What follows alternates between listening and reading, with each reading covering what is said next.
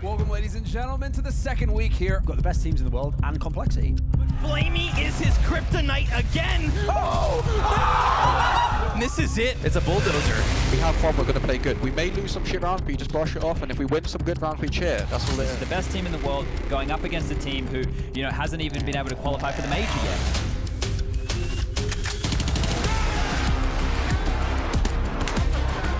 Just trying to buy time, flanking around, Flamey punching him down, and he tries to immediate defuse. He's right there with the kid. Oh my god, I can't believe it. 16 and 12. I've seen every big CSGO match ever. I can tell you that would already be like a top 5 upset of all time. Simple could catch. Oh! The shutdown. This isn't the Astralis that I know. Really trying to get in the pit. Can he stand tall one last time? He lies them all. A beautiful spray! Electron is here! 16-14! Now we do it! Who's ready for Vitality versus Complexity? I introduce you to North America's newest juggernaut. 16-6 as they take down Vitality. Complexity have one last beast to challenge. They wanted to build Juggernaut, but we're gonna destroy the Juggernaut. Of course.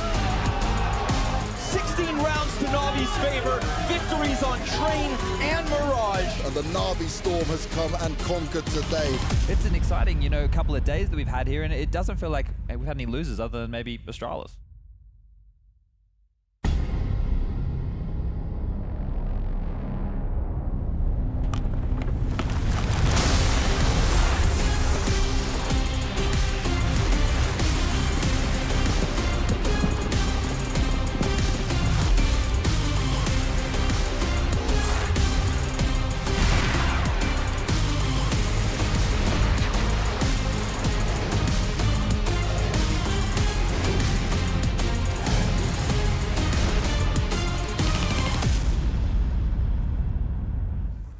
Hello everyone and welcome to London for week 3 of Blast Premier. We've got some top tier Counter-Strike coming your way. My name is Evie Schokes-Poortra. I will be your desk host for the weekend alongside 2 legends in their own right, Thorin and Sponge. And I gotta be honest with you straight off the bat.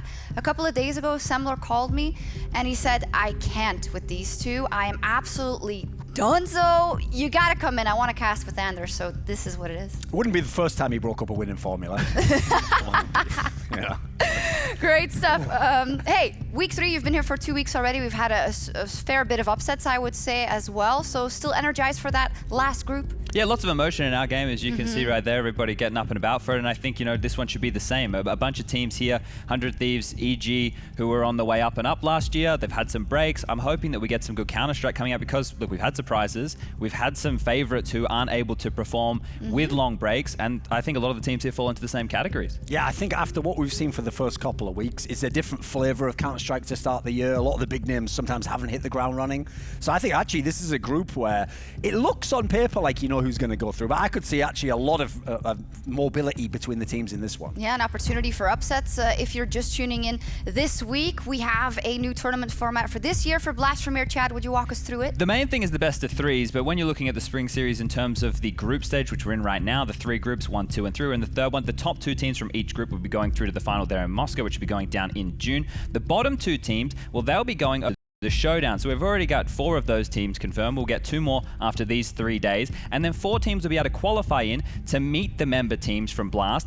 And then 2 teams will be going through to meet the original 6. Lots of numbers here in Moscow, but basically lots of money on the line. Come top 2 here, you're straight through the finals. You don't have to worry about the showdown. You save yourself an extra tournament. Yeah, I think that is very, very important that you get to prep for that in full. But if you go down to the showdown, that means that you have another chance to qualify. Thorin, I know immediately we go to, hey, Complexity's through and Astralis is in the showdown, but is there any other team that's surprising you about where they ended up so far? Just in terms of history, you'd probably say Vitality actually, because Vitality basically had a chance to get there by beating Na'Vi, who they've always had in their back pocket. It's actually been a rivalry they've owned, but that was the one time they needed to win that game. They didn't. So I'd say Vitality's probably touch and go. The other one's a little bit more expected, like week 1 wasn't as crazy overall. Yeah, it was good to see as well FaZe and Na'Vi overperforming, I would say. Na'Vi warmed into the tournament, whereas FaZe, they came out looking extremely extremely prepared. And this duo of Nico and coldzera sharing this in-game leadership role with Janko behind them seems to be working. So I'm very excited to see more from that team. Liquid, on the other hand, they started flat, right? They didn't get very good practice coming into this tournament. They were just over there in North America, haven't had a boot camp like, say, for example, 100 Thieves had, who we'll get into a little bit later. And you saw that in the server. Their players just weren't showing up in the way that we expect. Yeah, it is very interesting seeing how this is the first big tournament of 2020, and we're already seeing lines drawn in the sand, but it is, of course, remains to be seen how those teams will evolve. So let's take a look at Group C, the group playing today and over the next 2 days. 100 Thieves, G2 Esports, Evil Geniuses, and OG. First up, is there a possibility for a big upset complexity-wise like last week? And if so, who is going to be? I would say that the craziest chance for an upset is probably OG, because again, they're very low ranked, but they're also a squad that haven't had that much experience. If you read some of the recent interviews, they're actually still figuring out the IGL situation. So there's enough moving parts there. I feel like if they somehow realign into a better composition than we've seen, maybe they hit their stride, because the good thing about this group is you've got the likes of EG. They can be very up and down despite what a high-ranking team they are. So the door's open there if you can sort of force your way through. Would you say it looks like there's more than meets the eye when you look at these teams, and it could be the closest group very well of the other two we've seen already? There's lots of unknowns again, right? Of OG and the likes of G2 have played tournaments earlier in this year, whereas 100 Thieves and EG, who are the favorites, haven't. So we need to see what form they're coming in with. If we look at Astralis and Liquid as teams to measure by the same likelihood, they're going to have some ring rust. They're not going to be performing towards that top level. If they lose these opening games, if we get 100 Thieves versus EG in the lower bracket match, one of the favorites is out straight away. Exactly. And let's take a look at that translated into predictions. Only 2 G2 Esports votes there and only 1 OG vote from Mohan for the second game. He's just trying to be special, isn't he? If you've seen him, he's a very fancy boy now. He doesn't wear socks anymore. He has loafers on. He's got his own coloured suit and everything. So he's just trying to do that thing that Moses did, where you just pick the weird one, and if you're right, you pretend like you're a genius, and if not, you go, I was just joking. Yeah, it's like a quick shot in LEC. He doesn't Exactly. really win at predictions ever, but at least he's quirky when he predicts them, and that's maybe Mohan role here. We'll see. 100 Thieves. First time we'll get to take a look at them. Obviously, I'm going to go to Sponge because they're from Australia. So what are we expecting from them after this first tournament of the year? Well, right here, the numbers don't really indicate what I'm about to say, but JKS and Jacob are the star players of this team. JKS, the first Australian player to ever make it in HLTV.org top 20, which is a huge accomplishment. But you look at his numbers there, obviously in recent time hasn't been performing to that level. You've got Azza as part of that duo. They've been together now since 2014. And the two new boys, Gratisfaction, actually from New Zealand, and Liaz there on the end. This team, they have fundamentals down, right? That's what they've built their base on. This is what ENCE was meant to be, and they've become it. Now, look, they made it to the top 5 in the world at one point last year. They were looking hot to trot, and they understand that the best practice, it can be done here in Europe, and that's why they've been here for a month now. Absolutely, a long boot camp for them. And if we look at last year when they were still Renegades, of course, they actually had a fantastic year, even though it was riddled with visa issues. If we look at semi-final at the Berlin Major, a great performance in Katowice, but it was in between that it didn't always go as well. Yeah, they did have this unfortunate period where even though people know, for example, like Smooya stood in at one point in time, I don't think people understood the impact that the visa issues had, because when they got Gratisfaction back, they didn't have time to practice in. They had to go straight into a big long stretch of tournaments, and they basically just never hit the ground running. So actually a lot of people, because of how long the lineup had been around, kind of wrote them off and thought they're never going to make it, whereas you saw after that major and on through the break, they were legitimately constantly a top 5 team in the world. They actually, I'd say, along with Astralis, were probably the 2 most consistent teams in the world. So and that's why that's a big accomplishment. Yeah, that's why slightly I'm actually very hyped about what they can do also under the new banner and maybe the new resources that will become available for them. Remains to be seen where they will end up in this tournament and in the year. But for a bit of insight into 100 Thieves, let's talk to Kassad with James. You're going up against G2 in the opening game. What do you make of this current G2? Obviously with Nexa and Hunter and moving over to English. Oh yeah, definitely. I mean, I think they got an upgrade with Nexa and Hunter. They have been extremely good past year. That's a funny story. Back in 2017, when I was joining Renegades, they asked me like, which players do you think it should be like up and coming? Which should we bring? And I actually said Nexa and Hunter. We managed to bring Nexa, but that was like a weird period for us. So he went back to Serbia, but he grew as into like a great player. Hunter as well, everybody knows. But I think right now they have a good kind of structure of players. I think there is a little bit of a communication barrier still, probably because they're a young team. I know they had a good preparation last month, so hopefully they will be good this year. A nice little link there between Kassad and Nexa. Of course, Nexa, one of the 2 non-French and now new members on this G2 lineup with Hunter. Thorin, they have finally broken out of the all-French lineup tradition as such. What do you think of this lineup?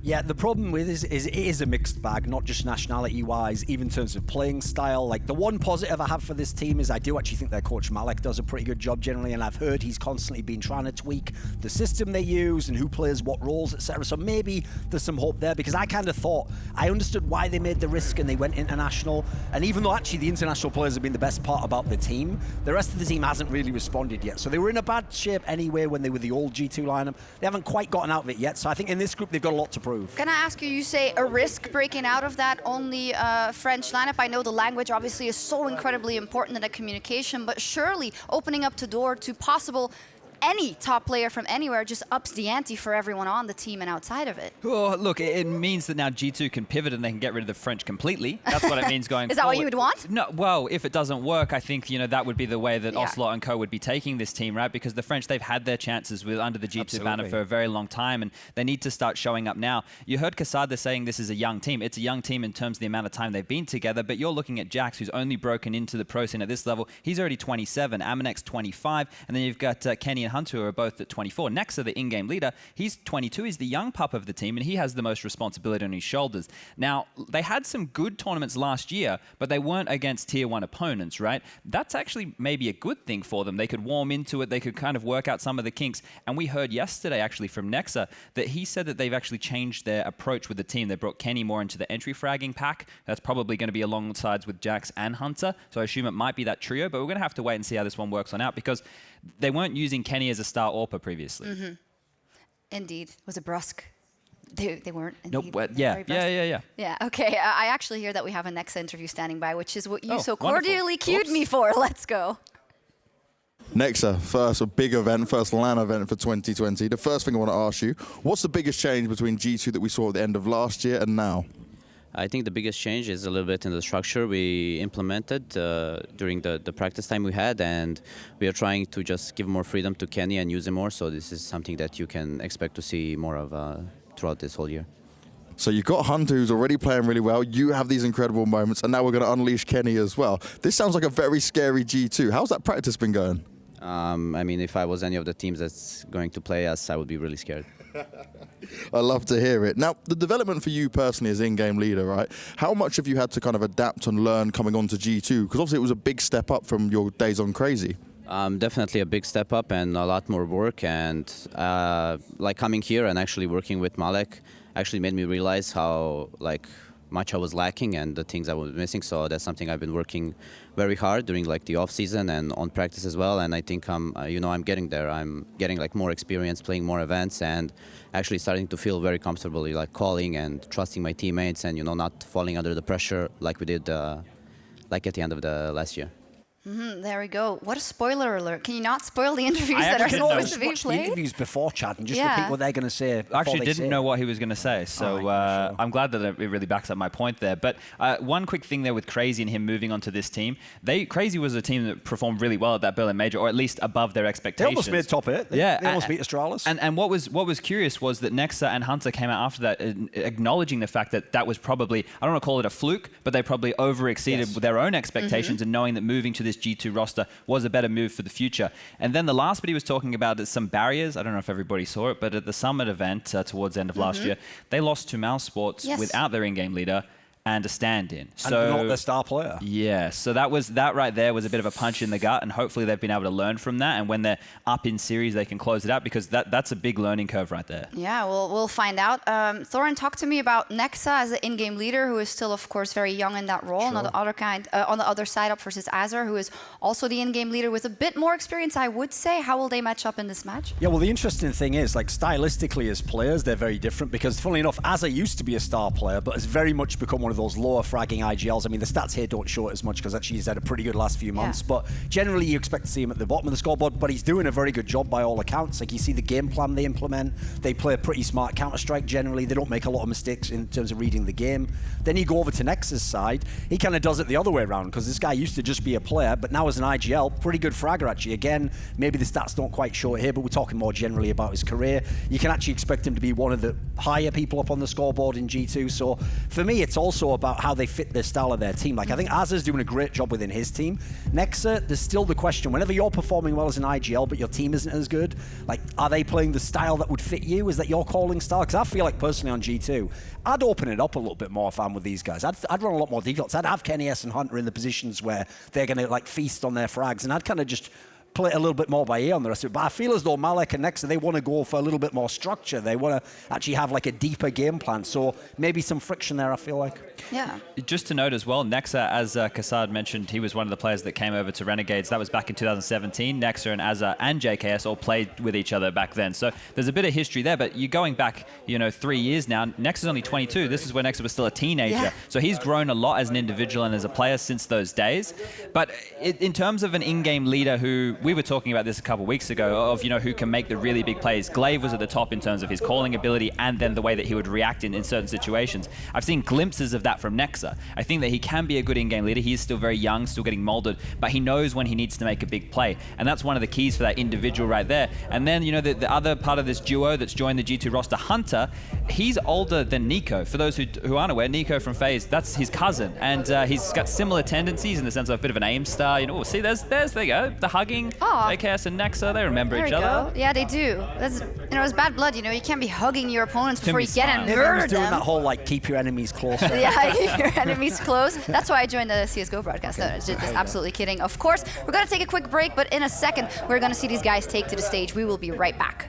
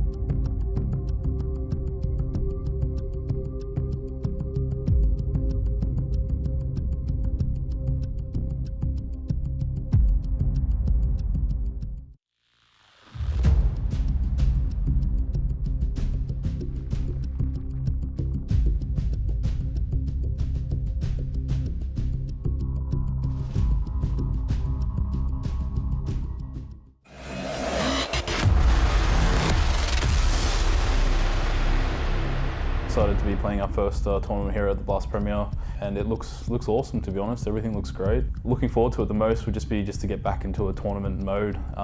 Definitely love coming out to play on a LAN setting and just feeling the adrenaline run and get 100 Thieves, yeah. They're all good on their roles, and they are like, depend how they play as a team. Like, they're not individually that good, all of them, but as a team they're really good. I think G2 is a pretty good matchup for us. We're obviously not sure how their boot camp's been going or how their practice after the player break's been going, but we're confident coming into it. Well, every game's gonna be tough anyway. 100 Thieves is one of the hardest teams to play against. I think they are with structure, they play really well together. I'm expecting them to come out pretty strong. I think they're quite an underrated team. I think they have a lot of talent, so I'm definitely looking forward to the matchup and giving our best. If I can't just wait tomorrow and to play against 100 Thieves, to play on this stage, everything is perfect, and I can say I think we'll win 2-1. A bold 2-0 for us. 2-0 to us. Pretty confident. If we play good, it's gonna be 2-0.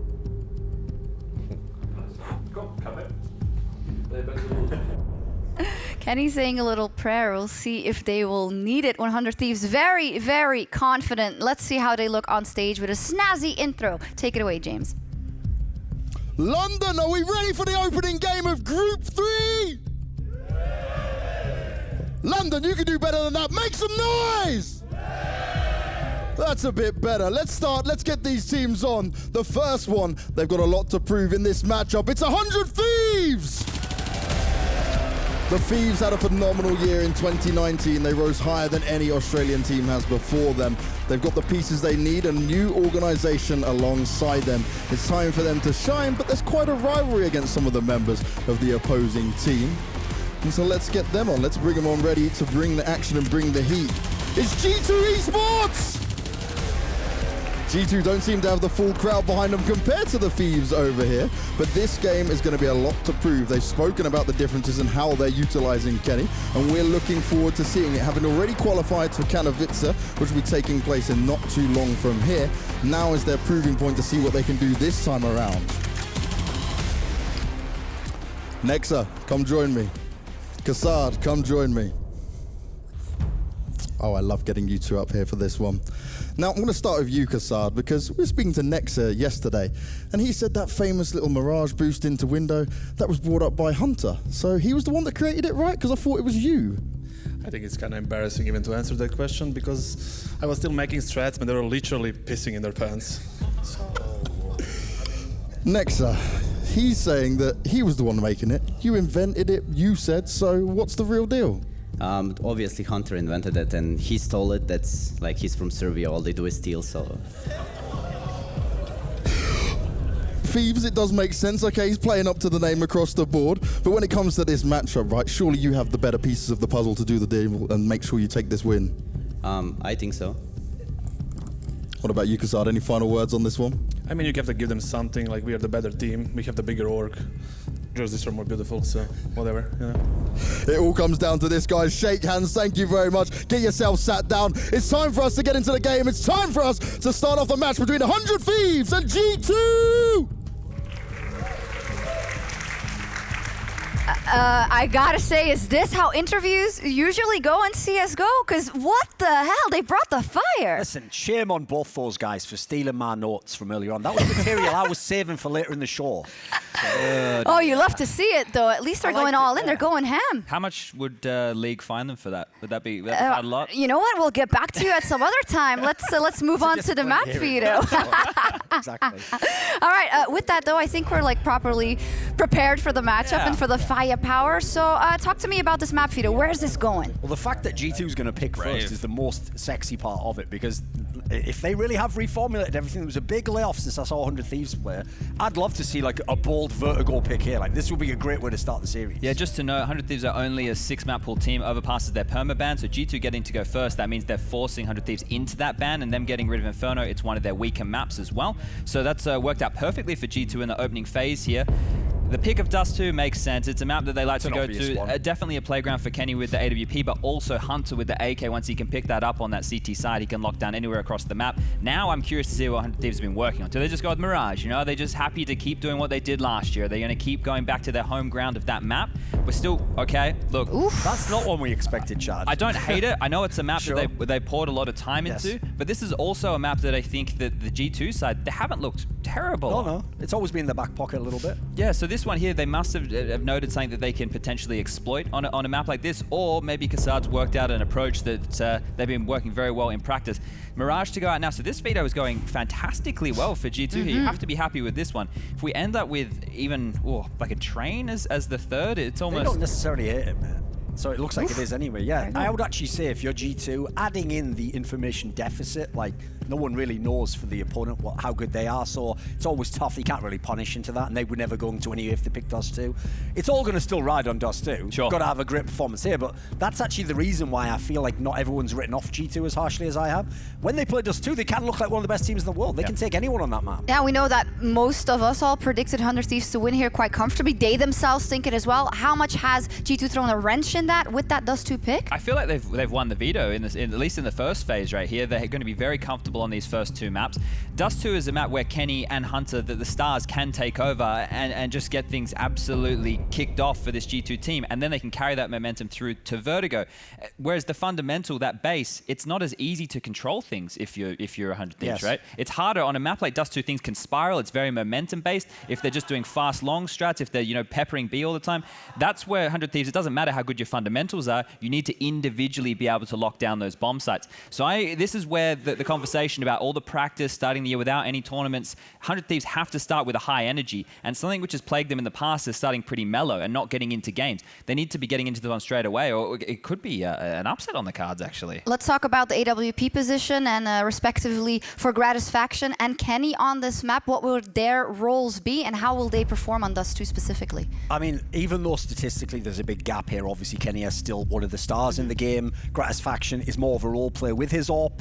I mean, he usually is the X factor for me on the 100 Thieves side, because the big problem is sometimes he gets into celebrated AWP matchups like this and he isn't one of the best AWPers, so that can cost you. On the other hand, if he can just play his game and he just has to hit those shots that he holds on an angle, he's very, very good at that. He doesn't overstep his bounds. So I think it all depends really on the mentality he's going to have going into this game. I personally wouldn't be trying to take it to Kenny S every time I can on a map like Dust 2. No, I don't expect him to be taking too many heads-up duels with Kenny. If it sounds like Kenny's even more free, this goes into more of what we're saying. Once they get long spawns, he's going to take them. He's going to have the ability, if they're moving in the direction I think, that he gets to dictate how a round is going to play out. Nexa has to move the pieces around Kenny at that point. This is one of the maps where when you talk about Kenny S as an AWPer, sure, he can have maps like Inferno where he sometimes he just doesn't get too many kills. A map like Dust 2, it's going to be super difficult to keep him quiet. Obviously, with the Kriegs in play, it does make his life as an AWPer a little bit more difficult, but Justin, JKS, he didn't have a great end to last year, so let's see how he kicks off 2020. Yeah, I think that's a great point, and if you also look at the side of Kenny, they said that they were going to try and enable him more. They said they were going to give him that chance, so I think for him this is also a chance to shine if he takes or helps take that first map for the side of G2 Esports. Another player I want to focus on is the player with, I think, the highest blast rating in this tournament, Hunter. Of course, stellar performances in CS Summit and in the Champions Cup finals. So will he be the X factor for G2, if not Kenny? I'll take this one, Chad, because the problem is this. Since everyone always brings up that he is Nico's cousin, to joke and just banter Nico, they're always like, oh, it looks like he's not even the best in the Kovacs. I'm like, understand this. If for 1 second in his life Hunter ever thought he was better than Nico, he better wake up and apologize, because that wasn't true. What happened is he went to some smaller tournaments like Shox is saying here, CS Summit, the Malta event, and this was against mainly tier 2 teams and ENCE, who basically are tier 2. It's just that they come from the future, and he just fed on them. He did a great job. He was a very dynamic player, but he's not on the level of a Nico yet. His stats are, but I want to see him do it against the top teams. Like 100 Thieves would be a great start. Yeah, and those betway odds have got me a little bit puzzled coming into this one, right? I know it is the G2 map pick here, but you would say that the Thieves are the better team across the board, right? G2 have to prove that they can do it against the big boys. As Duncan was just saying, Hunter was getting these stats against the middle of the pack teams. Yes. Well, 100 Thieves, they're not a middle of the pack team. So right here, right now, the betway odds are maybe not in the direction I'd be thinking. Siding in the direction of G2 Esports, they got a tall task ahead of them, but on Dust 2, they might just do it. Casters, take us into the game. Yeah, let's do exactly that. Again, one step closer, Mohan, to getting week 3 underway. Yeah. And this group excites me. I don't know where it's going to end up whatsoever. We thought we had write-offs last week, and I don't think that's the case here at all. Yeah, I think there, just as Thorin left off at that moment, there is a problem with team and players that have played in lesser than tier 1 tournaments that now move into tier 1 tournaments with much better stats. I think it's fair to say with Hunter, like he's got that situation. Now, when we go into this LAN, we know that he still has the skill to do it, but it might not be an accurate representation when we compare these two teams. JKS is another question mark because he was known as the best player in the OCE region, and I think that's fair. He always looks, based on the eye test, like the smartest guy on the server. He's usually very consistent, but just like Breeze at the end of this last year, his performance dropped off on a statistical level. So that'll be a big question mark. It's really hard to predict when we come into 2020. After a break where teams have done have taken a few different strategies, like some teams have gone on vacation, some teams have gone through a rigorous boot camp, and a lot of the teams have not played a LAN until this point. They've had an enormous break, but the fact is they're going to come into this LAN with you guys here cheering, and they're going to be a little bit nervous, and that's going to play a factor. We saw that must have been part of the reason that Astralis had an issue. We look at the end of last year, Astralis had no reason to look like or to act like they were going to play just like they used to. So I can see how an upset could be brewing, but at the same time, you got to think 100 Thieves have it based on what we've seen recently. But here we are, folks. Just maybe. Ladies and gentlemen, without any further ado, let's hop into the first map of 100 Thieves and G2. And we've got Pistols early, sitting back and relaxing. Like you said, these teams could have been on vacation, but the time to play is now. I wonder how long it takes to shake off any nerves, any LAN rust. We saw that play such an impact in our second group last weekend. But already, seems as though 100 Thieves are not going to overface. They're going to sit back on the deepest parts of this A site and just allow G2 to take over long. Yeah, we saw the 3 players in B tunnels making presence, and Jacob here spotting it long. It's a fine setup here for the CTs. They have a lot of mid control, so their fast rotates over. 2 players inside the B site will be a little bit later, but now the cross smokes will come out, and it'll be on Jacob to try to get some damage in, leave if he can. There it is, double smoke, making sure they leave no gap for 100 Thieves to try and exploit, but that is a long-range shot from Jacob. Now he's going to start feeling more pressure. These Ts have moved forward. They've crossed over towards the actual ramp, and they're starting to bring it back. 1 kill out from Nexa. Still, the USPs have prevailed as JKS falls off his boost. And we sit 4v3. Bomb planted. Nexa and Amanek with a killer crossfire, but it's that cat play that almost got the job done. A 1v1, but a 4K for Nexa. Just dirty. The rotates were so fast from 100 Thieves. You love that mid setup that they had, allowed them to get to boost up before the cross had even occurred. That's so nice. A lot of the times when we see these long strats from teams, the CTs are not even close to being prepared, but then you have it turned around when G2 are able to maximize their efforts in that crossfire. That's a nice way to start off this map for G2. And it's their LAN debut of this year. They're stoking the flames of the fire early.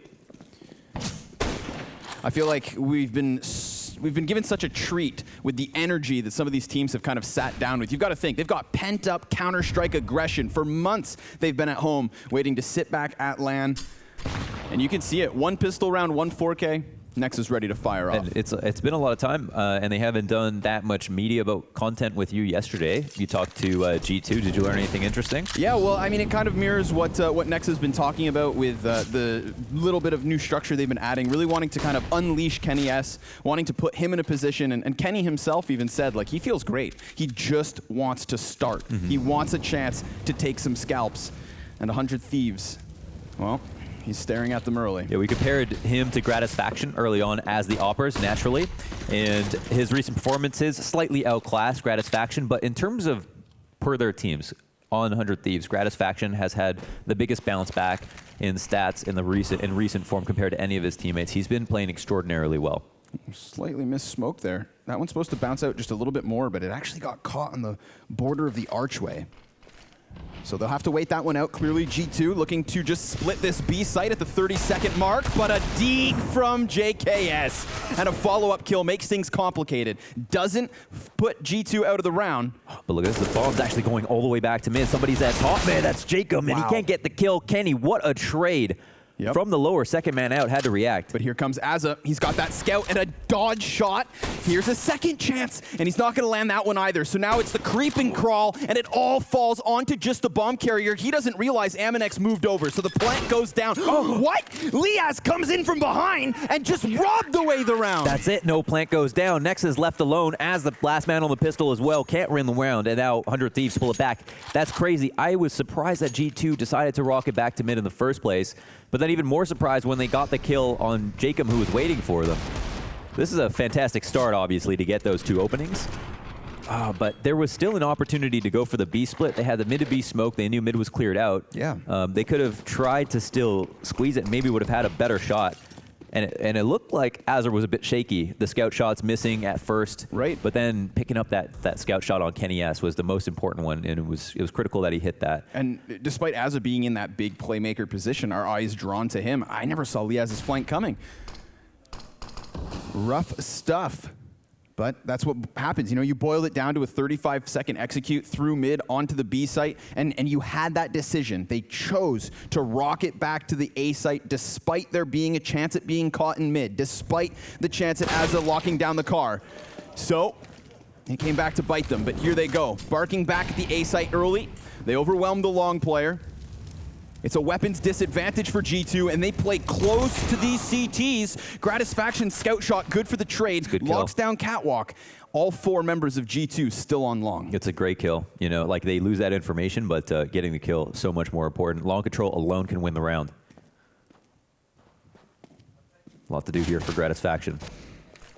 Again, 100 Thieves not going to force the issue, not going to flash themselves into an extended peek. They're just going to look to lock down the line. And it's 2 kills back and forth. Leaves Liaz to clutch. 41 health. Ooh, and he almost sprays down both. It's going to be 12 health to make the difference here in round 3. Nearly pulls that back, but once again, one of the players up on Cat that would defend against the long take, gets killed by a P250. The long control is great. Another eco. We haven't actually seen that happen very often in recent memory. A round 1. The pistol, the eco, and then the eco back. That's pretty good stuff. The buyout is going to come potentially out of spite. Don't know what the return on investment is for them, because they're going up against a really good buy. Though there are 2 back 10s, so maybe there's a chance that we see even more chaos back and forth. You know, we're kind of chalking it up, saying that this map really does boil down to the individuals, who's going to be sitting down in the new year, and who pops off first and foremost. I actually love to see how hard G2 are working to get into these splits with the amount of nades they have. Even on that force buy, they're really taking their time, and they're adapting. They're not just committing to the first thing that they want to, that they think they're going to go to out of spawn. Initial Molotov to clear out the close mid doors. No one's here, so 100 Thieves lack a lot of information. They're very strong at B, but you like to see a stack like this on a round where you don't have much money to spend. Yeah, again, more evidence of what you're just talking about, going through those proper motions, nading out every cubby, every corner. You wonder if anyone even rotates to A if the A hold isn't here, or if a free kill comes right away. Oh, hat spotted. Just saw the tip, didn't get it, and now they're going to shift themselves into mid. Azza at bat with a scout. We saw JKS do heavy damage from this, and ooh, he gets the first one. Follow-up damage. Jax, 2 Mac 10 kills. Liaz, he's got everything to do, but luckily there's still a little bit of smoke to play, so he's caused a distraction. But kennyS locks down middle. He too gets damaged, and it leaves Gratisfaction 1v3. Another one of these rounds that has such crucial moments that look like they could go either way, but finally G2 are going to do it. They're going to pick up consecutive rounds. As hard as 100 Thieves worked for that, they only got a couple of kills. It's just nice they got some damage in, just helped keep the economy at bay for G2, but you got to appreciate G2's execute on B and the commitment to the site. This last round that they did it, and they lost a kill or 2 at mid, they decided to rock it back to A, and things got even more hairy. I think it makes sense that they commit to their B exec. It's working out quite well. And of it. Now we're going to take a look at the Betway odds. They fly in. G2 in a little bit of a lead here, just as it kind of fairly represents the scoreline that we're seeing. Still early days in this match, and anything can happen. Of course. We've got the NOA boost at mid. Doesn't work for anything. Gives Hunter a lot of money. One of the only players here with an SMG this round.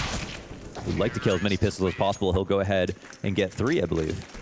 Done and dusted. Didn't take them very much utility either. 100 Thieves having so little to work with, just basically give it all away. But, if I'm 100 Thieves in this moment, I'm not working too hard. I'm not changing too much. I think you lost these rounds quite close. So go ahead and try one of your setups again.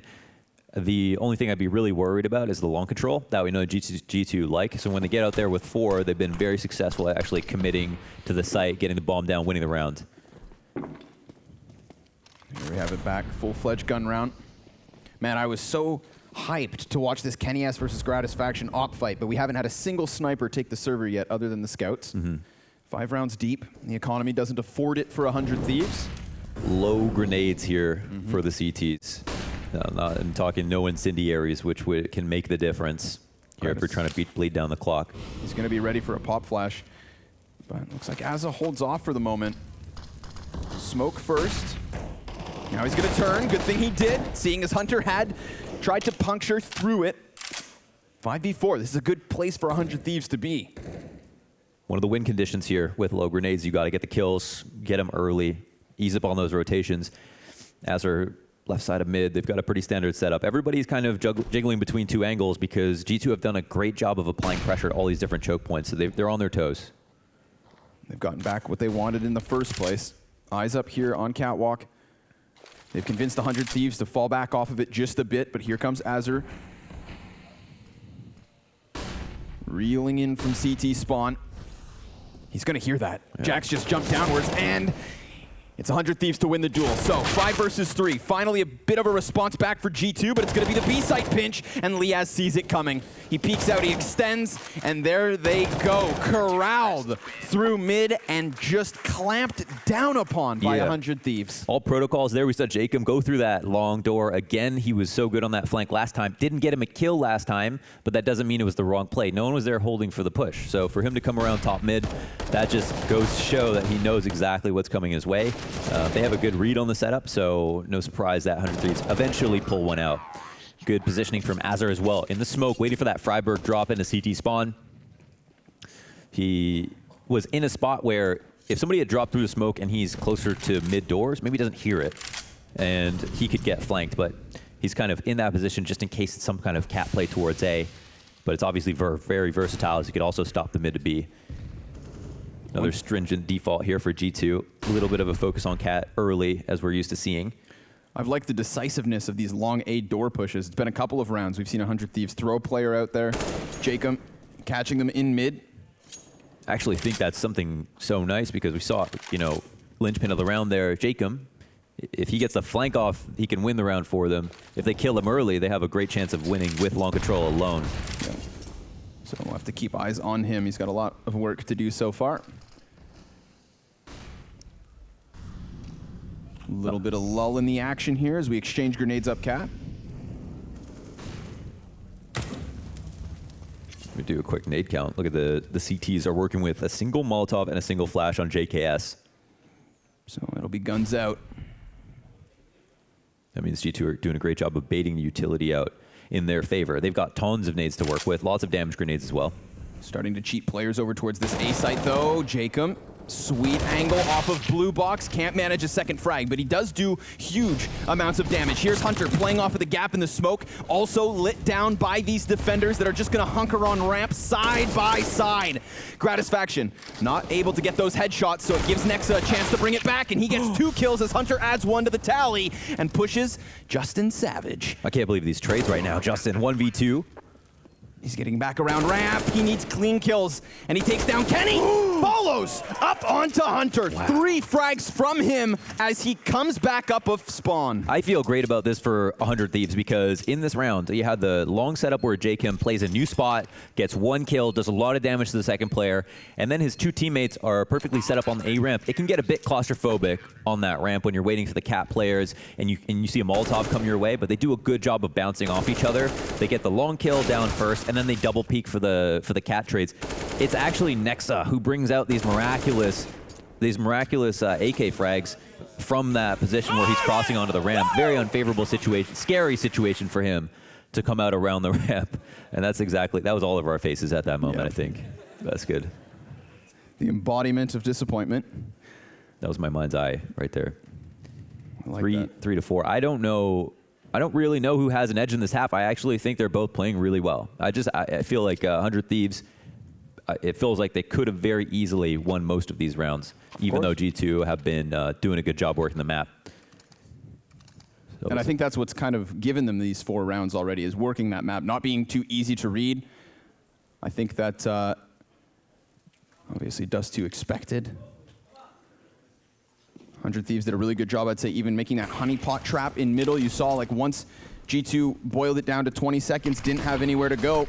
Everybody for 100 Thieves seemed to know exactly what they should be doing, but here we have it, a little clash down long A. The numbers game from G2 is what's going to enable them to bully these bodies back. CT's having to retreat as quickly as they can, and they look to posture up, but that is helpful. An op pick from Gratisfaction down mid. Yeah, you can see he's trying to enter the battle as late as possible, and Gratisfaction catches them in the middle of their default. Long control is great, and it's been good for them, but with numbers up for 100 Thieves, you think their odds are also.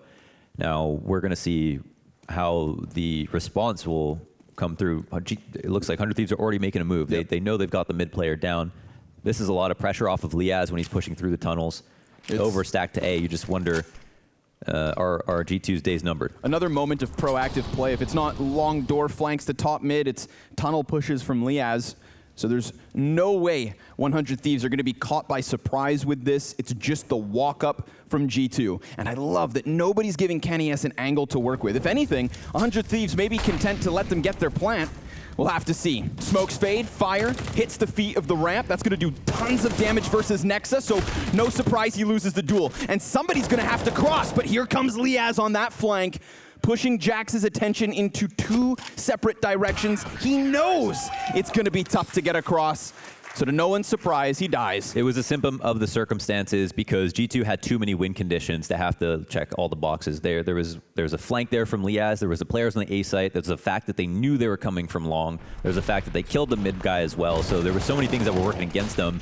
And we see how good G2 are, in spite of all of that, at bringing it close with long control. So a scary thing for 100 Thieves, but there is also an adaptation from them early on in the round where they helped Jacob out with 2 other people to take control of it in the beginning, get a kill, get some information, and that helps make things easier as the round progresses. Now we're just back on pistols as 100 Thieves tie up at 4-4. Yep, looking to take control of map 1 here. Bottom of totem pole, yeah. See? But now he's on the top and everybody on the scrotum. Yep. Here's Nexa. Creeping and crawling up mid. Looking to join his team. Consistently working the tunnels to box jump. We haven't had anybody from 100 Thieves really trying to screw with them at the bottom of middle. If anything, it's been this cat aggression that's been a problem. So the pistols... Putting them on their toes for these pistol rounds as well. And yeah, it's great. He can just see right over top of that box perfectly. So what am I supposed to do about that, bro? That's what he said. 5-4. We figure a lead again. We got the pistol, obviously, to 100 Thieves' names, but they brought it back since as G2 quickly stole the momentum back. Timeout here called by the CTs as they talk things over. That's actually kind of curious because they're the ones who are about to be on fire with the streak that they put up. Also, they're on CT side, so you'd think it's not going to be that difficult to try to discuss what options you should partake in. This round, I don't know. Are they just trying to figure out if they want to go for early long control? That's usually all you have to figure out on the CT side. Is like, does our setup involve 3 men long, or are we going to split up in the 2-1-2? Well, here we have it, back into the action. 100 Thieves just looking to keep things fresh.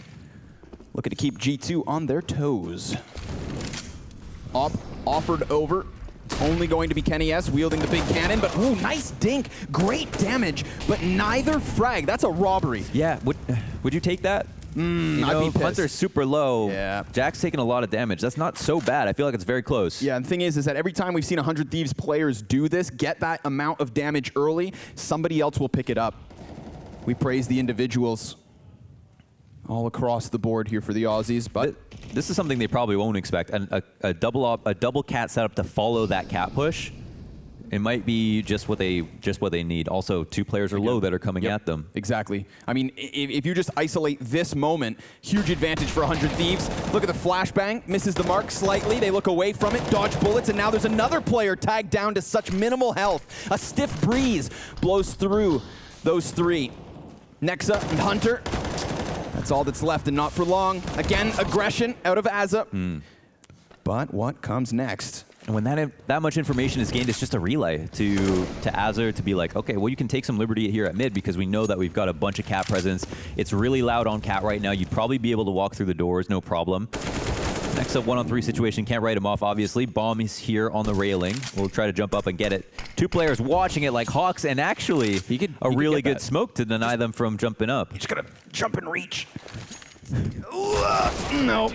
Tries his damnedest. You know he is pinned in, both those last two players. They realize from the 1 versus 4 to the 1 versus 2, let's clean it up. Yeah. Minimize their losses and lock down another round. So 2 rounds of a lead here for the 100 Thieves.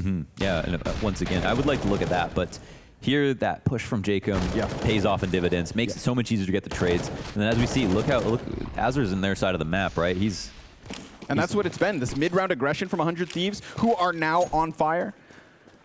They have not shied away from a chance to go on the offense, despite starting CT. We haven't seen a ton of B plays through the tunnels. It's been a lot of splits. Sometimes you don't need to have too many people come out mid, just throwing the smoke, having a flash, sending one person out to catch rotates is good enough. See if G2 tries something with more of a mid focus here again. Initial smokes go out. These are kind of the smoke to help him clear. Azure will actually use this as a sign that it's his call to action. 2 players in B, they don't have to worry about the window now. Yep, they're actually a good call by him. Entirely on tunnels. He's going to get this audio cue. Tries to play a bit of spam damage. Ooh, JKS caught jumping. That's awkward. Liaz is going to have a chance, but he calls for that rotate. Azza so hot on his heels as he runs into the site and deals with what could have been a problem. I think Liaz plays that quite nicely. You know, he stays alive. He actually doesn't do a ton of damage, but if he dies too quickly, all the attention's on the door. Azure can't even work. Fully. So, yeah, good on Azure, first of all, for committing to crossing the mid doors, getting in that smoke, helping his teammates out on focusing on tunnels, and then also making his way up to the door right away as well. Right, more and not getting too hung up on the fact that he could have found Kenny S in mid. There was a chance for him to give chase to that frag, even if he just tries to blow him down through the doorway, but he let all of that slide. He prioritized his teammates, and we always give a tip of the hat to that. Yeah, that's right. Yeah, that's definitely true. It's the hardest position, I'd say, on CT side to play well, just because that mid to B smoke is always trying to separate you from your friends and trick you into rotating to the wrong site. And he's done such a fantastic job of knowing exactly where they're going to commit. And that's something that he can't rely on his teammates for info on. Once T's have mid control, you're limited on what you can see. You've just got to go off of your instinct, or if you believe it's going to be a fake or not, and he's always in the right place at the right time. 7-4 here, and another full buyout. We're going to have potential for a Kenny S Gratis Faction op duel. I think there's a lot of other maps you typically won't see the ops go head-to-head on Dust 2. It's probably a little bit more regular. Yeah, which is why it's still a treat. Let's take a moment to praise Nexa as well. 14-7. Oh, this is interesting. So we haven't seen a lot of like straight-up B plays from G2 out of tunnels, right? JKS is opping. I wonder how they're going to play this, if they're going to do 3-2 Gratis Faction op to long, or if they're going to go for cat again. He's jumped up on the site. There's 4 on A. Yeah, JKS playing B alone. Could be a daunting task. You gotta like that though, right? Like they haven't done tunnels in the first 20 seconds or so in a long time. No reason to believe they'd just try it now. Maybe looks to enact a bit of revenge. We did catch him. Oh, that's good. That's really good. I like that. Yeah, more of that. Let's see if they have any follow-up damage. CTs, any more nades? Yeah, there's frags in the mix. That just really kills your mood, right? You can get headshot by an M4 now and just die first bullet. I mean, we saw the impact of early damage on that round where Jacob pushes cat. We'll see if that happens again. And once again, Jacob has help.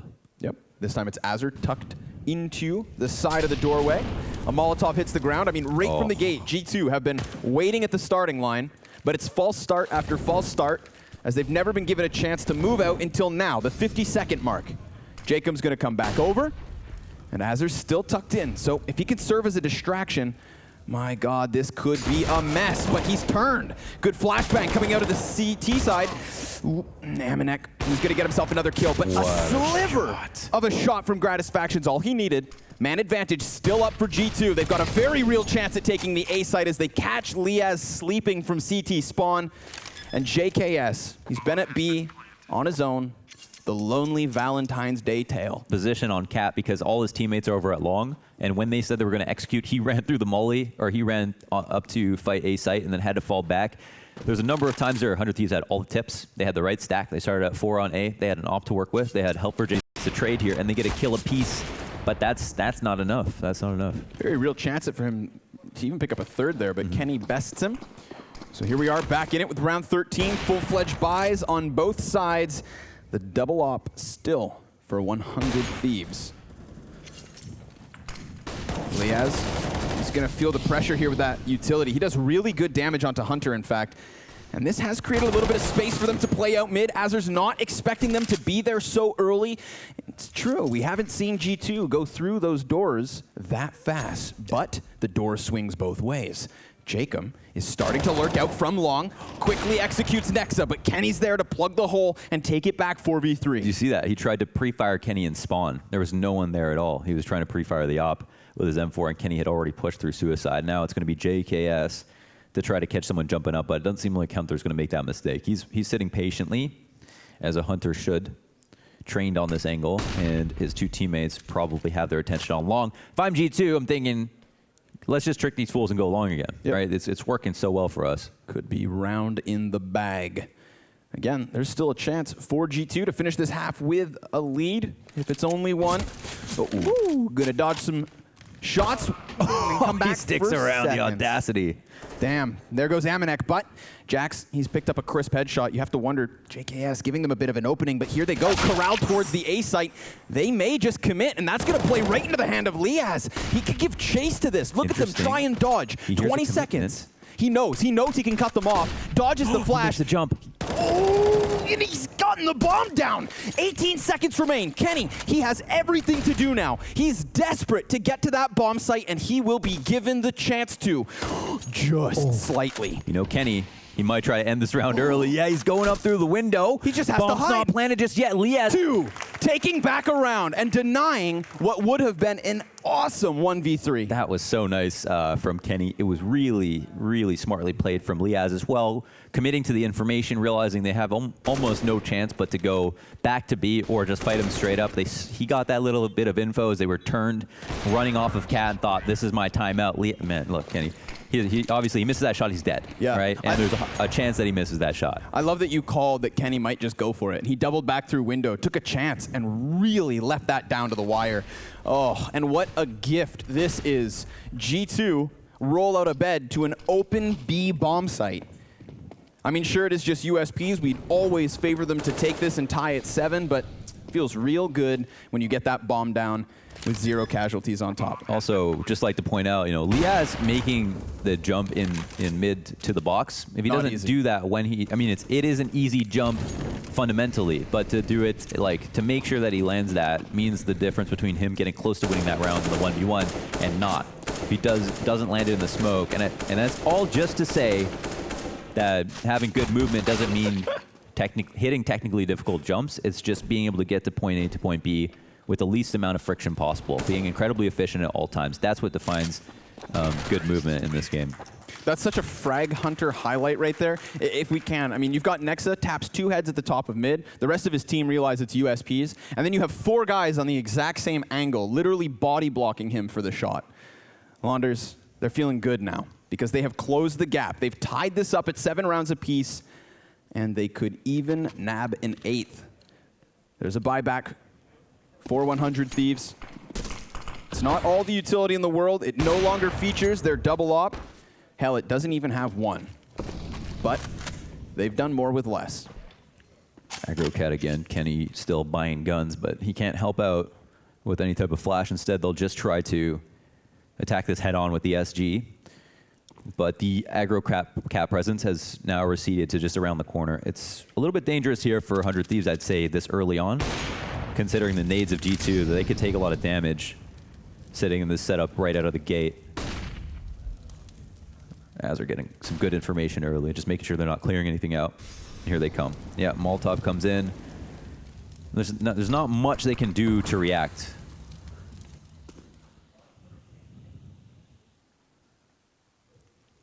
I don't know. Very aggressive positioning, but I'm still liking G2's odds at this moment. As that smoke fades, Gratisfaction's going to be in a tough spot. Timing could be his. Denied. He does get the info. There's a lot of bodies starting to pile up on this catwalk, and they're going to go off of this. G2 able to find themselves, a double entry, but nicely done. JKS, he is gunning for a third. The flank is hot from Azur, and he goes off with a flash. He's denied by Amanek, who started this kill count. Here comes Liaz up from CT spawn. An ambitious jump. 25 seconds, and Nexa doesn't have to rush the plant. Liaz knows this. Second chance of the 1v1. Nexa's making this a long round. He's going to go for the plant now. It's actually a fake to get some more information, but Liaz is one step ahead. He's just going to play the post plant. He is going to play the retake, and that's now the bomb down. Double flash along with that smoke for the T. Liaz is just honing in for the headshot. It's really going to come down to who makes the move. You've got to be on point, and Nexa's in a position where he is so committed, but he tries to get ambitious and gets shut down. How does he do that? 100 Thieves going to take away the 8th round of the half. They will finish this first one in the lead. Despite it being slight, it is theirs for the taking, Launders.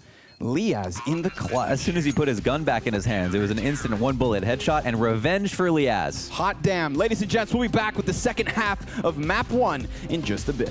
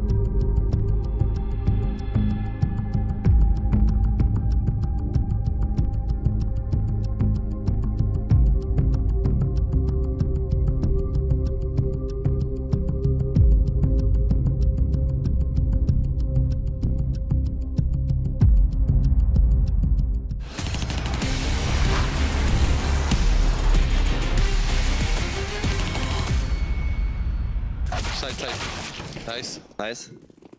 One short one. Boosted one. I don't see him. I tried to plant single box. Nice. One more city. Short out. Let's go! I love that. Bit of a pop-off there from Nexa. That was his pistol round win, a 4K for him. Yeah. But in the end, we are now sitting with a one-round advantage for G2 over 100 Thieves. Means Well, virtually nothing, right? In Dust 2, in Dust 2 language. So we'll see what the second half has to show. They are also winning the opening duels 9-6 to the favor of G2. They've also won 3 of the 5 clutches. So we are nearly split down the middle. And everything tells us that. The stats, the score, the facts. Yeah, and both teams playing well. That's pretty much all you've got to remember, folks. Now we're going to get into the second half and potentially see who can take a lead. As was brought up on the desk, you know, this is a veto in favor of G2 potentially, or maybe very clearly for some. The interesting thing, though, is I think we had the manager, 100 Thieves manager backstage. Gomez. He was Gomez, yeah. He knew, he had a feeling that this was going to be the veto. Yep. So that might be a feather in the cap of 100 Thieves. Let's find out. We've got that pressure down towards the A site. Kenny's trying to stomp out the smoke. And he's flirting with the idea of peeking around this. If he mistimes it, well, there could be the entirety of 100 Thieves ready for him. But they'll cool off. They'll allow for the possibility of a wrap back to B to sink into the minds of G2. Here comes a follow-up, 2 more smokes, and Jacob gets Kenny S. He was doing the same thing as he did on the 1 smoke, but this time he dies. Nexa, off of the flash, he comes upwards and can only take down 1 player. So, 100 Thieves should be able to get themselves into this bomb site. And G2, they're going to take this time to clear the flank, make sure there's nobody coming up mid, make sure they can focus fully on the bomb site, on moving forward. But in a 4 versus 2, it's going to get tough. An attempt at the flick from these pistols, and it's not going well as Liaz looks down from above, swoops in, and drops Hunter. Only Amanek left, and there are way too many T's to take. That's 100 Thieves with a second pistol. T's pull off the pistol twice in this match with pretty much the exact same strategy. Difference in the setup here for 100 Thieves. They get up to the A site. They're a bit spread thin. They use Nexa as a mercenary with a flash over the ramp to go and peek by himself to see what kind of damage he did. Whereas what we saw from 100 Thieves on that first pistol round was a spot down long, a much safer setup, Azur with a boost behind the smoke on the long cross, and then playing a lot more together to try to defend. And I think they ended up both losing, right, from that perspective. But because 100 Thieves, I think, had a more calculated approach. So G2 now, moving into this round, will have the initial buyback with the scout involved here for Nexa. And the start of the first half was tipsy-turvy. Back and forth rounds for the opening 3. You must always believe in the force buy. But here we have it, 100 Thieves. They have shifted the odds back into their favor. There was a time where G2 had it on their side of the scale. But here we have it, Amanek above, looking to drop 2 bodies, but Jacob bests him cleanly. And because of that, B site has been taken, and G2 Esports, more likely than not, they're going to try to move the little that they have into the next round. Would have been a save regardless, so everybody's going to try to walk away a winner. I'd love to see what their D2 looks like on T side, to see what some of their strategies are going to be coming up. Every reason in the world for a G2 to hang back, not take too many fights, use all these guns for next round, not invest one more time, and hope that they run into the stack. It's definitely the prevalent way to play the eco rounds, and for good reason. You win, you can have a high chance of winning if they come to you, and a good chance on the next round if they don't. Enter has a good opportunity in the trade. JKS wants a fight, and JKS will lose a fight. The MAC 10 can't be recovered, but what's a MAC 10 to a CZ anyway? Oi! Oh, okay. Quick little head pop. See you later, Gratisfaction. But at the end of the day, 100 Thieves happy. They've got those 2 AK-47s, and they've grabbed themselves double digits. 3 rounds the advantage as we move into the next. Had a question about why Nexa was the one scouting, but that question was answered. Yeah, very quickly, huh? Yeah, quickly. Hey, man, I feel like at this point he can about do whatever he wants. That's He's true. 18-10, and there was a fair bit of that first half that he was the only reason they were in it. So he has come into the new year ready to roll. As we said, whatever was saved moved into the next one. Got a little movement towards long. Whoa. Yeah, Azur's just living in all of G2's heads rent-free right now with long control. He's fallen off already. They're still watching it like hawks, just praying that it's going to actually be a long take, but it's not. The whole time, it's just a fake. Cost them a few $100 to run it, and now they can go into B if they'd want to. It's only going to be Amanek left alone here. Left side fence with the USP and Liaz with vision, with his mind's eye, dedicated to stopping. Oh, so close to getting a kill. Can actually ice him out completely. Yeah, when the USP is just not enough. Had backs turned. I feel like the unfortunate move with that as well is like if this is a full-blown gun round, he just smothers out 3 of these Ts. Whereas now from here on out, they're gonna check that. Jumped his gun. Bomb planted at the B site yet again. G2 have to scurry away. Yeah, this one's a little crummier because, you know, you want to get your kills here. So we can say we can give a lot of points here to 100 Thieves. They've done great on their anti-eco so far. Very minimal losses. They've had very little resistance on the sites they've picked. They got the bomb down on all 3 rounds, and they forced G2 into saving because that's what they're incentivized to do. From spawn, though, long distance with the Deagle. Kenny S looks to be a menace, and he can get at least a kill. Could work a bit more. That bomb's about to pop. Oh, okay.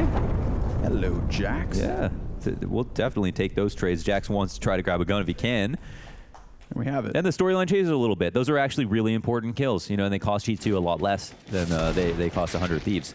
We're seeing AKs go down here in the exit into the playground. So a good round here from Jax and Co. Look at that shrapnel fly. G2 having gone for the back-to-back saves immediately into the double op setup. We saw this from 100 Thieves at a point in their defense, but it's G2 straight out the gates with it.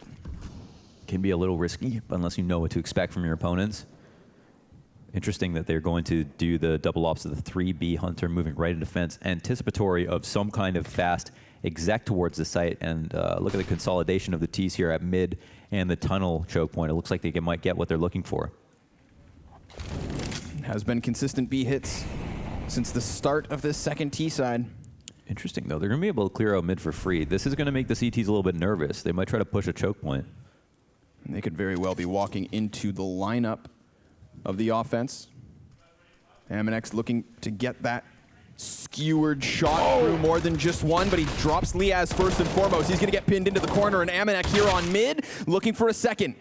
Ooh, over top of the scope goes JKS. He is just dodging bullets and firing back with headshots so crisp. The B site crumbles, and it looked like they had that from the start. You obviously can't drop that trade. You'd think that they'd still win, so it's not that terrible, but yeah, that's really rough. Damn, that's some hardcore parkour. Yeah, just over the rainbow. The retake isn't even on. This is what's the risky part, obviously, is like no matter what happens, Counter-Strike, you could have the perfect strategy. You know, you could have the perfect breakfast with exercise and come into the match all prepared, and you could still get hit in a way that makes no sense, right? You could like have a great setup, 3B there waiting for the exec to come. That the ops, the actual extra op in the site as well to stop the attack and still lose the round, and it's just so expensive. You can kind of guarantee with the correct strategy and everything else, 70% success, but you know, not 100% success, no matter what. That's the nature of the game. So it's a bit of a risk, and they won't be able to rebuy into that second op. Luckily, they still have one to retain. Look at this guy. This is crazy, and it is JKS to also get the kill. We would think the trade's coming out no matter what, though. Right. So you know, normally flailing bodies are just distractions, but this one's got a bit of a bite back. That's true. So 5 rounds the advantage, and more importantly, 5 rounds in a row. We have the 100 Thieves back on fire. It's going to be a quick clash out long A. Working it through the doors. Jacob on the cusp of the corner already, but he's making noise, so Jax is going to hear this. And he's worried about that lineup spam, so he creeps back as his teammates crawl forward. It's just these pistol players off of Catwalk, but they're looking to get the work done while 100 Thieves sit comfortably in their spawn. Look at the bomb nomadic, just going all the way over towards the tunnel, so it crossed as 2 CTs come to the top of mid with their pistols, and they trade for information, but like ships in the night, they've already passed. It's looking like some type of B play. This is interesting. I have no idea who could be at advantage, because even though G2 have a lot of information now, if they take too long to make a move, or if someone falls back, then how much is this worth? Yeah, they're very far from sites. Well-timed wall of smoke. That's going to draw Kenny's attention, so now no longer any info on mid, and that big flank from G2 thinks it's going to find... Oh, it pulls them that way. the back of 100 Thieves. So it is all on Amanek once this moves forward. You've got to assume that G2 is going to start second-guessing this. They have spotted nothing at the 30-second mark. Now they're going to see that one op towards pit, but is it too late? Because Amanek's going to have to get 3 kills with a single mag of ump and only one for him. Very quickly, though, Jax is going to try to sprint back up towards door, and there's no smoke. Still, Liaz able to cross, and JKS has to give cover. Oh man, boiling down to just the 10 seconds. He got hurt. Oh, that could give away wow, it could be an insanely important kill. JKS will turn his attention to the tunnels, reload, and someone will be on his back. That's Hunter. Done. Liaz back in from the corner of the site, removed. And G2 get the retake rolling. There we have it. It looked like they were fools on the opposite side of the map. So many variables there that make the difference. You know, if 100 Thieves execute early, if they don't use 2 people to commit to the fake, then they might have a better time there. G2 making a great info play at a weird time and responding to the wrong pressure, but then still coming back for the rotate. And also, they're able to get better guns. So there's a couple of things that go well there for G2 in what could have been a very, very unfortunate round. And yeah, although the bomb going back to respawn as they're pushing up mid. Very interesting stuff happening there. 4 rounds is the difference, and a really terrible buy here for 100 Thieves as they try to steal back the momentum, buying down to 0 for a Galil and a CZ. You wouldn't do that in 2018. You know, whether they realize it or not, they did go to the B site last round and found 1 player. They'll have to ask themselves how much of that was because of their elaborate fake. But realize it or not, they are facing the same situation. Amanek completely cut off from any reinforcements because 100 Thieves waste no time to go into this mid-split. So if you thought Amanek was screwed last round, well, this time he is gone empty-handed. And already bomb planted with nobody else nearby. Don't even try it, right? The op in the B sites, you're behind the smoke, you're not even in a position to help out. Look at this and contrast it to the way that Azure played mid and how helpful he was to the B players so often when it's tough. I mean, I'm not even discrediting how G2 played this. It's really difficult, but Azure was always in a good place to help out. And there was lots of situations where 100 Thieves were played 1B as well. Too much pressure to do too much from K-Sharp without any of that mid-presence. Amanek was really hung out to dry there, for sure. Very much so. A good call, though, from 100 Thieves to identify that that was the right place to go. Perfect chance to do it, right? Lickety-split. And the thing is about these buys that on T side, if you don't have a lot of money, if your first guy gets an entry like that and there's only 1 person there to defend, you pretty much win the round because everybody knows you don't want to retake B if you don't have to. Ton of incentive there just for them to fall back. Kenny S was actually the only person to get a kill. So I guess that Molotov did do something. Just got helped out. Splattered. Never saw it coming. Which I guess is the better way to go out. Yeah, fast and never saw it coming. Yeah, no panic. No time to worry. Just gone. What's up, London? You guys with us, man? Yeah? Yeah. Yeah? You guys are, hey, oh, hey. Man, we are 1 map deep into Group 3. It's been 2 awesome weeks here. It has, yeah. We've been spoiled. And this is one of the tightest groups. It's not the group with Astralis, but it is like a group that just feels like it's way more even strength, and it's also got, it's still tier 1 competition. We still have so much to learn about G2 in this year. So they've got a roster you'd think they can actually commit to at this point. Especially if Kenny's going to come to play. Ooh. Kenny. Where are you? He is opping, yeah. We'll find out. He's already going to have his 2 targets pass. Again, 100 Thieves fast in their initial sprint down mid. But their smokes will fade. And at any given moment, Kenny S could snap like that. See you later, JKS. And fast. They're going to get 1 man down into the CT spawn. 2 players down into CT spawn. We're getting weird. They're going to start running up ramp. Nexa regains vision just in the nick of time. And Hunter, he's playing with Oh, that's smoke. tough. That is luck. Oh, he's going to put that out. Oh, finally. He's given a second chance at back. Gratisfaction plucks him from the sky. And how many more die? Jax gets back into cover. Minute on the clock, easy plant for Gratisfaction. He wants that money. That kill, that 1v2, we're in business. Here, a lot more difficult. If Gratisfaction finds a way to win this, it's G2 who messed up badly. He's up on his perch on the single box. Not many other places he can be. Nate comes out, does a good bit of damage, op shots in. Can he make this happen? Misses the easier one, but that's a round that they should have lost anyway. Yep, there we have it.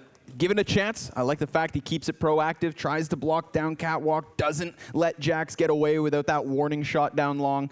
There were chances. But more importantly, G2 pick up a round and pick up 2 ops, something we saw them want from the get-go. It was actually, it's so tough for them because the molly that lands to flush him out of Goose is the one that should win them around, but of course, he's in the corner and he knows where the molly lands, but the last couple ticks can bring that fire just a bit too close. And he was very lucky for it to last as long as it did. It's like, had he thrown it quicker, he would have given himself away and not gotten the bomb plant kill. Yeah. But not throwing it led him to pick up that bomb plant kill. But then he had to throw it after? He had to throw it after, yeah. It just worked out beautifully for him. Things got messy. But? And terribly for 100. Woo! That's a bit of a warning shot. Ooh, good job by Hunter to peek back into that scout. You know? He's not down with the bullying of his little brother. Amanek still stands on 30 health, but he is in the depths of that B bomb site.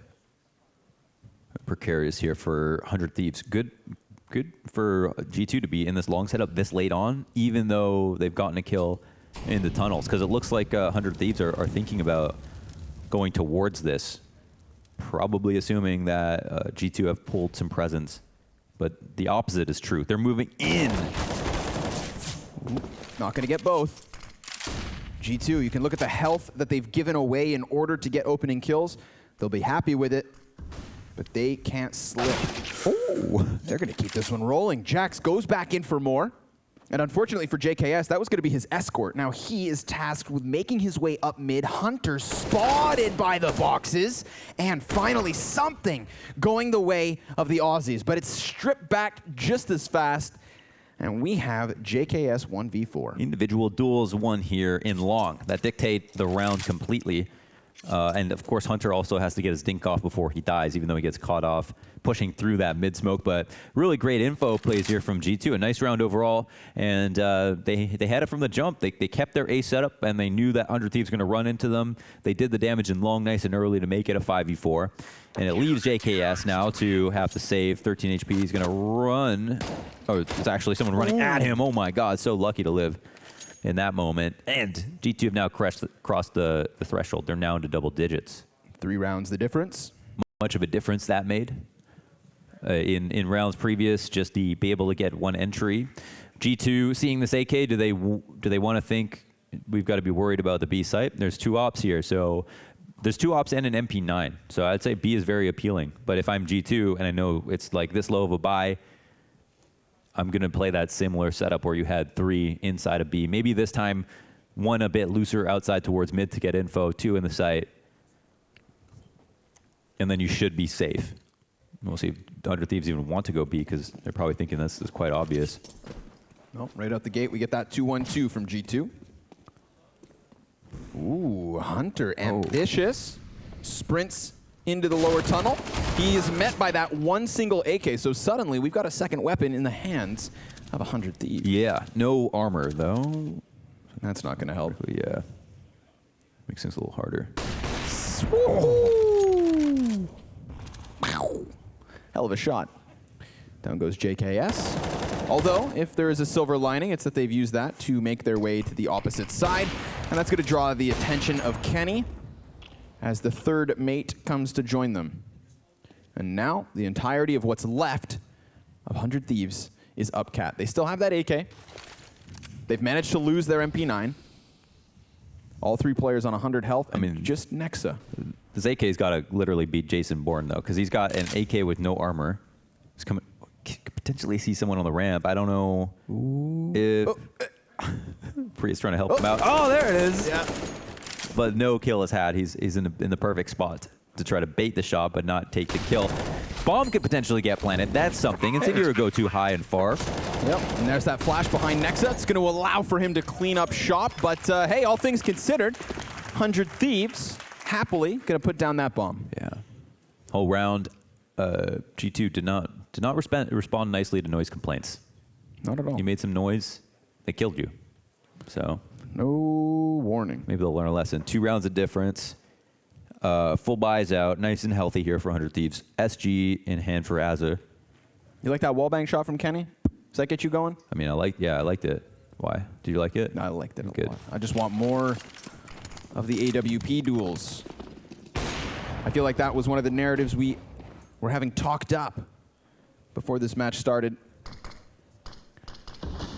Time will tell if it has a heavy impact in what is the last 6 rounds of map 1. Here's Jax with a crisp headshot versus Jacob, but bodies for 100 Thieves piling here on the blue box. There goes the third before finally they're able to respond, and Gratisfaction knows he can peek into this, but the AK's ready from Jax, and he's now toppled. JKS 1v4.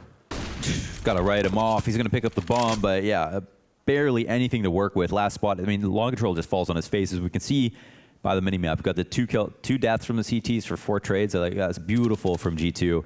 They are working on levels right now, looking to make this comeback. They look super strong. Again, not shying away from playing these active plays. Yes, the round previous, it was still 4 pistols of the 5, but we saw Hunter go down into the lower tunnels. This time, Amanek working through T-spawn when they know they have that massive man advantage. But I feel like, what is this? Kenny S firing through smoke. Jax doing a great job of getting a double kill. You know, you saw how adamant 100 Thieves were on taking long A, and you saw the costs. G2 look like a real 2-way team here, especially when it comes to long, which is a huge focus of the map. It's sometimes what makes the difference between you and a better team. And this is something that 100 Thieves has struggled with in that first half as well. That problem might cause them problems in this, because there's not that many rounds that G2 need to win. They could really stumble across the finish line if 100 Thieves aren't careful. And in fact, after this round, we're going to see a half force around that G2 should win. Lead into another bye, but it'll be 13-13 at that point. Yeah. Although we are in that dangerous point of a Counter-Strike match where all it takes is a slip-up versus a bye like this, and 100 Thieves can forget about their struggles in the gun rounds. So do not get caught sleeping. Already lots of players working their way up cat, so I mean, you know, numbers game. If it's just about the trade frags, then this could get them in a 3v3 post plant, maybe a couple guns, but we can't ignore that early utility damage. Look at this. Kenny plucking one off early. Solid response. They want to move out as fast as possible. Obviously, not a lot of utility to work with here. They're going to attempt. And Kenny still has cover. It's not like he's hyper extended over towards the deeper boxes. Nope. He's on Goose. With a perfect amount of nades used here. Just like a, yeah, just stalling him. Exactly. Still, Thieves able to stutter out from Catwalk. They're going to start closing that distance, and Kenny's got himself a shot. All too easy by the looks of things for the first time here on map 1. It took them 27 rounds. 27. But G2 are on fire. They're on fire. Gotta love to see that. That's nice to see. Yeah, and they earned it, man. Their CT side looks solid so far. It feels like G2 or 100 Thieves are running into all these different areas of the map and facing new bosses. G2 are doing great on the holds, coming out positively in trades. Fantastic anti-eco right there, and they're gonna go right into this and maintain this double op setup versus Gratisfaction's 1. The tunnels control is out. They're running quickly into lower, just skipping all of this info, a potential op peering off of cat, just not even worrying about that. There's no one there right now. What is 100 Thieves planning? I wonder. Where do they see the weakness here for G2? Certainly not Kenny S, is it? Shouldn't be. Gratisfaction welcomes him into a peek. He hit him. Yeah. Holy smokes. Given a chance, deep nade. Woo!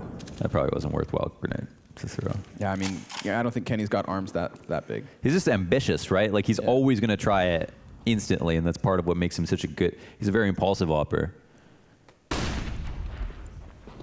And when have impulses ever gotten anyone in trouble? Yeah. Like sadly thinking of a number of times, right? Yeah. It's like, don't tell them that one time, you know. That is a big bit of information. It looks like Kenny, a bit scared now, or just thinking about the round in a new way. He's moved off. Double push off of long, like what Jacob did, but now reinforced. They're at the top of mid. Oh my god. And 100 Thieves have no idea. The thing is, they've missed it, though. And there's this lower player looking at nothing. Is he looking? No, he's not even prepared for this at all. Oh, my God. I think he's... Oh, no. Oh, it could be a tech, perhaps? Yeah. Oh, I don't know. Let's come back to that. What's important is that this catwalk push has just been obliterated. Hello? Yeah, we're going to have to see what happens. Yeah, work on that. That's unfortunate after the round had begun. Obviously, the rules are the rules, but that's a really rough round to lose. I think... Do we have enough to potentially buy? That's a thought. You would think, tough one to analyze, but you would think that you know, G2 with the double push out long, once you get out of the doors and to the top of mid, you have to give them a lot of credit there that they're either going to get the trades or they're going to catch someone from behind. But obviously, you know, can't take away from the fact that that's a rough spot to be in here. We don't know what JKS would have been looking at. Yeah. Although odds are probably not the wall. Yeah. Wherever he may have been. A little frustration. It's a hell of a time for this to happen. Unfortunate, Mo. Yeah, don't know if this is like a easy fix solution or if it's going to be... It looks like he's back in the server, so reconnected. We'll see if his limbs are working. All four? Hopefully all four, yeah. Yeah, he's playing again. Folks, he's back on his feet. He's healthy. Are we ready up off of this? Okay. We are live. Okay, yeah, JKS, nice. I almost had to take him on a gurney out of here. Right. He's in such bad shape in that last round.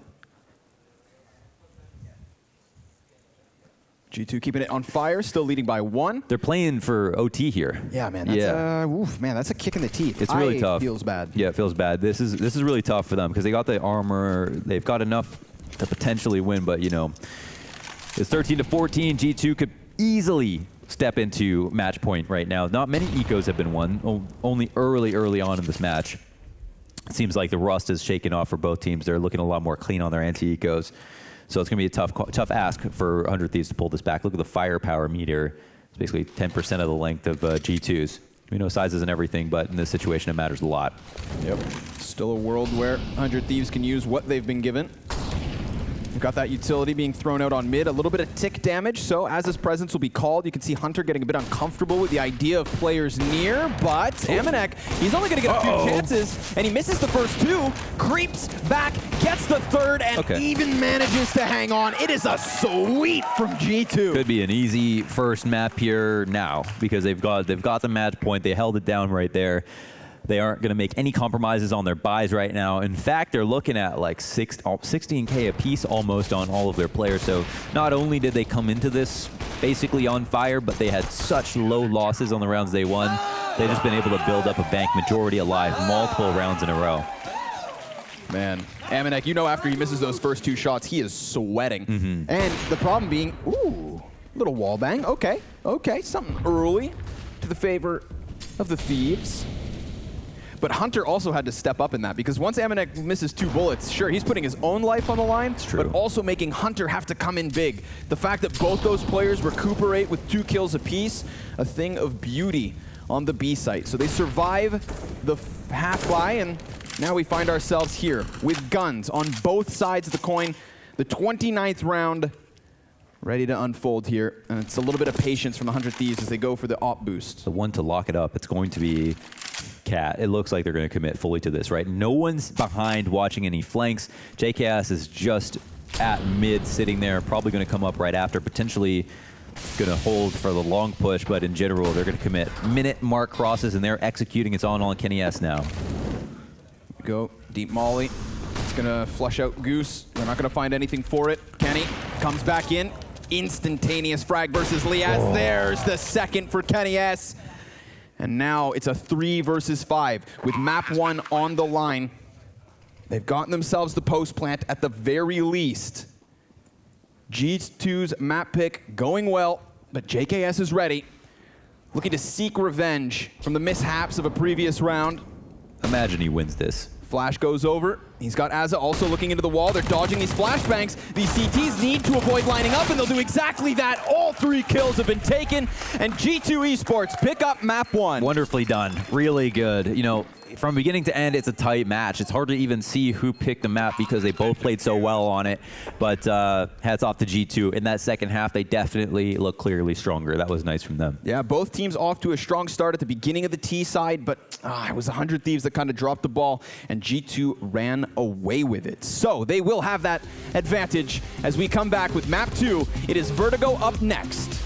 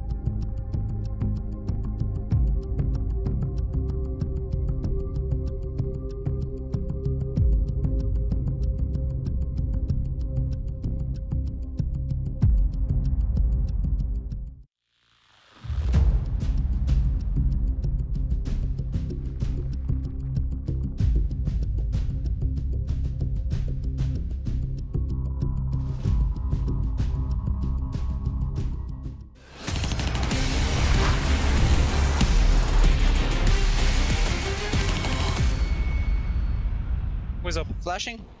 I have a flash as well. Wait. Door close. Okay, let's go. I'm flashing. Let's go!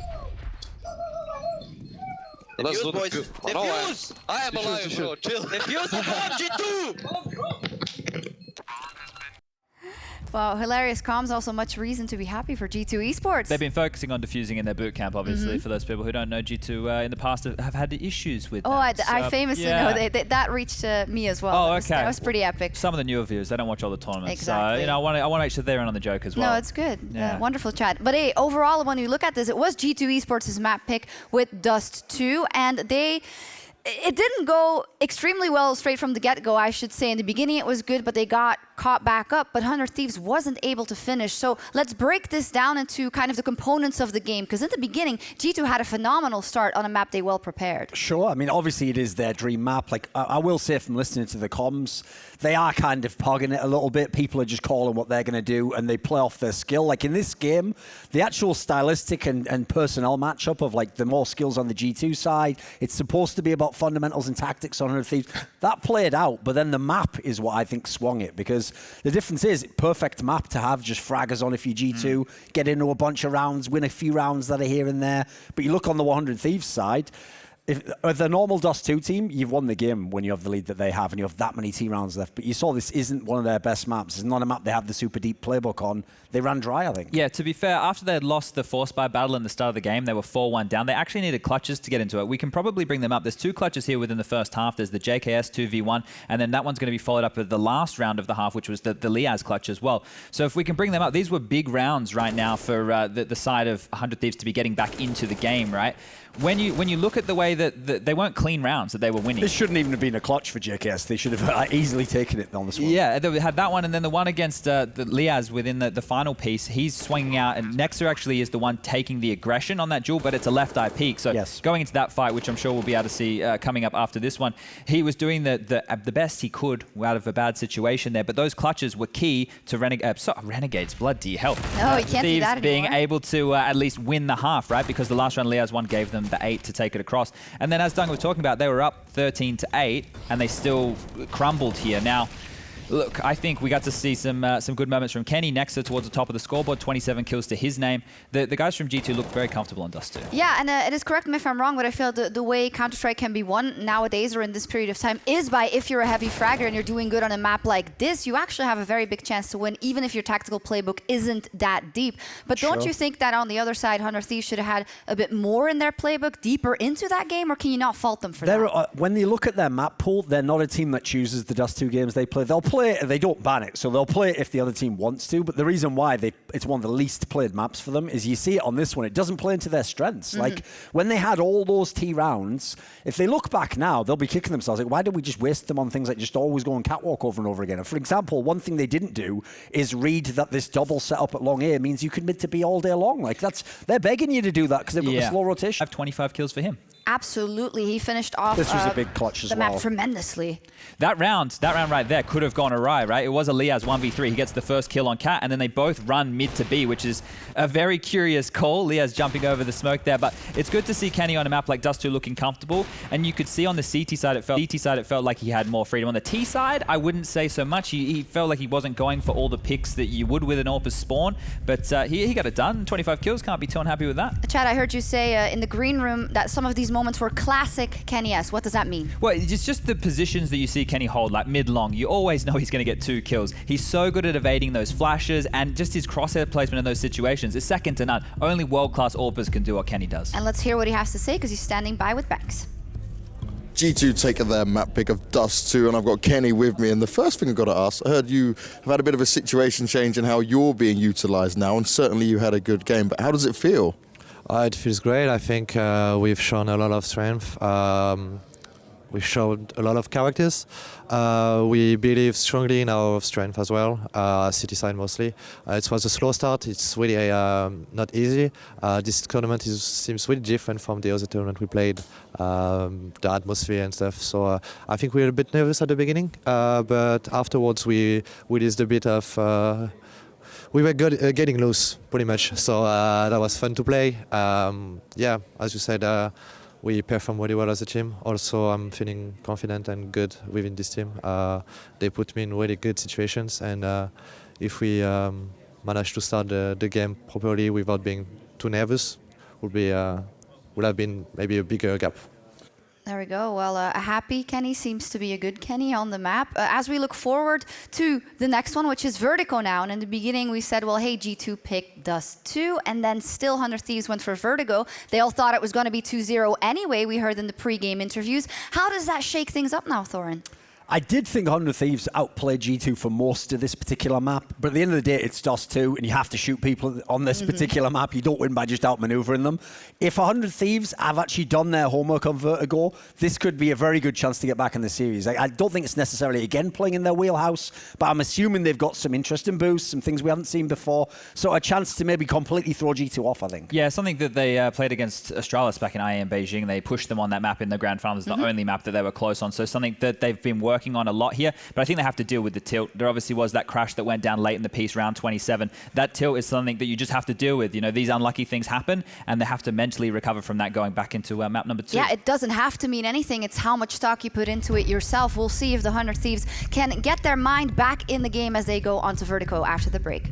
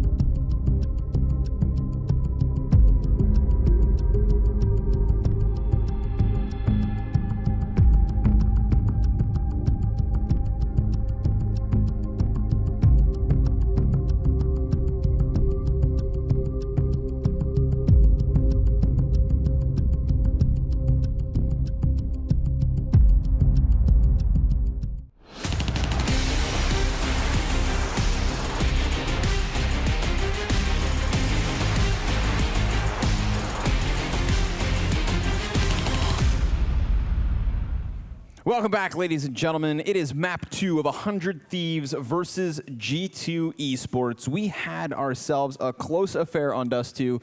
There was moments where I felt like the Aussies were going to take that home, and then G2 swung it back. Yeah, they did, and they looked really good in the second half, so I want to give them a lot of credit. I thought especially their antics at long, whether it was on T or CT side, in taking control of it, getting the kill, or holding it down, definitely edged out 100 Thieves.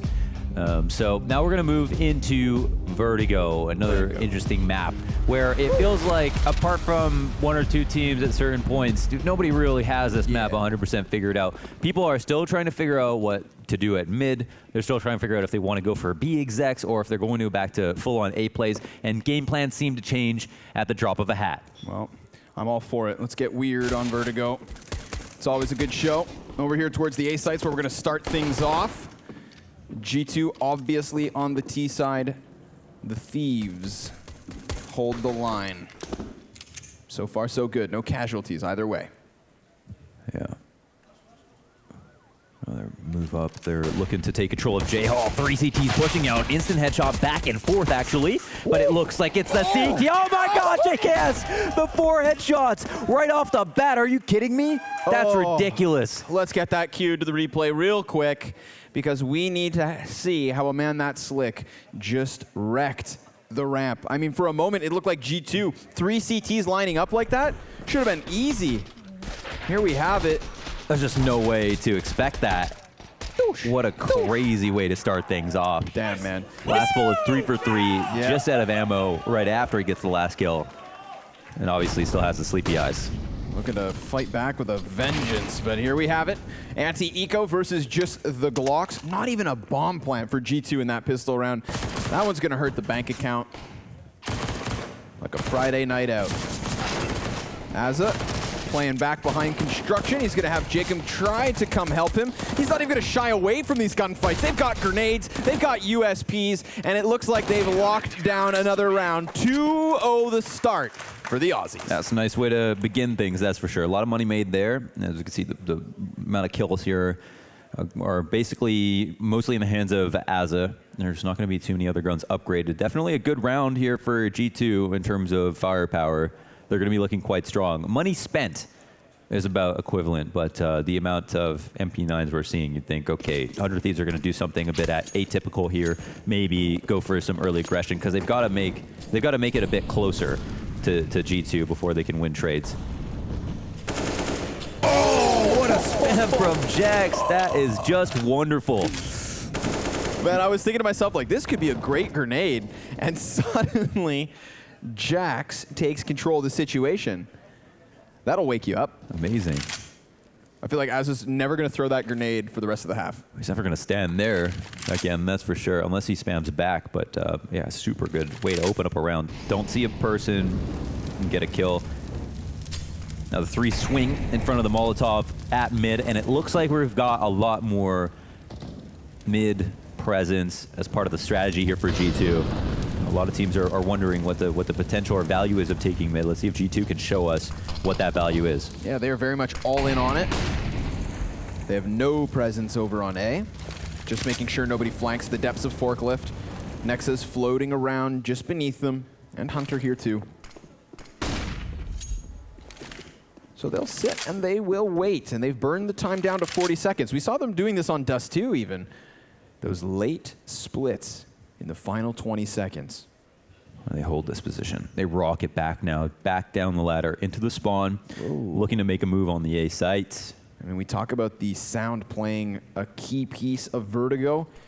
You can hear everything from everywhere. So when you boil it down to 30 seconds and then decide to move almost everyone to the opposite side of the map, I mean, they have to walk this entire way. They are playing a dangerous game. Lady Luck may show her face here. 8 seconds left over. JKS could try to commit to something on the A side if he wants to stop that plant. No Molotov. I don't think they have it. They can't even plant the bomb. Oh my God. That's a little bit ugly. Obviously, you know what? I was going to say, even though this is coming down to the wire, they walk all the way, they got the rotates they wanted to. They had JKS in a rotator spot holding the A side alone. They have someone at mid. They've established mid control. All 3 other players are on the left side of that mid control, so they're so far away from being able to trade. If they just kill JKS, they get it. But not even enough time to plant on your own clock as well. Crazy part is it's not like JKS goes in and pulls like what we saw from NAF last week, which is the wall bang through. Like there was still timing for that bomb plant to maybe sprint a little. All right, that is an awkward way to give away a 3rd round, especially when it's not like 100 Thieves even had to work for it. They literally just sat back in spawn, and allowed G2 to offer over the round. Interesting that, you know, they spent all their money here because they saved all their guns. They just basically made nothing off of that. They're going to move fast on the entry. MP9 gets taken out. Both players on the B site gets taken out. So all of a sudden, it matters a whole lot less. Let's see if they can get some constellation frags. Maybe even pull this back. We've got a 3v4 situation. Molotov to push a player out of position. And it has been difficult for teams to win in the post plant. Jacob on B. Within green, just trying to play around these corners, and the flashbangs are going to allow for him to go for that reload. JKS near. Ooh, they've got 3 CTs for the retake, up close already, and they're starting to get their feet onto the bomb site itself. Low health for Jacob, and Amanek is going to have to work his way around this smoke. It's a quick bomb tap that elicits the spray down, so now they know exactly where he is. He's going to have to go for the reload, and the defuse has been snuck through. 100 Thieves with another robbery of a round. 3 to 4, and that bomb goes down. But we're just seeing it's such a huge problem for teams because of that separator smoke between the generator and the wall. It just allows these CTs to take a bunch of favorable angles. If they have a Molotov for default, if they can clear out the back of the site. Look at this. All these CTs are working on the exact same fight. It's much more difficult for the Ts to get anything done, especially if you're going to be out there in the middle. So sometimes those rounds can get a lot closer, but a lot of the times you're seeing if they've got the right protocols, you're winning the round on those retakes. We're going to have a T timeout called as they have to now think about what's happened. Maybe not so much strategy here and actually just T. Yeah. Some T. All right, guys. First, remember, plant the bomb. Second, don't let them defuse the bomb. Yeah, but it's more complicated than that, right? It's really difficult this is a huge problem right now on Vertigo, is teams can't figure out how to win post plants on B. Yep. It's an issue. It was Liquid when they tried it for an entire map versus Astralis. It was part of their strategy coming into the map. By the end of the map, they were going A every single round in a row. So I don't know if G2 are going to try that again or what the case is, or if people are just having more success in practice than they are live. A weird one, but alas, it leaves us here. G2 favored on the Betway live odds. Obviously, map advantage is going to favor them well. Their map choice of Dust 2 getting picked up in quite a close fashion. And these teams had a record on Dust 2 split down the middle, so G2 now edges that 2-1. Pushing up for the B hit once again. You can see, they've got no one else on A. They're going to commit to this at some point. Minute 20, and they're already in position. Smokes will come flying over. 2-1-2 setup. Aggression down the A ramp, so they're pretty confident that is 100 Thieves that it's going to be B.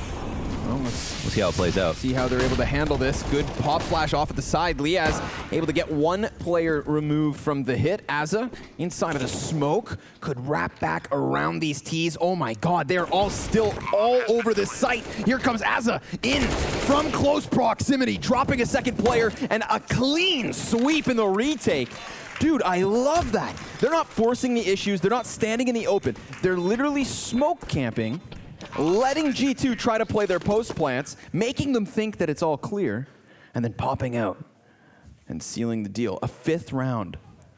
We'll see how many times Azza can try to pull that off. I think they're very lucky to find that G2 just moved directly into their execute at the beginning of the round, because 100 Thieves won that last round. They got utility advantage, so they're very happy to play calm. Sure. It's G2 who are taking a risk by coming in so early, especially considering that last round. They baited out way more utility. They brought it down to the wire, put the bomb down, even had a man advantage and still lost.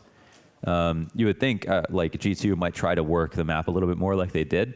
Did such a good job at mid, actually. You wonder why they won't try to, why they haven't, or why they may not in the future try to condition 100 Thieves into wasting some of their nades at middle, at the beginning at least. But now we're moving into what could potentially be, well, they start off on fire, 5 in a row.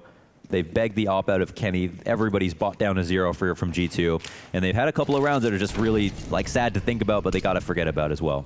Got to move along. It is only 5-0.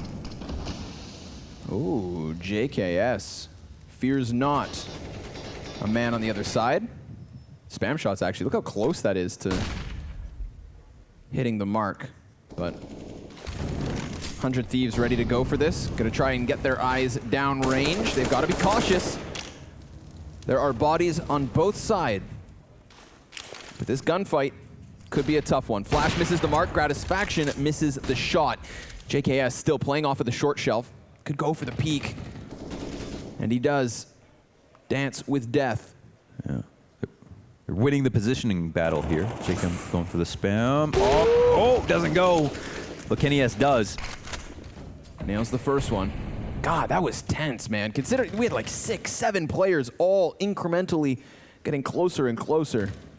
But the only shot that really hits the mark is Kenny. Jax is low, but so be it. Still, CT's not shying away from this, not looking to fade into the bomb site. All G2 have had to do is wait. Nexa gonna put down 2 players. Azur only able to manage 1, and Liaz is nowhere to be found. Monster. So G2 has to win this round. Yeah, it's a monster entry here from Nexa. And just as you're saying, no matter how unfortunate G2 have been so far, there's no way they can drop this one. Liaz will be stuck back in the site, but it's kind of okay. I mean, if I'm 100 Thieves, I'm very happy with how this half has gone so far. Unfortunately, they're not going to be able to win this next round, you'd think, just based on the money. Actually, yeah, no, they'll put together a buy. And G2, on the other hand, they've got one thing that works, and it came from 3 amazing entries on the A side. So still not a lot of game tape for G2 to look back on and think, let's try that again. Yep, there's also a world where, as opposed to 100 Thieves moving their pieces forward, being caught, as you can see on the mini-map, so closely together there, they could have waited on the bomb site. Could have forced the execution, could have tried to play like we saw in the post plant on the B site just 1 round prior. I mean, I don't even know if you call that a retake if the CTs never leave the site. That's tough, yeah. Semantics on that one. I'll Here get it a is. second opinion. These are such good entries. But again, yeah, and 100 Thieves are there fighting on the A ramp, flashing for the retake, trying to push off of it. G2 are ready the whole time. So that's kind of good. I mean, at least they got the fights they wanted to take. What's going to be the new approach for 100 Thieves is going to be A again. Definitely have a feeling we're going to see a lot more action at A after those couple of rounds that we saw at B this half so far. They seem to have an inkling as to all these players here early. Oh, wow, Gratisfaction. This man is dangerous. What? Was that through the sandbag? Kenny found that. Of course, the pixel peek and he'll nail it. Oh my God. And he's gonna have himself a second chance. I mean, Gratisfaction's on the cusp of death here, but I love that he's not shying away from this. He's not scared. He knows his head is undercover. Either of these ops could blow right through it. Millimeters. So tense, man. There it is. He does wait around long enough to drop a body. 4v4. But again, it's just the intensity of these standoffs at A. And Gratisfaction will move into a new spot. Incognito mode, walking the entire time. Kenny flashes himself into that position, and will have to move off the angle now, so the CT Opper wins the duel finally. Yeah, that's a good underhanded flash just to take back some real estate. And Gratisfaction decides not to shy away from this. He's going to play close on the fire, 30 seconds for G2, and they are working off a man disadvantage. They've got the utility to make this execute happen, but the longer they wait, the more thieves that end up showing up to the show. Here we go. Smoke up and over, but dealing with 2 players inside of short, this could be a catastrophe for the T's. Sure, 1 Molotov flushes JKS into the open, that's something, but they need these short kills, and they will come up empty-handed. A rock-solid hold by Gratisfaction. Let's talk about Gratisfaction, man. That's beautiful stuff from him.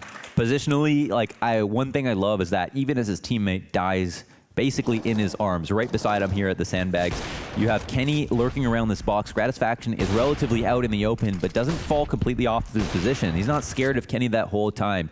You have to appreciate kind of the gravitas of that positioning and the fact that he's just going to help his teammates because otherwise they're going to lose. Gets the kill on the A ramp, gets the 2 falling back, and he also takes out Kenny all alone. He is more than invaluable at this point now for their A holds, and he's been really good at being aggressive too, which you think is supposed to be a lot more volatile of a spot for the CTs to be in. Look at this again. He's just audaciously peeking at ARAM, not scared of Kenny whatsoever. This time it looks like, whoa, he's very close. Oh my God! The reaction of that to hit him off the side of the sandbags once again in flux. And he sees another one. He's not going to be able to deal with JKS just yet. He's honed in on it, takes a shot to the head. JKS has this minimal position, so he had nowhere to run, nowhere to hide. He dies to the op of Kenny S. A second pickup from the sniper of G2 already, but Jacob's playing games. Doesn't look like they're even going to molly him out, but yeah, they're not spotting him right now. Nexa's got a nade out.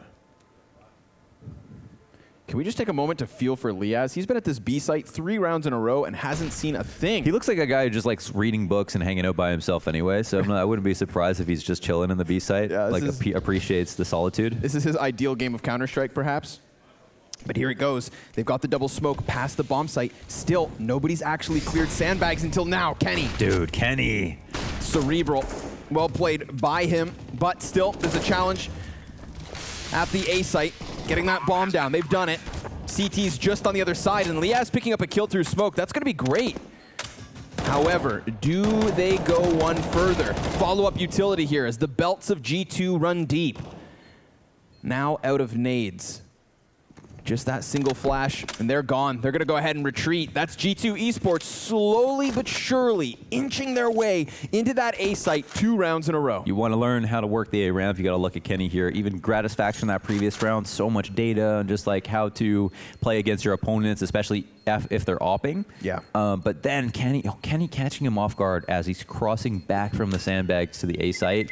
Through that same corner of the sandbag, just an amazing reaction speed. I'd like to get the calculation on that because it didn't seem like he stopped at all. He was just trying to bait a shot out if possible and just nailed this. Oh my God, yeah. See, Gratisfaction makes that slight error, right? Guess he moves gave up forward. As long as you stay as far back as possible, sandbags will cover you at all times. But Kenny S just sniffing him out. Hounds him down. No, you didn't know he got a clue as the drop-in came. Yeah, you see the frustration from both the players. JKM seemed a little bit unaware of how much he was exposing himself, though. So not sure what happened there, but yeah. From there on, as well, Kenny goes to make it a multi-frag round. All important positional kills. Moving on to the A side. You know, I said it when this series started. I wanted Gratisfaction versus Kenny S, and right now, that's what we're getting at this A site. So, I'd love to keep it rolling. But unfortunately for 100 Thieves, they're going to have to go ahead and take one on the chin, Mohan. They don't have much to play with here. But potentially, yeah. I mean, take one on the chin in the sense they lose. So they're still going to buy, but yeah, they're not going to get everything they want. Yeah, it's looking light. Yeah, we'll see what JKS wants to grab. And yeah, Gratisfaction with a scout, it's something. What's interesting, though, is with the rounds that we've seen so far, it looks like Gratisfaction could potentially still have like huge impact if they play the A ramp the same way. You know, I'm kind of turned off by the fact that we're seeing so much of this A ramp back and forth from both sides already, and it seems like they both know what each other are doing. There's not much outplaying in a more macro tactical aspect from both teams. It's mostly relying on their oppers to win their duels, to get these individual duels slightly in their favor on the A ramp, but everybody knows that the party's on the A ramp.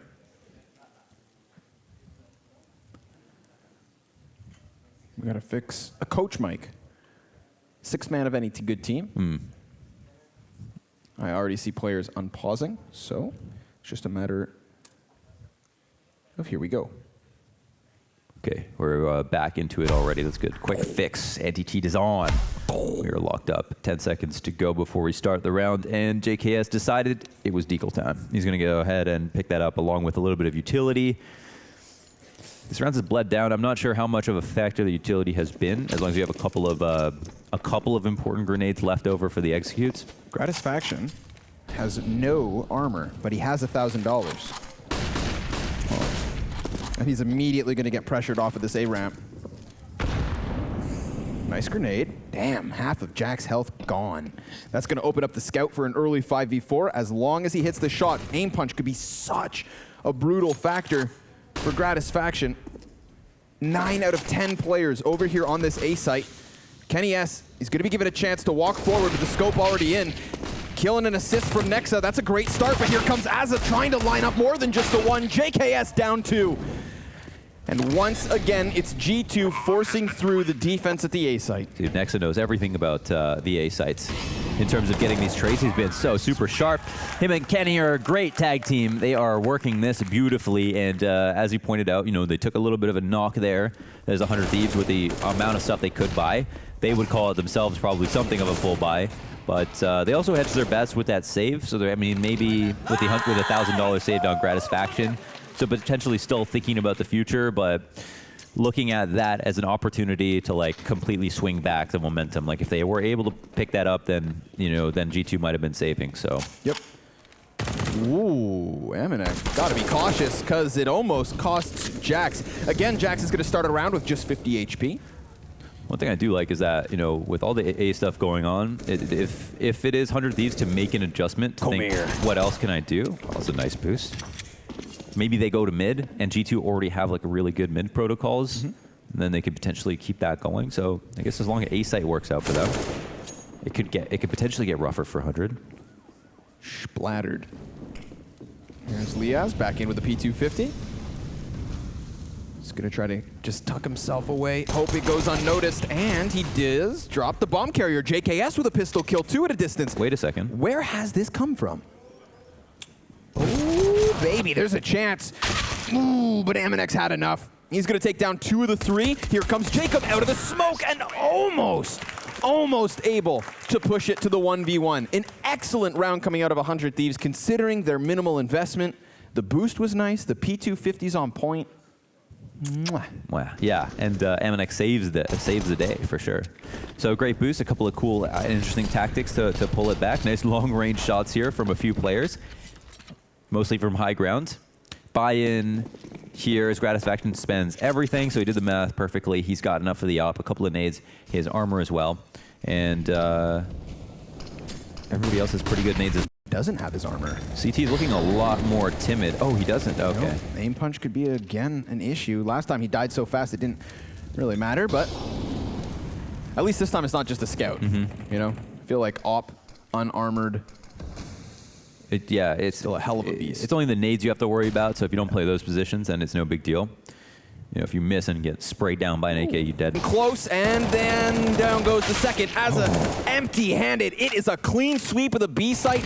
They're actually able to clear out those corners, unlike last time when that came back to bite them. I think 100 Thieves felt a little bit of pressure there to try to end the round fast. Yeah, moving in, not allowing the plant to go down, wanting to help out Liaz while they had the opportunity. But the rotates were late. They didn't have any incendiaries, which is key to those retakes.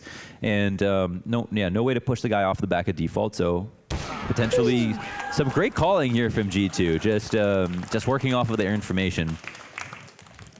Next to playing the brain game. Big old brain game. And also, still playing very well. His entries have been huge. He's on the top of the scoreboard for a second map in a row. Right. So. And they're converting a lot of the 5v4s, not all of them. Doing work, man. Wow. I love his ascending nices. Yeah. It's almost, it's musical. Meanwhile, Kenny S still making the off sing. And Jax, that's confirmation bias. You know, you get that wallbang kill one time, and he's going to do it for the next 40 rounds of his life. Yeah, why not? It's if they can't stand in that wall, you just let them know every single time. If you're foolish enough to play here, get the kill, once, twice? If that's a round, then it's worth it. Especially in this early portion of the round, first 10, 20 seconds. G2 working it slow, and you got to think the breadth of their strategy is going to go up to this. Same turn of the corner here by the sandbags. Up onto the site. And now they're playing games at mid. Azar, what's he waiting for? Will a flash come over for him, or is he just going to try to take this as soon as somebody makes noise? Yeah, he comes out for the peek. And Amanek cannot protect Jax. He did not want to fight. He was gonna fall back. Ooh, oh, sorry, bro. I was blinded. Yeah, my bad. Yeah, that's when you threw like 6 flashes at me. I couldn't do anything. Make a quick excuse and move along, but ooh, Jacob popped on the. Ooh, Hunter just going one after another. That's kind of been how it's been, right? Like before you know it, first entry turns into 2. Yeah. One player does most of the work. And those bomb sites slip quickly from their fingertips. Here's Hunter, chance at another frag, and he will do exactly that. So making quick work of the pistol rounds and tying things up at 6. Yeah, G2 on fire, 6-6, and their T side just looks really nice now. This is near mirrored image of the second half of Dust 2, where we had 100 Thieves starting off so strong that it looked like they might sweep it, only to lose that momentum and then some. But luckily they are back in with another buy, and they've got that op on Gratisfaction. Much more incendiaries can make the difference. What is the adjustment that 100 Thieves need to make got some presence in mid. Again, Azure has been great at turns on CT side in terms of moving around, being of assistance to both his A and B players. Bomb here. Is that dropped inside of lower potentially as they work things? Not sure, but they'll jump over. New lane of attack into B. Let's see if they can make use of mid here. Boost onto the site. Liaz, does he have another thing coming? It looks like he's might be inching into the crosshairs of Kenny S. He is so damn close. There's an opportunity here. Oh my god. Earned by gaining mid. And there it is. Oh. But he doesn't hit it, and he gets spotted. He has to give that up. Liaz will not peek that again. It's lucky stars. An early warning. Obviously, that's going to call that the open mid play could come back to bite them. JKS looking to just lock this down from CT spawn, but he's also giving away a little bit of movement here for G2, trying to maybe corral them into a false sense of hope. Look, now they're going to start rounding that corner, and he could re-peek right into this. He's got to be worried about that new door. But, oh, damn. He could now come back into what is the setup. G2 going to try to pull the trigger on this quick B crunch. Liaz from both directions going to feel pressured, and he swings wide. Stops it from the spawn, but Nexa's on site with the bomb down already. A frag grenade, negligible damage. He gets his gun back up, peeks in, and he's got the smokes to play around with. Ooh, there's the first one. Good headshot. Gratisfaction falls. That's a sound cue, but his attention's so Drop turned. the peek, there it is. He's ready for him, but cannot stop the op of the Aussies. 100 Thieves put out the flames of G2, and they are back on the board. Finally, Only 2 survivors, but damn, that round was dirty. That's true. They move off of a win, so lots of money here for G2. This is where things get really interesting. You wonder what G2's mind is on right now. They want to go back to what they work with. They want to try that B exec one more time. The thing is that 100 Thieves, even though they won that round, they're going to try to buy up a lot of utility. They had majority dead. So they won't be able to afford, I think, full utility on every single player, which I think is going to make the difference. Though they do have, no, they actually have put together. They picked up a Molotov. They bought 2 incendiaries. They have lots of HEs to work with. That makes me very scary. And once again, it looks like the default here is towards A. Yeah, 100 jumping up fast. Could get off, but no, not just yet. Flashes come out. But these initial flashes have come out before, and they've waited. This is kind of where all the French success began on this T side, was Kenny cracking open the A site. Let's see what's in store. Gratisfaction, standing on the top rope. Looking to elbow bomb anybody that walks around ramp. But man, it's almost uncanny.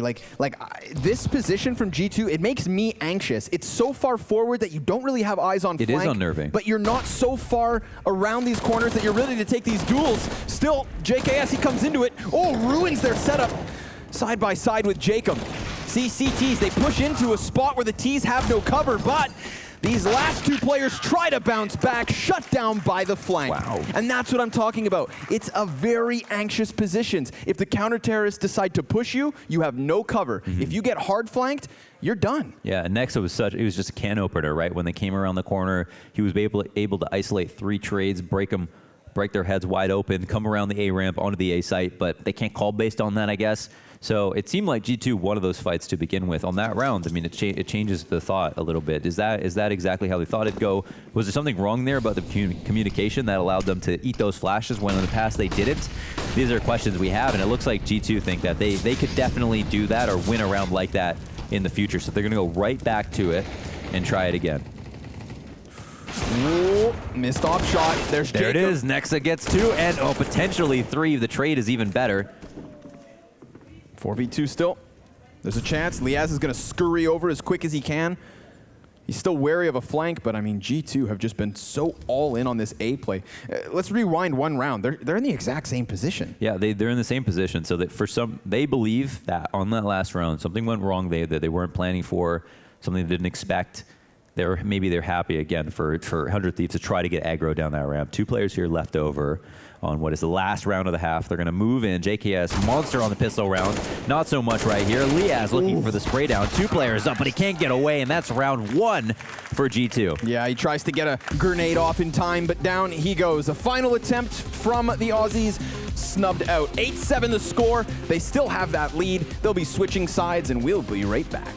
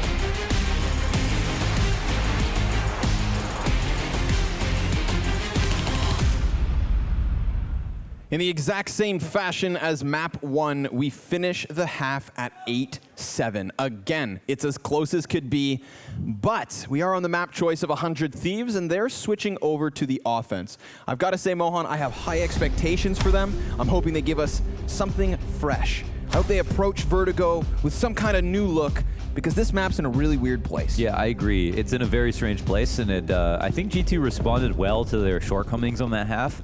And I'd like to see what 100 Thieves' plan is and if it pans out a little bit better. Looks like A to begin things. Yeah, very quickly. Already going to be trying to challenge Hunter off of the short shelf.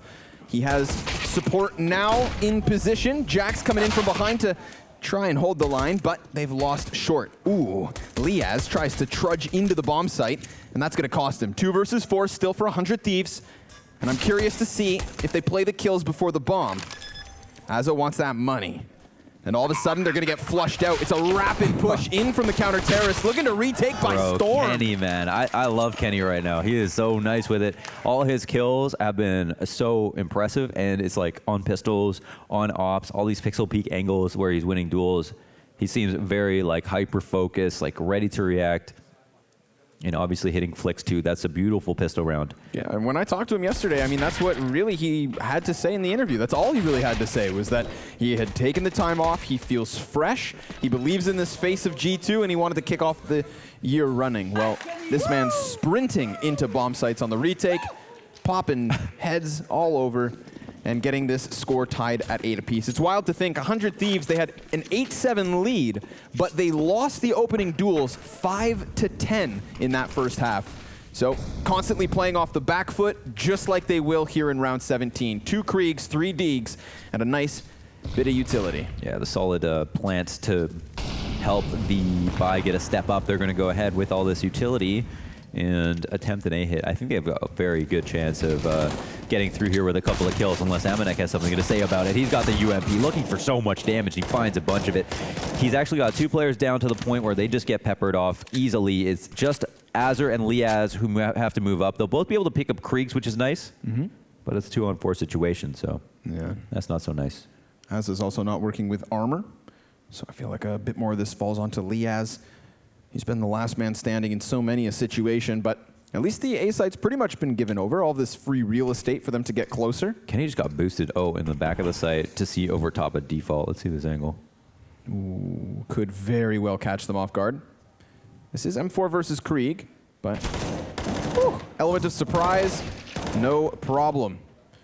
Here comes Liaz with some kind of an answer. Now, he could molly off Kenny from getting into the bomb site, just try to get that bomb down if needed, but he's left it behind.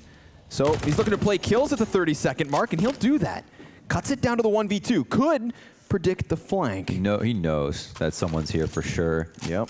That guy's not going to show his face, though. He's a sneaky mouse. He's going to allow for this plant to come down. It's a 2-on-1. Doesn't want to blow it. But Jax shows himself. Ooh, dangerous. He's going to tap that bomb. 10 seconds left over. Now that flank's very much activating. Another kill from Liaz. He's just got to assume. From the 1v3 to the 1v1, it's going to take a headshot. Nexa already up around the ramp. He's seen him, and all he has to do is connect. But it's Nexa again and again.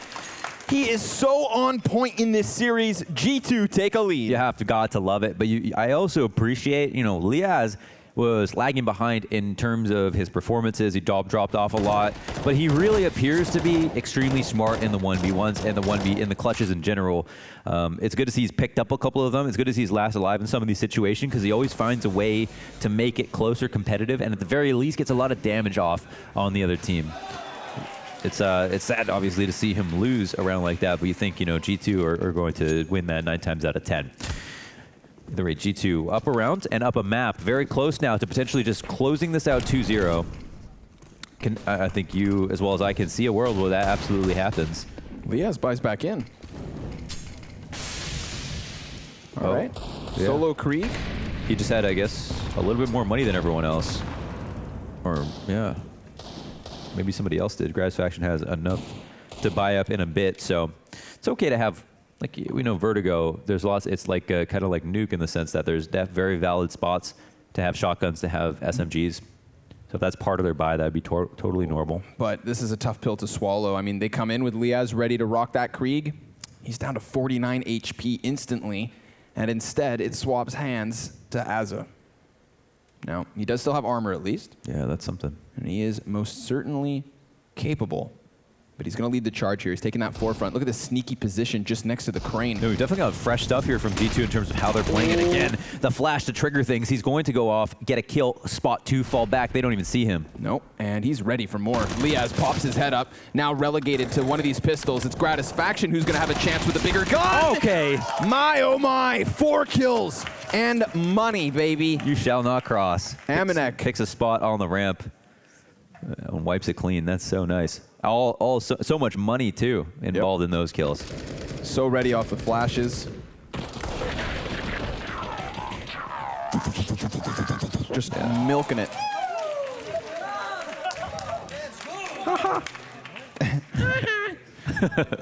You lined up, you got wrecked, and now you're buying back in with everything they have. 100 Thieves down by 2, trailing. As G2 have gotten themselves onto the double digits first, here comes Hunter, and it's gonna cost them. Jacob, first bit of success here. Kenny off of the side of boxes, denied by Azza, and Amanek, well, he succeeded last round. Can he line them up again? Seems not. We've got 100 Thieves with a 4v2. Things not so hot this time around as they attempt the same strategy, but it's actually 100 Thieves to bring the tempo a 1 step higher. Now they've got mid-control to work with. Bomb actually pulling its way back. Jack's running through the fire, realizing the importance of the rotation at this moment in the 2v4 to take a risk, but the risk does not pay off, and in fact, him and his teammate will both die in basically quick succession. Glock to the head of Nexa, and that's round 1 for 100 Thieves to pull it back. All it needed was a little bit of extra juice. A little pizzazz. They threw it at that A site and then immediately sprinted back. I got to give props. DJ actually showed us JKS perspective. 2 rounds ago when we had that lineup from Amanek, right? JKS was just creepy crawling outside of the B bomb site. And, you know, information, name of the game sometimes on Vertigo. And you saw how adamantly and quickly they were able to move that bomb over to the opposite side of the map. It paid off. JKS, again, ensuring that his team have an alternative route, that they don't have to smash their heads against this A wall over and over. Kind of like what G2 did. You know, they didn't succeed at B, so they kept trying at what worked. It got them here, still holding on to a 1-round lead, but keep your eyes on Hunter. He is close smoke on short. Yeah.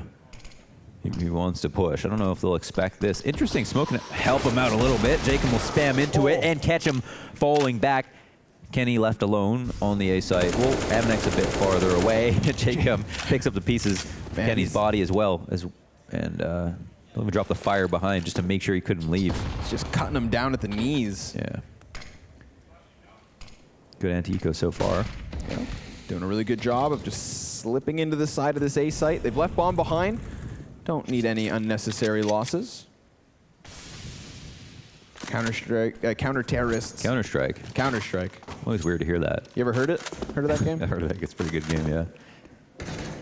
I think it's all the rage. And we've got that way Oz flying in, 1.33 there. For G2? For G2, just slightly in the lead on this map. Once again, well, this one, it's going to be tied up. Both are going to hit double digits, and then we'll find out what happens. In terms of game plan right now, Connor, who do you like more? Like, what do you, from what you're seeing? We haven't seen the full spectrum. Yeah, we haven't seen the full spectrum, full buy versus full buy. Yeah. 100 Thieves on this T side so far, but I feel like I really like what we're seeing from G2. I have a lot of faith in their first map, and then also what we've seen in the first half.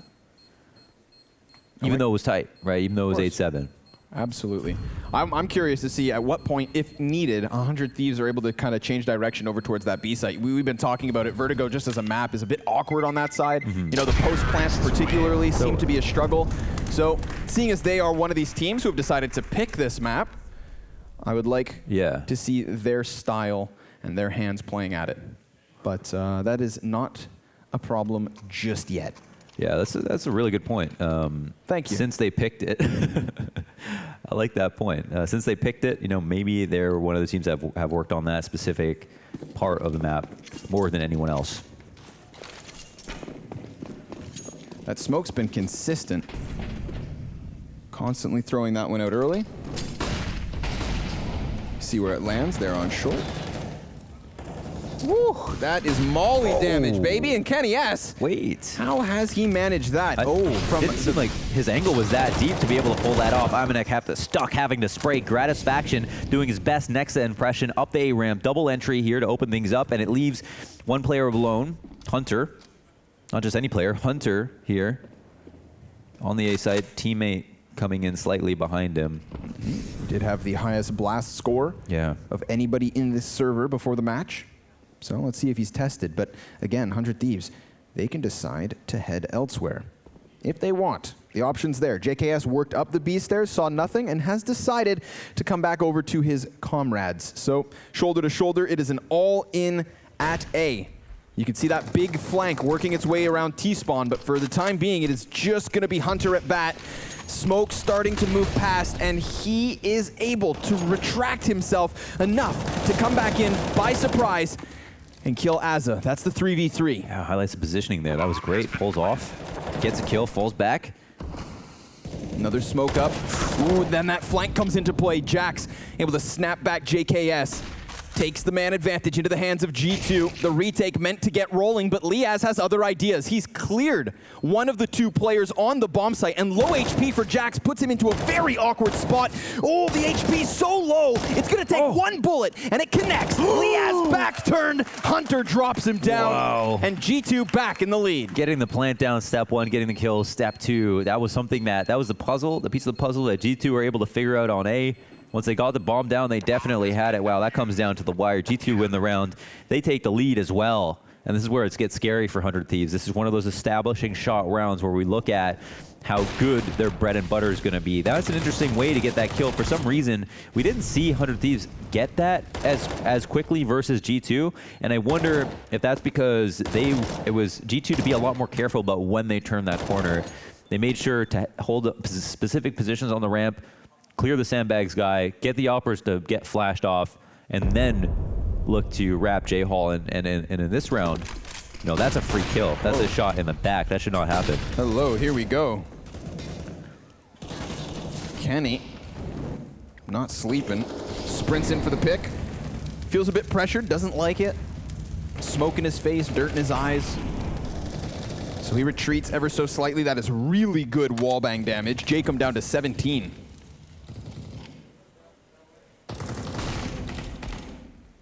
They're posturing up here, puffing their chests, trying to make more noise.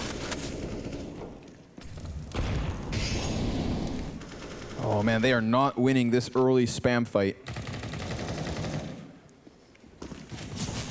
Yeah, it's like one of those things. G2, they know that they're spamming with a purpose. They know all these angles, but they don't know how much it's actually done. Hunter, it's one of those kills, doesn't matter. Kenny S right for the headshot with the AEWP and will move in for a second kill. Gratisfaction back turned here, but behind a wall as well. Well, we'll see the wall bang come out. We know Kenny S, when he gets bored, he's going to shoot at stuff. Ooh. That's a flick up, but Azur manages to come out ahead 4-4, and they're inching a little bit closer, but the bomb is still very far back, and B is still wide open. 30 seconds, and Amanek, that close position's going to get cleared. We'd seen him succeed from there. Now Nexa over on the opposite side. Rapid headshot versus JKS. 2 members of 100 Thieves left over. Still no bomb control. Yeah. 20 seconds. Where is that Not thing? even time to win. They can't even get the bomb. They need all the G2 frags. do is That's what they need. Stay alive. 2 more kills. Oh man, all Hunter has to do is hide. CTs don't realize this though. I mean, they're not going to throw themselves at the fight, it looks like. Hunter, now that he's scared, he's going to fall back. But yeah, that's it. I mean, objective-based game, right? You can try to get the kills, but it all revolves around the bomb. G2 will win another round and take it to 12 to 10, excuse me. One step closer to taking this series 2-0. I mean, we saw G2 fumble around because of bomb. And now that's been swung back the other way. So an anomaly on each side. Yeah, that made it look like they were so nervous and shaky in the first half, but that was the only round they really messed up that badly. But it's 100 Thieves who can't afford that now. They can't afford that at the moment.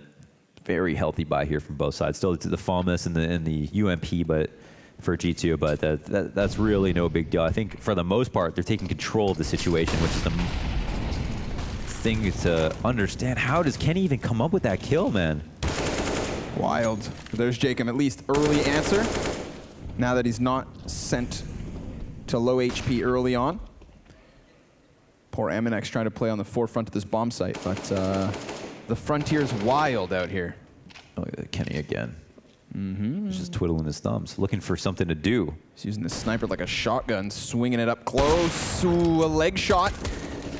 But it's enough to have JKS scurry back there. 15 health, would have fallen to the USP. Good Another great flash, an attempt to on the spray down, but just one frag. And Jax, he knows he's susceptible to the peak, so he too retreats just a bit behind the wall. Huge on the counter utility. It's 3-3, but it really looks like, G2 have got things under control. The push up again, but the flash is no good. Goes a bit too high. Easy to dodge there for Azur. More pressure now on Kenny as he moves in to the execute itself. From the smoke. Can't turn around and take Azur out on the A ramp. Oh, grenade. That's a bomb plant denied at the very least. 37 seconds, though. A little start to the 1 versus 3. A little bit of damage versus Liaz is going to be enough to drop him. He sees the player further back on ramp, knows that wouldn't have been the planter. Here's the retreat down short, so he has a good idea as to where both of these players are. Does he fancy his chances? He's been smoked off. Try to push him into a lurk. Bomb's halfway gone. Liaz, audacious play here. He's decided to come back over to the left. That's what's going to catch Nexa by surprise.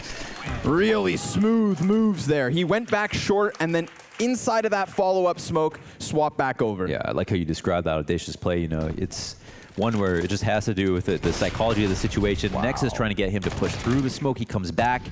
Liaz takes that as a way to just kind of get to a brand new spot. Fire in the hole. Yeah.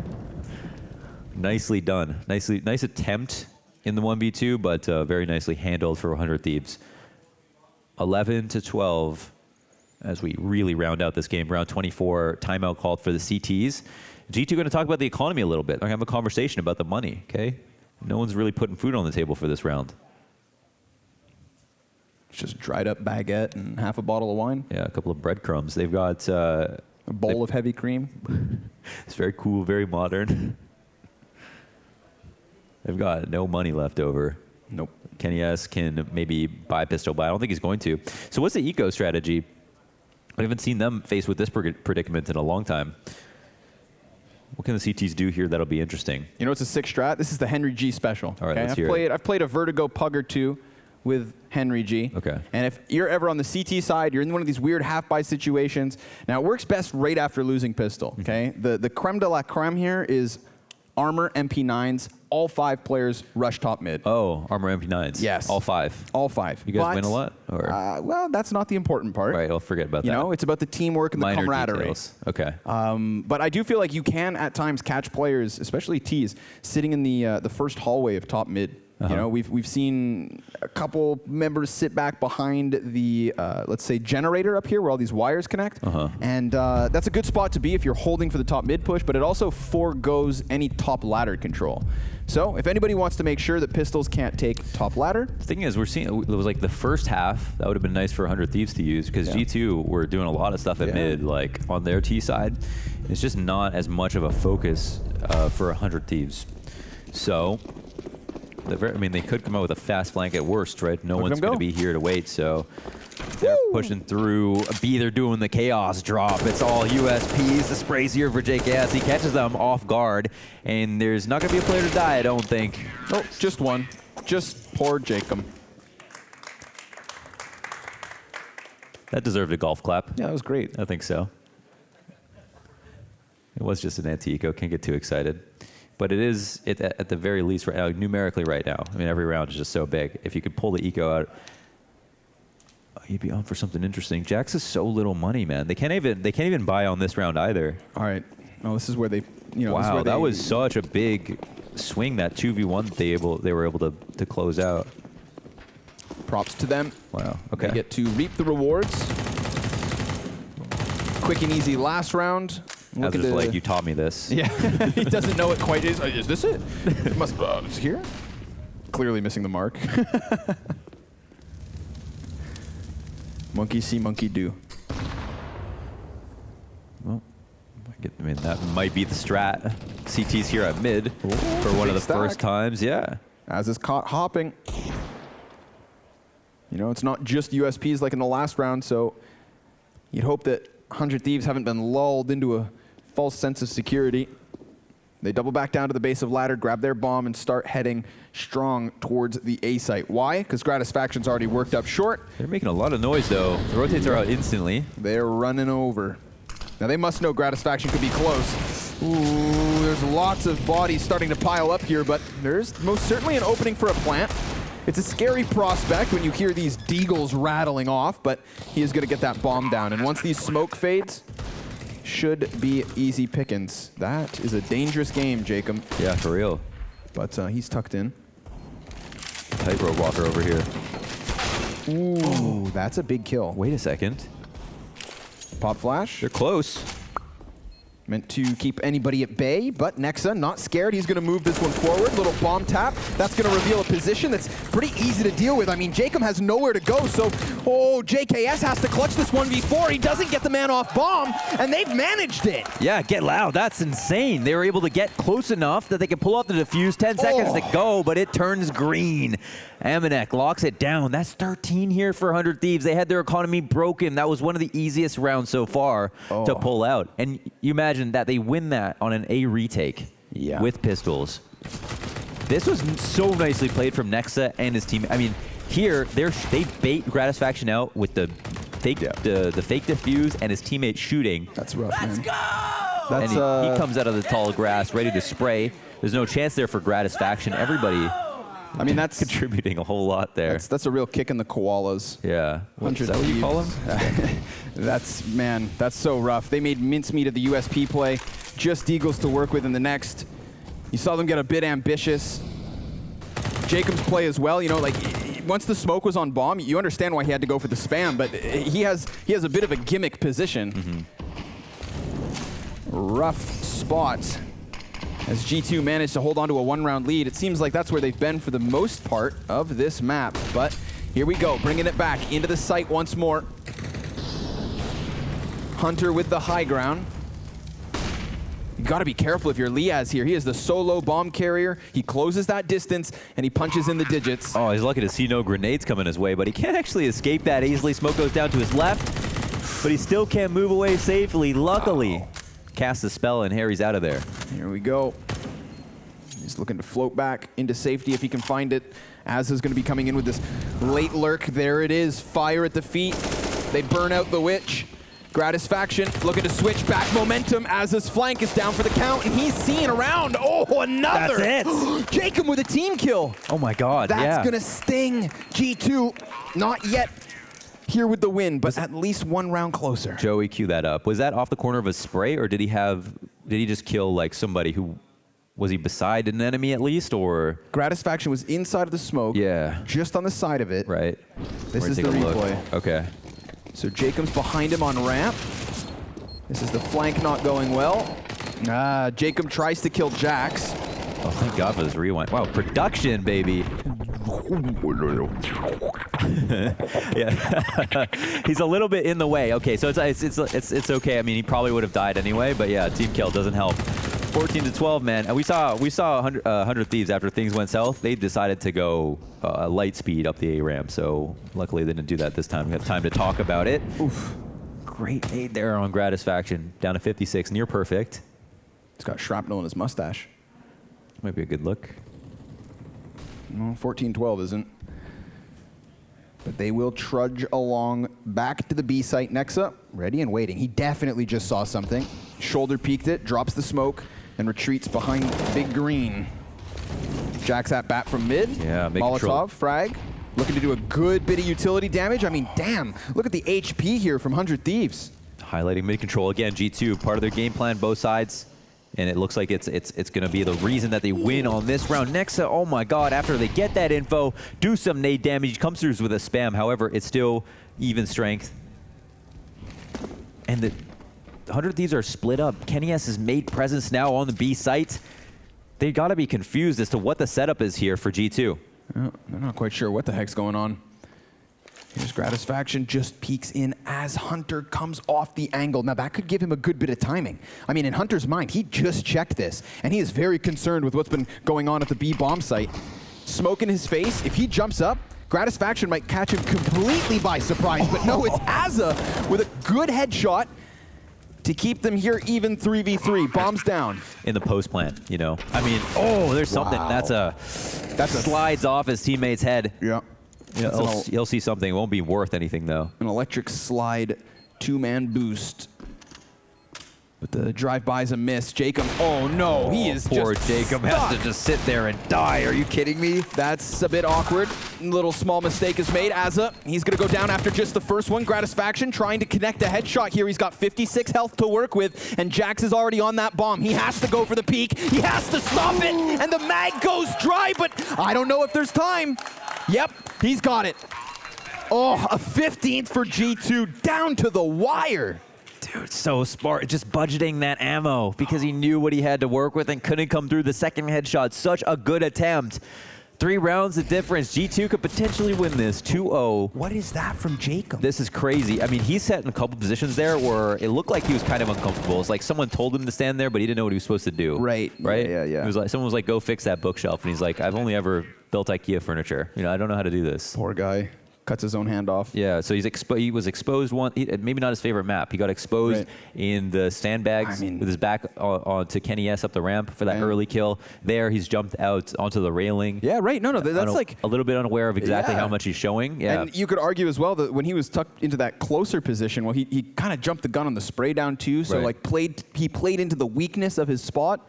He was caught with just his rumpus sticking out a couple times. I guess, you know, for him, it's like the indignation of falling and dying was not worth it. He was like, I can just be Metal Mario here behind the steel pillar and hopefully last long enough that my teammates can come out and help me. He did survive an op shot and a couple deegs on the follow-up. But it wasn't enough. Nope. Here it is. Final attempt, perhaps, for the 100 Thieves. 3 map and match points. G2 looking to take their opponent's map choice. In our pregame interviews, every player predicted their opening match going 2-0. And that may be the case. Here we go. Hunter's got that opening kill. He's going to hear walking on the rafters. Nexa. They're looking for a boost, but Nexa's smoke. I mean, could he get that information? They're making too much noise. He's going to push out. Yeah. Ooh, but try to take down the bottom of the totem. Doesn't line it up right away. The spray just good for 1. Amanek's going to have a gun advantage over Liaz, just working with that MAC-10. And here's the big flank from Jax. He could be the nail in the coffin. He's going to decide to pull this off. Clears Jacob, who's not watching flank. Down now, 2 quick kills. And G2 have picked up this second map, victorious on Vertigo, Mohan.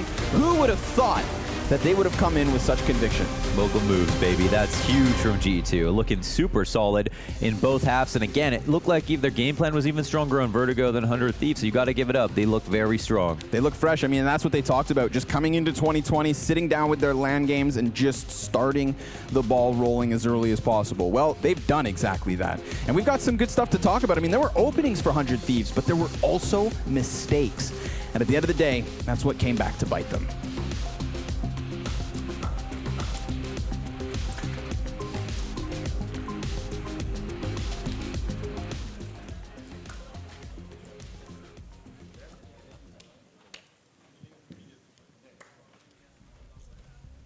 Nexa, a great start with a 2-0, but it was when we were talking to the teams, many people expected that 2-0 to come out of this. Obviously, it's going to be a very positive feeling for you guys, but how does this 2-0 feel? Pretty special after that little beef with Kassad in the middle? Yeah, it feels really good to win, of course, as always. I think both teams were pretty shaky at the start. I think for us personally, it felt like we had some first LAN jitters or something. You know, we didn't play for some time on LAN, and neither did they, so you could actually see it and feel it in the game for sure. Both maps were extremely close. It was just like some individual plays that won us the game this time, but overall I think it was a great game to be a part of. Now let's go back to that Dust 2 a sec as well, because that was a comeback and a half, because you guys were almost looking down and out of it. What were you kind of saying to the team at that point? Yeah, that's where you could see like the jitters most clearly. I failed some of my shots, and we were all just too hectic and all around, you know, bad communication and everything. So what I said to the guys is, we're not doing any mistakes. We're just scared. All we have to do is we just play default. We do what we actually practice, and we trust the setups we have. We don't over rotate or fall for fakes or whatever, so we just trusted our setups. We did exactly what we did in practice, and it worked out towards the end of the second half. Now on Vertigo, did you expect that pick to come in, and did you kind of have any ideas what they might deliver on it? I had no idea it was going to be Vertigo. Like, historically, for us, I mean, I don't know if it shows on the results, but we feel very comfortable and very good playing that map and getting Dust 2 and then Vertigo second, which was in 2019. It was like, if we don't get Dust 2, we would pick Vertigo. So they gave us 2 of our best maps, essentially. So I would say the veto went in our favor, and yeah, it's how the game went also. Now, you were having a good game, but we saw Kenny also kind of rolling back the years, especially on Dust 2, this new system with him working in play. Do you feel confident in what you guys managed to achieve during your practice time now? Yeah, I still feel pretty confident with what we did. Although Kenny showed some really good signs, this is like not even 10% of what I know he can do. Whew, big words. Well, I look forward to seeing the rest of it, mate. Congratulations. Thank you.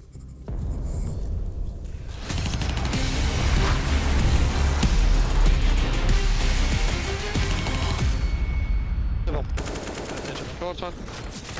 Headshot. Nice. 1 HP. Nice. I'm defusing. I'm defusing for win. Sandbags. Sandbags. I'm defusing for win. Nice, François. Nice. Best League player in the team, bro. A lot of happiness in the G2 camp after a phenomenal 2-0 victory, I would say, in their opening match here at Blast Premier. And I just want to check in with what Nexus said there. We got Dust 2, of course, we picked it and we're very comfortable in. And we were surprised that Vertigo was let through as the second because we are so comfortable on it as well. And for a team as 100 Thieves that has the fundamentals down, and I would think has a good read on what the pick and ban should look like, that is quite surprising. And of course, this is results-based analysis, but it was a huge mistake, Duncan. Yeah, as I said at the beginning, it is a gamble certainly to pick that because there are other maps in the map pool that are not good G2 maps that they could have just gone straight into. I mean, the obvious one's Train, like Chad said there. You could have obviously done something like, I mean, in this scenario, you couldn't pick Inferno, but basically almost anything else except Vertigo. So the idea was if you picked Vertigo, you better be really confident you got something amazing on it. Yeah, that game, if you look at it from the 100 Thieves side, which is what I'm doing, unfortunately, everybody at home, that second half was super frustrating, right? You look at all the rounds that they're able to get into the bomb site and plant, and then the retakes came in, and then these little situations where they had a good post-plant set up, but then a smoke would get dropped, or they lose that eco round. Those kind of rounds right there, you could just see the tilt building and building and building because it felt like they were doing everything they needed to put themselves in the right position. They just couldn't close. Now let's throw another team, throw these boys on the pile of one of the better teams in the world, coming on in without any officials under their belt and looking rusty. Never heard this before. Exactly, right? It feels like we're just a broken record at this point. We're seeing it again. So now it's a question of, do they bounce back? And now they have to see who wins out of EG and OG, which if it goes in this fashion, I'm a bit worried. Oh, you seem very worried, so I suggest we take a quick break and then we dive deeper into what didn't go so well but went great for G2. We'll be right back.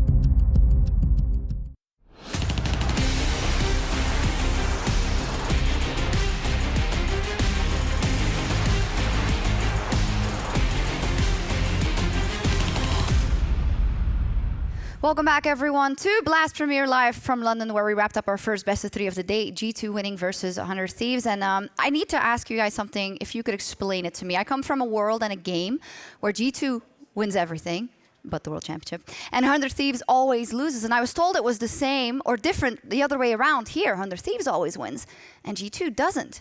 So what's going on? I mean, we can start on what he picked up there, which is like, I think what we're seeing in this tournament is normally the year never takes this long to get going. Yeah. You start playing in January usually. You've got tournaments then, or if you're going for the major sister, you're in the cycle already. So the fact that we've had teams like 100 Thieves, it's got to be like over 2 months since they played an official LAN game. 71 days to be exact. That's a long, long time. Remember, we were saying how Astralis at like 58 was really pushing it. So if even the best team of all time comes in and they're a bit rusty, they don't have that match fitness that you'd have if you're playing week to week to week. I think what you see is like a lot of the other elements were there. They were making a lot of good Counter-Strike moves, but in terms of literally just the basics of shooting people with the gun, they were way off. I mean, there was one player in particular, right, that you kind of highlighting. Yeah, Jacob is who I want to focus on here because he's normally up the top. It's JKS and Jacob. It's that duo, and then who's going to chime in as the third star of that team? Well, we wait and see when the game unfolds. But here in both matches, Jacob was very, very quiet, and normally he's the entry fragger on the T side. They lost opening duels on Vertigo here, 19-9. They only managed 9 in terms of opening kills in their favor, and the same can be said over there for Dust too. They lost that 20-9 in terms of opening duels. So they were really struggling in that aspect of the game. And then they were winning were either they were trading efficiently somehow, like JK's getting jumping Krieg kills or things just falling in their favor. Well, we're going to dive a bit deeper into that as well as what worked for G2. But first, we have Azure standing by for an interview. I've got Azure with me after a tough loss there of being 2-0 in their favour, but very close games, mate. The first thing I want to come back to is that Dust 2 portion where it looked like you guys had it in the bag. What do you feel went wrong? Man, it was just both games in general, just T-halves were pretty sloppy. Pretty sloppy from both teams, to be honest. I think it being our first LAN and it being their first LAN of the year also, there was a lot of mistakes, and it came down to the mistakes at the end of the game, and they made less than us. Now, when it comes to Vertigo pick, even Nexa just said he was very surprised by it. Was this you guys trying to get a punish pick in there that maybe just didn't go the way you planned? With Vertigo, we're just pretty confident on it, to be honest. Yeah, we like the map, so we played to our strengths for that, and obviously it didn't go to plan, but Vertigo is a pretty good map for us. Now, in terms of what you guys going forward, right, you'll find out who you face later on. Is there a favourite team you'd rather face in that to maybe give yourself a confidence boost to have an incredible lower bracket run? I mean, it's hard to say. OG, they're a dark horse. EG have always been like a hard team for us in general. So I probably lead more towards wanting OG just because of that. But it's also hard to read OG just with there being such a new team and stuff like that. So, I mean, it doesn't matter. We just got to come swinging tomorrow, and that's all that matters. That's what I like to see, and that's what I like to hear. What are you going to conversation-wise have with the team now tonight and kind of planning for tomorrow? So we're probably just going to look back at the games and just look at our mistakes, what we fucked up, and that's pretty much it. And then after we find out who we're versing, we'll probably prepare for them tonight also, and that's all it is. Well, hopefully no more F-ups, mate. Good luck going forward. I'll see you tomorrow. Thanks, bro. I love that he went for it. Just said the F word because caught himself and then still committed. So maybe they could have used that in the server a bit more. Yeah, I mean, I was going to say. He's pretty good on the second map. For sure. Second map. Of course, they aren't out by any means. Tomorrow they'll play whoever loses the match between EG and OG later today. I do want to turn the attention a bit on G2 Esports. Sure. G2 Esports, which we had a lot of questions and didn't peg to win, especially Nexa. To remind everyone, a very young player who is now the in-game leader, but who's also fragging the most on the server out of G2 Esports, 2 maps in a row. How important was he to the win? Absolutely. I mean, that's the problem. It's easy when you look at the tactical side to see all the mistakes of 100 Thieves. They were in winning post-plant positions, like you say. They were getting good first halves.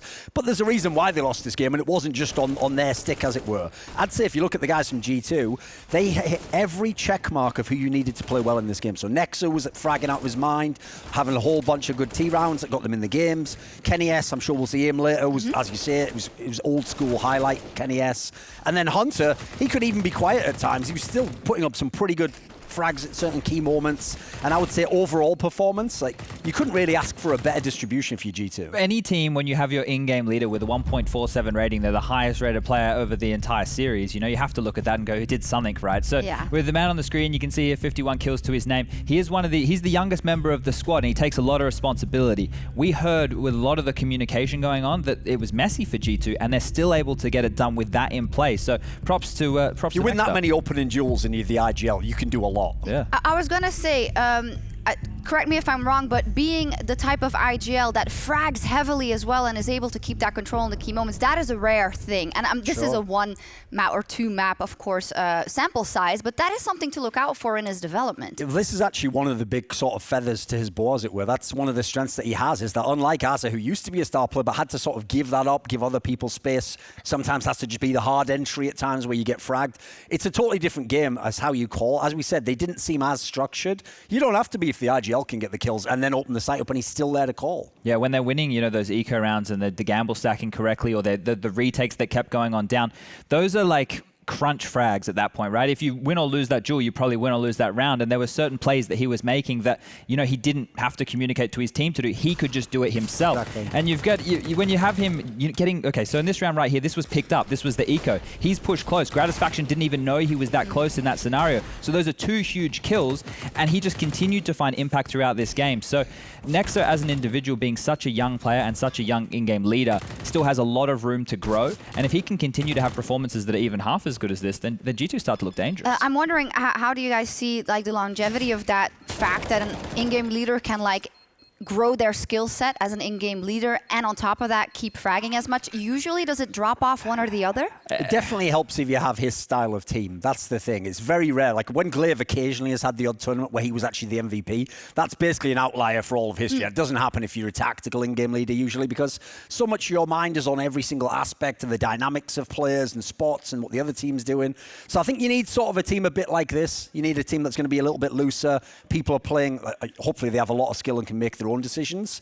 I would say he could continue it in this squad. The question is, can G2 be one of the best if they play that style? That's where I would worry about. And once again, we'll just touch on that communication again. If they come like that in a game which is a little bit closer, or they're back and forth in those clutch rounds, they probably lose, because the breakdown of communication in some of those situations, we heard they were just talking over each other in the mid round. It sounded like some of the things Nexa was calling was just getting completely disregarded. Short-circuited a few times. So that can't happen, you know, when you're talking about if they make it to the in the upper bracket final tomorrow. That can't happen, right? They need to be able to have their communication a little bit clearer, making sure that they're on top of those situations. But I want to look at that CT side from them. They made things very frustrating for the 100 Thieves guys. They were constantly going for fights, and that can be allowed when your individuals are hitting shots, right? Just throw a quick flash and take a lot of jewels. And you could see in the mid rounds, 100 Thieves, they were setting up for executes.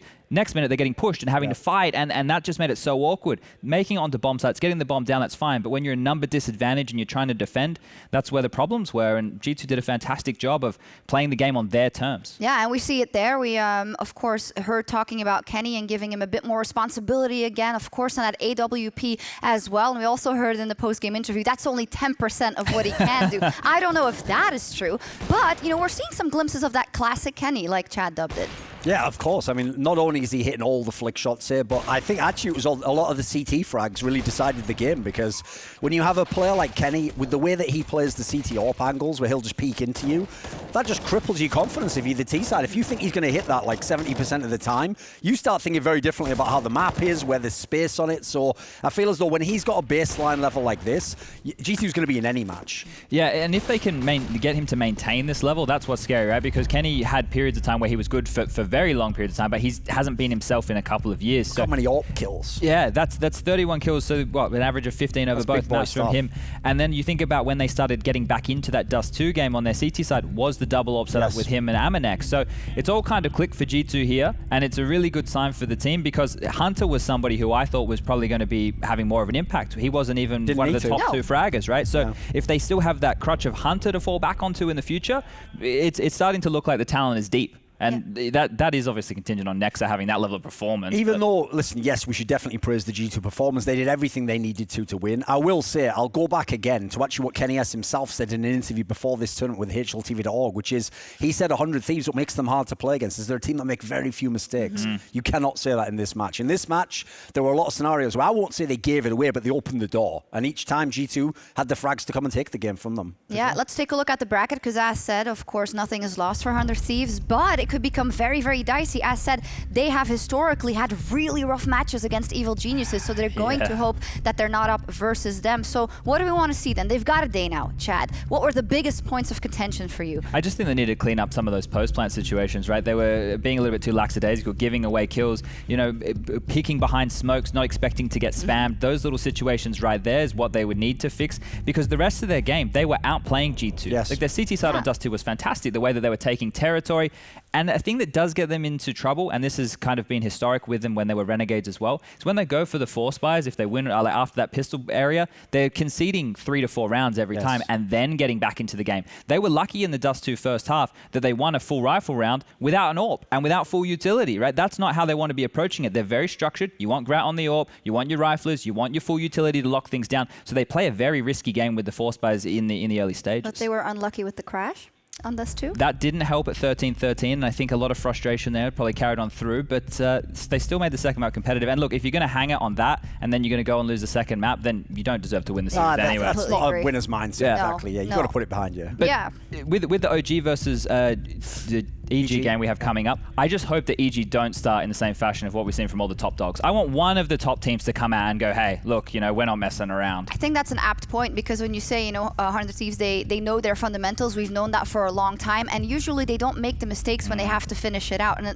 thing or two has to do with not being warmed up completely.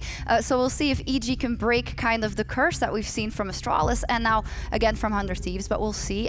We're going to take a bit of a break. It's actually a long one, but you can go out and get some dinner. We'll be back on air at 7:10 London time, which is 8:10 in the rest of Europe. So we'll see you then for EG versus OG.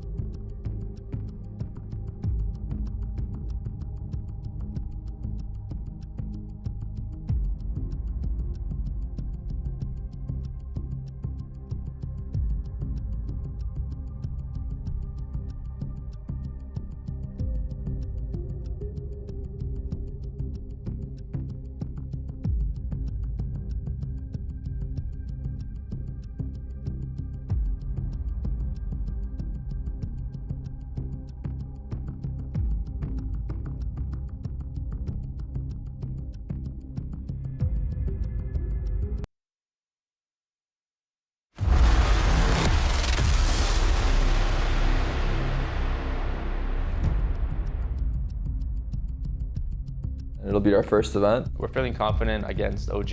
We don't know much about them. Obviously, they're still a new team.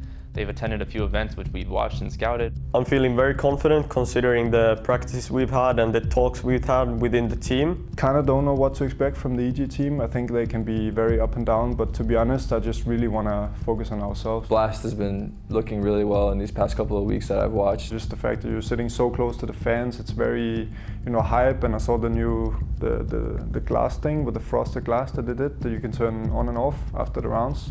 Who knows, if somebody wins a big round, then we might jump over the glass. Score prediction for me would be 2-0. I'm actually confident we'll take it 2-0. 2-0 EG.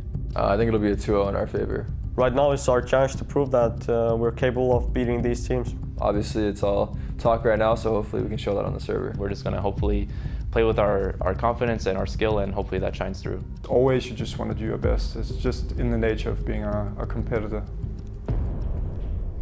Welcome back, everyone, to Blast Premier here live from London. My name is Shox, and I'm joined still by Thorin and by Sponge as we embark on the second half of the day. Of course, in the beginning of the day, as we pull up the bracket, a bit of a stunner.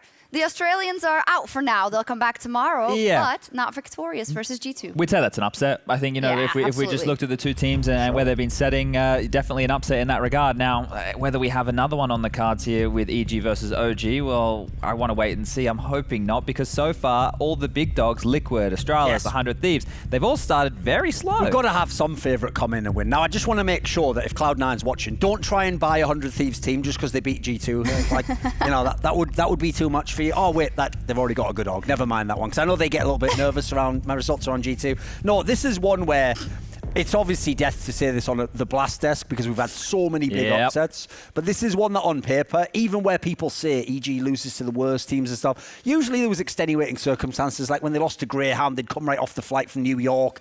On paper, they should not lose this game right now. This is not a team that yet has the pedigree to beat an EG. Yeah, I would say though, Thorin, I know you've said in the past, for instance, that EG is a team that has an incredibly high ceiling, but man, can they drop off if they're not performing. And these could be those situations. So what are we expecting if we expect a high level of EG? How strong are they? Well, the guy in the middle is basically the barometer of the team. If Breezy's really, really good, if he's a top, let's not even say top 5, just a top 10 player in the world, this team can do anything. They can seemingly beat anyone except Team Liquid bizarrely.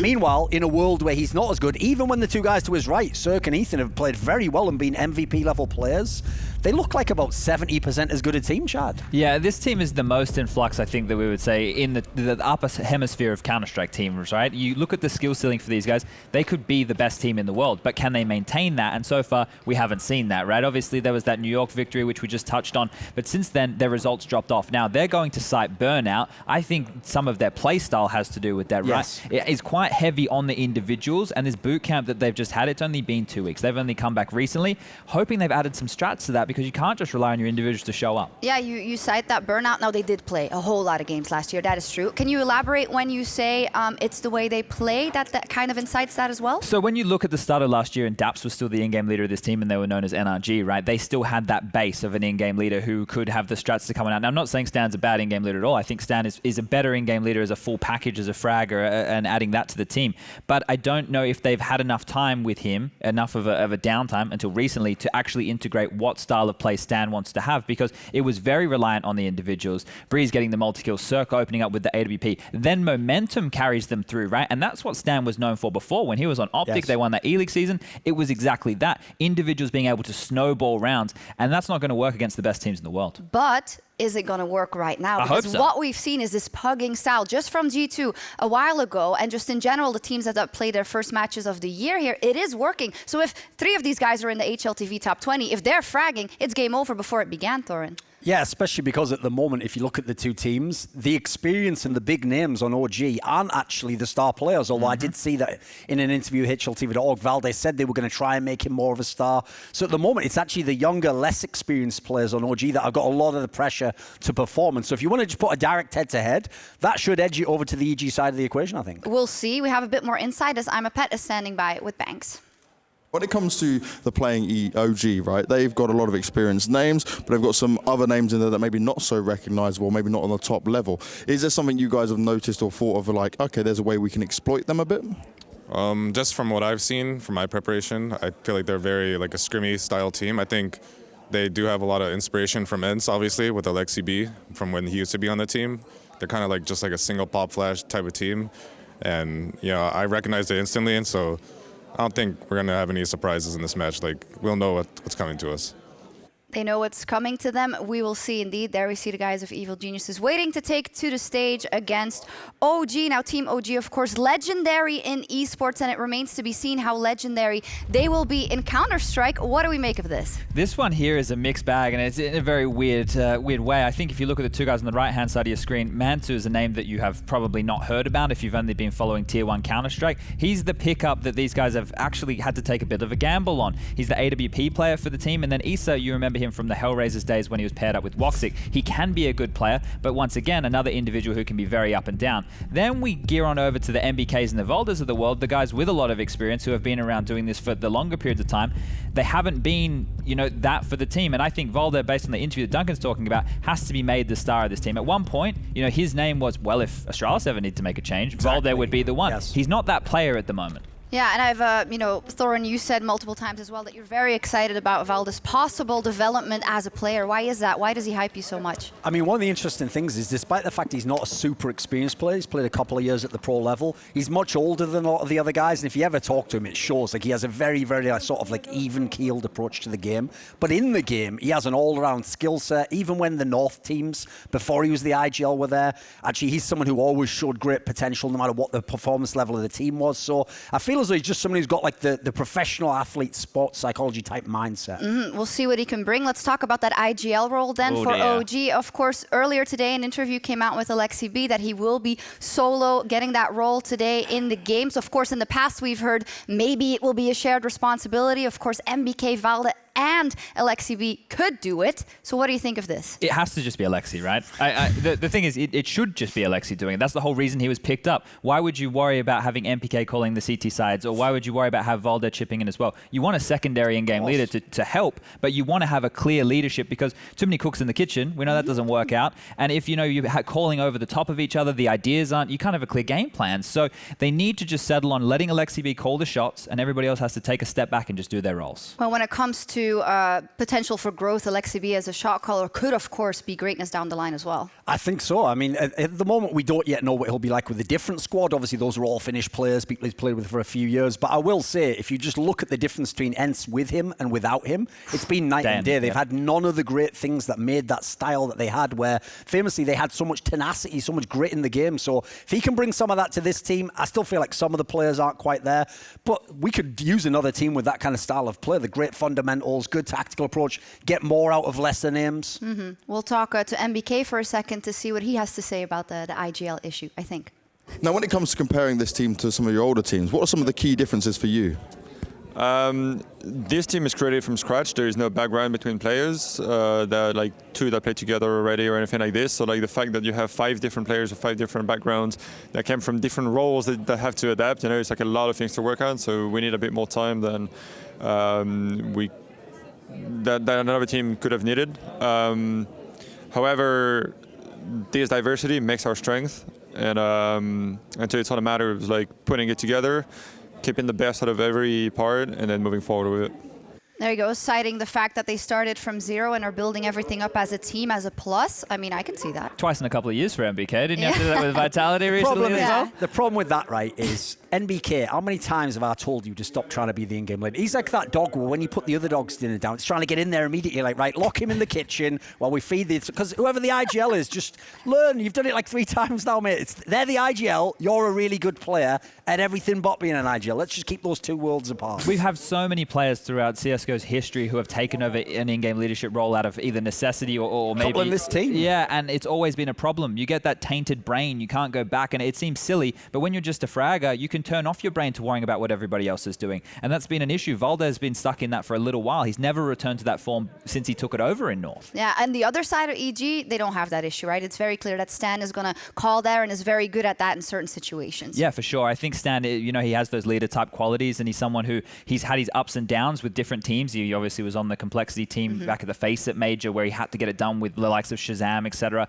But now that he's been given a star team, it was kind of like he was lucky that Daps wasn't a good enough Fragger. It's like, oh, well, we need to pick another in-game leader. Let's grab Stan. He's having another shot at it right now, and I'm hoping this team can be more consistent than what they were towards the tail end of last year. Yeah, we will see. When you look at it, it sounds like EG should be the favorite, right? So how does OG edge this out? Well, one area I'll be very interested is actually when we get to the map veto. Like, there's a lot of play right there because the guys from EG themselves, one of the reasons that they somewhat ran a dry after being so hot after the major was that they just kept thinking, no matter what, we will play Dust to win Inferno every chance we get. And you just look at the stats now, Chad. When I look right now, the last 3 months, 29% win rate on Inferno. This was a map they used to beat Astralis on regularly. So that tells you the story right there that they've had to. One thing you have to do if you're a world-class team is when one map goes, you've got to have that next one already sort of humming away, and then you switch straight over with no transition, hopefully. Yeah, some of the moves that they were doing back, within the EG roster towards the tail end of last year was allowing their individuals just to use their skill, right? But when that strat base doesn't work anymore, when they're not hitting the shots, well, then nothing works, and that's when you see this drop off on certain maps that they were once good on. Yeah, we'll see the map veto in just a little bit, but first it is time to meet our players, and James is going to give them a very, very cool introduction, I hope. So take it away.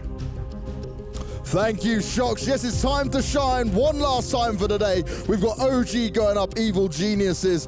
And let's start by bringing our teams onto the stage. First out is going to be the Evil Geniuses. They've got the support here, at least for now. It's time for them to shine, but the question is, will they fall like some of the other top teams have across the board here at Blast? We've seen many of our teams that we expect to come out so dominant have a slower start to the year, which has maybe been unexpected in results. But it's time for them to go up against the new boys on the block. EG versus OG, maybe something that comes in Dota, but now it's Counter-Strike time. So let's bring on OG Esports. They've got the louder crowd in the studio today. They've already played a LAN this year at Ice Challenge, and now it's time to see what they've been working on since then. They'll be going up against the Evil Geniuses. This is going to be a very tough matchup for them, and it's time to see how this one is going to go down. Mantu, you're on home soil, so come join me down here. Tarek, wakey, Tarek, come on down. You can have your little chat. It's completely fine, no problem at all. So how are you feeling, Mantu? It's quite a big stage for you now. Yeah, it's alright. It's not that big. Are these guys that scary? Nah, not really. Tarek's a little bit washed up, so.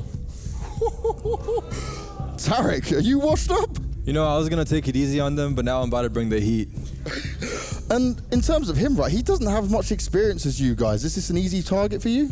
I mean, this is going to be an easy game. I'm putting it out there right now.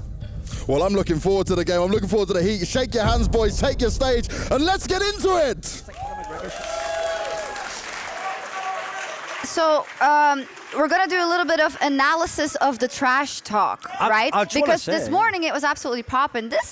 What would you have changed? Well, what I would say is this, first of all, I actually didn't know, because I know Manto has like shared nationality. Yeah, apparently he is British. Yeah. Fair play. He did a good job with that. On the side of Tarek, though, like, you could have gone harder. Bring the heat? Like, what is that? I'd have said, like, I won a major, mate. Like, what have you ever done? Have you ever even played at one? Oh, you don't qualify to my bad. I did. Drop the mic and walk away. That's it. You don't even need to have that discussion. Yeah, that would have worked indeed, but here we are into the veto. So we haven't seen Vertigo be played for OG, so that makes sense. They're removing this one from the pool. For the side of EG, yeah, too many Gs, man.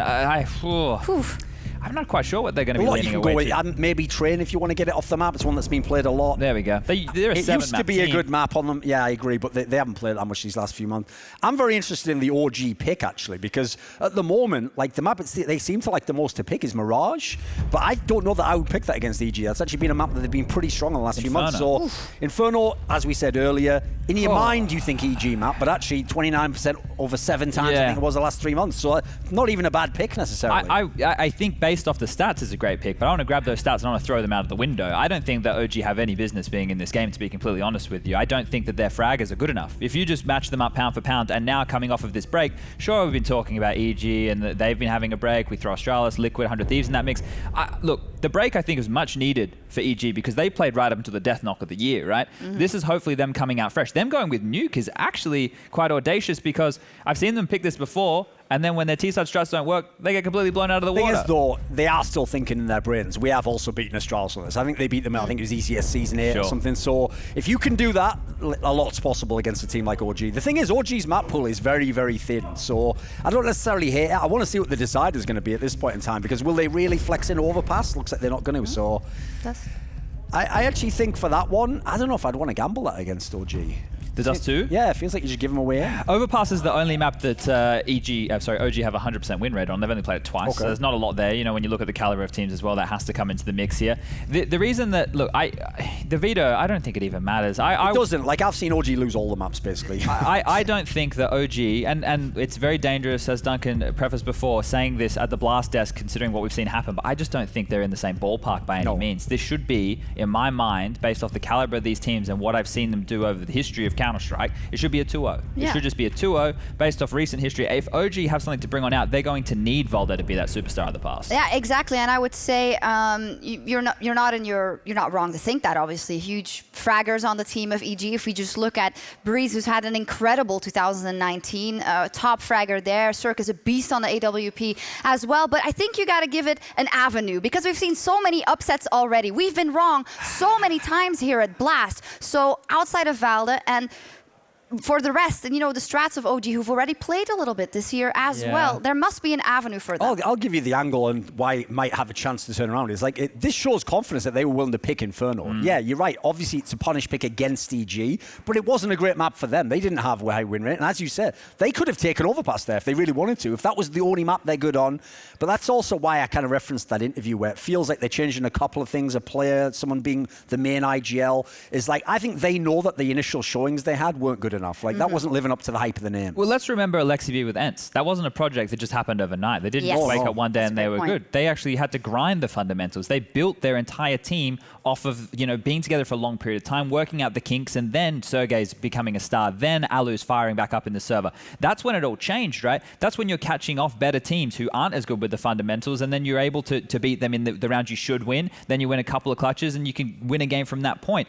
Whereas this team, they haven't been together for a very long period of time. Rugab, the man behind them's only recently come on in as a coach. They haven't even worked out their roles properly. There's been too many voices within the game, which is, you know, a clear problem that's been reported on. I can only see negatives, right? If they do come on here and they have another massive upset run and we have the complexity 2.0, fantastic, but it shouldn't happen. Like, it should not happen. It should not happen. You think it's a lot to ask for a team that is working with a lot. You know, they're building on that synergy. They're still building on that IGL role, and there's going to be today see how much LXCB can contribute in that. We have kind of the wild cards also in Mantu and Isai, I would say, because we don't really know, right, Thorin? No, especially because, like, Mantu showed promise. He looked pretty good at CS Summit, but he just hasn't played enough at Tier 1. I think I have seen enough of Issa at Tier 1. It just hasn't been that good at the moment. So I would just say the big problem is you can absolutely point out the failures of some of the stars in EG, but they did have 3 of those top 20 players. And at the end of the day, if even 1 or 2 turns up, that should be enough, actually. That should be enough to get the job done in this particular match. Oh. Yeah, so right now on the screen... Can lie then, or what's going on here? This is the thing as well. So the tail end of the year for EG, it wasn't great. You know, it wasn't the same level of performance as what we'd come to expect. And then for the likes of OG, they've played some online Counter-Strike to start off the year. They weren't able to qualify for Katowice. They're over their Ice Challenge. They beat Ents. That's their biggest takeaway from that event, right? So they've had some stat padding, some might call it, in that regard. And pound for pound, from what we've seen, Cirque's a better AWPer. Mantu hasn't had the opportunity to play at this level. Now he gets to play against the big boys. So if those stat lines are the same afterwards, well, then we reconsider. Yeah, we have a couple of minutes more before we get into the game. So we talked a lot about OG. I'd also like to talk about EG and kind of about, you know, the potential and what this team could be. Because as you said already, we've seen glimpses of absolute brilliance. ESL One New York comes to mind, obviously. But what do they need to build on in this year to keep that going and maybe have a shot at a major? Well, one of the reasons I also stress that Breeze has to get back to being the best player in his team and as a result one of the best in the world is the timing of his game dropping off was actually so tragic because actually Ethan had been fairly quiet up to that point while he was an MVP level player. And then Ethan sort of took over and picked up some of the slack. It's just he plays a different role. He's going to have different impact on the game, even which maps you're good on. So if they could have had it all at once, if they could have had that period like Team Liquid did in the summer last year, where you have the 3 superstars and they're all going off, at that point in time, they could be the best team in the world. Like, that was really on the cards. So the idea they were up there at number 2, number 3, and they just sort of held position when there was a chance to push on, that's what I would hope you could see in 2020. Like, I issued the challenge to Breeze, when he got ranked in the top 20, I said, if you make yourself a top 5 player next year, your team can be the best in the world. It's like, that's not enough just to be a good player. I think Stan as well obviously has a huge role. Stan and Tarek, as I'm going to call them the cheerleaders. Obviously they're contributing in the server, but they're the noisy ones of the bunch, right? They're the ones who are getting them fired on up. When you remember the moments from EG beating Astralis, when you remember that, you've got Stan, you know, they're winning rounds, he's smashing the desk. He's so fired up. He's in that moment. And that plays into them being a momentum-based team, because as an in-game leader, if you start feeling the game, we got the Betway odds on screen here, heavily favoring EG right now, but I just want to get back to the point of being a momentum-based team. If your in-game leader's feeling it, you can just continue to take all the liberties. And we've seen what happened before. I want to see it again. Yeah, exactly. We'll see who's feeling it today. I know who, actually. 2 guys on the caster deck. It's been a while, but Anders and Semler are casting together. It is Valentine's Day, guys, but what happens under the desk stays under the desk, I guess. Looking forward to this one. Take it away. Thank you, Shocks. And you're right, Dad and Dad, we're back together again. There we go. It is Valentine's Day. I hadn't forgot it all. Don't worry about it. Always remember, of course. How are you doing, Sam? I did not wake up to flowers this morning. No, none of that. No chocolates. I flew in. There wasn't even around. Anders, so I know it's rough, isn't it? It's been too long, man. Dude. It has been. It has been a hot minute, hasn't it? 2.5 years? Something like that. Yeah, we did it. It's a Blast TriCast thing. Yeah, but that was a TriCast, right? Yeah, that was. I mean, going back, it's yeah, not quite the same. It is. Now we just need to start talking about benches. They added a bench to Mirage. If we had a Mirage, you know, we could be talking really about that. throwing it back. I wonder how many people will remember the how that worked out. Dude, but yeah, I run into guys who are like, man, Nip TV, back in the day, Nip TV. Benches. That's the legacy.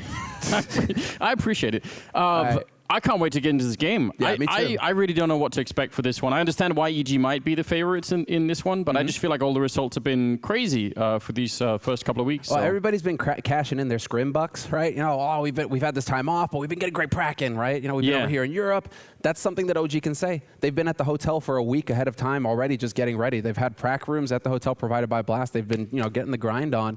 But again, that's not official. It's you're getting your scrims in, you're banging heads in scrims, but does that translate to the live server? I can see why everybody sides EG on this one. Yeah, it makes sense. Who was actually crazy enough to go with OG? I can't remember. Somebody went crazy. There's always one guy. There's one guy. There's always a Moses here somewhere. Yeah. There's always. We're going to keep on him. I think that means we're going to get into the game as well. The shields are going to be coming up, and yeah, I can't wait for this one. EG and OG. That's also you know, some nice mix going on.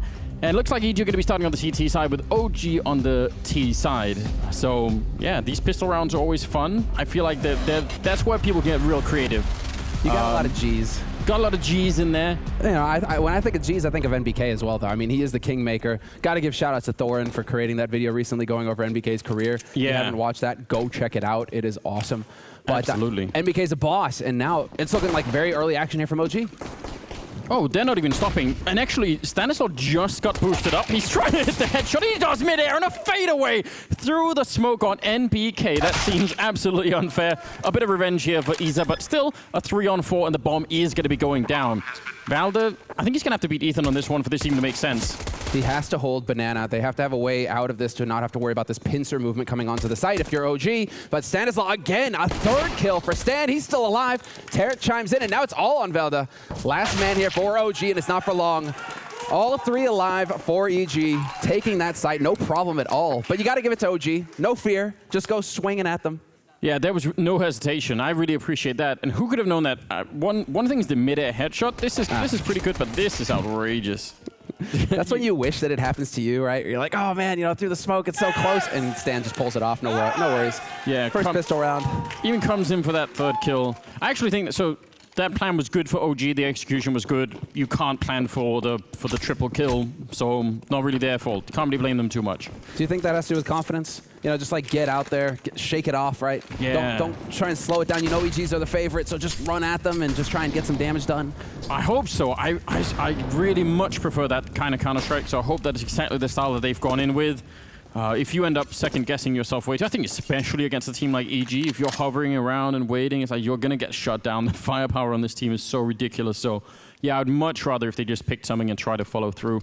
And behind that bomb plant, they actually go for a buy in this round, which is pretty aggressive. Yeah. I mean, isn't that the new CS? Well, I don't know if we can say new anymore. It's been a little bit now. When do we stop? But a little bit. Yeah, it's been a little bit now. But I mean, yeah, get the bomb plant and just proceed to a buy. Funnily enough, it doesn't always work out. It doesn't work out as often. I think HLTV had an article not too long ago at the end of last year, covering that, where we like to think that, oh man, these force buys are so effective, except that the stats actually showed otherwise. But OG willing to take the risk right now. They've put their money down on the round. Trying to sneak in the middle, and it almost worked out, but they end up actually getting a bit of a return. Isa with the Galil taking down 2, and now NBK dropping down. Interestingly, he has an MP5, and he has a long history of picking up wacky weapons when other people won't. So 3-on-3 now, they're heavily damaged, and the bomb is actually, oh no, that's very awkward. That's problematic. 3 players still alive, 4 evil geniuses. But this is actually throwing EG for a loop. They're expecting a bomb plant to the point where Stan is actually rotated back over to keep an eye on things over on the other site.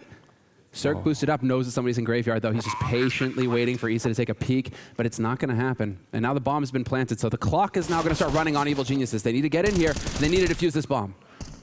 In the pit, just waiting to stand up is Valde. If he does that at the right time, they have no cover for it. They're looking the wrong way. NBK going down, but there's Valde with the Galil, and he's still down there. And look, he's just crouching. He's going to get all 3 of them. That is some pretty good play. Just, again, when you stand up and you're not even sort of jumping or anything, you just have to stop crouching. It's so effective. So that's OG fighting right back, and I mean, I guess justifying the investment. Valde's got some firepower as well. That's one thing, you can't really sleep on him. Well, Denmark just keeps cranking out top-tier talent. Let's be frank, right? Everybody seems to be coming out of there and just banging heads. But Valde, he can win these situations. You can see the experience coming through. OG are going to need rounds like these if they want to take it to EG. They need to rattle EG early on here and not let EG just get too comfortable. Yeah, I absolutely agree. It was a funny coincidence that actually the delay, and as you said, forced Stan to go back and check. That's a weird sort of. I mean, EG won't know it, but if they review the demo, they're going to see it and they're going to think, why weren't they just planting? And it forced OG to use a smoke that otherwise they probably would have used for a little pit. So it could have gone very bad in all kinds of ways. They're going to be trying to just try and crunch the middle there. A lot of CZs waiting for them, and Breeze will pick up 2 kills. He finds another one before the reload. That's way too much damage. And Stan is still here looking for a headshot, and he nearly got it. That could have been the end of the round right there, but looks like it's going to be an uphill fight here for Ethan. I don't know how he could do this. How was that not a headshot for Stan? I thought he had him dead to rights, but 1v2 retake, fresh smoke going down. Ethan, oh, it's not a good smoke, though. So now it's a question of whether EG, they have the discipline to hold the angles. And sure enough, Montu not going to look away. He was trusting his teammate to hold short, and they get the job done. OG, 2 rounds on the board. And well, ready to prove the world wrong? At least at the beginning of this map, it's looking good. It could be. There's going to be a couple of nervous people. Just, if you've been following the first couple of weeks and even the first match today, maybe you think, oh no, is it going to be one of those games? But strong showing for OG, at least early on. That smoke, I agree, that's leaving a gap like that can be so dangerous. But I guess if they saw it themselves, maybe it can also be, you know exactly where to look. So it can work both ways. There's that constant conversation, right, on Mirage mid, where people say, did they intentionally miss the smoke in the window to fake someone out? Did he intentionally throw it so that to try and lure someone through? I see what you're talking about. Depends on how... Layers and layers. Yeah, exactly. Feints and feints and feints. The point is, we can always make it sound like they're doing it on purpose, basically. Okay, Baron Harkonnen. We'll get it. All of the deep reading here. Exactly. Like, no matter what, it's a good smoke. Just one way, it covers everything. The other way, it's tempting people to come through. It's toasted. Well, 4th round, and they're not going to have anything. Guess they're sorting out a microphone issue. But yeah, I'm wondering if this was an issue that they had beforehand, because we were just a little bit delayed with getting EG set up. And this is one of those things where you want to get it solved before you even get live in the game. So to have the momentum kind of broken up here for OG, not great. You really just want to be putting the pressure on EG right now? Yeah, definitely. Yeah, you're right. I guess the only thing we could say is at least then they're having USPs in the next round, EG that is, so they're probably still going to have a decent enough time of it. But some of these rounds have been pretty good. They've been winning that fight at top mid a lot. If they can keep doing that, that's going to be super annoying for OG. Well, this is the tough thing, is because EG yeah, I know, right? That's gonna keep happening, and you just have to accept it. I mean, both of these teams have had a bit of time. OG have had a little bit of experience on land, but they've also had time to prepare, let's say, for this first matchup. Whereas EG, it's like, what are you going off of to get in here, apart from Ice, really, when it comes to OG. Yeah. But there could be that element of surprise. I don't want to go so far as to go for like a complexity moment right out the gates right now, but you could have I mean, there's so much experience on OG. Yeah. Why couldn't they catch evil geniuses off guard? I mean, I think that's true. I think it's definitely a factor. And if you look at the other teams that are here, if you are EG, you're definitely going to be preparing for 100 Thieves in your group. You're going to be one of, just looking at G2 as well. I would imagine that OG is going to be one of those teams you say, well, we don't have that much data to go off of. It's going to be harder to research them, and we might consider them as, a slightly less prioritized opponent than, for instance, say 100 Thieves. So if you're going to be spending your resources researching things, maybe they could fly under the radar a little bit, OG. That could be interesting. I mean, it is kind of sucky for Chad, but in terms of my entertainment, it was great fun watching him twist and turn, watching 100 Thieves. Listen, as if Chad needed more of a reason to be pessimistic about the world. He's already got that going for him. It's not one of his, his qualities. He's already figured out a way to do that, even if there's no prompting at all. MBK's picked up dualies now. The MP5 earlier. He's really going for all of it now. He's just been playing too much of the operation, man. Just get 20 dualies on Dust 2, the dually kills, MBK is one of those guys who he's just out there farming. So he's not actually done with it. He's like, this is an official game, but I'm still going to try and get that. Gotta get those points, man. Gotta get those points, those stars. Why not?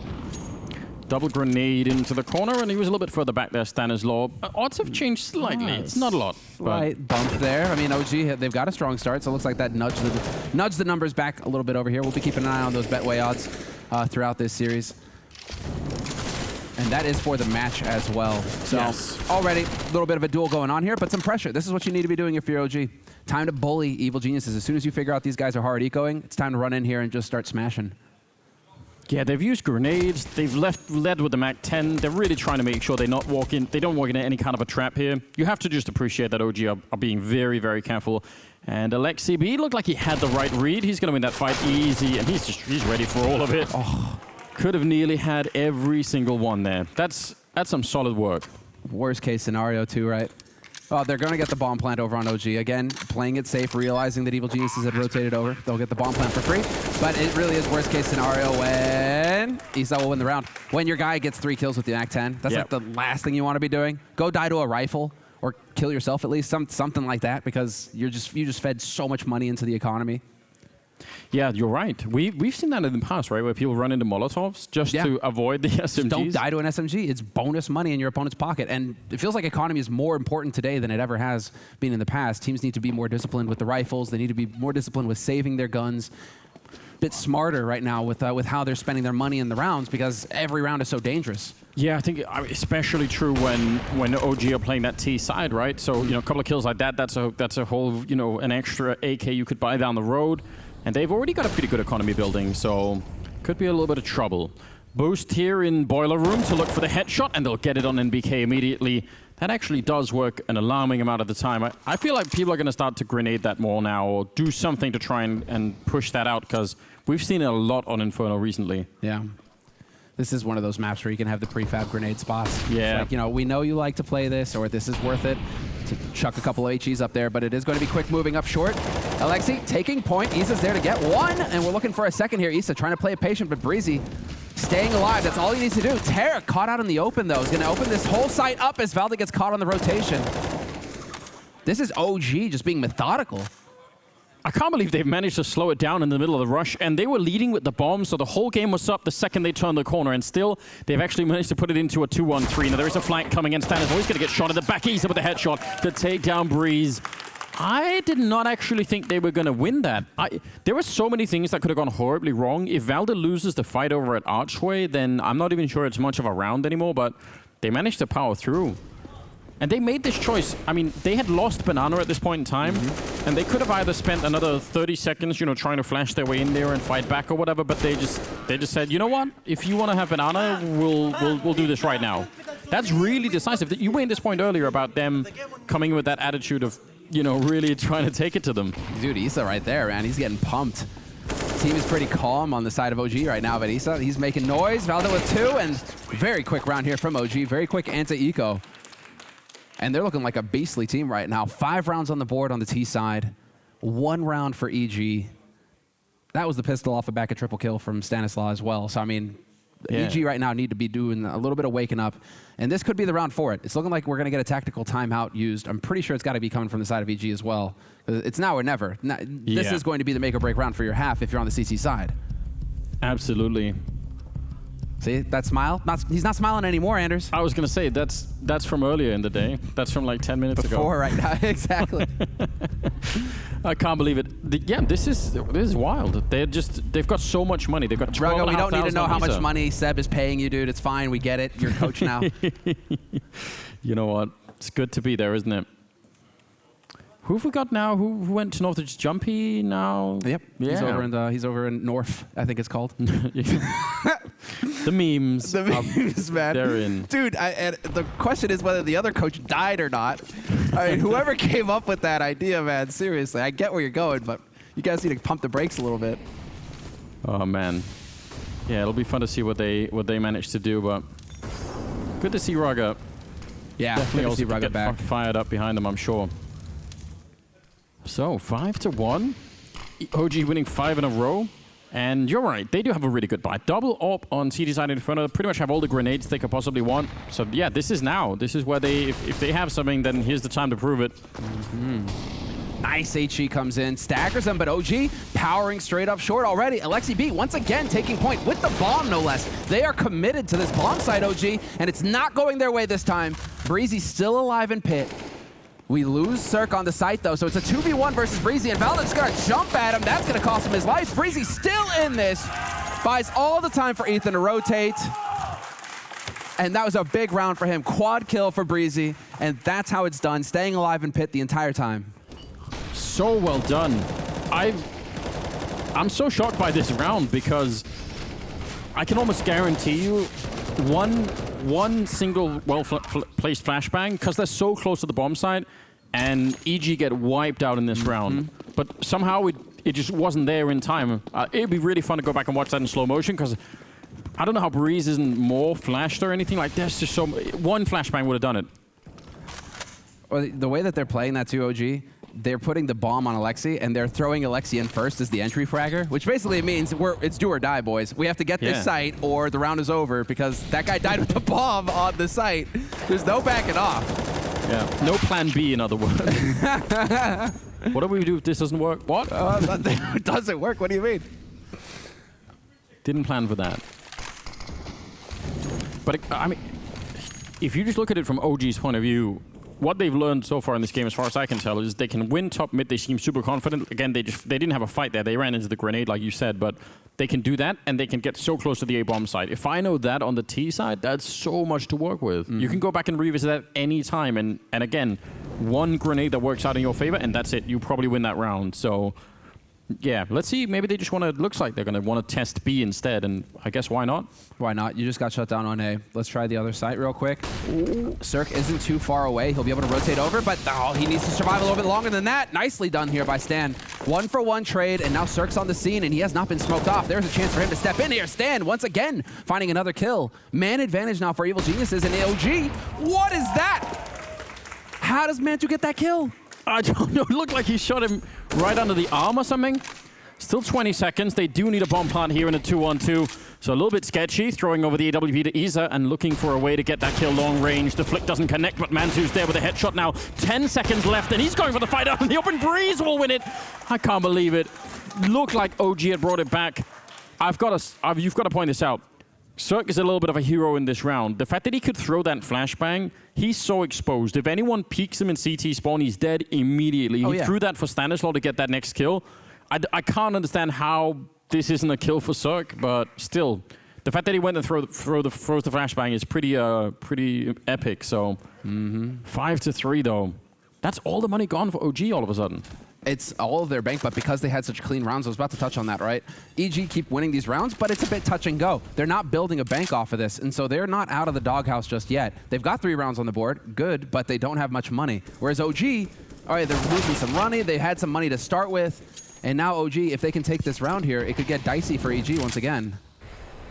Nice aggression from Evil Geniuses. This is the kind of confidence play we need to see from EG. Yeah. They need to be getting out there and bullying OG. They are supposed to be the favorite in this matchup, Evil Geniuses. They need to get out there and they need to take the fights. It gives them so much to work with. Just a little bit more confidence. They have actually still gone and stacked the B bomb site, which, again, given the success over at A for OG, you'd think maybe that's a little bit of a risk, but they bring Breeze back pretty quickly, so they're just gonna just for, what, all of 10 seconds that was an issue, and now they have a very, very powerful defense. And it's, I don't know, 3 smokes and 1 Molotov there for OG to make something work. Still 50 seconds on the clock, but I guess it's a classic, isn't it? You're a man down, you just go B. Yeah, it's Inferno after all. It's fine. You still have a couple of nades as well. You don't need as many nades to get into B. You got the coil smoke, you got the CT smoke, you got a molly for oranges if you want on MBK, and you just run in. Thing is that with that boost, he doesn't even care. You molly me? Doesn't matter. I'm going to shoot you in the face. And well, nicely done. Ethan gets his 1. Stan playing it safe. Not going to get the flash. Still gets a kill on Montu, but NBK is there to trade it. At least still. NBK and Val, the last 2 alive here for OG. 18 seconds and looking for the bomb plant. Just now going to get it. Yeah, that grenade was actually set up, I think, to try and hit the guy planting the bomb, but it was a little bit further back through the smoke, though, and that flashbang is going to be too late. So now it's on NBK, 1 versus 4, and I'd say chances are pretty low that he can make this happen. They've already spotted him out, and Cirque will take him down, and that will be another round for EG, their 3rd in a row, and saving pretty much everything, even upgrading into 2 AKs. That's a huge turnaround for them. And I mean, you said it. It had to be that round at 5-1 that they started changing it, and that's pretty much what they've done. They seem like they're playing with a bit more confidence here. Maybe it just needed a few rounds, right, to shake off the rust on EG's side. Start remembering, hey, we're actually supposed to be the favorite team here. Yeah. We've got the heavy hitters. You know, we should be winning duels. Hold on a minute. I mean, Stan is actually popping off a little bit now as well. He's had a strong start from the beginning. 8 frags, but I mean, it's Breezy actually. And again, this was mentioned by the desk. Yes. If Breezy steps up and top frags for this team, it's going to be very hard for OG to match that kind of talent. Yeah, it really is. I mean, at one point he was just trying to be the best player in 2019, wasn't he? He was gunning for that. Certainly had a string of events where it looked absolutely outrageous. And then turns out burnout is a real thing, and keeping up with Simple and Cyber is just really not easy, is it? What was it? 13,000 hours, I think, from Simple. 13,500, something like that. He's got some crazy number in CS. Yeah, he's a freak, isn't he? That's the thing. In the best possible way. They have set up really to defend this mid this time. 3 people, 2 at Arch and 1 at Quad there. They're up against Pistol, so it should be fine, but yeah, that's a lot of presence for mid. Only danger, I guess, is if they jump out apartments, or Breeze is going to be upset that they're coming at him from 2 sides. I'm very curious to see what happens in the next round. This is a bit of a half buy coming in from OG. Pistols, Kevlar, handful of nades to work with, and an AK on Issa, so we'll see if that pays off for him. But again, they're being very direct, OG, in that they're gathering up, and there's not much like subtlety to it. It's, oh, we're here at this site, we're going to this site. It's not a fake or anything like that. EG have got to be picking up on this. Yeah, if Tarek had got caught there, he was actually transitioning into the pit. If he would have got caught in that running, that would have been terrible. They've smoked off towards Little Pit over at the library, and Valda will take down Tarek in the pit anyway. So pushing through, but they already know it, and he's in a little bit of trouble. He actually needs some backup here. He can't go down. He'll try and flash his way out, but the bomb will be planted. Stanislaw coming in with the flank, and he will get the kill on MBK as well. That's pretty quick, and now it's a 3-on-3, and EG have to win this. This is snap decision time. Do you let them win out on half eco here? Or do you actually manage to get it done and save? This is going to be it now for Evil Geniuses moving together. All 3, they want to take this fight. It looks like Valda has been spotted, getting chipped down. Bit of pressure on him. Cirque with a nice flick. Takes down Montu, and it's looking like it's going to go EG's way. Nice retake on the side of EG. Bit touch and go. You see the decision where they're kind of hesitating. Do we pull back? Do we save? Do we play this safe? Or do we get in there and establish dominance? I mean, it shouldn't have got to that point, but it's a good job that they won it back the way that they did. If they had lost that round, that would have been truly crushing. OG are probably doing pretty well to be at 5 rounds already, so that's pretty critical there. What I'm curious about now is whether OG keep on this same path of being very straightforward with how they're going about their T side. You know, getting everybody together, like just running right up a site. They aren't even really splitting A. It's not like they're putting anybody over towards long. It's like we're going to put 4 bodies on short and just walk up short to get onto that site. So now do OG have anything in their back pocket that's a little bit more subtle? Do they take over Banana, leave a body lurking over there? Do they start getting into that kind of game here? Because if they keep running headlong into EG like this, EG have got the fraggers. They will start hitting shots once they get warmed up, and it's looking like that's what's happening. Yeah, one thing that we haven't even seen yet that I think could absolutely start to happen is if someone like Cirque starts hitting AWP shots at the first corner in the middle, and then he falls back and hits another one, suddenly, you know, you're down 2 people before you even actually get close to the site. So, yeah, maybe they should try and play it a bit more standard like you're suggesting and just get control of Banana and top mid and then see what you find out. A lot of presence at top Banana, though, and they're going to be fighting right away. That's an incredible flick there from Val. It looked like he actually wasn't in position for it, but he made it work anyway, and they're going to be happy about that. Stanislaw actually being flashed out into Banana, but that's dangerous. It's like the pistol round all over again, right? Yeah. You get it all over again, right up to top Banana. Now you put pressure on EG, and now EG are going to be guessing, where are they going? Are they going to come B? Because that's what's been the play so far. Or are they going to rotate back? And here we go. OG, all part of the game. Breezy holding close, though. He can ruin it all. 1-for-1 trade. Cirque still alive on the site, though, and this is going to be it. Misses the shot, and that has got to be OG's round. Wow. Never trust the guy with the M4A1 holding that close corner with... It just doesn't have the stopping power, does it? Nah, like anything would be better. There, man. Get Yeah, the exactly. MP9 or something. Anything but that. It's not that many people left, but I guess he was one of them. Stanislaw just going to be... Well, he's kind of close by. He's a kid. No smokes. If they forget, it could happen. There's a 1 in a million chance, I guess. I think the million chance is him just saving right now. Where is that op? Oh, the op got dropped on site as well, so you can't even save that op. That's a bit of kick in the pants right now. You'd really like to be saving that AWP. Ethan could potentially drop one. Could drop one next round, but man, it would be tough. They are so looking for it, aren't they? Woo! That's a good headshot on Alexi B, but again, yeah, there's more people nearby. It's not going to be an issue at all. Was it Chad that was tweeting about the radius of the explosion needed to be bigger to avoid people just picking up items or weapons, I guess? Yeah, saving and I mean, I think he was talking about surviving on B site, Dust 2. Yeah, I think that was it. But it is still, that's just a tough break there for Breezy. Tough. But I mean, it is still a, like people surviving in pit.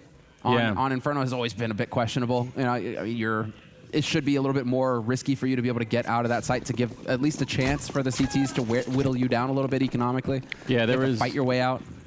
It could be a fun thing to experiment with. just seeing what would happen to the game if you increased it a bit. Would it have a big impact, or would people not even notice? I'd be very curious. Right now, once again, rinse and repeat. It worked last round, so let's do that again. Take control of top Banana for OG. Oh, safe smokes going down from OG. Not sure about the molly, but the smoke goes down at least. Yeah, they don't catch anyone with it, but they had that boost in middle. That was Tarek and Cirque boosted up to look in the middle, and they actually get ease. And look at how the weapons they have, EG. They needed that opening kill. That's huge for them. Really, really well done. Still plenty of time, and they really only have one smoke, which is a huge issue on that CT side right now. Minute on the clock for OG. And so where do we go now? It's looking like group up and go here for OG. They've got control of apartments now. Once again, NBK is going to be clearing that out. And it's looking like the bomb is going to make its way over towards A as well. So OG looking solid. Group, I mean, this is what you got to do. If you realize your opponent doesn't necessarily have the best buy, you'd much rather just group up and go against pistols than run into the rifle, where perhaps the rifle is. They're probably gambling right now thinking Cirque is rotated over towards B. He got that pick on A, so maybe the op is out of position over towards CT or Arch, right? Maybe we can just YOLO in here. And so OG have a chance. And right now, they're avoiding the op completely. Now, they are going to get really close to that Mag 7, but there are no more grenades left on the CT side. So let's see how good these grenades are for the T's, though. Stanislaw gets a headshot in on NBK just as the smoke goes up, and they only got 15 seconds. They need to move right now. Oh, my goodness gracious. This is nuts. Another one here. Tarek. I mean, this is the shutdown. 6 seconds left on the clock for OG. The round is pretty much done. And Manto at that point is just trying to die. He does not want to live through that clock and just not have any money. Yeah. Too much hesitation there on the side of OG. I mean, that's the difference between that smoke going up before NBK dies and not is probably pretty big. But then these CCs, this is great work for Tarek. That's right. I forgot the CZ. Yeah. Turns out you got a pocket machine gun. It still works pretty well. Still so good. There are some people that are just freakishly good with that weapon. I'm not one of them, so I just don't like the weapon, Is Flesha still the established king, like the CZ king? He is still really, really good with it. Like, he's got some sort of weird ability. Ooh. That was Ethan going down. He got shot right halfway through the wall, I think. And there's another one for Man2. Now it's looking way better. And that was EG really trying to flex on them. You could tell they wanted to crush them from Banana and from middle, and they got absolutely slapped for it. Stan gets this kill. Just wait. He's been so good so far. He's got the advantage. I think halfway inside the smoke. Valdez looking at him, though. He knows. Yeah. It comes down to whether Valdez had the angle or not. Oh, he gets the headshot. Unfair, isn't it? It's a tough break, man. If he had an AK, he'd have won that. I mean, it has changed a little bit over time, but obviously right now, the game definitely seems to favor the guy that is more inside the smoke. Like, they seem to get visibility just half a second early. I think Electronic established this for us really well when Na'Vi were here. He just got, I don't know, most of his kills from hiding inside of a smoke, which is fair play. If you find out that something, well, I mean, I think most people know that that's how it works right now, but he exploited it to a really high degree, so more power to him. Good discipline here on the side of OG, though. It looked like they were gearing up to go hunting, and somebody pulled that plug on that and said, nope, because if you look at their money, they don't have much in the bank right now. And so OG, it's more important to keep your guns alive than it is to get rid of that op on Cirque's side. I really like that call from OG. They want to finish this first half strong. The game revolves so much around economy now. Yeah, don't really want to be, I mean, you know, hunting down Cirque, that doesn't sound like a good plan anyway. Yeah, the guy's got the angle. He's so quick. Rugged looking comfortable. But now, you know, the pressure is on Cirque, though, to make something of this round. Wow, he couldn't even see anything, could he? They actually need for this AWP to work. 7 rounds for OG is pretty impressive. All right. He's not excited? Stan's not impressed. No. I would throw Cirque into the middle to battle these people with the AWP. Just get it done. Run boost him in there if you have to. Just do anything. Oh, they are going to run boost him in there. Well done. I appreciate the effort. It's a cool idea. What are almost. Just if I shout loudly, maybe they can hear it. What do they do next, Anders? Come on. You've clearly written the game plan here. Hopefully they don't follow my game plans. Probably it's not going to work out well. Nice nade onto Alexi, though. Drops him down to half. 7-6 for OG in the lead now on T-side Inferno. And well, as far as Evil Geniuses are concerned, now it's back to pistols. This worked for them last time. OG were kind enough, yeah, you know, to give him a slow approach onto the site, let them pick away at him. But now Stan going to be falling back, and he's certainly going to die. Still hits the headshot, but it's not going to be enough. Brazy though, blinded, perfect timing. Oh man, can't catch a break. You definitely feel the pain because it looked like he was trying to be very patient, conserving the bullets, like don't run out, and then the flashbang came through. Circus here and standing in the fire, definitely a new approach. That's the op down though. What's the money at right now? It's gonna be tough. It's gonna be a bit cut here for EG. It's not looking good. Just wondering if he's going to be able to pick up that AWP in the next round. Should be able to. So EG now, this is it, 15th round, and hoping that they're going to be able to put somewhat of a buy together. All right, there we go.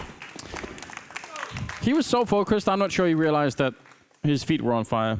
So, I mean, that's either that or he just consigned himself to the fact that he was never going to get out. Just accept your fate. Go on without me. Leave me behind. It doesn't matter anymore. Wondering if this is the time. I mean, you still have 3 timeouts right now. Could be the good time here, but it's not going to happen. They're committing into it. They're running straight in, but you could have called for a timeout here just to kind of set this last round up for OG. 8-6. OG now in a position to end it 9-6 on T-side Inferno versus Evil Geniuses. Super solid here from OG in the first half. Yeah, they are doing I think a better job than most people were expecting. They're back to this particular boost that they used earlier. They got the kill on NBK earlier, but this time he actually has a Krieg, and since he's, it doesn't even matter. Instant headshot. I was going to say he would have been uniquely prepared for that one just because it was him, but still more people here, and there's that shot at the corner for Cirque. Nice setup on the side of EG. And this is where Cirque starts to get to rotating around. He can go and find Velda now if he wants, and OG, bit of a tight spot. Mantu working his way in here, hoping that Cirque was still holding that angle. Not going to be the case. And they've been playing fairly passively short. So I'm curious if they try to wrap back around over towards Arch side right now for OG. Cirque is ready and waiting. Tarek is there, Breeze as well. This is a solid defense on the A side for Evil Geniuses. Yeah, I mean, everything is working out for them in this round. The only thing that may be a problem is they only have 2 smokes left. But with 5 versus 3, you'd still think, yeah, but is that really going to make the difference? 40 seconds, and they're actually doing a very good job at Ethan's got his smoke just in hand over at B-bomb site, so he's just ready and waiting in case somebody shows up. And yeah, that's just heads-up play. If you only have 2 smokes, and that was at a minute, and they still saved them, that's some pretty good discipline.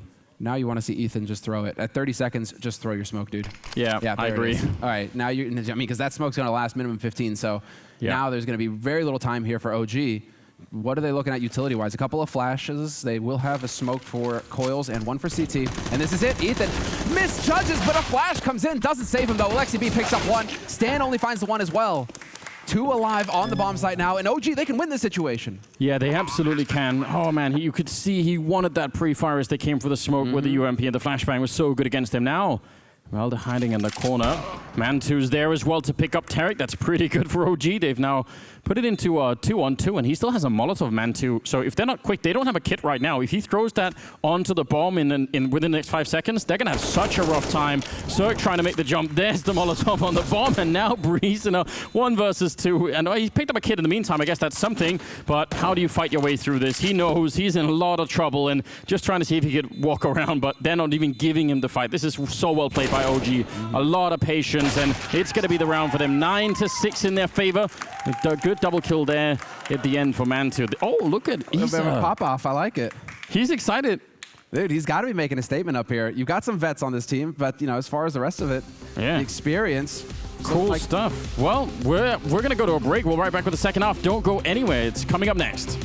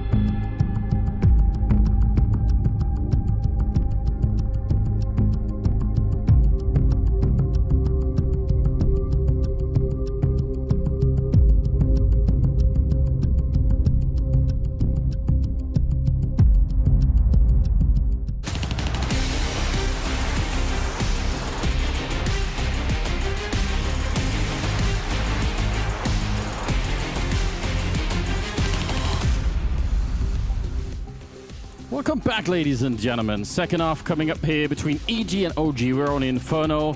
I'm here with Semler. We're excited about all of this because actually OG are just doing a really fine job. They're doing a fantastic job on their map pick. It's worth pointing out that Inferno is OG's map. They may have set a trap for EG on this map as well. We've seen that so far this tournament when Complexity did that to Astralis. Yeah. Perfectly played on Complexity's part. OG, they've been pracking, they've been ready for this. So I wouldn't be surprised if they had that same level of prep going into this match. One thing that I just wanted to point out, Breezy, I think any team we play here will probably have a hard time beating us. Ooh, I big don't know. words. It's not looking so hot right now, EG. It's not looking so hot for the Evil Geniuses. No, you got to be careful, but I mean, I appreciate the confidence. Obviously, that's good to see, but it could definitely backfire as well.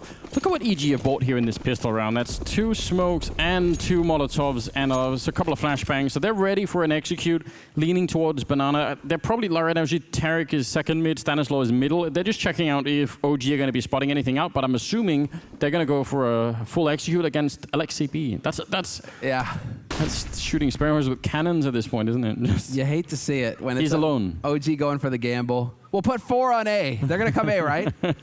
And unfortunately for you, it's not looking like it's going to be the case. You guys are going to have a tough retake on your hands here unless Alexi B can do some damage. Well, there's always a chance for a random shot for the smoke. That can happen. But if not, I'm assuming it's going to be there's going to have to be a full-on retake. He has a flashbang and a kit, so he's just going to have to wait for everyone else to show up. Oh, there's the one random shot coming through, and he's going to be falling back. That's actually more than he could have hoped for. Now, 4 versus 5 retake. If he can set up that one flashbang for a teammate, I would say he's risking it even now, just trying to do that. Wait for everyone to get into play. See if they could do it. Is he going to be flashing over into Banana? He could do that against Cirque and Tarek as well. There's the flash. It goes high, and Cirque, he's not affected. Still firing that Glock. He's going to get a kill, and we'll follow up with another headshot. They still bring it back into a 2-on-1, and Breeze is now inside of the bomb site, and they're coming for him. Alexi, he's still got that kit in hand. He could still actually turn this around. The early defender on B, flanking out right, and Breeze, he's now trying burst fire mixed in. He gets a headshot at the end, and will win the round for EG. What a close round. It's the finest of margins, Anders. When it comes down to this, you pointed it out. It was the perfect catch. Alexi B setting up that flash for his teammates, and what he forgets to say is, turn away, guys. Yeah, don't look. Unfortunately for him, he ends up flashing 3 of his teammates when they're taking a fight. It couldn't have been at a worse timing, even though it's such a great idea. It's such a great idea if you manage to pull it off. So, tough break there for OG. And Evil Geniuses, that's exactly what they needed. They needed to start this half strong. They're behind in this so far. 7-9, Evil Geniuses win the pistol round on the T side. They're trailing, but now they have a chance. Yeah, that's definitely huge. I would, again, it would be fun to go back and look at a replay and just see where exactly in the air did that flash go off, and what was the results. That was almost the whole round, I think, hinging on the outcome of that flashbang, which is kind of incredible to imagine. Now we've got Deagles and a CEC and actually 4 smokes. That can put some pressure on a T side if they're really careful and slow and don't force them to use these smokes early on. That could be trouble. Yeah, I mean, it's already a minute on the clock right now. You would kind of want for Evil Geniuses to start forcing some of this utility out, and not a perfect... Oh, that nade, though. That hurt. Tempting to look. It almost made me think of what you were saying earlier. Just leave that gap, and then he puts the HE there because he knows that somebody's going to be taking advantage of the gap in the smoke.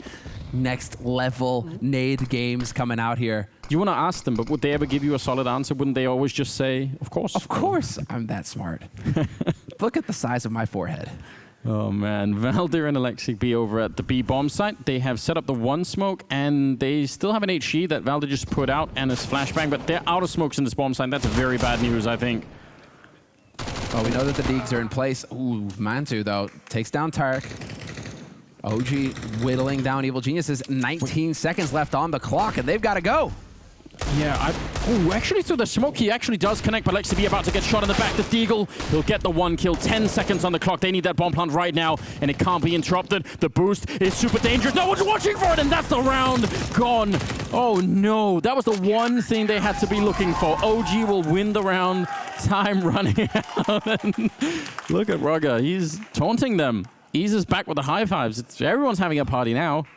That is so sick. The priority...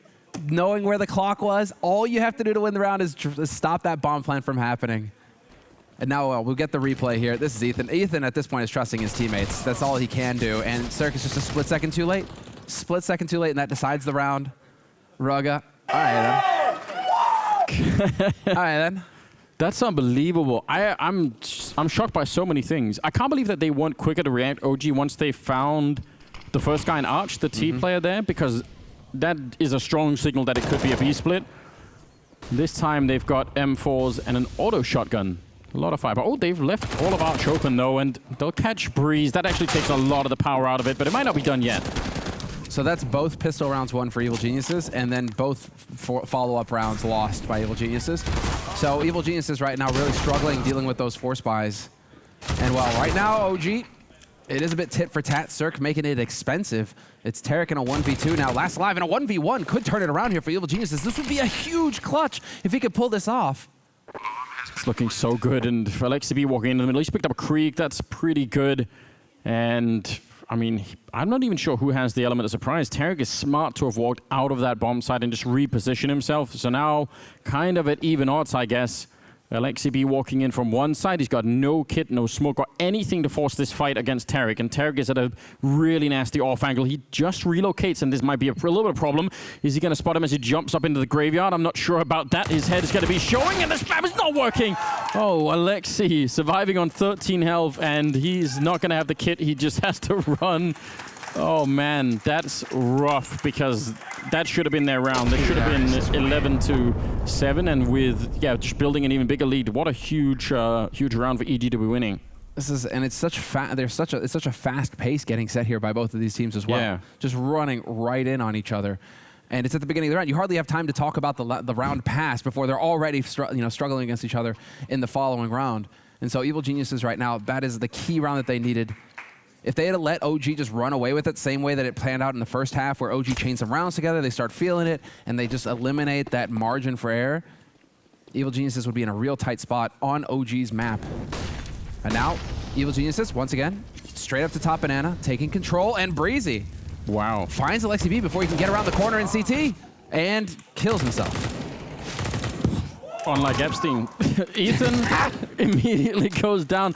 I actually can't believe, I don't know what just happened at Top Banana. I just have no idea what was going on there. 3 versus 4 at the moment, and this is outrageous. Anders, his teammates didn't leave him hanging. That's the important thing. That's true. the important. Important to know, definitely. Hopefully we can get some actual replay. Yeah, this is outrageous. It's toasty in here, Anders. It is. The temperatures is rising here at the studio for good reason. Valentine's, right? You know, it's Valentine's. To be expected. Maybe they've put rose petals in the confetti machine or something. Get everyone ready. I'm waiting. Well, they don't have to wait much longer on this B site. OG, as they go charging in, Evil Geniuses open it up with the one. Valda's going to be here. Cirque, though, not to be caught sleeping. Hits the instant headshot, and so rotation coming in from OG, but this is just going to feed money to Tarik. If they commit to this, it's going to get dicey. Yeah, they're thinking better of it. I'm so confused about the setup in that B-bomb site for the remaining 2 players, because surely there must have been a conversation going something like, who's the first point of contact, and as soon as you're engaged in the fight, I'll swing out for the... It seemed like it was very disjointed, like from the first kill going down to, I guess, Valde sort of trying to do something with that rifle. Just seemed like there was an extra 1.5 seconds. Which might not sound like a lot, but it kind of is. Would you chalk that up to communication then? Yes, yeah, something like that. I guess I'm just, it could just also be maybe they're not so used. They haven't done that particular scenario 100 times yet between the 2 of them. Oh yeah, hold on, let's see what this is about. He's just, he's getting tagged and then it spreads, all right. It just spread onto him at the very end. What a meme. He knows. That's on Reddit. He's like, oh. Let's get some 1Gs in the chat. Can we get some 1Gs in the chat? As the coach. Yeah, well, he's That's dancing fine. at the summit. All right, 10-9, OG.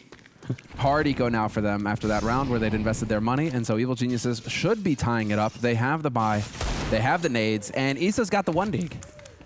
So that's a man advantage for OG. Sit down. He just put him into the ground, didn't he? 4 versus 5 in this round, and the odds kind of, I would get, now it's 3-1 in still EG being favored, so we're kind of a little bit back there. I mean, I guess the score's kind of even up, so it makes sense. Interesting. That's how it started, I believe. Wondering if they actually went even further over towards Evil Geniuses than they did at the beginning. Well, Stack from OG here. So this is a call that you can definitely make on a hard eco like this. Is just put bodies on a bomb site and cross your fingers and hope that Evil Geniuses walk in. It's not looking like EG are going to take the bait, though. I mean, I'm wondering if people are making the same kind of calculation that you were hinting at earlier, that if they do win Inferno, then Nuke is up next. I mean, if EG do, because then you could say, actually, that's probably looking pretty good for them at that point in time. Nuke, definitely the more technical map, too. So when you're talking about, roster, international roster, comms, have they had that much time to start mapping out or preparing for that kind of map? Yeah, Nuke is going to be rough, I think, for OG. I agree. Definitely. It should be anyway. NBK is a lone tag. There's a lot of people running through middle and just tickling him with the pistols at range, but eventually he does go down. NBK spotted over the box. Ethan, that's a nice kill, because if NBK is allowed to delay all of this, suddenly the backup is there. They should not be winning this round, realistically. They have only 1 armor, no grenades or kits or anything, so might want to just try and box them in and make this really expensive and maybe try and steal a gun. Name of the game. If you're Velda right now, I think you want to hold on to this Krieg, so you're not the one who's kind of going in here trying to make plays happen. I think it's got to be on Issa and Montu to try and find a gun here for themselves.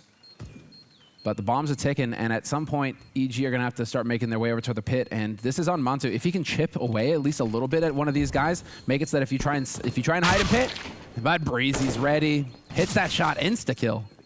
Yeah, you're right as well. Valda did not want to get involved. Just happy to do that. They don't have a grenade to go for that Doja ending. Exactly.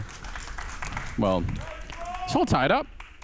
10-10 now as we move into round number 21. And yeah, it's impossible to call at the moment. Valda doing really well at 21 kills, right behind him on the other team is Breeze at 20.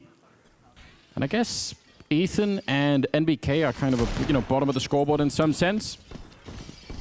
Hard to know if how much, over time. I would guess that NBK early on is going to be putting a lot more resources into just using experience and trying to, structure the whole team together and make all of that work. He is the kingmaker after all. Yeah, but you would want over time for him to feel more relaxed, right? Like he can't be stuck in that role. He has to be fragging a lot more as well.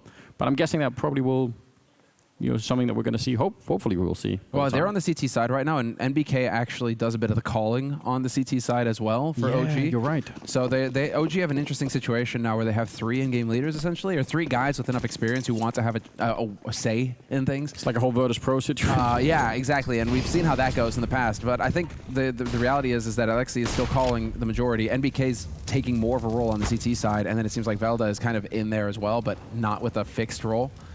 But maybe that's going into it where NBK's feeling the heat a little bit. He's feeling a bit of pressure here, having to take responsibility for the CT side, and that may be impacting his individual game. Yeah, it's really hard to know. It's one of those things that would be fun to investigate over time. Pushing away Mantu. I would say if they had gone for a wide peek there and he misses the shot, that's the B-bomb side done. Not that they could really know that. Cool attempt at a double nade, and they're also trying to fight for top mid a little bit. They want to, this is more of a standard play. Just force out banana, force out top mid. Mantu, though. Mantu with the big plays. All right, you wanted to take control of top banana. Now I'm going to have that back, and we're going to see Stanislav rotating over towards CT. I like this a lot. Great information play here from OG. Absolutely. They're even rotating Valda back. You're absolutely right. They're so happy they know everything. Velda, Stan, they look the same a little bit on the minimap, you know what I mean? Well, not far off it. Stan's got more of a jawline. Maybe not. We'll get someone. Get the Photoshops up and running. They have 3 people inside of the A-bomb site with 30 seconds left. They're going to get crushed from a bunch of angles. Valda going to get smoked off. Can he get there to help in time? 25 seconds, and that is not a good start for the defense. Isa out in the open and flashed as well. They all go down. Alexi with that MP9, that was never going to do enough. They would have had to get all 5 kills more or less. So they had the read. They knew what was coming. They had 4 people there, and it still doesn't work. Yeah. That's not ideal, is it? Well, it's tough because Velda, it's like that smoke goes down at Arch, and then you might as well have not have rotated. Yeah, the impact that you're going to have in that situation. So it's like, does he need to be in library, or does he need to be through Arch already? It's a tough break for him. Mantu's going to find the shot. That's not a shock for Evil Geniuses. They know where he is. It's a question of whether or not they want to go in here and hunt too much because they don't have much of a bank on the side of EG. I think the question at that particular moment, some good shots, is something like, how do you have 4 people at the A-bomb site, and I think at least the first 2 end up fighting where there's no retaliation, right? That they're just having individual fights that they either win or lose. Like at least, especially with like 20 seconds left, you want to set this up. This is the first one. Yeah, no one's refragging that one. And Isa at the follow-up. He's out of the open. He almost escaped the map there. But yeah, he's got hops. All right, so that's.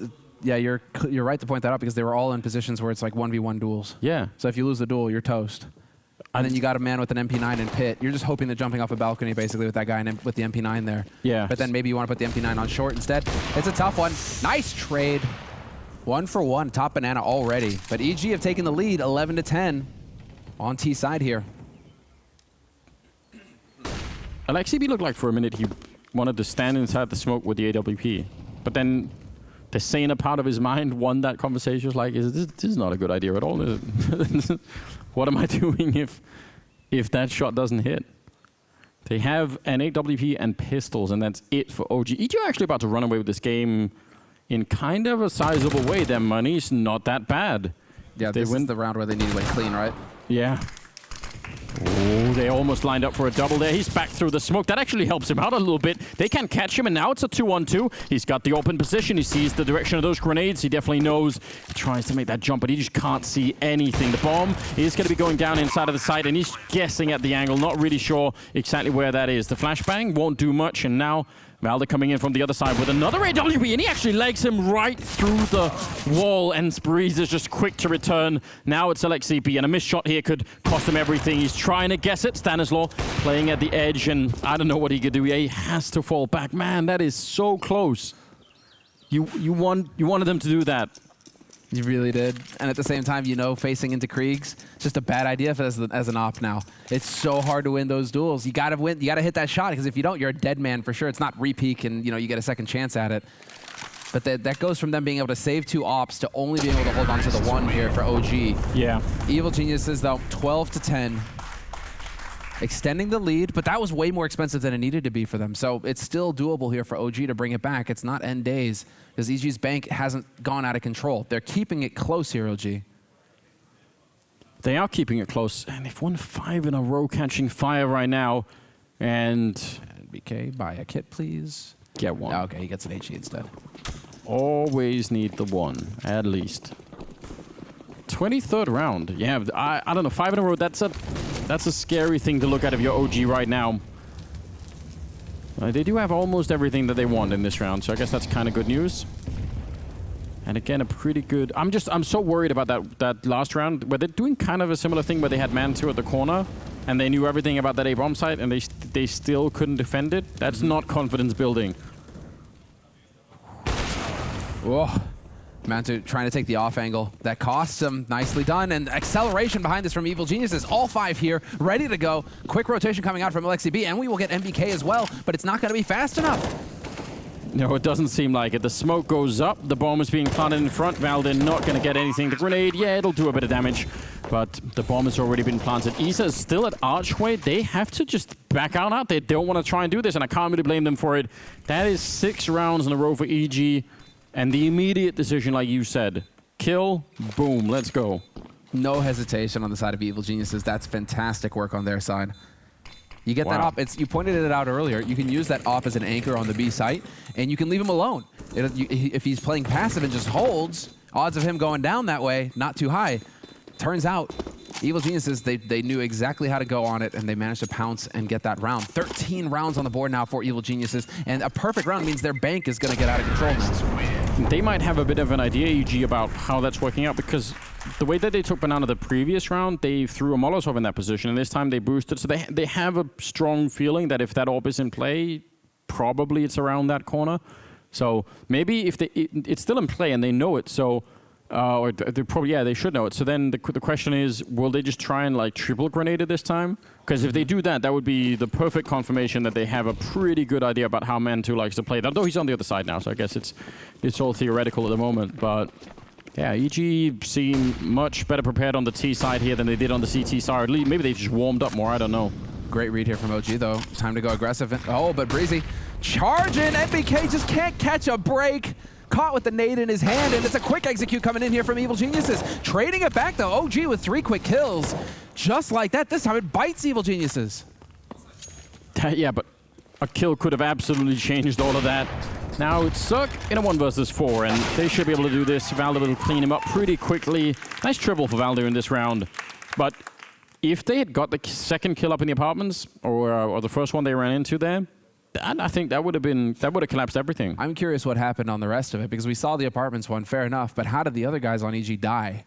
Because they were so quick to move in. NBK dies so fast, which means that you should be able to rotate onto that site and have that long, and you should have the long, well, actually they lost the short pinch, I guess, losing that man in apartments. Yeah, but that was still, part of it. You should have eyes onto short, and you should be able to find something there, or onto pit, and you should be able to find something there. So Evil Genius is just losing all the duels, and OG, they get a second chance. Yeah, that was. They're just gonna go back to it again, saying, you know what, that worked, and maybe they won't expect it. A little bit of a power move, I would say. MBK playing close.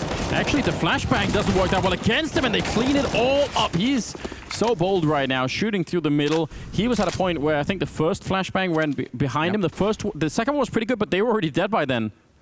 And that's got to feel good for MBK. He's been sitting on 5 kills for 10 rounds at least. So finally, and in a key round as well. So some confidence there for Nathan Schmidt. And now we get to see Ethan and Cirque still working with some time, but the bomb is dropped, and there's just a crossfire set up here from OG. What do you do if you're Evil Geniuses? You have to frag out, and that's going to be so hard. Yeah, I mean, they have 1 smoke, so I guess they could, yeah, there's, oh, they throw another one, so fair play. They could do something, but then the Molotov just cancels it all out. And MBK, it's his time. He's going to get a headshot through the wall, and that will put OG on 12 rounds. So they're catching up, breaking that 6-round streak. And also MBK up to 9 kills. Yeah, you're absolutely right. It's good. It was his time. He almost doubled his kill. He needed to get an ace. Then he'd have doubled it in 1 round. There you go. That would have been something. Oh, man. Just playing that position to not get flashed the first time around is huge. So still in this for sure, because now EG with no bomb plant, they're on pistols. Big two huge rounds for OG to win back-to-back.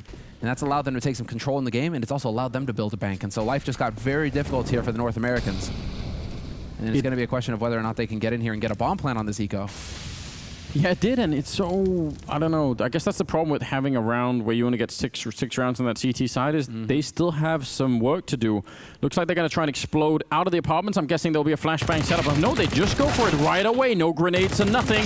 And that's dangerous, but they still pick up some pretty good kills. Cirque and Ethan are there, and now Mantu, he gets shot in the face with a stolen Krieg. What a huge turnaround here. EG, never underestimate their firepower. It's LXCB and Valder left, and I guess they almost feel like they have to go for this. A lot of grenades ringing through. No one can see anything inside of the flashes and the smokes and everything else. LXCB is somehow dead. I'm not sure if anyone will ever find out how that happened. And now Valder in a 1 versus 3. He picks up the 1 kill, but they're right underneath. And he might be standing on top of one of them. Ethan gets the kill. Triple for him. And that is 14 rounds for EG. Well, who could have seen that coming? That's a kick in the teeth for OG as well, man. You win 2 rounds you're not supposed to. You get it done. You're back in the game, and then you lose to an eco. Yeah, so 14-12. Evil Genius is 2 rounds away from picking up the first map. I'm so confused by the fact that they didn't throw any flashbangs to get out of the apartments. That seemed like that would have been the worst possible move, and they worked really well. So fair play, I guess. We can just go all real deep on that. Nice nade damage, though, at the beginning of this round. That's unreal. Ethan down to 2 HP. They're not out of the woods yet. This is madness. If they lose this round, they're still in so much trouble, EG, in spite of everything. It is not really done yet. Well, the loss bonus is still just kicking away here for OG as well, which is something to keep in mind. Yeah, that's true. So they are going to be on this. They're just going to be so hard to break. But Evil Genius is taking control. They're getting methodical here, taking control of top banana. You can still go down that checklist of necessary plays in a round on Inferno. Get top banana control, and then start putting some pressure over towards A. So apartments is clear for Evil Geniuses, and now you're just looking at top mid, and then it's pick which bomb site you want to go to. Nice nade onto Valda. Yeah, right to the face. But they are very low on health here on EG. They need a clean entry into a bomb site. Any long, prolonged fights, I don't think will be working out in their favor. Smoke to suggest some kind of explosion out of the apartments. I'm guessing that means it's going to be B. It just, you know, they're setting it all up, and they're doing this fake with 30 seconds left, so this is pretty risky. And there's 3 people waiting at B. Once again, OG more or less have the perfect. I'm assuming they're going to try and run back. We'll find out right about now. 20 seconds, and no, it's going to be the other way. Stan, look at running into the bomb site over at B, and now they're going to try and see if they can make this happen. 17 seconds, only Isa in the pit, but 1 good kill, and he won't have it. Tarek will take him down. That is very, very late to be doing this. If Isa wins that first fight, it's not clear that they'll actually be able to do it, and they still might not be out of the woods here. 2 versus 3. Excellent shot from Alexi B. That was gross. He knows that he's apartment, though, so Ethan right now is playing with a little bit. There is enough time now for him to rotate it around to Arch, and that's what Ethan is wondering. Is he going to continue with this or not? This is going to be the make or break shot. You need to kill the man in library, and he doesn't get it. And so now it's on Tarek. Peeks out, finds the one on short. HE on him as well. Mantu trying with the wall bangs, playing with it. There's Tarek stepping up big. 2v1 just like that. It's all on Alexi B, and he's out of time. Yeah, he's just fighting for the weapons now, isn't he? Oh man, this is quite the round once again. EG, I mean, if they had gone for the B bomb site, there was not a lot of time left, and OG absolutely thought they would. 3 people stacked over there, and then instead they knock it out the park at the A bomb site, 15-12. These last couple of rounds are some really disgusting rounds from EG's point of view. Tarek, though, I'm thinking he's a dead man here. Yeah. And just masterfully plays the angle. Mantu just keeps going for wall bangs, hoping to get lucky. Is he just standing? He's just dancing on that bike back there, isn't he? It's like some sort of circus act. The Cirque du Soleil showed up. Just balancing with 1 foot on the front wheel while shooting the creek.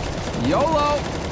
They're coming right through Alexi with 2 big openings, though. Shutting it down, the grenade almost chasing him down. So this could still very well be overtime. They were seconds away from losing top banana right there. But good double kill for Alexi. Alexi. Okay, yeah, that's how it worked out. Never mind. And he's already rotated away. Yeah, exactly. He was holding CT, just spamming. But the way that works now is that Evil Geniuses are down 2 players, and OG gets to just stabilize. An interesting call from Evil Geniuses. Yeah, I guess they have been playing very slow in default, so they were just like, maybe they're not ready. They were ready, but... Or maybe they misread the economy, but I'd find that hard to believe considering they have to know that the round bonus for OG wasn't going away. So they had to assume that there was at least somewhat of a buy going in. Yeah. Well, you get the count wrong, I guess. The defense continues over at the A bomb site with NBK standing tall. The bomb is on the other side, so I don't think it really matters what Cirque does here. I don't think that OG know that, though. The smoke is down, and so NBK now just not showing anything. And Cirque has to find one of these players. Spread out. Oh, sorry, go on. He just needs some info, doesn't he? Just anything. Gonna pick up the one, but yeah, NBK is there. I was gonna say, just if you could have just seen a gun barrel or anything, that would have been so valuable. But well, 15-13, and two rounds in a row here for OG. That sounds so doable. Yeah, the way that they were set up there makes me think that OG, they didn't know where the bomb was. Yeah. Because they were all spread out across the map. So they're just thinking, okay, he's going to run around and one of us is going to shoot him in the face. So that was totally a winnable situation for him there. If he could have somehow snapped to take down NBK, if he'd seen the gun barrel, he would have known. He could have taken the one fight. He would have turned around. That would have been alarming. Now, playing patient this time, Evil Geniuses, not just going to go charging into nades and death. Instead, waiting to gather up and go. They have a couple of grenades to work with here, flashes and a single smoke on Cirque, and so they can't just run onto the bomb site. If they catch them boosting, that would be funny, but I think they're going to be a second too late. Yeah, Flashbang does nothing. Krieg is really good against those pistols. No issue at all, and the spray continues. No chance here. 15-14, and they brought it back to round number 30 now, so it's overtime or bust right here. If you're OG, they have to win this round.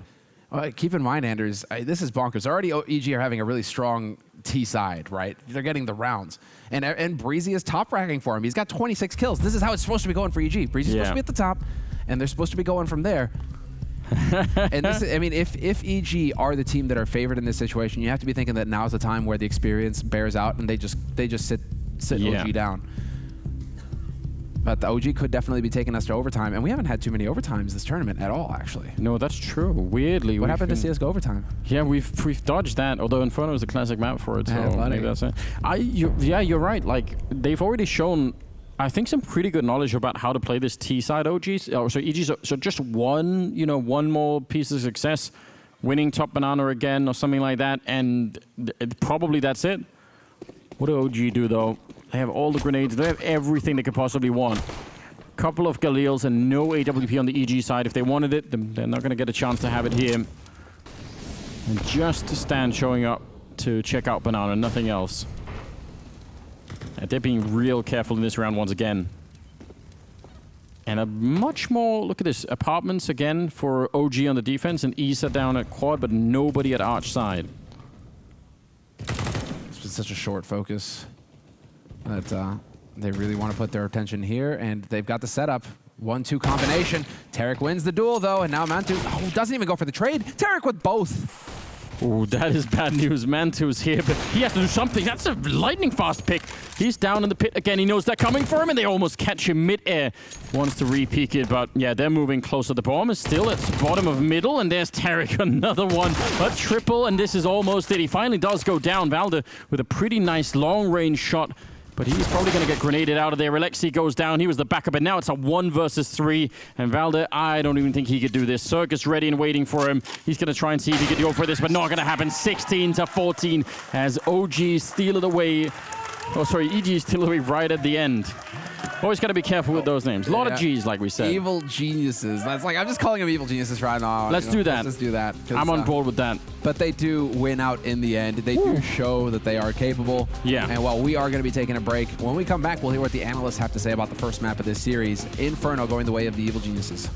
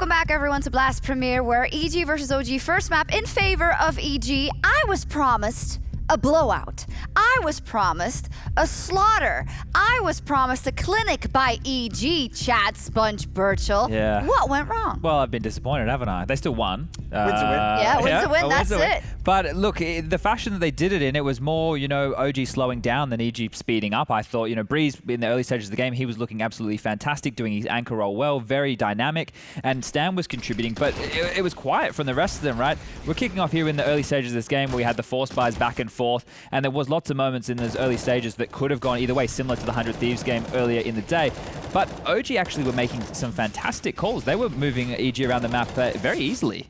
Yeah, I actually do think this was the main reason why EG won this game was Breeze, actually. If he plays anything less than this, some of the troubled form of late last year, this would have been an OG upset. We would have been selling the whole Alexi B angle, because on the comms he sounded like he had a pretty good read for the game. Their T-side was not too shabby.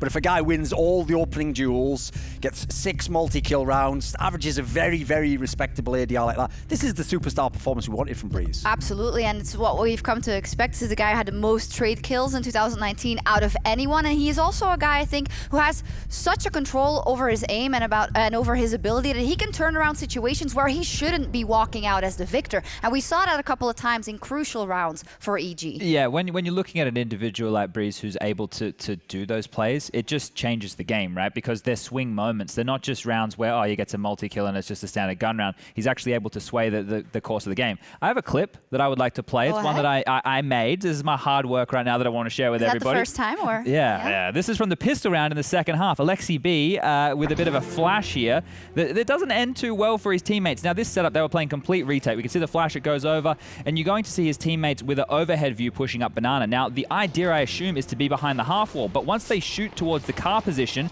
that's when they step wide. We're going to see it from the angles right now of MBK and Valde. This is Alexi's flash. Here it is. Alexi's flash comes over, completely blinds MBK here. He's going to get taken down, and we can see the same from Valde. Flash comes over. They're meant to be waiting behind the wall. Because they get into a bit of a scuffle, the flash will completely blind them. And from here, this round is won by Breeze, as you were alluding to before. But that flash from Alexi, it's all about the timing on doing something like that, right? So with that flash coming in, ruined the retake, so to speak. Is that one of those things that is, okay, these are the growing pains of the roster as is it configured now? Is this type of that? Yeah, it's probably just being flustered in the moment. Like me right now. Yeah. You never know the knock-on effect, though, because I think actually, bizarrely, that flash effect lasted for MBK the rest of the half. I think he only became blind the last 4 rounds. Pretty odd, I have to say. MBK, for a very big portion of that game, right? Obviously, there was a huge string of rounds that EG were putting in the back pocket. MBK wasn't in the game. Then he had, a big multi-kill round. I think he had 4 kills in that round and started contributing towards the tail end of the half. But it was a little bit too late by then. When on the other side of things, Valde had a beast performance. Yes. Yep. Both the stars that we wanted to see for each team absolutely turned up. They gave their best, and we're going to see a lot of really good CT work at some points in time, I'm sure. If you're in a game like this and you're Valde, I actually feel so bad for him because across the board, his stats were what you would expect a guy who stomped the game to have. I mean, his ADR was over 100 at the end of 30 rounds. But we can give a tick in 2 big boxes for OG here, right? They came out and they were competitive, and Alexi B was doing the in-game leading. That was what we got to hear. That was fantastic. I can see why they picked him up, put it that way. Yeah. It did make sense in the end. And Valde was the star player. Right? Yeah. That is what we want. Those are the 2 things that we wanted to see, and that's what we've seen so far. So that's good signs. Now we need to see if they can continue to build on that, because Alexi was making some fantastic calls. Yeah, he was. The problem was, you could see some of the players, they haven't quite gotten the hierarchy down that team. They weren't necessarily reacting as quickly as you'd hope when an in-game leader makes a good mid-round.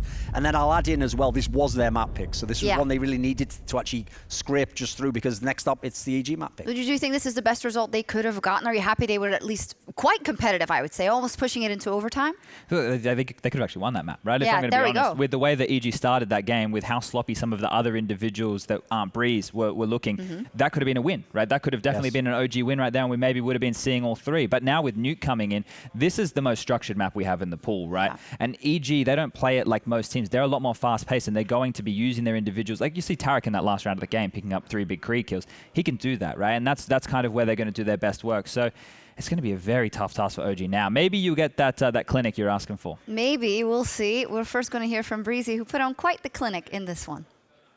I've got Breeze with me after their win on Inferno, but it certainly was as comfortable as maybe some of us would have expected with us. A bit of land jitters coming into this one, mate? Yeah, it's still a little early for us. I still have that jittery feeling in our stomachs, but I'm sure this next map will be a lot cleaner. Well, you had an impressive game regardless of that, but were you more impressed with what OG delivered? Was it maybe slightly better than you expected? Honestly, I think we were just playing bad. I didn't think what they were doing was that great. I think we were just, on our CT side, we were missing a couple shots and people were just getting timinged.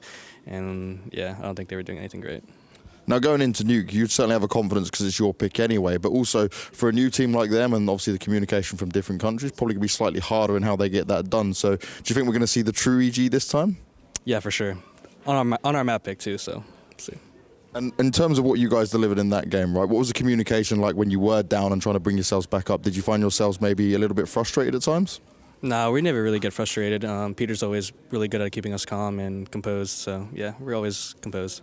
Well, I'm looking forward to see if you can get back to business as usual on Nuke, mate. Good luck. I always love the handshakes or the high fives from Banks. In any case, he said it himself. He said a bit of land jitters. It's been a while, and I think that's fair. And what is impressive to me about that is that we've seen other teams have that and suffer from that, and they just choked for the whole 2 maps, basically. They didn't get it back. But EG, they got back on that horse, and they close out this one, and now go into Nuke, Duncan, which should spell a better game for them. Yeah, absolutely. I mean, this is also one where I alluded to in the pregame. It's not like it's been the best map for EG, but the point is they can play a lot of different maps. And it's actually one where they've had the big results over the Astralis of the world. So why not flex into it if you know the other team's a newer squad, still working on a lot of the issues? Yeah, those Betway odds really swinging now, right? Before it was kind of respectable in Inferno, but now after that first map, and now that we're going into Nuke, it's really swung in the favor of EG there. And if you look at their last 2 performances, that was at Epicenter. They got a 16-6 win over Fours, and they had a 16-4 win over Fours with Crush standing in. Yeah. So they even get it done with stand-in. So pretty good results there. Even though Fours is not a tier 1 team, they're still a very good team. Let's see if EG can close it out on their map pick Nuke right after this, or if OG can claw their way back in and give us a 3rd map. Let's go to a break.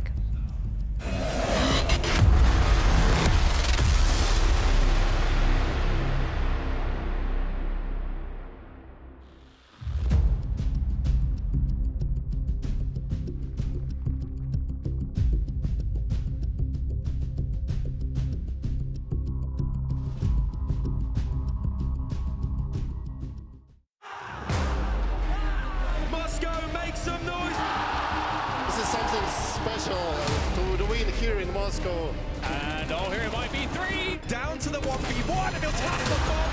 Gets the kill. Na'Vi 11-11. This is the place you want to be if you're a fan of Counter-Strike. This is where all of the action is going down. Oh, the timing is unbelievable. Oh boy. What an impressive team. This is just the beginning now. 1 man left standing.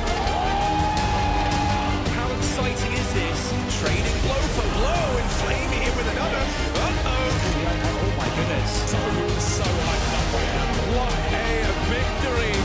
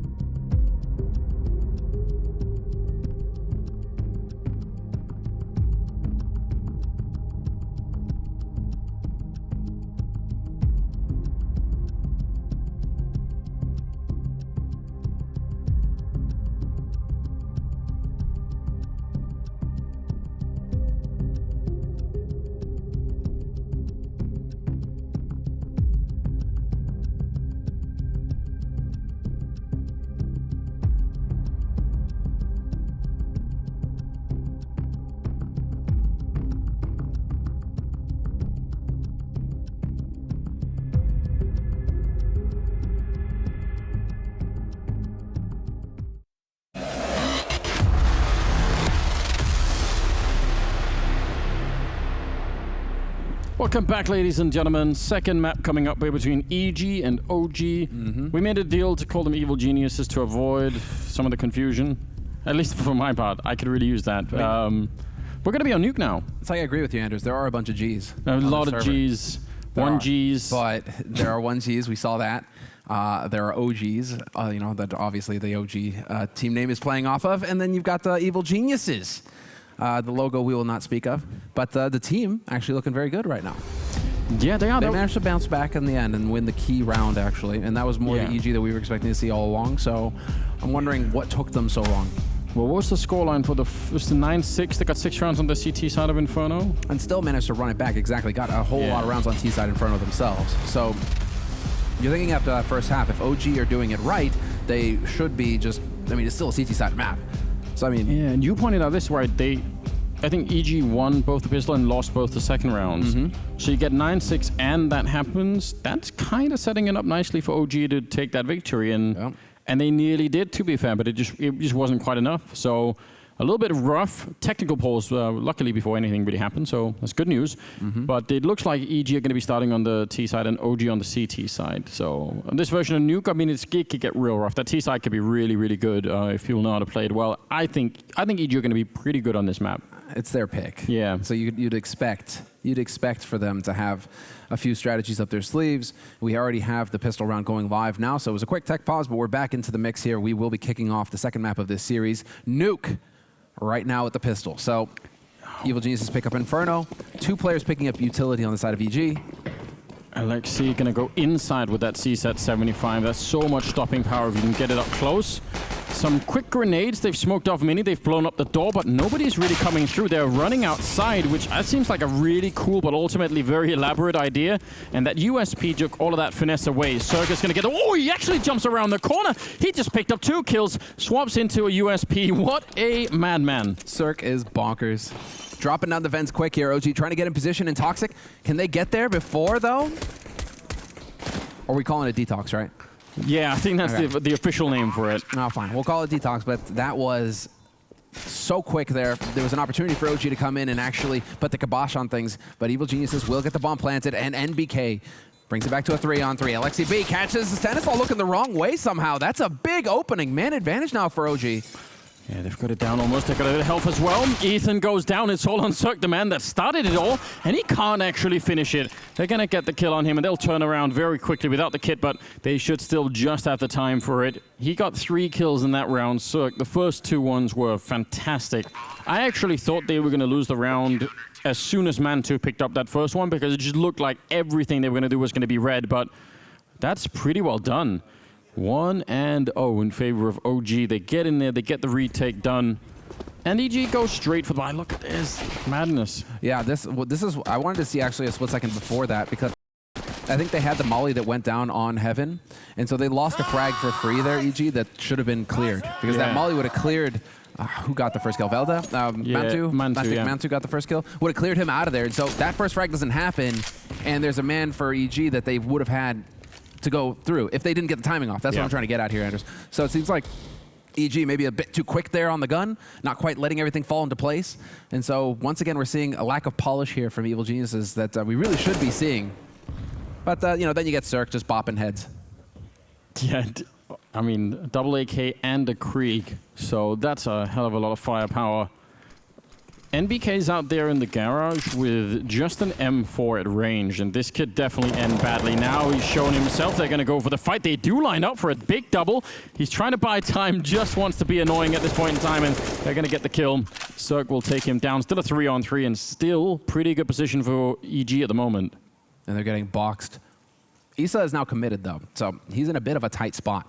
Cirque, not sure if he spotted that, but they're closing in here, OG, on all 3 sides. Breezy on the hunt right now, wants to find Mantu, but they get peeked. The timing could not be worse for Evil Geniuses, and OG. Wow. Tough start there, but they get the job done. They maintain on the second round.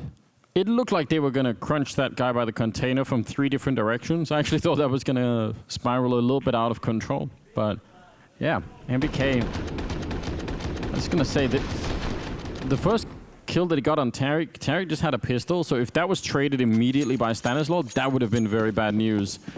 Now they have a flashbang and an HE. So I guess they're going to just blow up the door, maybe? Yeah, Stanislaw is going to be exploding it, and will they try and follow it through? The bomb has made his way somewhere else. Valdez down there with an AK, and he's got no trouble at all. He's going to do that all day. There you go. There you go. Feel good frags, Anders. It all counts, doesn't it? You'll love the anti-ecos. Hey, see Valdez, he's got a grin on his face. He's going to be feeling good. Viking roots, you know, it's going back. He doesn't have the. He's not quite as Viking-like as Rugger is he? No, that's true. He doesn't have the beard. Rugger does believe, like he does actually. Still got some growing up to do, Valda, but it's fine. Well, we got the Betway odds coming in, and OG clawing their way back. You know, at the halftime there, it was looking a little grim for them, but with a strong start on Nuke, Evil Genius's map, it looks like OG odds going back just a little bit their way. They still got some work ahead of them, though. 3 lead for OG. See how much it'll take to convince the audience that that they've got it. 3-0 is good. It's a good start. Some slightly bumpy rounds, and now they are pretty heavily outgunned in this particular round. EG's picked up an AWP, and they've got AKs and Creeks. For the rest, they've got plenty of grenades. And the one thing they're lacking right now are fights. They're not getting any of those. It's early on, but we've seen teams run out of time on Nuke very often, actually. It happens on this map, I feel like, more than others. Well, this is when it's time to dance. You've just used all your smokes for Evil Geniuses, and so now it is going to be time to commit into this. You do have quite a few flashes to go off of still, so... And there's one going around. Start to clear that corner. Nice whip. Alexi's going to be kicking himself. That's a kill that he should be getting every time. NBK long range with the MP9. Gets overwhelmed by Cirque. 2 kills going the way of Evil Geniuses to kick things off, but Mantu's going to stand tall and drops the bomb on the roof. The bomb on the roof with 35 seconds left is definitely not a good look. I don't know how you recover this. Cirque is going to pick up the one. Yes, I mean, it's something.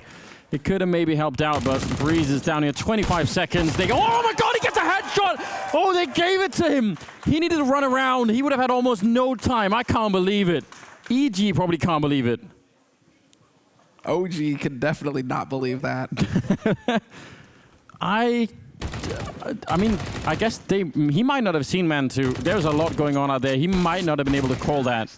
So maybe they just don't know. Do we have a reaction shot from Issa? Okay, yeah, Mantu fair enough, but do we have a reaction shot from Issa? Nope, doesn't look like it. We get 4. We get 4. But we don't get the guy who I think probably put a dent in his desk there. Issa showed that he's a bit energetic. He shows his heart on his sleeve. Yeah. That's a round where if you lose it, it's gonna hurt. It's gonna sting. But that let Evil Geniuses get on the board. 1 round on the board now for Evil Geniuses. T-sign. 3 for OG. And just, you know, this is where you start cobbling together that buy if you're OG. You got to snuff them now. You can't let the Evil Geniuses get the ball rolling on T-side Nuke. Every round matters so much for Evil Geniuses. OG need to just put a halt to it right here. Yeah, you're definitely right. Their money is right at the limit there on that CT side. But strangely also 2 Mag 10s, which that suggests it's going to be a pretty quick play here. Just, you know, just put some speed behind and see if you can get into a bomb site. They're waiting for that door, and see, immediately Molotov into the corner, more smokes into Mini, and yeah, they're going to be running the Mac-10 jumping around the corner. I'm guessing no head armor on NBK. He's down here, has already spotted the bomb, more jumping tricks, but he's ready. What an amazing triple. He was actually pre-aiming that. That Molotov should have come at least 5 seconds earlier. Not sure it's going to matter. Yeah, he's going to get out of dodge immediately. Cirque will go for the fight, but he's also alone, and another 1 versus 2, and you know, they gave him the chance last time. This time they should not even get close to that. And they lost the shot, and he will get caught out. Mantu, not even giving away the position, taking shots at the USP like that. And so we're back and forth. OG, a key round picked up there. AWP saved as well, and so they will be able to get a decent buy, but this is all on Issa. And well, Ethan right now has just got to be wondering where the rest of his teammates are. You're looking for a trade at that point. You can't trickle in one after another. Yeah, just anything, right? Like someone peeking at the same time on the other side of the pillar, or a grenade or anything to set up that one. But still, that's a pretty good job from Issa. 4-1. And they've bought something in this round. EG, they only have armor on 1 person. So I think, yeah, I think if they could get a bomb plant down in this round, that would be pretty huge. Whoa, full smoke barrier going down here. Getting fancy on the side of EG. Are they just gonna take a really hard left into mini and just try and overwhelm whoever is there. They get flashed in return, but they were somehow ready for that. Follow-up flashbang is great, but there's no one there to actually get any kills, and they've made their way down. It's a pretty good amount of success early on for a round where they have absolutely nothing to work with. Now, this is really going to throw for a loop. Exactly, OG. At this point, they're wondering, is it up? Is it down? Are they all sitting in main? There is that smoke that's buying time. But more nades getting put to use on lower, and Velda, he's going to have to hold the line, and it's just not going to happen. All 5 still alive for Evil Geniuses. This is absolutely absurd. Everywhere they've shown up so far on that defensive CT side, they've been smoked off, and then one of their guys has been left alone. They were flashed in a certain death. MBK goes down, and now it's a 5 versus 2. This is so hard to justify if you're OG. Should be an absolutely easily winnable round. Even after the first death out in yard, should be like, yeah, fair enough, but we should still have the firepower. But they kept getting caught. You are pissed right now if you're as well, because you've got no loss bonus going your way. You're not going to have any money in the bank. It is so important to save these guns. So we'll see. M4 going to get picked up. And it's fine that Stan dies, because he just spots out the remaining 2 players for OG. Nice try there from Ethan. And let's see, can they find another kill after the bomb goes off? And yes, Issa gone. The off stays alive, though. Mantu barely surviving that one. That is close. Every really gun matters, close. though, right? Every gun matters at that point for Evil Geniuses. Or for OG, rather, sorry. And the fact that it's the AWP is kind of good news, but look at this. Valda down there, he's just so alone. You would think that they could put themselves in a slightly better position. That's an upsetting round. I could understand why they're looking frustrated. That's Raga saying, calm down. Yeah, you actually heard it, too. Yeah, just... Tech timeout getting called by OG, though. So this is where man, what to be able to fly on the wall, right? You just want to hear exactly what's being discussed. I mean, it isn't, I guess it's not super alarming. It's still 4-2. It's not like they're being completely wrecked here, but it's just that those are some of the free rounds that you just want to pick up, and you want to make sure they don't get that economy. And Egypt has been putting on the pressure. In spite of the fact that they're 2 rounds down, they just keep buying. They keep putting a lot of pressure on. And it could work. If they win this round again, then OG are actually just completely out of money. Really fast Molotov right onto the hut, and they're going to try and see if they get in there quickly. Issa this time not going to get the triple spray down. He'll pick off one, but immediately traded. And now at least they have an opening into this site. They're going to use a couple of more grenades, and Breeze will find the head of Valda. And that is so quick and clean. This time it actually works out for Evil Geniuses. Trying to take advantage perhaps of the fact that OG were maybe light on the anti-rush grenades, and so you can just get out there a little bit faster. Op not going to hit that shot, though. Mantu has to be careful, and he's going to back off and try and get into a position to save that AWP. That's pretty much the most important thing now, considering OG spent all of their money this round. Yeah, I actually think you're exactly right in just making that calculation. And they probably can't Molotov hut and squeak door at this particular time. And the one thing we just want to make sure of is that they don't have a Mag 7 or something else on the actual hut. So we just Molotov that immediately and then go for it. And the one player that they ran into there was Issa with the FAMAS, which doesn't have that much stopping power. It's a pretty good calculation actually for EG's point of view. This is EG's map, keep in mind. So they've won out on Inferno, which was OG's pick. And now on Nuke, they're looking good. A little bit of frustration there from Issa. The spiritual successor to JDM. He's leaning old. Only in moments where he's lost, apparently, but still. Well, think about this. I mean, now it's going to be the hard eco here for OG. This is where EG can start feeling a bit more comfortable. They're going to be able to develop a bank off of this. Should be a clean round. Should. Yeah. You know, hasn't always been the case. We've said that a couple of times, and it's turned out differently, but you're right. That 1 AWP is kind of interesting. Mantu's got it over at the ramp. Could go a lot of places with it. Should be possible to, you know, if you could sneak in a kill and fall back to the next position and just do that, you know, even twice, that would be huge. Doesn't look like EG won't have anything to do with that, though. It's looking like it's going to be another upper hit. 3 stacked up here for OG so far. NBK holding solo outside. Mantu may be thinking about it, though, but there it is. Tarek to open it up. Alexi B goes down. Ethan on point, finds the second one, checks his angles. Good, thorough work here. Taking their time. NBK finds Breezy, but it is going to be Mantu alone now. And do they find that shot? He's going to get spotted. They know that he's holding in CT spawn. Oh, here they come. It's just like that moment in Lord of the Rings, isn't it? When he pushes the bucket or whatever down the well. It's like, oh. You're calling the geniuses what, goblins? Something like that. Oh, man. So Breezy's the Balrog, right? Just to get that straight? That's exactly right. The cave troll showing up here. 4-4. I wasn't even thinking about that, but you're right. It's a really good burn at the end, isn't it? 9th round, and EG bring it back, winning 3 in a row. And I don't know, it puts a pretty heavy dent in the OG economy. They're able to put together a buy, but they have no kits, limited grenades, and no AWP or anything. It's all M4. They're going to go aggressive, and that is more than he could really chew off, isn't it? MBK and Valde going down at the same time, so a huge success in this round, and OG are going to be in a lot of trouble all of a sudden. EG are actually just, they're really, really back in the game now. You know, they're going to start taking the reins here in this game. And that's such a tough one for OG. It just didn't click. It didn't click well.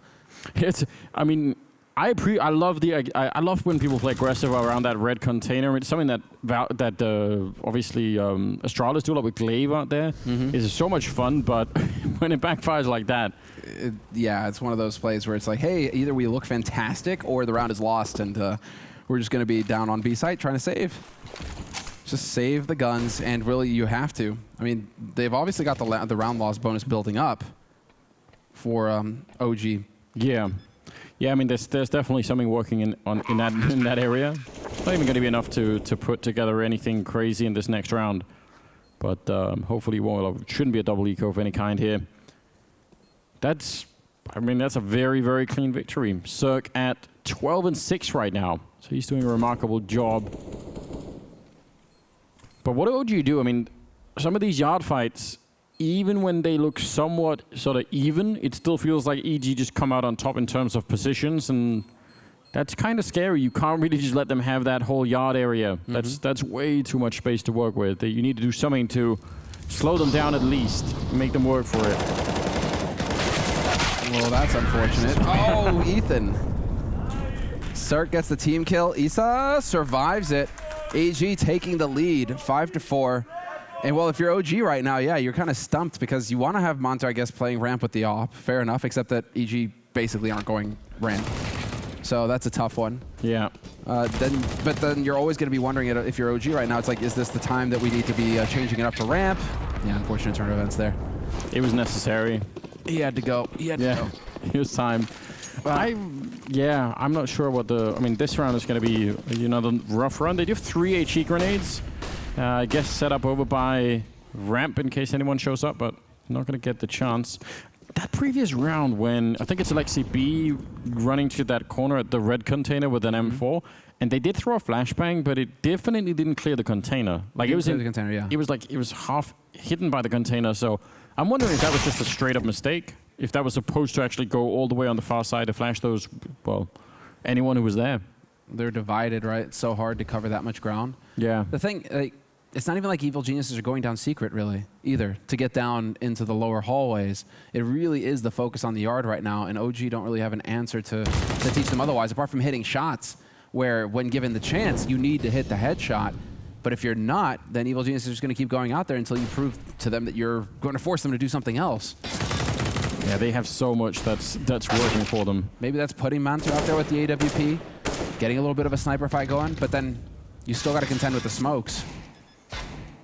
Yeah, I would still kind of like to see them do that. It would be interesting. Cool shot from Valde with the Deagle. Not going to change the actual outcome of the round. EG is still going to be at 6 rounds here. Mantu playing pretty close with the CC. EG is just doing exactly what they need to be doing. They found what works. Just keep rinsing and repeating that. If OG can't handle it, you're just going to keep getting rounds on the board. And now OG are feeling the pinch. They're going to get maximum loss bonus now. So after this round of eco, we will have a fairly good buy coming in for OG.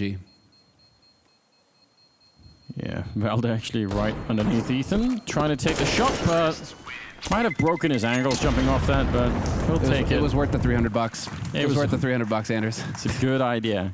I'm sure they have some sort of medical care or something. Yeah, you know, this is probably... Where is this one located? No, it's located in the States, right? Yeah, but then maybe not then. Maybe not, but then they're terrorists. You know, what do they care? They just pay with cash anyways. That's a good point. What is a single pair? I'm sure they'll figure something out. Does it work? 6-4, and 11th round coming up. OG, that was such a good start. They had the first out of the first 5 rounds. They won the 4 there, and then it was done. You see that? Can we see Casper's shirt again, please? What does it say? It's the most perfect shirt for a coach. Can we go to the other coach, please? The OG coach. Is that what we're looking for? Yeah. Okay. Look at his shirt. Wrangler. Isn't that like the best shirt for a coach ever? Because it is trying to herd cats. Yeah. These players. You are a wrangler. It's your job. You're paid to just literally herd cats. He needs one of those canes to pull him with. Just like, get back in line. Well. We've got an AWP on man 2, and he is out in the yard, but you pointed this out about the potential to get smoked off. NBK is playing really close, and there's nobody outside of man 2 to throw. He has got 1 flashbang, so if NBK calls for it, he could set it up. It's definitely a risk.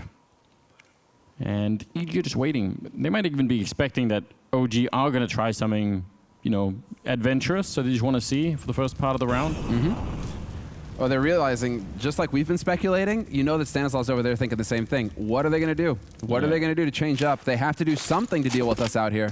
And so you play it safe at the beginning of the round, and you just wait to see what OG are going to go with. OG, though, they're a little bit light on the nades now, running low on the smokes, that's for sure. And so as the clock ticks down past a minute mark, this is where OG are going to start feeling a bit of pressure. EG now, we haven't seen this in a while. Now we're going to see the split, perhaps. Yeah, they're certainly thinking about it. Man 2 really annoyed. He can't see much because of all of the smoke out there. He's relocated back in towards the ramp room, and he's going to miss the chance. Ethan wins a very unlikely fight. Tarek will follow it up, and now, that pinch is definitely coming. Valda down here. The only thing that's working right now for OG is the time that's left on the clock. 30 seconds. If they get lucky just once here, they could still stall out the round, and EG could end up just falling to time. But it's a very, very, it's a small hope. Isa, he's going to get shut down from heaven. He was the one chance, so they're not going to stop the bomb plan. I think that's pretty much it. What a great call from the beginning. But then the change-up saying, you know what, let's get back to A instead. Yeah, Stan the man. He's the key. If he dies there, maybe they're rotating back, or they have the info to go off of. I mean, really, he's the one who unlocks the whole round. Yeah. If he gets the kill, and that's just bonus. That's just gravy at that point, because he's already done his job. He got the info on what A site looks like. They don't walk into the 2 players that OG set up on B, and OG right now just cannot catch a break. Evil Genius is doing a fantastic job of smothering him. And they're going to get 7 rounds on the board now. Evil Genius is, oh man, Valda can't even save his gun. Valda, why are you peeking? Just getting shut down, aren't they? And, I mean, Man 2 is going to be so upset that he actually didn't win that first fight. They even lose the last gun as well. 5 in a row, as you could tell. EG catching fire. That is actually, 6 in a row to be perfectly fair here. This is, I don't even know. They're really in a lot of trouble. They need to get some kills here. That's the thing. Since Isa's heroic round on A, he's sitting at 5. Alexi's at 3 right now. I mean, it's really hard to put a defense together if you can't even really get kills when you've got the opportunity to. Yeah. So OG, it is the dig deep moment, and it's a half buy from OG. So at least they're willing to take that and not just go for Hail Mary force buys. I mean, they have to, right? I would. We see some crazy stuff in the past, Anders. So, I mean, I don't know. Anything's possible at this point. Yeah, I don't know. It's the way that this team plays, right? With Rugger behind them, with MBK at least, in charge some of the time. Just temperamentally doesn't feel like they would be. Oh, wow. That's amazing. The Deagle, the follow-up. He did get shut down from Cirque eventually, but that's Man 2 really doing a lot for his team here. 4 versus 3. Now it's possible that they could bring it back. They need another one though. Valda's pushed up so far into lobby. He's there to flank them. Thankfully, there's a refrag there from Stanislav. Stanislav trying to press forward. Does take down Alexi, but he's lost his teammate in the mix. 1v2. NBK going to recover a gun, and now Valda's rotated around as well. The timing could not be better, and he gets caught with nade in hand. Stan, that's just a tough break, but OG with a much-needed win. So important for them to get that 5th round on the board and just try to get the ball rolling. This one is, you know, but that's a pretty good adjustment. Have to appreciate Stan going straight for the bomb plant and not even flinching, just saying, you know what, if they're nearby, then I'm not going to win, but my only chance, like if I wait until they get into position, I'm never getting this bomb plant. So, yeah. I really enjoy watching Stanislaw play. Yeah, so do I. Don't get me wrong, and he's a true veteran. I just wish that he didn't have any grenades to work with. Yeah, that's when you true. have the wealth of options where it's like, oh, but I had a nade, and then you have the nade in your hand, you get shot in the face. Just the worst feeling in the world. Because you're just thinking, why did I not just have my AK? Happens a lot, doesn't it, too? But there you go. Sometimes, you know, Lady Luck. NBK, clever stuff. There's one looking for the follow-up, and he gets it. NBK doing his job. 2 kills for him outside. And he was on a solo mission out there. There was really almost no backup at all, and it was really far away. That's amazing. Maybe a chance for OG to bring it back a bit, although he'll get that kill on Breeze, and I think Breeze is trying to be a playmaker in this one. I mean, they're a man down. They needed a way to get back in. That flick, not doing much. And now they should play for the advantage here. 2-on-4, don't give it away. Stanislaw, he's already seen a bit. He knows Isa is there, and he still can't win the fight. That is, yeah, it's very questionable. Interesting. Yeah. Frustrating if you're Stan. You had that guy dead to rights, and you don't even hit him once. And so now Cirque gets to listen to the wind. Yeah, a lot of it as well. Take a deep breath. And it's not just us on the mics. I mean, he's actually hearing wind in game. Well, there it is. All right. So, OG must win second round there in a row. 6 on the board for them. EG with 7, still in the lead, and lots of money in the bank for EG. They're not too concerned for the rest of the half. But we're going to get a tactical timeout called here, and it's actually EG calling for the pause. So, EG, they realize that there's a real chance for them here to snuff OG and really dominate the first half. Yeah, I think one reason why that's particularly true is they've just played 13 rounds, and I would say EG have been in control of most of those in terms of, a lot of the time it's been OG sort of like trying to hold on to it and maybe fighting their way back, and it's been some close rounds. So if Stanislaw has figured out, somebody's like, you know what, they're kind of weak in this position, like, just going back over it for those 20 seconds in the pause, that could easily be enough. I mean, OG have not been cruising, so I would say that's a good time. If you just noticed one little thing, we're like, that's a position they just leave undefended, or, it's a little piece of something. I mean, there's a couple of things that we haven't seen them really do yet. I would still love to see them go for that really, really fast mini crunch, where you get up on the silo and you jump down there, and you got the rest of the team coming out of Squeak. That's so much fun. Molotov to cancel out one of the smokes out in yard, so OG at least getting some info there, and NBK all the way out by Secret already. It's not bad. Yeah, that's an adjustment, right? This is one way that the OG can approach trying to take over yard again. But now Evil Geniuses, they aren't even going to bother. Straight out onto the A side. Alexi B picking up 2 kills, even backs off. He gives his teammate a chance to reply, and that is going to be a very solid hold here on the upper side. Couldn't get any cleaner. And OG chaining rounds together here. 3 in a row. Yeah, solid work on top of the hut. I mean, getting one of the initial kills there, but then just playing hide and seek. He's just there for the couple, and then he's crouched back down. Really well done. And that's what NBK gives them. Not only does he give them some presence in yard, but he's giving them all that info. Yeah. They're not upper. You've got Mantu who's watching ramp. They're not ramp. And so where are they going to be hitting? It allows for OG to set up and allows for them to just get that solid defense going on that upper site. And now, once again, NBK straight out here, rinse and repeat. It's not like Evil Geniuses spotted him out here last round either, so you can just go right back to this here for OG. And Mantu's not that far away, so if they set up the traditional smoke wall, Mantu could flash NBK right into that fight, and that should be a really, really strong fight for him. Should be hard to shut down pretty much from any direction. And they might just walk right into the shot. EG quite far back on the map at the moment. Still have plenty of grenades, and I guess they're going to be using some of them right about now. I think they are setting up that smoke wall out there, so we'll see what they do with 7. 7, I actually think it's not too bad for OG. This is kind of doable. There's the wall being set up. Are they going to call in Mantu for that one flashbang if it's needed? Nade onto NBK. And Mantu right now is helping at ramp, and so NBK man all by his lonesome. He's got Alexi B, but Alexi B is inside of main. This is it. Alexi turns away, still not going to save him. Stanislaw finds that first headshot, and NBK walks right into Cirque. And so 2 kills, make that 3 for Evil Geniuses. 2-man advantage now going into the final round of the first half. Very, very isolated defense all across. Cirque is very quick just to take him down. He's even trying to jump past. But now 1 versus 3 for Valderin. They should have this one covered. Once they know where he is, I don't know what he's going to do to get back in. They do have a smoke as well, but haven't really. Yeah, they're putting up on the other side. He's going to win the first fight, but now he's out in the open, and Cirque will take him down. That's nice 3 kills in the round for him, and an 8-7 scoreline at the end favoring EG. That's going to be the first half done, and second half coming up, and everything on the line right now for OG. So see how it goes when we come back after the break.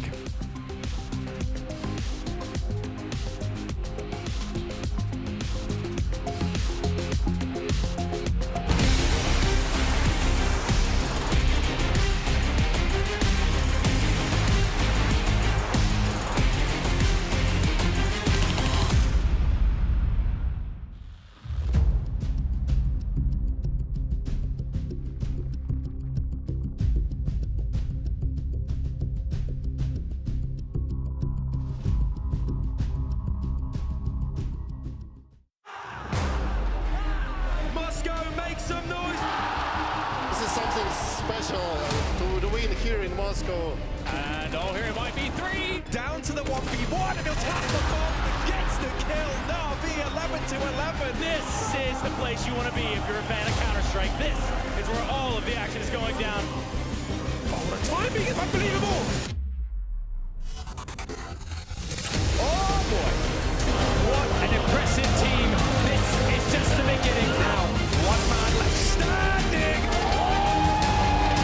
How exciting is this? Trading blow for blow, and Flamey here with another. Oh my goodness. So hyped up right now. What a victory.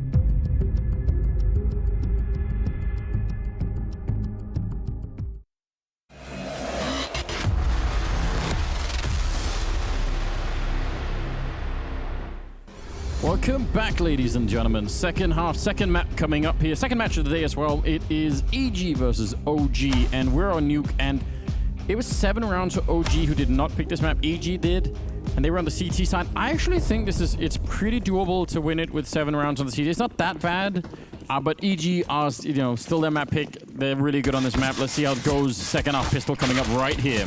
Oh, Cirque just looking to get lucky through the smoke there.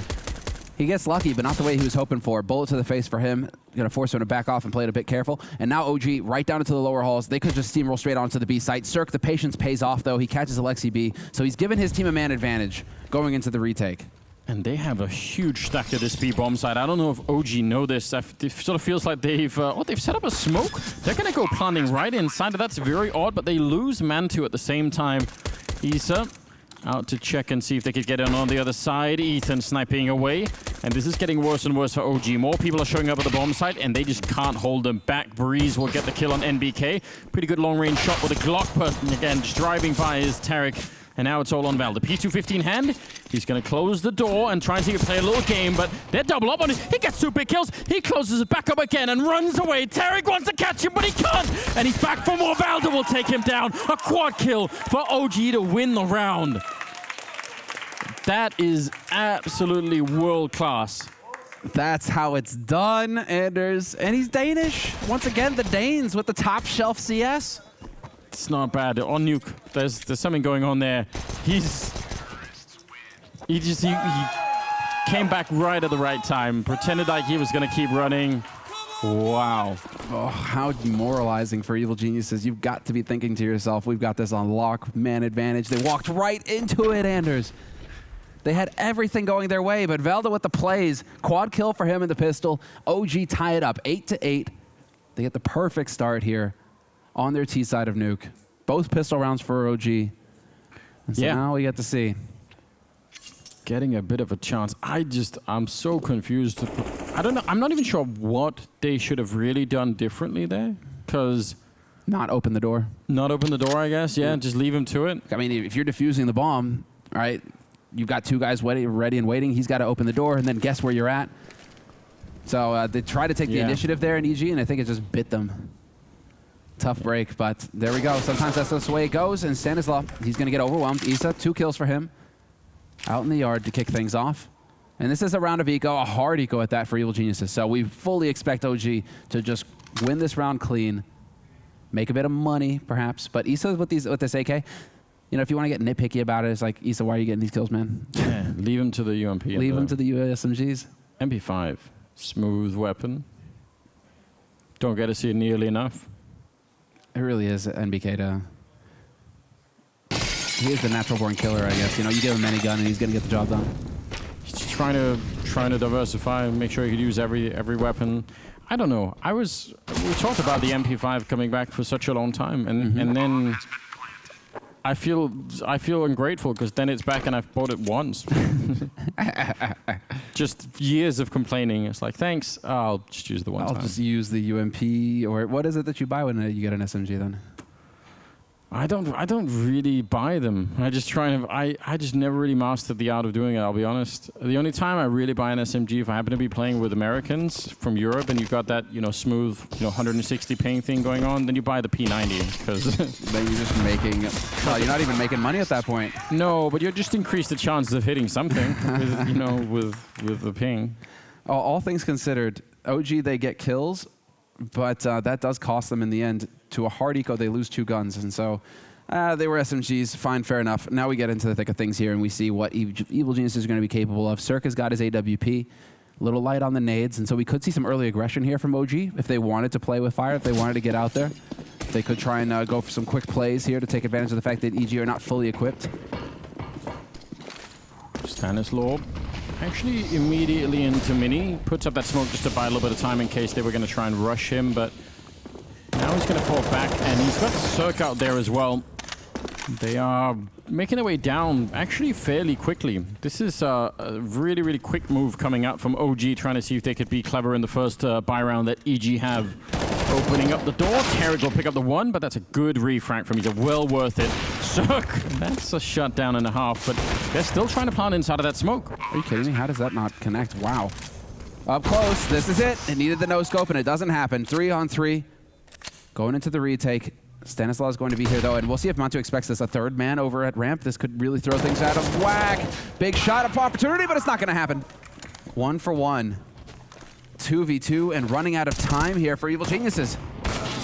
Valda now left. He's very low on health, but they don't have any grenades, so he could just buy a little bit more time, and I don't think they'll be able to do it. Breeze, how does he find him? Valda playing for time. He's doing this so cleverly, just dodging the bullets. He knows he has to come for him, and now he goes for the long-range fight, but even then the time would have done it. That's Valda again saving the day for OG, putting him at 10-8. They're really doing a good job at the moment. Tough break there as well. I don't think he thought he was going to survive, so he didn't even bother picking up a gun. But he could have saved an AWP or something a bit more clever there, but that's just nitpicking at the end. That smoke that they throw from Detox is the same one they threw in the pistol round, and it just allows them to get the bomb plant down really quickly. It's kind of cool. Well, pistols for the EG side. This is certainly a bit of a dangerous lead that OG are building. I'm sure EG would love to close this one, because we talked about this a little bit before the map or the whole thing went live, but Dust 2 is the final map. That's so wild to imagine between these two teams. Oh, I mean, that's where you expect OG to just start popping. Yeah, Mantu's hitting shots, Isa's hitting shots. Velda, if Velda starts waking up, I mean, they are a threat. Yeah, they really should be. Although, I mean, I would love to see Suck on that map as well. He's been pretty good. So, well, if we're talking about kills, where's Breezy? You know, they've kind of dropped off in terms of the individual performance here. Evil Geniuses on this map, their map. But bit of a tough break here right now for EG. They're not quite getting it to go their way. OG, though, just steadily taking over yard, trying to play to the advantage that their rifles grant them. Advantage of range. Suck, I'm not seeing anything. I don't know if there was a gap there, but just waiting for it instead. Bit concerned about the time now. 35 seconds about to be. Mantu's got the bomb out in yard. This is one of those moments where, you know, if somebody stops their toe and at the wrong moment, it could get a bit weird. 25 seconds now. I'm getting increasingly worried about this. Jumping past the corner, Alexibi will get the kill, and now they're going to revert back into the bomb site. And looks like they're going to have not that much trouble. The CC will only get the one kill, and now Tarek is here. 13 seconds on the clock. He's certainly thinking about it, but they are all over that doorway. I think if he would have gone for it, I'm pretty sure they would have got him immediately afterwards, even if he could have got the bomb planter. Yeah, tough break there for Tarek. Trying to deny the money as well. Doesn't quite make it. 11 rounds now for OG. And well, this is it, Anders. If ever there was a round where Evil Geniuses needed to show that they have got the intellectual edge here, that they are 10 steps ahead. Yeah, I mean, they have the name for it, don't they? Right? That's what we're expecting. Get on that right here. I mean, they picked the map for a reason, and they have a lot of what they need. I won't say everything quite, but they have a lot of what they would need to make this a really good round. Cirque with the AWP. 3-round difference between the two teams at the moment. Ooh, we saw the gun barrel. But that's about it. Odds slightly, you know, leaning back, you know, I mean, still favoring EG, of course, but at least it's not all the way up to 6 or whatever it was earlier. Exactly. This is the patience game. This is some of the older Nuke. We're gonna sit and wait around for about 45 seconds and hold some angles and see who's gonna be playing, who's gonna walk into our crosshairs. And Breezy, forward smoke there. Just going to make sure that OG have to rework again to try and clear up some of these parts on the map. But so far, Evil Genius is really just playing to every advantage on the CT side. Eventually, OG have to come to them. Yeah, I mean, we're under a minute. They have used a fair few of those grenades, and they have not really taken much of the map at all. Mantu's out there watching the yard for the whole time. And I guess they are just eventually going to go for an explosion into the A-bomb site. Not sure what the initial grenades really bought them in this sense, but under 40 seconds now, and they're going to pop everything. What it really has brought them is the fact that EG almost have no grenades defensively, so that's the one thing they've accomplished here, and I guess that is actually pretty big. We'll see if it's going to be paying off. Mantu setting up the smoke is going to be for Heaven. No one is there yet, but it means if there's any kind of an attempted backup there, it's not going to work out. 2 big kills to open it with. Cirque jumping down through the smoke, and he gets cancelled out after the 1 kill. Tarek, oh, he almost got that follow-up. Can he actually do it? He's down on the low ground. He gets the bomb as well, and oh my god, they turn it around. EG. That is Tarek and Ethan with a double kill each. That looked like a completely unwinnable round after the first 3. Was that a 3-for-1 trade to start that with? You're thinking when the nades work so well, and you could see, thanks to that new function, well, new air quotes, right? But you can see the assists on the flashes. Those flashes were impeccable for OG. It should have been a totally clean upper sight take. Yeah. But individual performance, sometimes that's what makes or breaks a round for you. And on the CT side, that time, EG, they got the job done. And so OG now having to tap into the bank. 3 rifles, a MAC-10 and a pistol for them. That's not the best buy. And it's kind of the same thing on the side of Evil Geniuses, except that they saved that off for Cirque. And so Cirque was popping off first half with that AWP. Gonna be expecting some more out of him here. And it's scary that they took as much damage as they did in the previous round, right? They lost 3 players, so even though they won it, they're still not really clear, and Stanislaw goes down. And they've not been able to hold this bomb site that well, EG, even when they've had the, you know, some pretty good setups for it. OG actually are really good. They see if they pop open the door to go throw the same smoke. Yeah, there's the smoke they normally throw for the bomb plant. And they're going straight for it. NBK, he's being covered from Valder. That's the 3rd time they've done this combination with the smoke in the plant. I mean, the success rate's really good, so why not? And you can see Tarek is adapting for it as well. That's one of those, that's a situation where the whole round boils down to a kill. If Tarek wins that duel, he gets NBK as well, and then you're looking at a situation that EG can defuse the bomb. Tarek, though, doesn't get that shot. Yeah. And here we have Evil Geniuses having to back off and save their rifles because they're broke. They don't have money past what you see here, which is nothing. So they have to save these 3 guns so that they can get something going in the next round and not let OG just run away with this completely. Man. I mean, it is so important that they save these 3 rifles, and they will. No one's hunting for them at the moment. But that's kind of rough. They lose Stanislaw at the initial stages, and then it just doesn't even look like there's any round left almost after. As you said, that one battle afterwards, but it's just Alexi B taking charge of the situation. Man, you can see NBK freaking out as well. Yeah. He's holding the bomb down. He can't do anything to help his teammate. It's all on his teammate at that point to keep him alive. So some real heroics. Yeah, I mean, his life was in Valder's hands. 12-9. It is so interesting, isn't it? The kinds of teams that are being made now, because I guess FaZe, when they started doing sort of, you know, mixed teams, different nationalities, it was like, oh, is this going to work? What's going to happen? How weird is it going to be? And now you just see so many of them.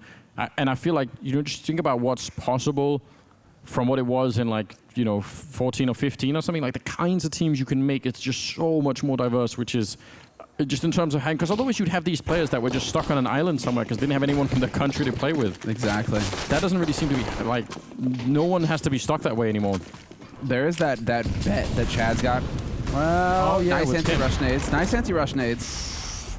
Oh, he does get the first kill though. Cirque, is he good for another one? This has actually slowed them down. The bomb is still back in lobby, so maybe not that worried. They're kind of on the A-bomb side, and maybe they could actually crack this one through. One good grenade up there. They have 3 Molotovs. They could set this heaven on fire forever, more or less, and that forces them out. They run through the fire, and they take the fight right away. Breeze will pick up 3 quick kills.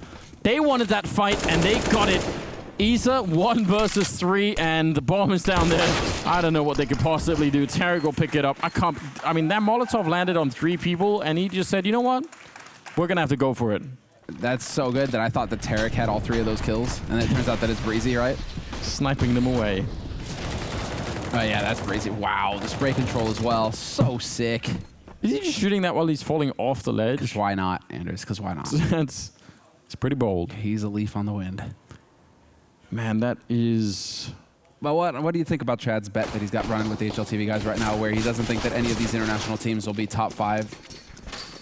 I think at the end of the year is what he said, or something along those lines. I don't know. I doubt that. You doubt that? You think we'll have like a Mao Sports or an OG up there, top 5? I reckon we'll have, yeah. I reckon we'll have one of them, and it would give me great pleasure to see Chad being, you know, right. He can't see the forum posts anymore, unfortunately, but I'll screenshot some of them and link into him, though. Please do. I'll circumvent the filter just like that. Please do. 12-10. And both teams are just very low on money. It feels like OG shouldn't be because they've won 5 out of 6 rounds in the second half, so you feel like they should be in a very good position, but they're all the time right at the edge. And EG, I mean, yeah, if they win this round, they're probably almost going to be tying it all up.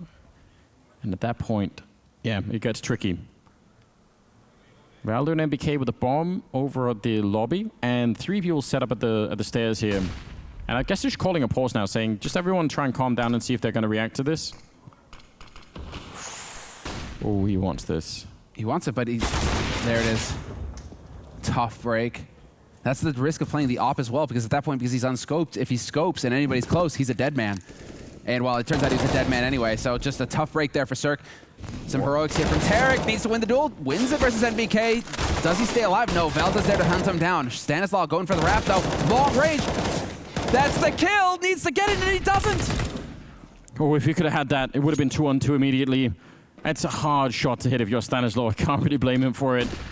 10 seconds on the clock and Velda sliding down. He was low on health. If he had actually died, trying to stop it, but Breeze will still go down and they end up winning the round. 13 here on the board for OG. That's a close round. Opening round here of the tournament as well for these teams. Yeah. And already you've got OG throwing EG for a loop on their own map. OG nearly took the first map of this series as well. It went 30 rounds. And EG right now. This one might not, because EG, they had a lot of money on Stanislaw and Breeze, and they force into the round. Somebody dropped Cirque and AWP, and they're just going to go for it. If they can't win this, I'm not sure they have much left to stand for. So this is really a... Yeah, this is really a critical round. Breeze charging right in. And Lexi, he is ready for that and more as well. They take down Mantu, but Cirque is alone inside of the bomb site. Stanislaw is too far away. The bomb is right in front of him, but surely they can flash him out. There's one grenade. They jump right over the AWP. Some absolute tricks being thrown here by Alexi B. He gets the third kill of the round. And Stanislaw, I don't know. Falling back gives them the bomb plant, running through, almost certainly death. Well, Anders, this looks to me like we are going to get a third map in this series, barring some huge plays coming in here from Evil Geniuses.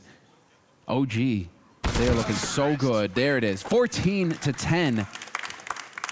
And Evil Geniuses have to force. They don't have any money. They're at $3,000 across the board. Let's see this here from Alexi B. This is ridiculous. Ah, that angle. He's hiding behind the ladder.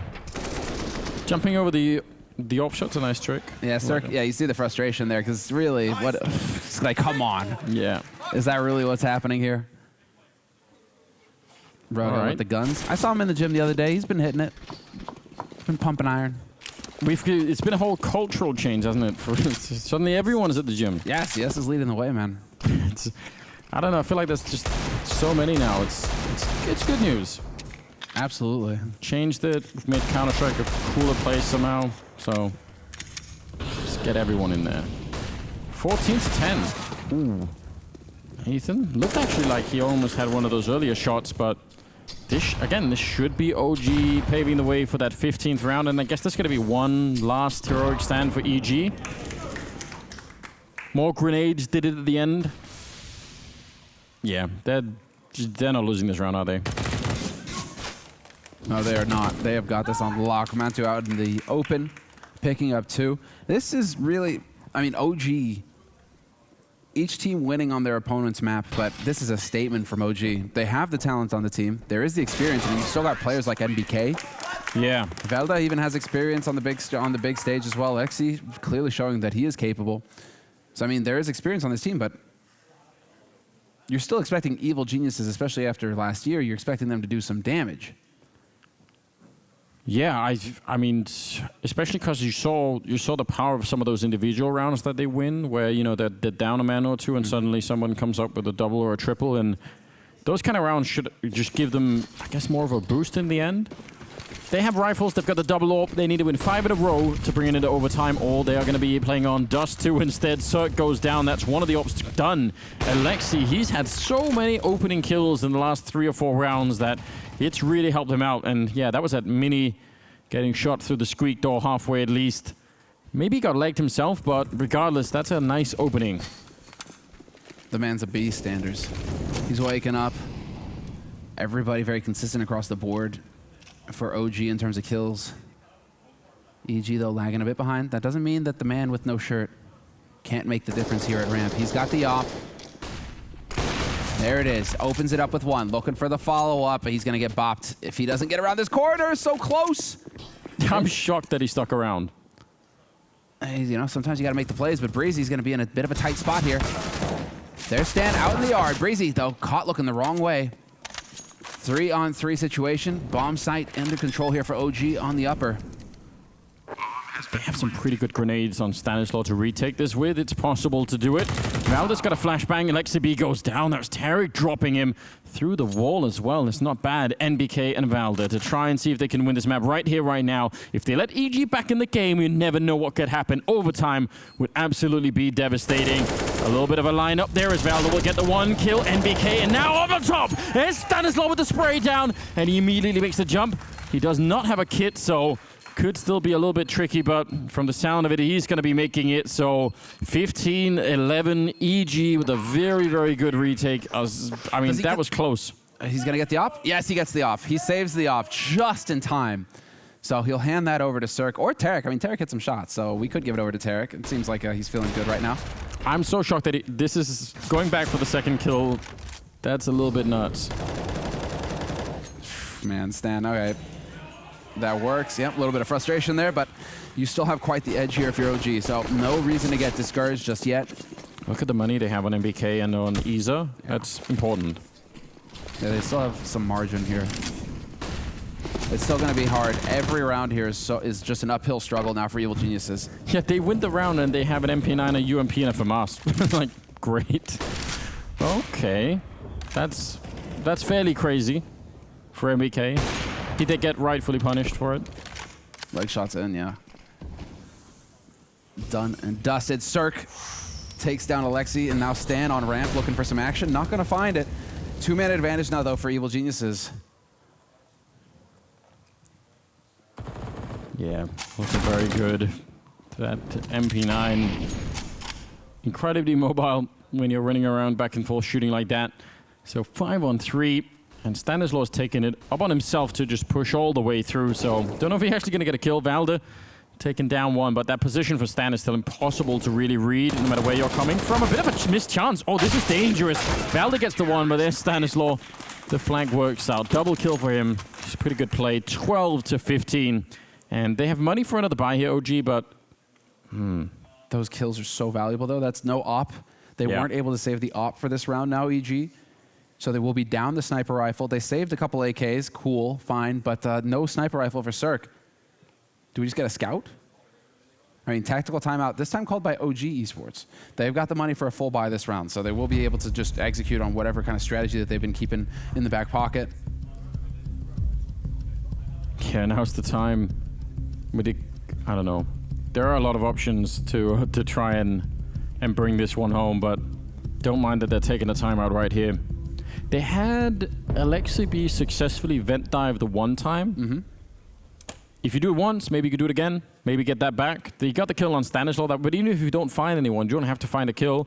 Just getting in there is pretty huge. Well, that has been the change in strategy, right? Because, I mean, the vent dive seemed like the go-to. Yeah, now we've seen teams kind of shift away from that, back out to yard. Not really been with the ramp rushes either. But this is looking like Alexibi. At least an early peek here out to main. Pre-fire, hoping to catch any of the CT players. But it's looking like a slower approach here from OG this round. Default kind of approach. Set up for nades out in the yard. And they'll get that yard wall down with the smokes and start to proceed over there. Perhaps just get a little bit of presence. Yeah, I mean... could bleed some of the grenades out. I mean, you know, as soon as you blow up that door, you know they're going to have to respond with a couple of grenades themselves. So that's already, you know, sort of worth the price of admission. Now, what have we got left here? 2 smokes and that Molotov that was just thrown outside. So really not that much to work with here for the CT side in terms of defending. Could be an issue. Cirque is ready below as well, isn't he? So they are expecting some kind of vent play, perhaps? Alex is just waiting, though, as that smoke clears, and there it is. Ethan through the smoke, spams him. And now OG, they are gathered still, but the nades are running low. The smokes have cleared in yard. This is going to be done dirty. They have to just walk out here and take fight straight up, and that's not going to work. The Evil Geniuses are ready for him. Stanislaw winning that fight, and it is Breezy finding the final kill of the round. A little bit of hesitation there on the side of OG, and that was after a tactical timeout as well. It was, and I mean... if Alexi does win this fight here, I mean, I don't know if it's even a fight, but if he stays alive to get the kill, then obviously it's an amazing opening. He could, you know, he could crack that bomb site wide open, but there seemed to be no plan B when that didn't work out. I was like, oh, I guess we'll just have to try and walk in. Sort of, kind of, yeah. We'll see how this works. I mean, 2 rounds away. And well, there was a bit of a done deal situation where it felt like OG could just get it done. But Evil Geniuses are showing that they've still got some fight in them. And now with a little bit of money, they've got the rifles, they've got the nades. They need to weather the storm here so that they have everything going into the next round. I mean, this AK from Isa shouldn't be enough of an engine, should it, to really have an impact on the round. So yeah, probably once again going to be fighting for the 30th round. EG took it away from OG, didn't get overtime on that Inferno map just a second ago, but now see if they could maybe fight it back, EG, and actually get a bit of a chance here. Good headshot from Mantu. That's a nice recovery. Tarik, amazing spray transfer, not just the one time, but actually back again, nearly a triple spray down. That's what thousands of hours of CS looks like. It's not bad, is it? Because it's one thing controlling the spray against one steady target, but just continuing. Yeah, there's a few nasty ones actually. Shout out to Super Steedum. He just released a Xantares one today. There's some pretty tasty spray transfers in there. Some good ones, yeah. It's kind of an undervalued skill because it does go a little bit under the radar from the flicks, but yeah, it's definitely not easy. 29 seconds. They've walked all the way in here, trying to be sneaky, but Ethan is paranoid about that door, and he's right to be. They're going to open it up, and he gets there. That was enough. It's fine. Just the one kill should be no problem here. NBK with very low health. He's trapped, and he immediately goes down to Stanislaw. So, yeah, good job from Tarik, winning that double. But again, they're making it expensive for EG. Yeah. So EG, are they just going to have enough here going into the next round? I'm curious about getting that op on Cirque. They'll have 2 AKs saved up. At least thinking they'll have saved 2 AKs. Yeah, they should have. And they will have the op on Cirque. Yeah, there we go. 30th round. That is, I don't know, that's not quite the arc. They've won the last 4 rounds. Aegis all the time skirting on losing this map. 2 of those rounds that they won, the bomb was down. So, you know, it's been sketchy. They've been right at the edge this whole time. Now they just need to do it one more time and get into overtime. This is where I'm getting that same vibe from Evil Geniuses, though, where it's the same as on Inferno, the last round. It's just so decisive. Evil Geniuses, they're grinding it out. And here, once again, it's like, oh, it's getting up to map point. And then Evil Geniuses decide to remember how to play CS again. Yeah. Trying to make it entertaining for us, aren't they? Oh, Stanislaw. See, there was that vent dive that we were talking about. The exact same setup this time. Stanislaw's ready for it. He's going to be falling back. He's right into 3 players, and they knock him out. That's a quick trade here. 4-on-4 now. Tarik, the same smoke again. OG going back to it one more time. And Tarik, he's tired of this bomb pump, but he can't see anything about it. You see him just trying to dodge the bullets underneath. So it gets a kill. I can't believe he's still alive. He falls back down, but the door is blocked, and he needed that kill immediately. He's in a lot of trouble. Backup is trying to get here. MBK, how does he get that flick? We need to see that replay. Cirque low, Breeze low. It's a one-on-one now with the bomb down, and Isa just trying to find the right moment. There's Cirque smoking it off, and he's going to run back to it. He does have a kit. He's going to sit on that bomb. Oh, he's waiting about it. There's the Molotov on top, and that might be it. That might be what gives OG the final round. 16-14 with the grenade. What a way to finish it. So sick that they get it done in the end. Right there. Vladdy, the manager, definitely hype. Wow. That is a crazy way to finish a map. They took everything they had, but it means we're going to be going on to Dust 2, which is great news for everybody. I can't wait to get that on the way. It's going to be coming up right after the break, so stay tuned.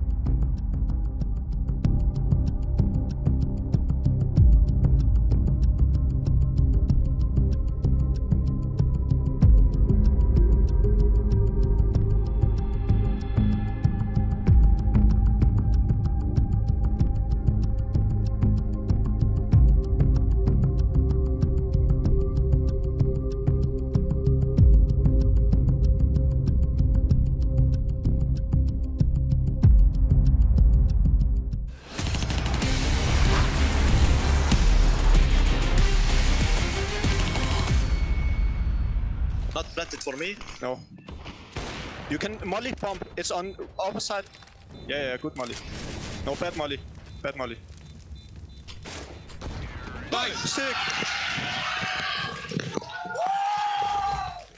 Good stuff there. OG takes it. We're all squared out at 1-1. I love all the screams because there's quite a fair bit of people from the OG organization here and just helping behind the scenes. And you see how invested they are and how important this singular win even is already in this developing team. Yeah, but they know Jason Lake, so they got to work on their celebration. That's their They want to match it with celebration. him. But look, all in all, that was actually quite a good game of Counter-Strike from OG, if we're going to be honest about it. In the first half, it was Cirque, the only individual showing up for EG, really putting any numbers on the board and making life difficult. Whenever this side of OG wanted to get down the vent, whenever they wanted to get down secret, it felt like they could. And Cirque was doing everything he could to put up a fight. Pissed around, he had impact. You're seeing right there, he on that Deagle round was able to open up as well. So for the Bulgarian, he's finding, you know, his frags on this one, but everyone else was quiet until the later stages of the second half. So is it as simple then as the fact that they were just not fragging as hard as him? Well, not as hard as him. He was obviously out of his mind. But what do you need to do then to change that up? Because if you notice that it's not going as smoothly, Duncan, do you then have to draw for something else, draw for some more tactics or whatnot? You can't just be shut out like this in a game. I mean, this is unfortunately the reason why EG has this reputation as a team with a high ceiling, but then fairly low floor for such a top team, because when they're not fragging like this, they still keep taking the same fights. Tarek, if he's in the rank room, is just going to get fragged instantly. And basically, you could, unfortunately, when you have one player on fire on nuke, you can avoid that play. That is absolutely possible. It's more indicative here with the individuals not showing up because their CT side was so weak, right? If you get 8 T rounds, that's well and truly more than Should half be of the the game, course on a map like especially Nuke. with a team like this. Exactly, that should be it. 8 T-side rounds on Nuke, yeah, close it down, that should be done. The fact that now, before this tournament, the side of OG, their T-sides were terrible, right? There was actually their worst side, and now they've had 2 pretty decent T-sides back-to-back, so something's changed within that camp. We can clearly hear communication has changed, and House Mantu, right? We were questioning whether he could do it against the big boys. He's fragging. Well, the funny thing is, actually, obviously Mantu was the top fragger in this game. If people remember, the game that actually got him his hype was against G2 on this map at CS Summit, where he had this big fragging performance. People were getting excited. On this one, I thought was quite impressive. You're going to see quite a few kills with this weapon, actually. It wasn't just all, there's the Deagle. It's not like it was only that he was getting fed an AWP and then he was just killing people from long range on Nuke. He's getting it with all the weapons here. So I have to say, of all the players in OG, he's looked the most legit individually so far. Yeah, I mean, I think Valda's also been showing up, and then what is kind of very important to this is how the team is doing and reacting to situations. And I think in OG, we're obviously tracking development, and I know you guys hate the word time, but if we see such a big difference, and I'm not saying this is the world, right, but winning a map, EG's map pick against this EG is a big deal. We've seen with other teams in the past when they go on to show that, hey, we can compete with the big boys, it can snowball there, because from that they do take a lot of hype, right? Yeah. And this team here, we can hear them yelling, see them standing up, Rugger's getting involved as well, Issa very vocal. Going into a map like Dust 2, that's where it's now going to open up all of the individuals, right? It goes from being a game which maybe is the chessboard moving around to you can just have those heads up duels. But are you pleasantly surprised that they took a map? You said they didn't even have a place in this match to begin with. Honestly, I'm very frustrated with the tier 1 teams of Counter-Strike. Okay. I am very frustrated to come into the first tournament of the year. I understand they didn't have other events to play in before. I get that, right?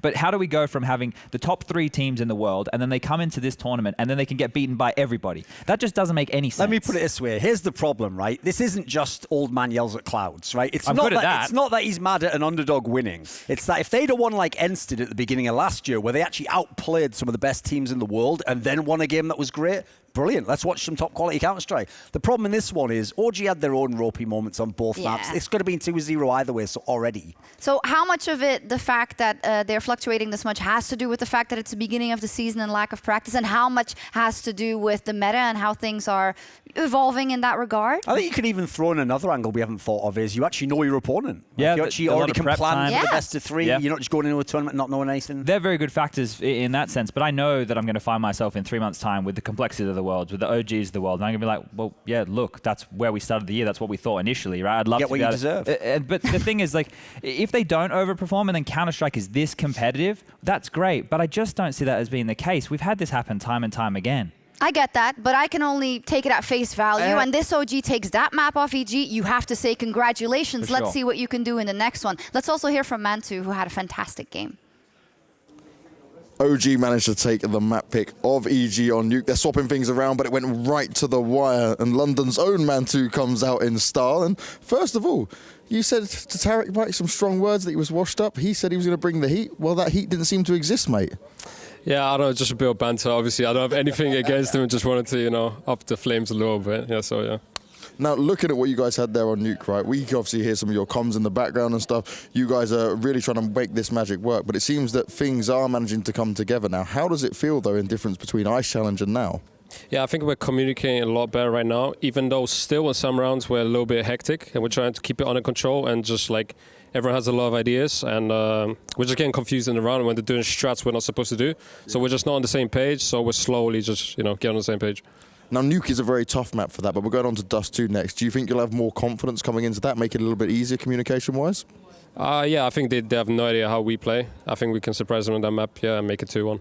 Now, they said on the first map when I interviewed them, they were like, oh, we didn't show up. Now, they were like, we weren't playing to our standards, even though they managed to win, but you've just taken them down on Nuke. So anything to say to that?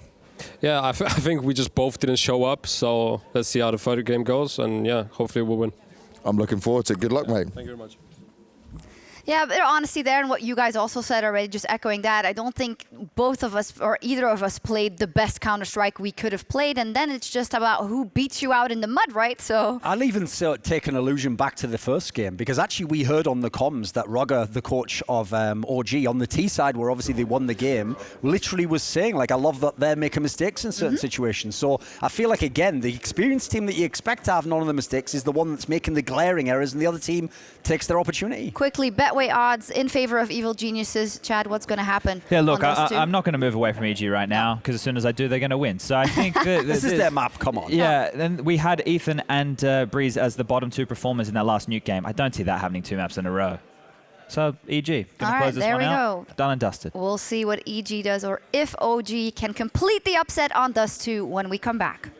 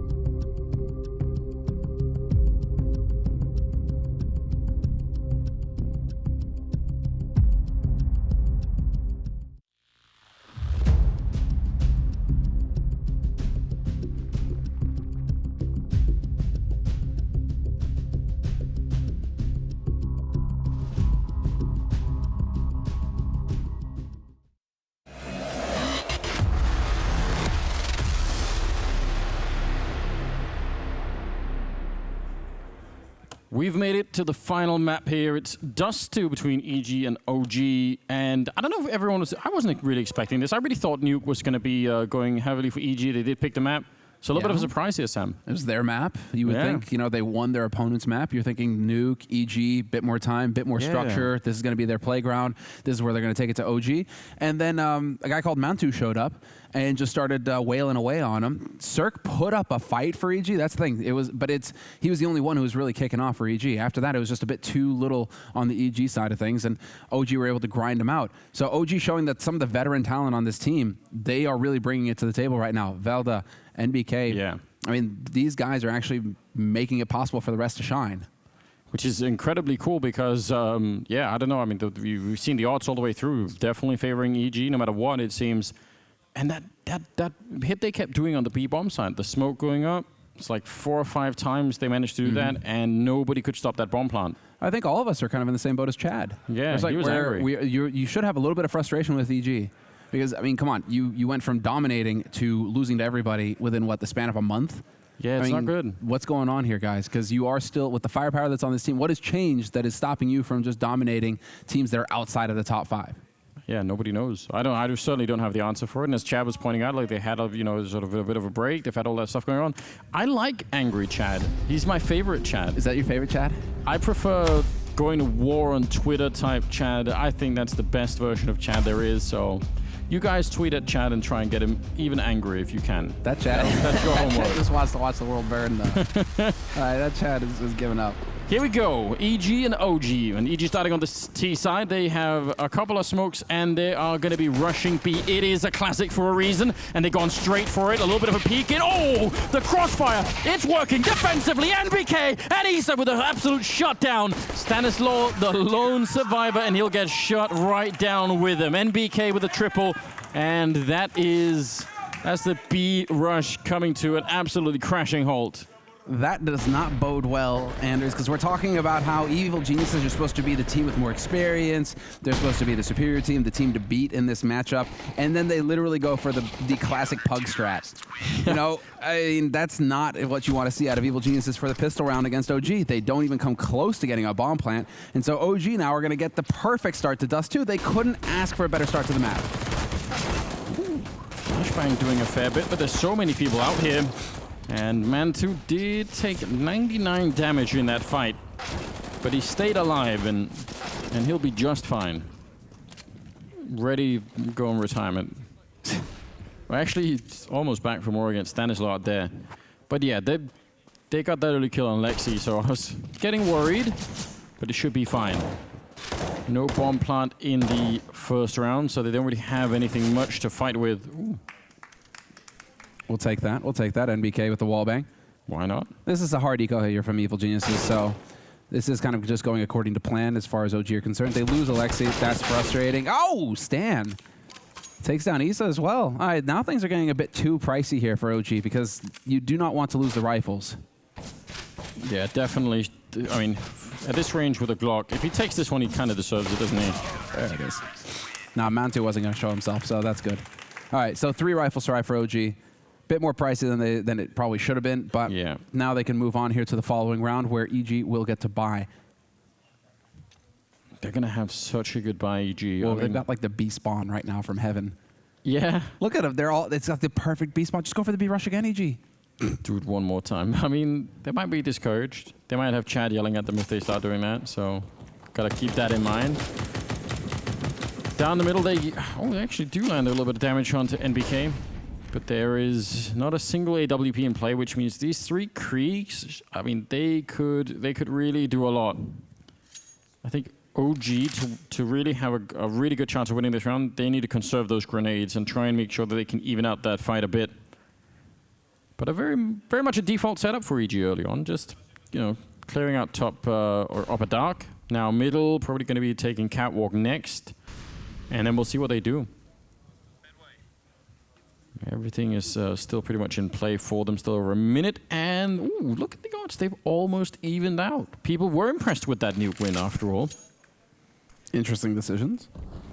But okay, I mean, at this point, anything goes because OG, they've got the firepower for a Dust 2 match. Yeah. So I think it had to end for Evil Geniuses. The Evil Geniuses that we're seeing right now, it had to end on Nuke. Now it could be, this is anybody's series as far as I'm concerned. They are setting up for a B-split, but that smoke made it annoying, and Iza made it very annoying. Getting that kill and then just falling right back. I think they were just about to set up. You see this smoke that Stanislaw is going to be throwing is going to be for the CT side, or sorry, CT spawn side, so the right-hand side, and he's going to be setting that one up. Now, do they actually follow through with this? They only have Ethan and Upper Dark, so this mid-push has to work. Ethan can't obviously be the one to initiate this. It's going to have to work, and there's only 23 seconds as they're pushing through right into Iza's crosshair. That's a beautiful triple for him in the round. There's no chance of doing anything now. The bomb is in the middle with 15 seconds, and NBK will find another kill. Ooh. I love this attitude. Right. Bring me more of that. Yeah, the pump. You got to be careful, though. That's playing with fire. It's like, yeah, okay, get excited, man. But if it starts going against you, we've seen that come back to haunt players. But right now, if you're Rugga, you just got to let Ethan just get comfortable. I mean, he's rolling. He's getting kills. It is. I agree. It Even is pulling a T-pose. It is definitely dangerous, but at the same time, it's entertaining. Oh. Yeah, this is where it's just life really sucks for Evil Geniuses, because when your opponents on CT side have Kriegs on Dust 2 as well, you just kind of hate your life. Because now they can hold angles and just pop your head every day. So Evil Geniuses looking like it's going to be the short play here, straight up onto the site. Who do we have? We have Velda ready and waiting for him. And he's got a Krieg. So this is just the anti-eco round coming in here from OG. Go in together. Ethan with the dig. Whatever, man. Oh, this is actually getting a bit unreal.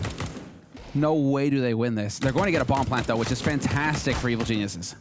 Alexi's trying to keep it cool, but he's just got no cover out there, and he ends up going down. Breeze finding another one, and Ethan will close it out. Just comes out of nowhere. EG, that should not be a winnable round. Now that calmed them down a little bit on OG's side. This is wild. These are the Kriegs that they're fighting. Well, I kind of just cursed them, right? Where I'm like, man, they already got Kriegs. Yeah. They're going to be able to headshots all day. This is going to suck. And then turns out all you need are Deagles. Yeah. Sure enough, all you need are Deagles. OG fans, direct your anger at Samlon. Yeah, exactly. Find Caster Curse is still a very real thing, huh? Yeah, apparently. Nothing much going to happen there. They have a double auto shotgun for Mars Deagle buy. I don't even know what that is. Don't think it's been done before. It's just... They've just improvised. Bought a little bit of everything. I mean, this is classic NBK, isn't it? Who needs the crazy gun? It's him. Auto shotgun. No worries. Setting up for that tricks. Well, not even waiting. Alexibi takes a shot through, but they did try and set up that trick smoke in the middle, which you can look under, which is kind of interesting. Man2, all in on this position. He's going to get the first one, but they're coming right for him. And a quick trade.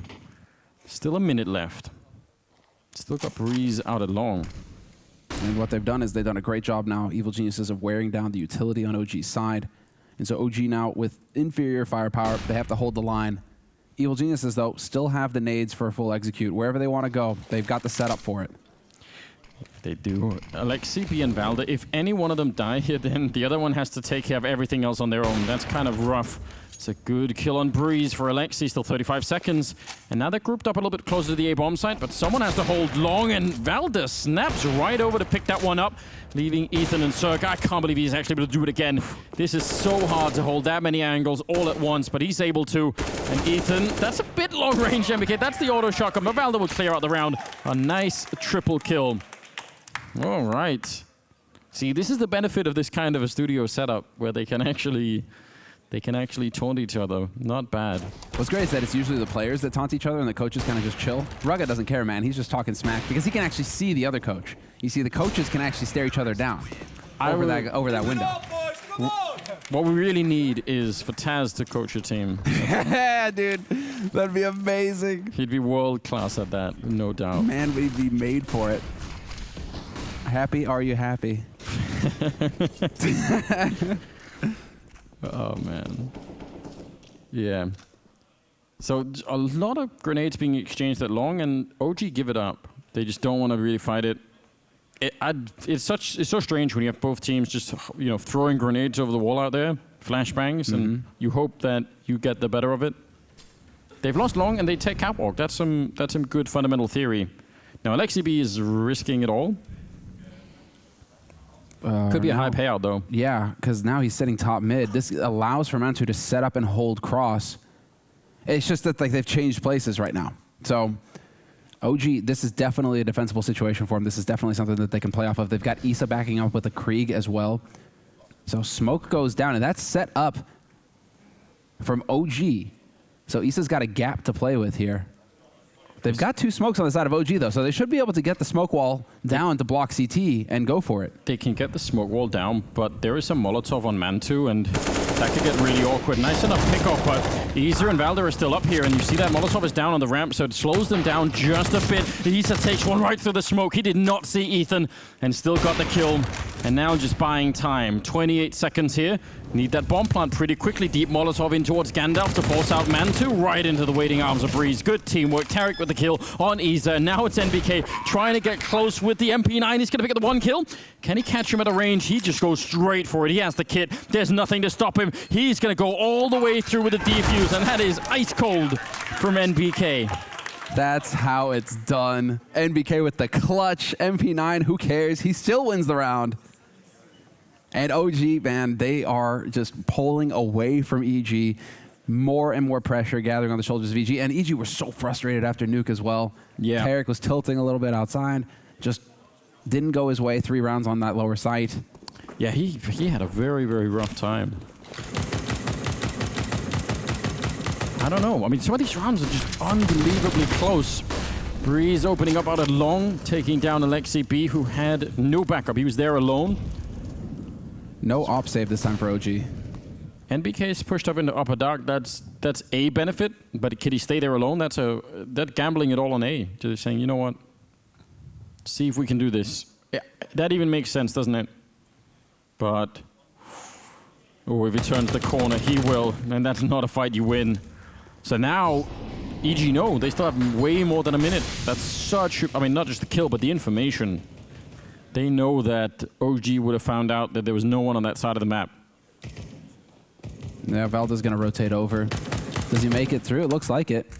Doesn't look like anybody spotted him either. And so he will be able to get over towards that B site. But again, when you're in man advantage situations like this, it just thins out the defense for OG. It makes life easier for Evil Geniuses. So them just getting the kill, it's not like they even have to hit B. They can still go A. They just extended their lead here. And so Mantu now, holding close. He has to come up with the heroics. He has to drop Cirque. And it's not meant to be. So life is going to get really interesting for Issa. He's got the Molotov, but yeah, that would have been so much to ask. Maybe if Mantu wins the fight, he turns around, throws the Molotov to help him out, and he can refocus, but yeah, that was pretty low percentage, I think almost no matter what. Valor trying to save the M4, and I mean, EG finding a second round, finally. Good opening kill out at long, and just no real way for OG to recover that situation at all. And their money, I mean, this is the thing though. They've been winning so many rounds, but they still don't really have anything in the bank. It's been that scrappy. So that's good news. Well, OG is just, I mean, this is exactly, but Dust 2 lends itself to scrappy CS, right? But it does feel like it's shifted over to the long control early on at least. Just get bodies out on long. That time, Alexi B got smacked in the face, but it could be, you know, the next round around. If he's getting proper support from his teammates, some flashes in there to help him out. Yeah. He locks down long, and all of a sudden the game develops from there. And so OG right now, it's all going to be about dealing with this aggression coming in from EG. EG just don't even care, man. 5 Kriegs from them. Let's just go. Wow. We're playing COD. Just do, yeah, go for it. I mean, on this map, there's nothing wrong with it, is there? You could do whatever you like. You got to get with the times. Yeah, everyone has bowed down to it. The mighty Krieg. Oh, and he messed up the nade too. That's frustrating. The 1 M4 on Valda. And this isn't going to be like that Reddit clip where the guy walks around the corner perfectly timed. That's always a hit, isn't it? That'll get...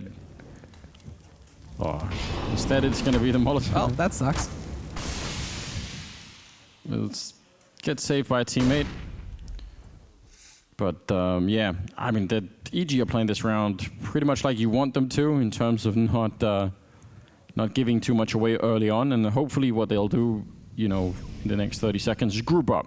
Don't take too many individual fights. Find a way to hit a bomb site with some speed. I hope that they just run in here now because nobody was watching that molly. They're going to put a second molly in there. What? NBK not happy at all. Yeah, NBK is really frustrated right now. A second Molotov in. And now Tarik decides to go up close. So this is definitely putting a Krieg at risk. Yeah, I don't know about this.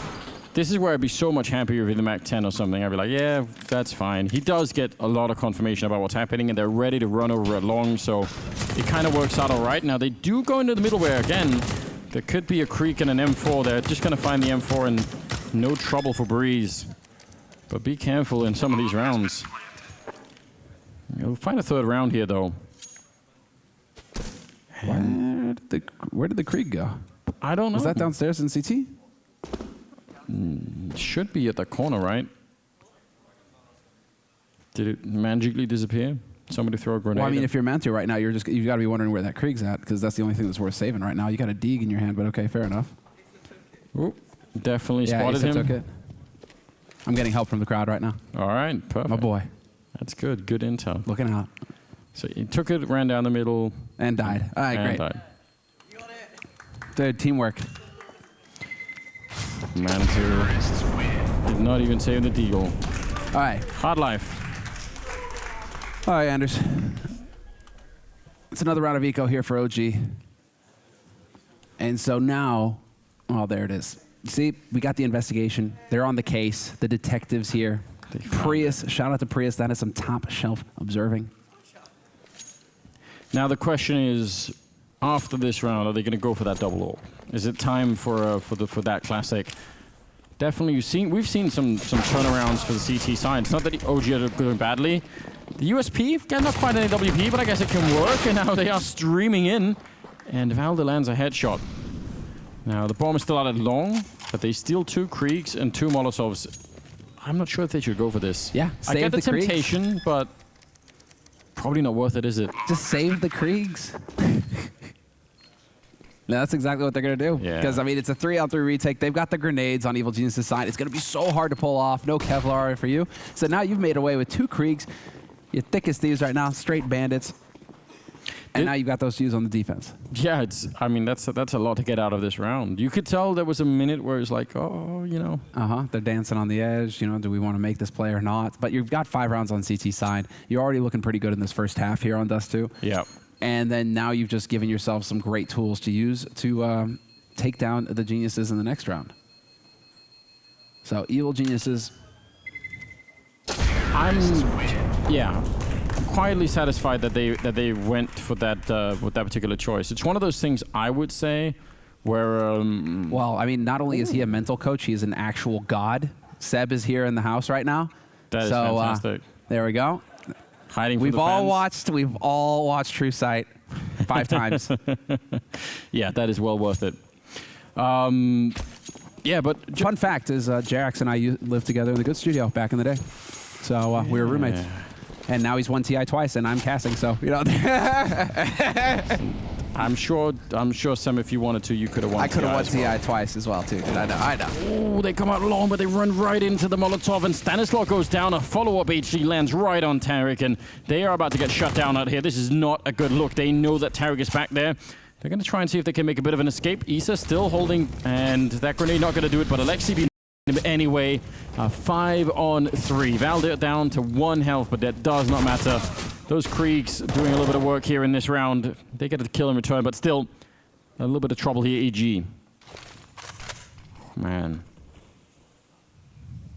It wasn't even the double orb or anything, just good output early on here from the CT side. If they can win this round back, that would be quite something. This started at 5-on-3. Evil Genius's approach right now, not really going towards that B site. Round after round is really making me wonder. But Breeze is going to find Isa to kick things off here. 2 players still remain for OG, though, so should favor it. Yep, easy kill for Valde. Unfortunately, Mantu getting caught in the open, but Valda now knows short is clear, so he has to hold cross. He's going to get NBK here to help him out as well. Molly trying to create some space, and Valda seems like he's just going to wait for the cavalry because he's only got 1 HP. NBK, though, trying to take advantage of this unclear smoke. Imperfect smoke. You're right, he only has 1 health. I'd actually forgot about that. They can shoot through the corner of that box if they really start thinking about it. 15 seconds, and he's behind the box. He can't really stop the bomb plan. He's just checking it out, and now NBK going to be coming up the catwalk as well, so they could try. They've pretty much got 1 chance here. If any of them die, it's not going to work out well, and NBK gets caught by Breeze, and he's there for the follow-up as well. And that is really something, a quad kill for Breeze in this round. That is what they needed. That's, again, they won a 5-on-3. And those, I think that is sort of the booster power of being EG, or it should be, right? There should be a couple of rounds like this, even in top-level games where you're sort of technically down, but you fight your way out because you have ridiculous firepower. That's a luxury that not everyone is going to have at this, you know, to quite the degree that I think EG actually does. So take advantage, and I mean, it even happens to crush the OG economy, which makes things even better. I mean, we could also just go there where we're just saying, it's a pug map, and we got some pug gods here. Yeah. Yeah. They definitely Tarek's have that. got a shirt on, but once upon a time he had no shirt. They had to change the Twitch rules to shut him down. This is too damn handsome. Couldn't handle it. Still gets headshots, though. And so Evil Geniuses, I mean, NACS, Pub CS maybe, still there. Channeling it on the inside. OG, though, each time they keep putting 3 on B in these eco situations, and I'm really digging it, because if Evil Geniuses are thinking, hey, pistols, we go to B, if they only have 2 there, we can overrun them, that 3rd pistol might make enough of a difference. And so OG could be setting a trap. Smoke goes down. And it seems like EG, they're not going to be interested here this time around. 3 Deagles, 5-7, P250. Smoke on Alexi B, down in CT spawn. Actually just used it, so we will see if this is going to be... I mean, we've seen OG steal around like this before, but it's so unlikely. Close to long man to just waiting to Deagle. Oh. Unfortunate timing. Isn't that the worst when you doubt your angle? Yeah. Like, maybe I should move, and then that's the time that they come around the corner and kill you. So, frustrating there. Oh, okay. Right on the edge of the smoke, too, there for Breeze. Spots Alexi. Nothing working out for OG this round, sadly, for them. And Cirque even going for the wide open plant. Good luck, OG. It's not happening. Just all the way up there, isn't it? Then, for those of you too young to have been around for it, but you know, 1.6, you could plant the the bomb right on sort of the wall, the left, and it would sort of fall through, or maybe it was like 1.3 or something. There was a bug where it made no sound, so you couldn't hear it say the bomb beep. You could still defuse it and find everything, but it would be super confusing to people. I feel like this is just taking advantage of the map. Yeah. So Duncan will remember exactly what version it was. Him or Vendetta. Oh, well, Vendetta's got that encyclopedic mind as well. Yeah, it's freaking. Duncan is, he's the esports historian. He'll show up on the desk later. We've actually got him, Duncan, in the house, so. Exactly. Get him in there. 6-5 right now in round number 12. And OG back with some money. And they have enough for a double. I kind of want to see that. I don't know if that's their go-to, but Mantu's a little bit low on the kills right now. Could be a way to get him back into it. And they've got not much of a long spawn EG, maybe a little bit more of towards that B-bomb side at the moment. It's a very open game right now. Oh man. Again, this is what you're wondering, just how much of insight that Rugga has on the tactical side of this game. As soon as that timeout comes in, you're really wondering, is he trying to make, is he going, because you see him doing a lot of the talking right now during the timeout. Is he giving the tactical insight, or is he going for the pep talk, trying to channel his inner Seb right now and just be like, okay, guys, get the head in the right place. I imagine you it's guys going to be pug more gods like in your that. own way. I definitely imagine it's going to be more like that. It's going to be more about probably some mental prep they've done beforehand. Ooh, that's a nice early boost up for Valder, and he's going to get that kill on Tarek every single day. MBK flashing from the middle to set that all up. And we haven't seen that yet, so OG pulling out something new on that CT defense. It's been a lot of A focus. It's been a lot of setting traps at B. We haven't really seen the early cat take from them, so that's a change that definitely caught Evil Geniuses off guard. And Evil Geniuses are on fire now, 6-5 in the lead, but down a man. Not done yet, though. very even round in terms of economy, in terms of everything, essentially. So now it's just about seeing if Evil Geniuses can find that kill. LXCB holding from CT. Just micro-stepping. He sees the gun barrel. Does try to get that done. Survives at least. And over at long, an attempt to get the bomb out there will be stopped. And that AWP on Mantu. Now it's just the bomb alone out there, which is very, very awkward indeed. Molotov is going to buy even more time. They have to fall back from that. There's no choice. And I don't know. They've got Stan out there. If he could take a swing and get a kill, maybe they could do something, but this is very low percentage. Another 5 versus 3. They won it once before, but they're going to have to do it again here, or OG will be right back in the game. A clear shot, a clear chance, and he doesn't get it. Shut down. I have no idea where the bullets went. 6-6. You hate to see that, Anders. You got a scope, too, and you can't even hit the headshot. Oh. Yeah, this is still a good round for Mantu. They're going to show the replay, aren't they? Oh, why are you doing that? Why you got to show us that again? Bastards, aren't they? Why you got to show that again? Poor Stan. That is cruel.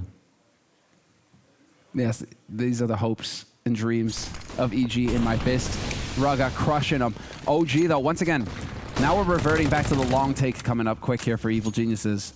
Not even giving a chance for any kind of cat aggression. OG, though, they were wanting to take it, but they back off. So, stand still again.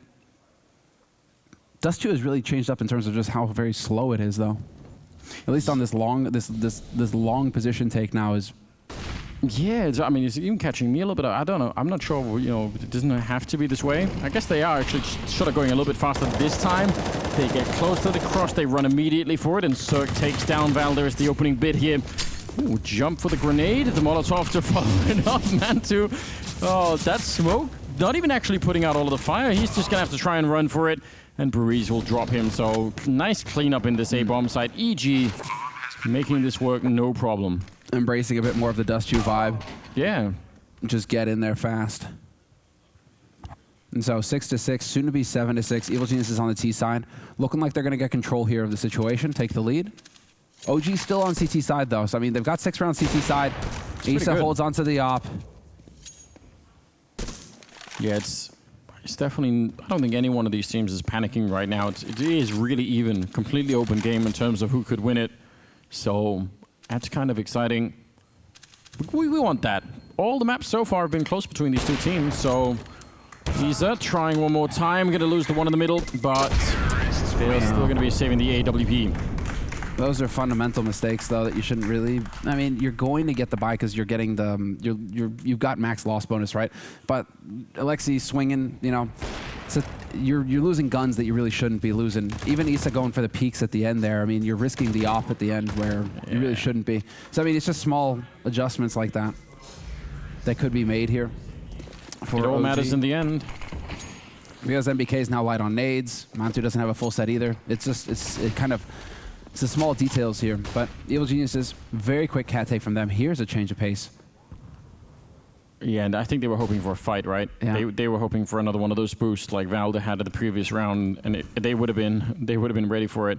Now, another cool boost, doing it early on.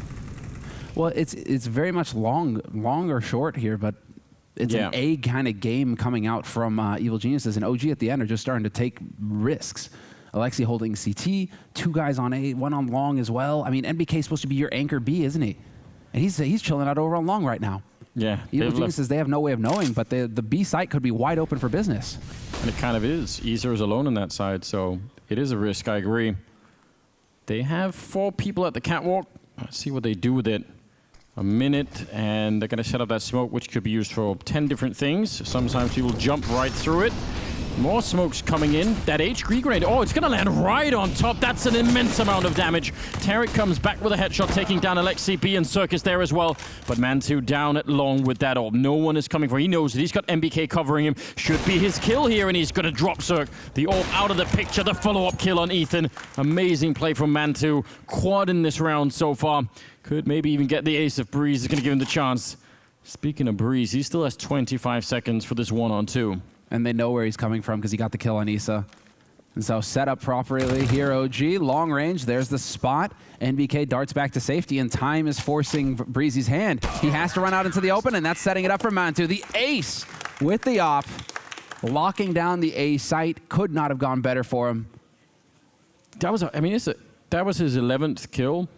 And so, you know, before then, would have been dark. 6 kills, and again, not a particularly good map for him, but this has really changed it around. The last couple of rounds have been great. So well played. 7-7, and shutting it all down. And you mentioned it earlier, the gamble on A works out. If not for that, they maybe don't have an NBK long. Man tries to turn around and look for it all the time. Works out so well. The problem is, if you go A this much and you pick B as the final to do it the final round, that could feel a bit readable if you're OG. Like, they're probably going to do it this time, you know. But we've gone back to a default setup for OG, so they didn't want to try and cut any corners here in case it was going to be B early. This has allowed EG to get out early mid, though, because they have got that presence on short. That's Mantu holding the angle. Decides to back off. Now could be a presence, but this is going to be the setup. Once again, even going so far as to put the smoke down to block the boost in CT. EG really not wanting to take any risks here. Stanislav just charging in. Alexi B back at the site. Still guns down 1. 2 kills. He's still alive. He's standing back here buying time. He needs backup. Oh, and it's from CT spawn. Mantu got the kill on Breeze. Ethan still comes in, but that's a huge shot with the AWP. Now gonna go and pick up the bomb here. Ethan wants to be quick about it. Does definitely not want to show himself. 2-on-2 and 2 ops for the retake. Might be able to find some of the gun on the ground somewhere, but otherwise, yeah, they're thinking about it. There's 1 M4. That's at least a little bit better. See what they could do here. A lot on the line. Both teams in 7 rounds. A single flashbang on Ethan in case he could time that right. That would be amazing. Slightly deep smoke to buy some space if he can. Ethan looking for the one side, and he crouches right in. That's a nice peek with the AWP on the other side. Not going to be much of a chance to return this. He's picked up a creek, but yeah, they're running out of time here. They just need to wait for it, and a good headshot. Ethan getting the 8th round here for EG, and that will be the first half done. Really, really amazingly close, as it has been all along. We'll see if it continues in the second half right after the break.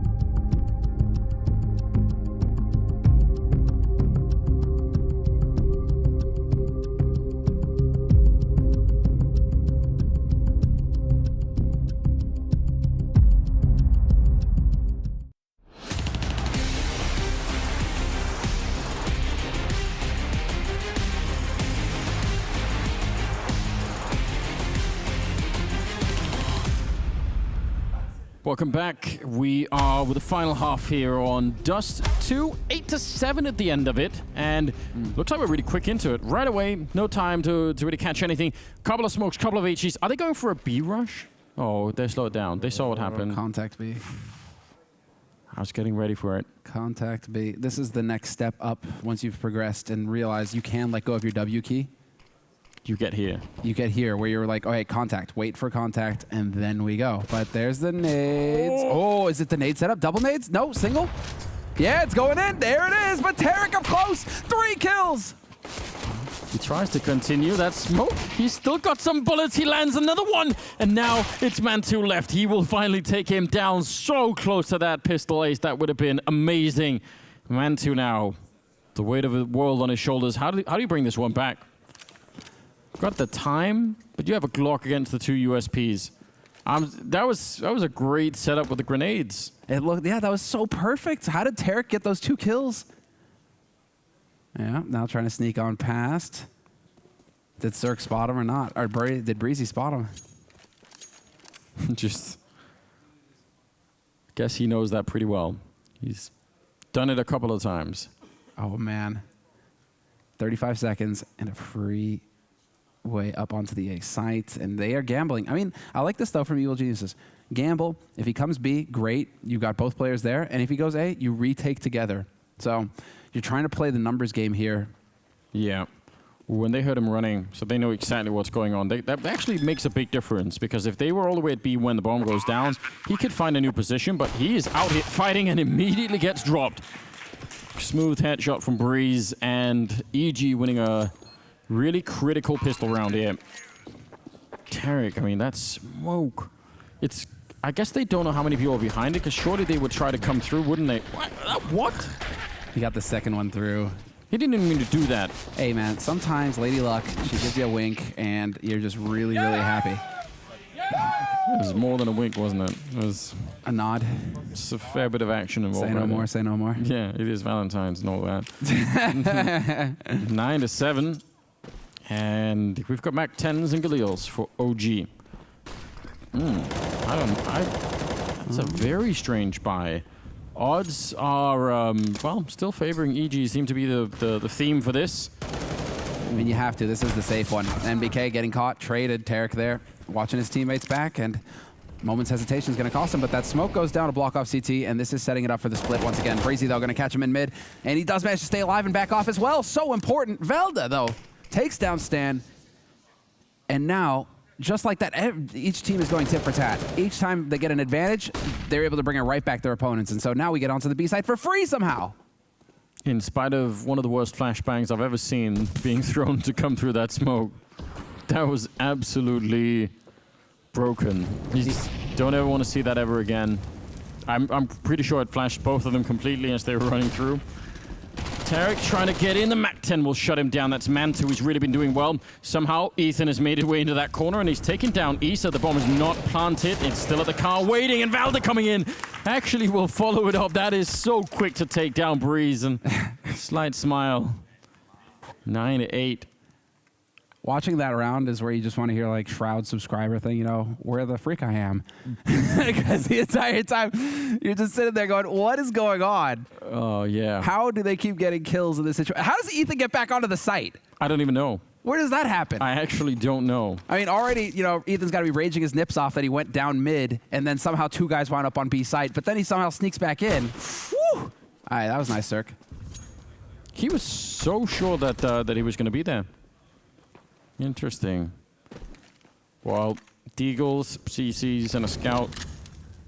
You need some of those early fights to go your way here, EG, if you want a chance of stealing it. Yeah, I'm not sure how. I was so preoccupied with how awful that flashbang was. Just took all of my attention away from everything else that was going on.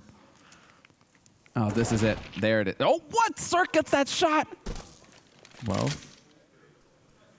that is... So, man advantage. At least they recover the AK, so there's that. But now Man2 looking for the short shot. Ethan's playing close with the Deagle inside of the smoke. Tarik is now showing up, and he's got the CC. you're getting real nervous here, aren't you, for OG? Because they've actually, throughout this best of 3, they've lost a couple of rounds like this that EG have just taken away when they really should not be able to. Well, now that the smoke is cleared, it's just back off and go for the full rotate. But now you have to take the time to clear out this portion of the map. Yeah, and going back to A means, oh, they push up a dark. What a smart move from EG. This is very well played. Stanislaw is up catwalk, but if they have to go up against that scout from Cirque, if they sort of pause for a minute to try and do that, that's going to be scary. Stanislaw trying to turn around. Ethan somehow sniping a kill away against Valdir, and now they're crushing them. They're hunting them in right now. 15 seconds on the clock. Breeze standing up with the CC, and the NBK's gone. They're running out of time. I can't believe they've given this round back to them. EG, they should not be close to winning this, but they will. Breezy to pick up a triple, and not only that, they upgrade 2 scouts, a MAC-10, and an AK-47. What a win. That was filthy, Anders. 22 frags on the board now for Breezy. The man has woken up. Cirque hitting some sick shots as well, but and that one from Ethan, I mean, come on. Well, let's see. Last 2 gets it, and just so clean. OG getting ground down here, and this is turning into Breezy's game. Everybody else is hanging around 13, 14 frags. Breezy's at 22, so he is now officially taking on the title of Raid Boss. He's so ready. 10 rounds for EG, 8 for OG. We were wondering about Breeze earlier, weren't we? Sort of questioning a little bit. He kind of dropped off on Nuke, right? He did. And so you're wondering, I mean, he's supposed to be the heavy hitter for Evil Geniuses. Seems like you put him on a map where it's a bit more on aim. Oh, yes. Oh, get it. There it is. Oh, man. Not bad. If they don't have Kevlar there, I think they're just shredded. But what do you do? Then it's time. Don't get too many multi kills with the grenades. But there was a real chance. Alexi's got the Creek and armor, so surely he's the one that's going to be set up to try and do some of this. Yeah, he's running for it. His aim has been pretty good, so wouldn't necessarily bet against him to win some of the opening fights. He just has to do it without really taking a lot of damage either, because he'll probably have to carry on. 40 seconds, and they're all on catwalk once again. Didn't really work out for them last time. Don't know if it'll be better. Listen, at this point, it's probably just don't divide your forces. Get everybody together, put all the bodies in there. They don't have the heavy firepower here, so you can see Cirque still manages to follow up with one. 1-for-1 trade. Breezy on site. There it is. Has to watch the edge of that smoke. They have to come through and fight against him. Ethan going to find Alexi B. That's the Krieg down, and now it's all on Verde. There's one headshot, but it's not going to be enough. Evil Genius is taking control of the situation and now starting to get a bit of money in the bank as well. Can't say the same for OG. They really needed that bomb plant, Anders. That bonus 800 could have gone a long way. Yeah, they're struggling a lot. 11-8. No bomb plant, you're right. And, this is allowing EG some real space. They survived with 3 members in that last round, and they're probably going to have a very easy time over here. There's a P250 and a flashbang. It's not going to be a lot. They're running for the B-bomb site, and Circus running up to shoot them in the back with a MAC-10. No armor, and it is tearing them apart. Oh, buddy. It's time to get paid. It's $1,200. And now Ethan's just going to come in, and Mantu, point blank. There you go. All But right. still, he made his money. So Cirque should be feeling just fine. And it's Mantu and NBK, last 2 alive for OG. Straight out onto the B site. NBK at range. I don't know how these Glocks are doing so much damage. Seems unreasonable.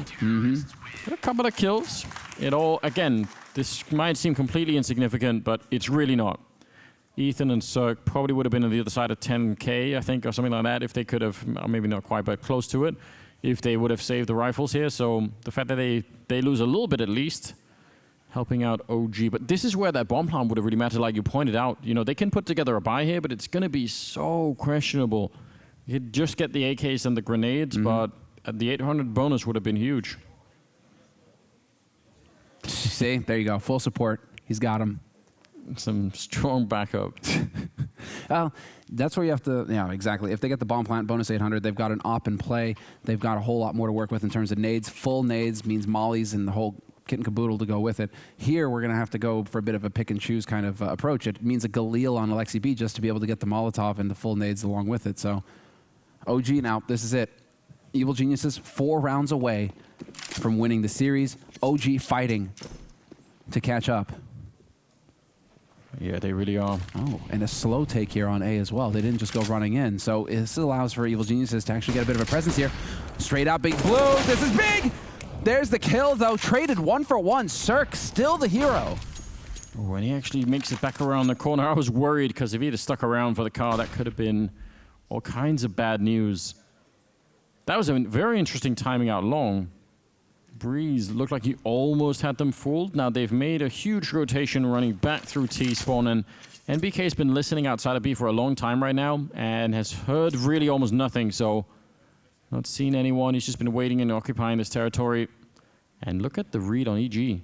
They are starting to, they're really moving. Circus in the middle, they almost know everything. This is such good defense from the EG side. They should be winning this round.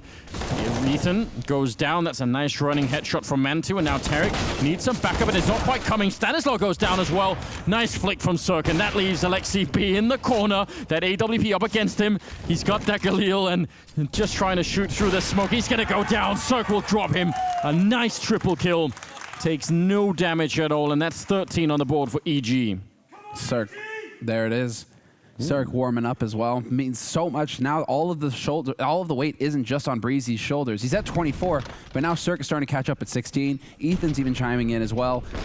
And the fragging power on Evil Genius' side, more than a match for OG right now.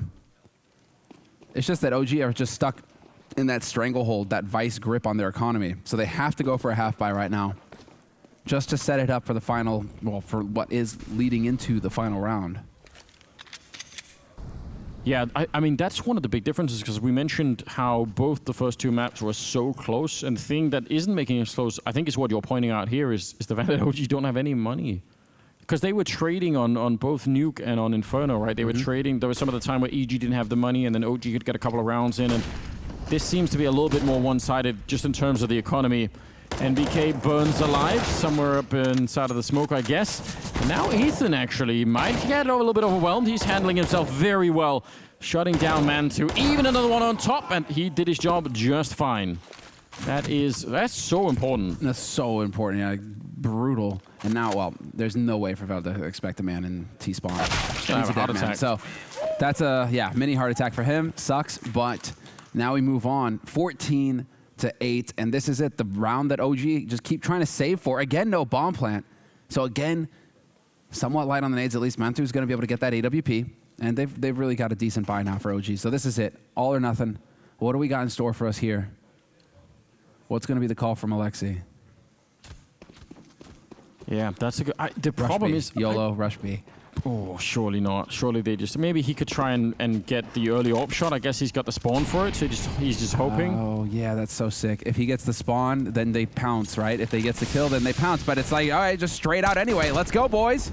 Ethan in the corner, similar situation. Oh, the pre-fire from Ethan. And he knew they were going to come. He had to try and do something. He couldn't just wait around.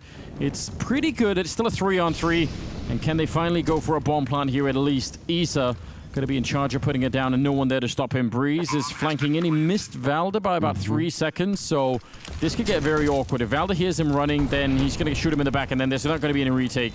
It's all on that fight in Upper Dark for sure, and Valda's actually, he's continuing. He's not coming back for it here. So Breeze setting up a smoke. The one flashbang, Valda about to backstab, and they run into the site, and it shuts them down. Somehow they were ready. What a cool way to try and retake. I wish that would have worked. I feel like they almost deserve it, but OG will pick it up. It's Easer and Valda with a double kill each. Wow. Throwing people into the bomb site. You're about to say that Breezy is the most important player there. Yeah. If he takes that duel with Velda upper, then there's an actual split going. But just the way that it plays out, Velda with the flank, countering Breezy's flank, everything playing out for OG to win that round. And you got to admire the call as well.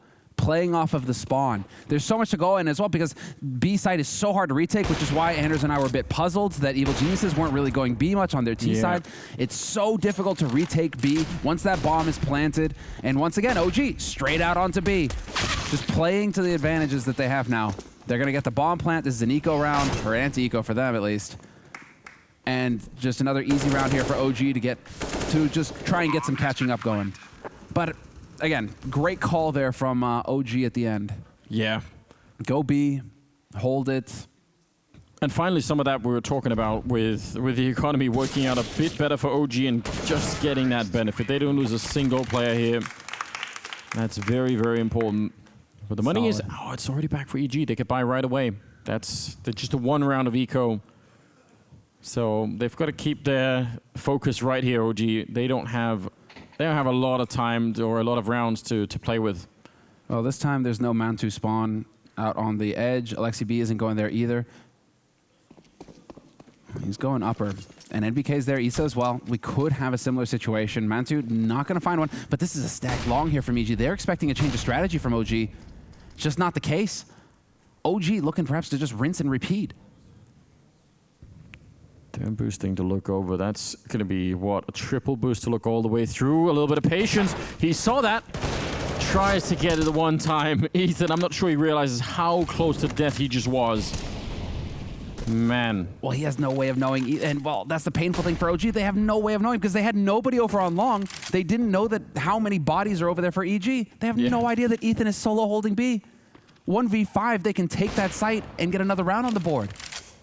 Now, however, we have to wait and see if they eventually end up on B or if it's going to be the play through mid. I mean, Bomb is still in position. Tarek is boosted up on that box, so that's kind of the anti-B split position, at least some of the time. Can get Molotov in an awkward way, so you could still be forced away, but we'll see if they're right about it. Both players guessing. Not sure if I would want to play that game on either side, really. Maybe most especially if you're Ethan, but they have long control. They don't have catwalk control, which you can make that sacrifice. You could say, all right, you can have short and maybe even the A-bomb side. As long as we keep long, we can retake it. There's the Molotov to force Tarek away, but it kind of forces him into a pretty decent position. He's ready to take the fight and taking down MBK. Oh, dear. That's big. Point blank looking for it. Isa, wallbang. Why not? Drops down Tarek, but it's a 4-on-4, and they've taken a lot of damage on the side of OG, but they're finding the kills. Cirque still here, though. Could be the hero. Breezy and Cirque, the heavy hitters for Evil Geniuses. The time is everything, and they're going to stick the plant in the nick of it. OG barely pulling it off. That is as close as it can really get. I mean, if they got one more kill in any of that, then there's definitely going to be any time. Cirque, now just, I don't know. Why not? Stress relief. Yeah. Go kick the ball around a little bit, you know. Take the anger out. I mean, Tarek can't catch a break this series. Nuke sprays through smokes, can't find kills. This round, yes, he gets the duel on NBK, but he goes full bore spray on 4 players and doesn't hit a single bullet. Like, what is that? He cannot catch a break right now on this hold. Yeah. So tough turn of events for EG, but OG still in the mix. Double digits now for them, 11-14. And as far as OG are concerned, they're really starting to get some momentum going. They've got a great bank building. It's EG who are the ones feeling the pressure. Wow, yeah, they've actually got so much money to work with. It's 14 rounds for EG, so I guess, you know, there's going to be a hard limit to how much they can use the bank if they start losing money. But still, it is pretty cool to just know that you can always pick up another full-on round. 27 kills on Breeze. He is playing a very cool game here on Dust 2. Ethan not that far behind at 21, and then at 20 at Valde on the other team. But everyone's doing a pretty good job right now in the server, and it's only a 3-round difference. That is not a lot. Circus saved an AWP, which could be pretty dangerous. I'd be worried if I knew that he was out there somewhere in the field running around. Well, Tarek has got a smoke, so they can smoke cross, cover that, and then it's anybody's game at that point. For OG, they have to guess. Oh, but the smoke isn't perfect? Oh, no, it's just a shot through. Still, Cirque is the one that gets tagged. So that's painful. Definitely annoying. Focus is still on A. Multiple targets here. Stanislaus going to be in for a real rough time. Sure enough, he goes down. And while OG, they don't want to walk into a trap. They don't quite know how many people are long, and so instead of fully committing, they play it safe. Yeah, I mean, they have the luxury of being able to do that. Mantu spotting the middle, seeing if anyone is going to start to rotate on over. Actually, they kind of go back to what has been their default for a while. They've sort of left NBK over at Upper Dark for a number of times, and then the rest of the squad is making a move somewhere else. He's back with the team now instead, so maybe not that worried. Tarik, well, I appreciate it anyways. Might as well try. The Deagle does nothing, and now Cirque is going to be at the A-bomb side. He's very good with the AWP, but I doubt he's this good. He would have to take down every single one, and Valde puts him right down. It's so hard when you don't have anybody watching your flank on long. If you're going to be holding that position, you're caught in a trap. There's nowhere to go. And so, no saved AWP for Cirque. He got caught in the pincer. Yeah, I mean... All right, quick. I like that. Ethan gets the job, gets it over with. Yeah. Swift. Don't drag it out at that point. 12-14. So, sure, I mean, that gap that was just there is pretty much evaporated. It's 4 rounds in a row for OG, putting a huge strain on the CT side economy. Yeah, you're right, though. That really wasn't a good smoke. Yeah. I mean, could be worse, but still. Could be that flashbang from earlier. Oh, what is this? Bold moves here from Mantu. He really wanted someone to take a fight, but actually, yeah, they just say, all right, if no one's going to show up, then let's check out even further. This is where Evil Geniuses are really just spreading out, though. Look at this. Default setup, 2-1-2. They don't know. They don't want to take any risks, so they're playing the catch-all approach right now because they don't really have a read on where OG want to go. And OG kind of went with the same thing, apart from obviously Mantu taking that aggressive hold early. Yeah, but I think, did he set up the smoke for middle? No, not yet. I was wondering if they were trying to bait someone into peek against Isa. Like that kind of a smoke could lure someone into peek from B or something. But Isa isn't really getting that luck at all. They really do not want to deal with the boost. Yeah, not interested. 55 seconds. Long, heavily defended with Breeze and Cirque. Cirque kind of falling back and forth. But as long as Breeze is alive, that position down at that long, he should be able to snipe them away for a little bit at least. Molotov to set it up, trying to put some pressure on. Under 40 seconds now and jumping down. The flashbang. Oh, they're getting very close to the AWP now. Tarik putting a little bit up, but the flashbang is in, and Tarik gets Molotov right to death, and the timing is perfect. Alexi B, that's a beautiful round. He was set up to take down Cirque with a flashbang from a teammate, and then they just get everything from there on out. That was incredibly well executed from EG. It's picture perfect. Also from OG. Still mixing them up. What? OG with the nice execution, not the other way around. Ooh. Okay. Very nice. They steal it all. Man, EG now are in just such dire straits because if you can't hold on a 2-1-2, you're not taking risks, right? Trying to stack your forces anywhere. You're going for a 2-1-2, which is the default kind of catch-all approach. That's not working, so now you need to gamble. But if you're going for 2-1-2, are you willing to gamble? It's not the easiest of situations, especially when you're going to have to go for a half buy here, and that should allow OG to tie it up. We will get the full number of rounds here, Anders. Yeah, we'll get everything. Minimum. Even a crashed PC to get a little bit of time to reflect on what's going on. Yeah, this is completely wild. I mean, to some extent, you're right. They could try and throw something in. You remember the one round where OG were playing on the CT side, where they boosted Valde up to run to the middle to get one of those early pickoffs. I mean, stuff like that's obviously possible on Dust 2. There are different ways of doing that. There are double pushes out of B into upper dark to try and see if you can do that. Even if you're playing on the CT side, you could try and switch it up. I do feel like it's true. EG have been playing a much more defensive and I don't want to say passive, but they've been holding back. And maybe it's even hard to blame them for that because they did win the first, out of the first 7 rounds, they won 6 of them. So maybe you say, well, they probably feel like that, that worked out pretty good. But then it's been failing for the last 5 rounds in a row. That's an issue. Don't want to be stuck in this loop for much longer. Breeze also cooled down. He's still at 27 kills, so partly obviously due to the fact that he hasn't had all of the rifles to work with, but yeah, they need to follow this through. It's been a very close series. I don't know, Well, it's hard to get any closer. We had 30 rounds on the first map, 30 rounds on the second map, and now we could be in a position to get 30 rounds here, if not more. 90 rounds of Counter-Strike across 3 maps. Let's go. We had to do it in style, Anders. We had to. We've just almost getting the overtime as well. We're nearly there. Well, I mean, So they, yeah, just short of another reset, then we should be good to go. Make sure that that it's all figured out. The pistols, it's so much harder on Dust 2, I feel like, to find like on a map like Nuke, you could get into a lot of close combat with the pistols. Yeah, but it's very tricky on Dust 2, I feel like, you know. I mean, you can get lucky, you could stack a bomb site, but most likely they're going to be able to just use the rifles and the grenades to get rid of you, so won't expect too much out of this round for EG that's coming up. Well, we are ready. Slight tech issue there. The players being thorough about it, but it looks like we're going to be ready to get things rolling. Not going to change the fact that OG are filthy rich and have everything they need. And EG, same thing. Like you say, half buy.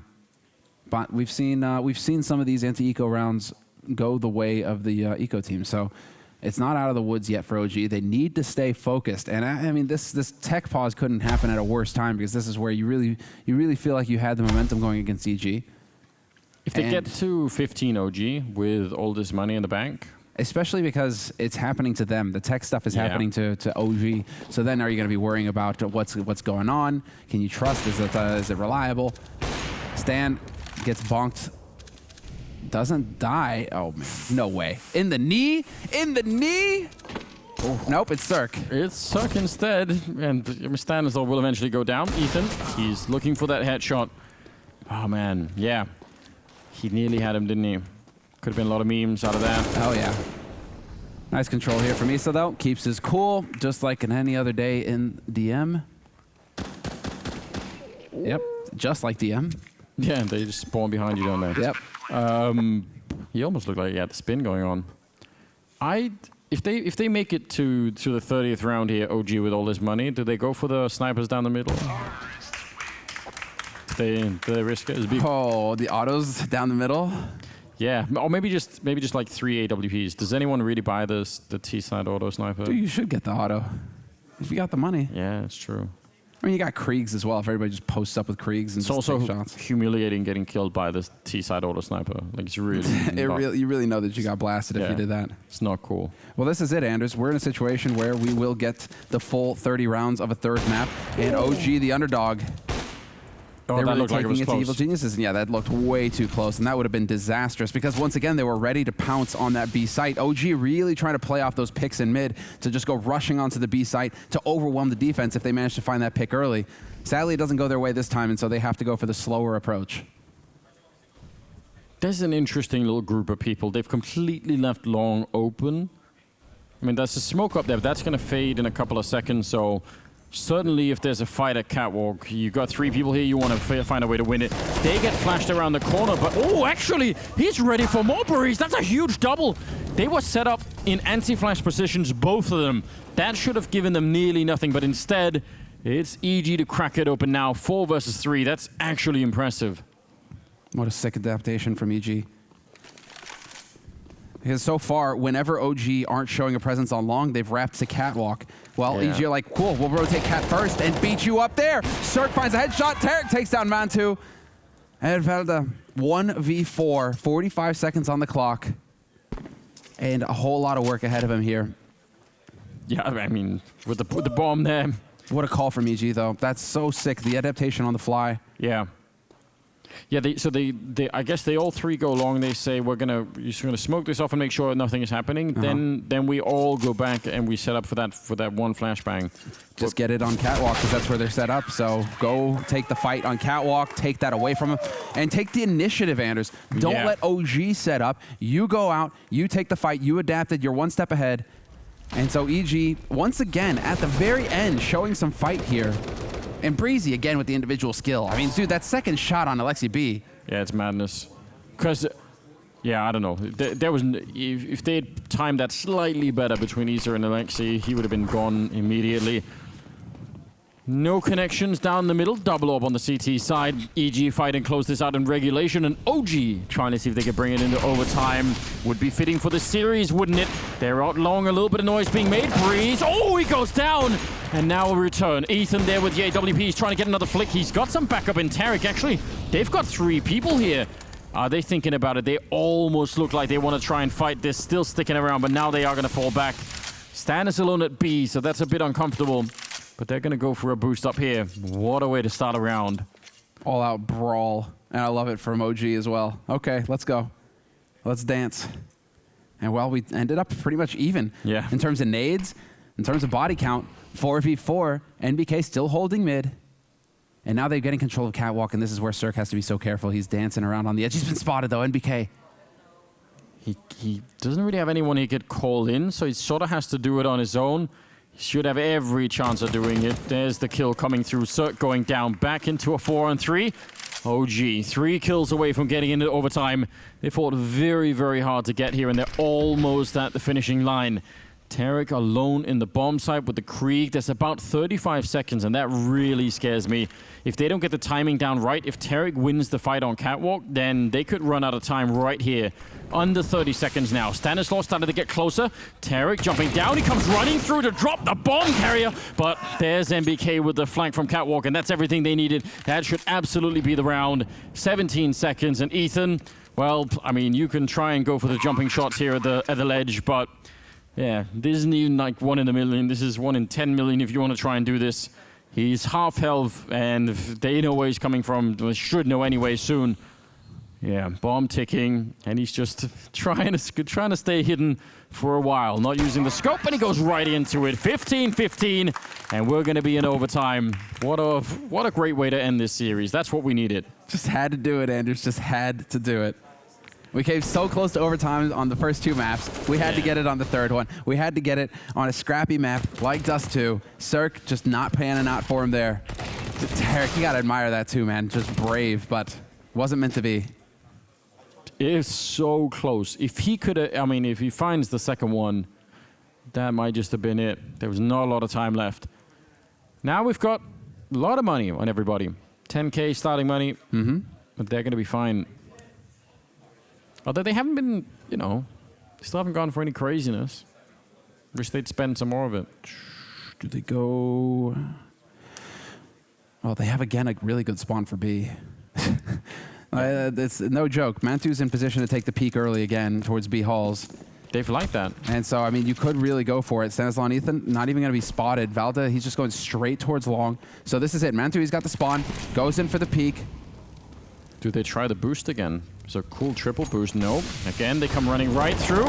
Good counter grenades coming out, and Ethan is there. That's a beautiful takedown. Stanislaw got one of his own, but we'll accept that. They defend the bomb side just fine. He's the captain of the team after all. He gets some liberties. He gets to decide. Tough break. Well, and unfortunately for him, Tarik is still hanging around on A. So, 16-15. EG hold the B rush. OG, sure, throw one out there. It didn't stick this time. I mean, they've had success doing these in regulation, so it's kind of hard to blame them for it. Yeah, the spacing isn't quite right there for them to be coming through that smoke. You can see them coming through one after another when ideally you got 2 that come out, or they're a bit more bunched up so that they can trade. One after another, that's just, you know, heaven for the B defense. Yeah, I mean, especially the first guy, right? You just want that guy to clear the first hurdle and actually jump into the site. They got really locked down. I think one of those was an HE grenade landing on them. So yeah, exactly. Slows them down. That's a tough break there for OG, but it's worth a shot one round. I mean, you've got fresh money. Yeah. Yeah, one of the 3, throw it away. See, I mean, I don't really mind it. Now back to Catwalk, which is a theme we've covered before. Oh, that smoke though is could do a lot. Could boost over to look into the site. Could try and, jump someone down to the CT spawn, which is always fun. Ooh. Could just try and shoot through it. I like it. Check the spots. Don't seem to be doing much of anything with it at the moment, which is... Ooh, maybe... Could we give them credit for luring this guy, Tarik, into the fight? He's crouched up and he's in completely open waters right now. He's in fact going to be catching Alexi B. That is not how that was playing out in my mind. Now down through the middle is Isa with a headshot, leaving Ethan alone with 40 seconds. He needs to get a bunch of kills here. Some backup from Tarik. Ethan standing on his own, getting MBK. Oh, he's doing such a good job. We'll take down Valder. I think he got some help from Stanislaw, but that is amazing. It looked like he was about to be alone against 4 people coming his way, and somehow they still make it work, EG. That looked like an unlikely round to be winning. And yet here we are. And yet here we are, exactly. And now Mantu is just trying to hold on to this AWP for the next round because they definitely cannot afford to get a new one. Stan offers himself up. This is so big. Oh, they're toying with him. Yeah, just kill him afterwards. And there's the knife. Tarek thinking about guts him. Content all the time, isn't he? Dude, somebody clip it, you know? That's all it is. He's probably asking a teammate. You guys, anyone recording? Somebody clip that. Get it. Not bad. This was a big round from Tarek, though. So sick that he played it so patiently. Yeah, we appreciate that. Yeah. Stan, the hero. All right. So 17-15.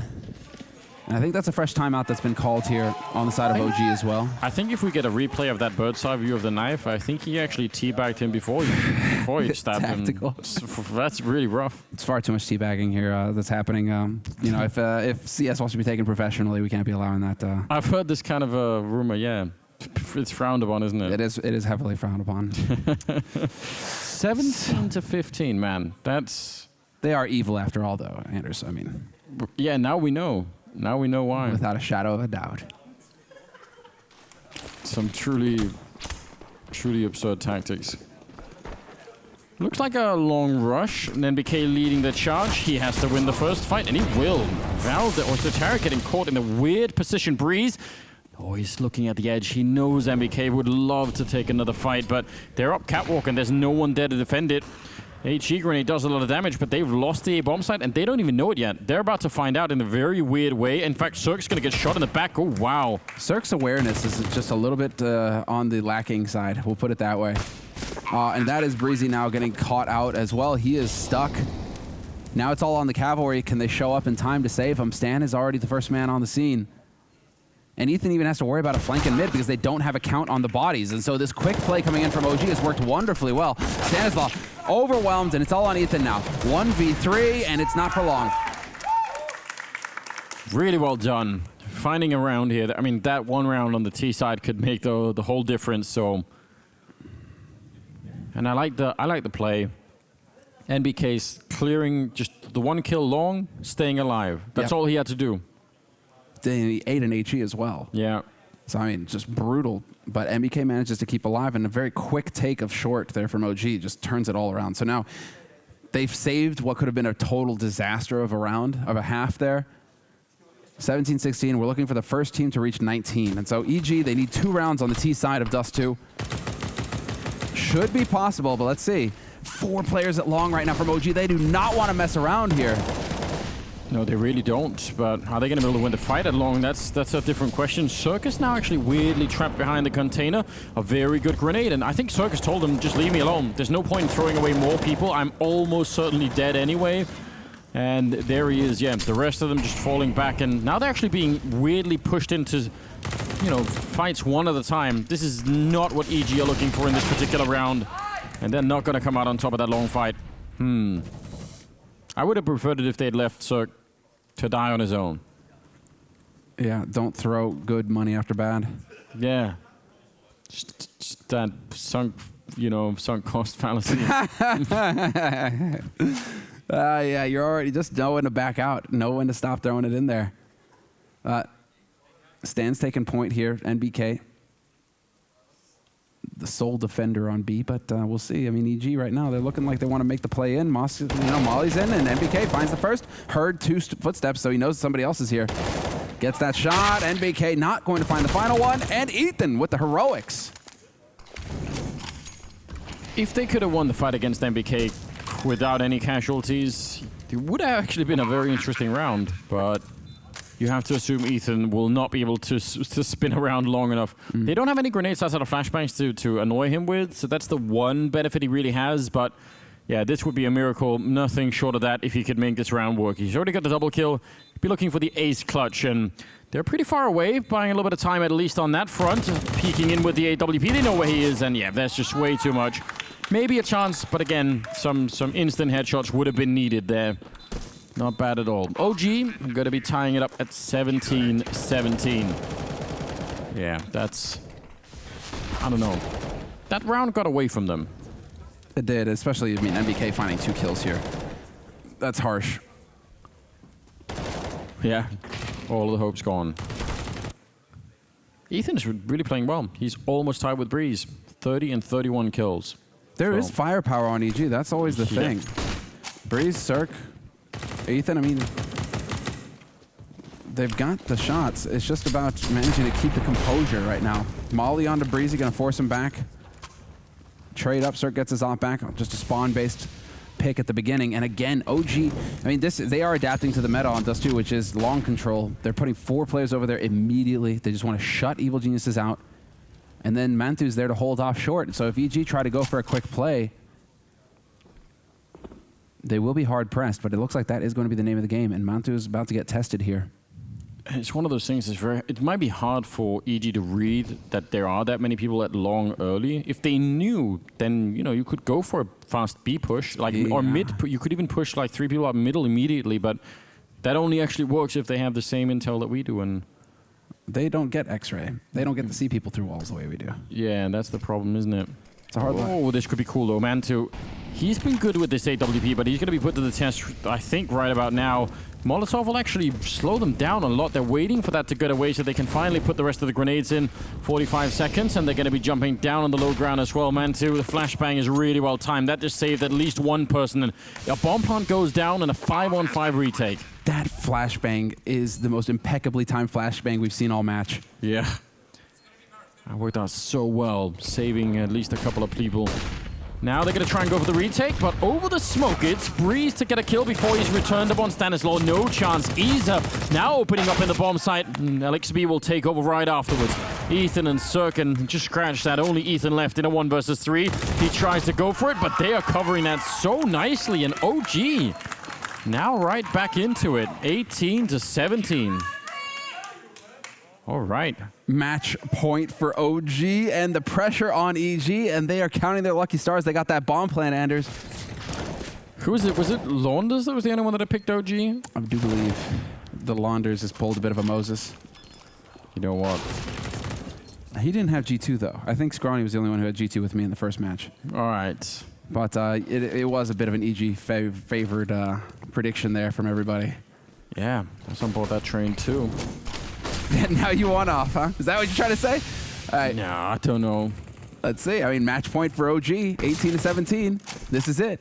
I mean, if you would have been watching this game, you would probably felt pretty good about picking EG from start all the way to now. Now you're like, oh, wait a minute. Why is this happening? Let's see what they've got. Could be double OT. They got Ethan over at the Dark Hole and just 4 people long. They've left Cirque down there in the pit. I like this play. This is just a way to try and say, if they get curious and they go check long and forget that that all could be in pit, maybe we just get a free kill. But you have to decide how long you want to do that. 10 seconds, too short time. A minute, way too long. So somewhere in between that. This is almost where you're just playing retake no matter where they go. We will get a second boost up, so the focus is on Catwalk at this point. Get bodies up on Catwalk. That's going to be the point of contention. Mantu's holding. He needs back up close. There's the first shot coming through. He didn't spot another body, though, so they don't know if this is going to be a follow-up. Nicely timed incendiary. But this is such a hard shutdown. There are so many people defending this Catwalk, but now they're a little bit out in the open. They fall back too quick. Mantu with another kill. It's really important, and they're low on health. They're getting shut down. Isa looking for the kill, and he'll get Breeze as well. 25 seconds, and Cirque, I don't even think that could be done. He has to run all the way up there, get the bomb, not get killed along the way. He misses a chance, and again, 18 seconds on the clock. He can make not even a single mistake right now. 14 seconds, he can't stop. He has to keep running, picks up the bomb, and now he's back on track. 9 seconds on the clock, and he does put it down immediately, but they're coming in from long as well. Isa's gonna be there. Cirque goes down, and it's win in overtime for OG. What an upset. It took all 3 maps. And here we are. They did it. They did it straight out. They put the work in. They have been here in Europe. They've been practicing. They had the ICE tournament. They came right in here ready to grind for Blast Premier. And here it all pays off, Anders. A fantastic start for OG, taking down EG in their first match. Yeah, I mean, it took absolutely everything. What a fantastic game. So exciting. Again, 30 rounds when every single one in the overtime at the end. That's a lot of Counter-Strike to be played in one best of threes. You have to really appreciate that. Rough loss, I would say, for EG. But, I mean, yeah, that's how it goes. You definitely saw some mistakes in the game. You saw some of the qualities that they have as well. Wow. OG taking a moment to group up and enjoy the moment, I guess. Certainly. There's a lot to go off of here for this team. At EG as well, I mean, there are going to be so many questions to which, you know, there must be answers here. Yeah. As far as being a heavy favorite, or I mean, a favorite coming into the tournament. Chad's going to be angry, but not angry is Mantu down there. With Banks, take it away, please. It's actually Alexi B I've got here, but thank you, Anders, either way. First of all, I've got to ask you, what a way to come back, right? You had the Ice Challenge, you guys continue to work things out, and you take a big win here over EG. How proud are you of the team right now? Really proud, actually. Like 14-8, I think it was. We took a timeout, if I'm not mistaken. Honestly, the first rounds in T-side didn't actually show our T-side. It was more of them winning the force buy and us forcing, etc.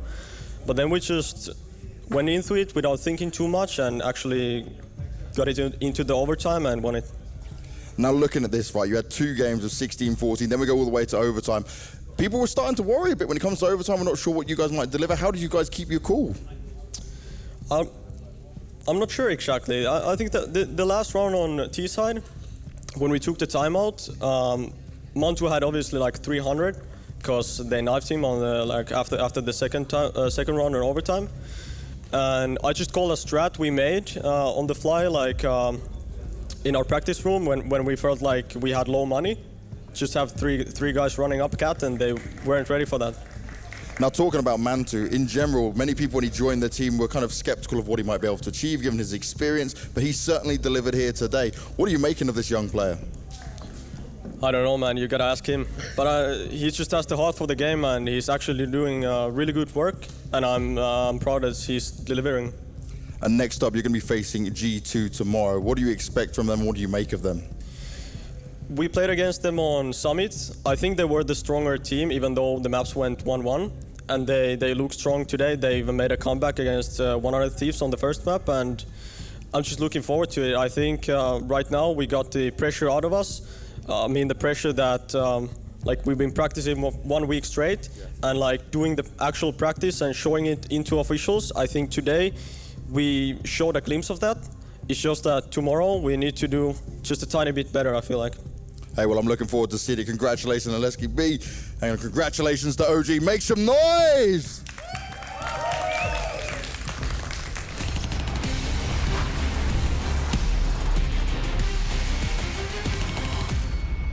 Yeah, nice. One more. Bridge. Dead. Nice. One more short. You have a flash. Dead short. Nice. We'll get another. Still one. Short.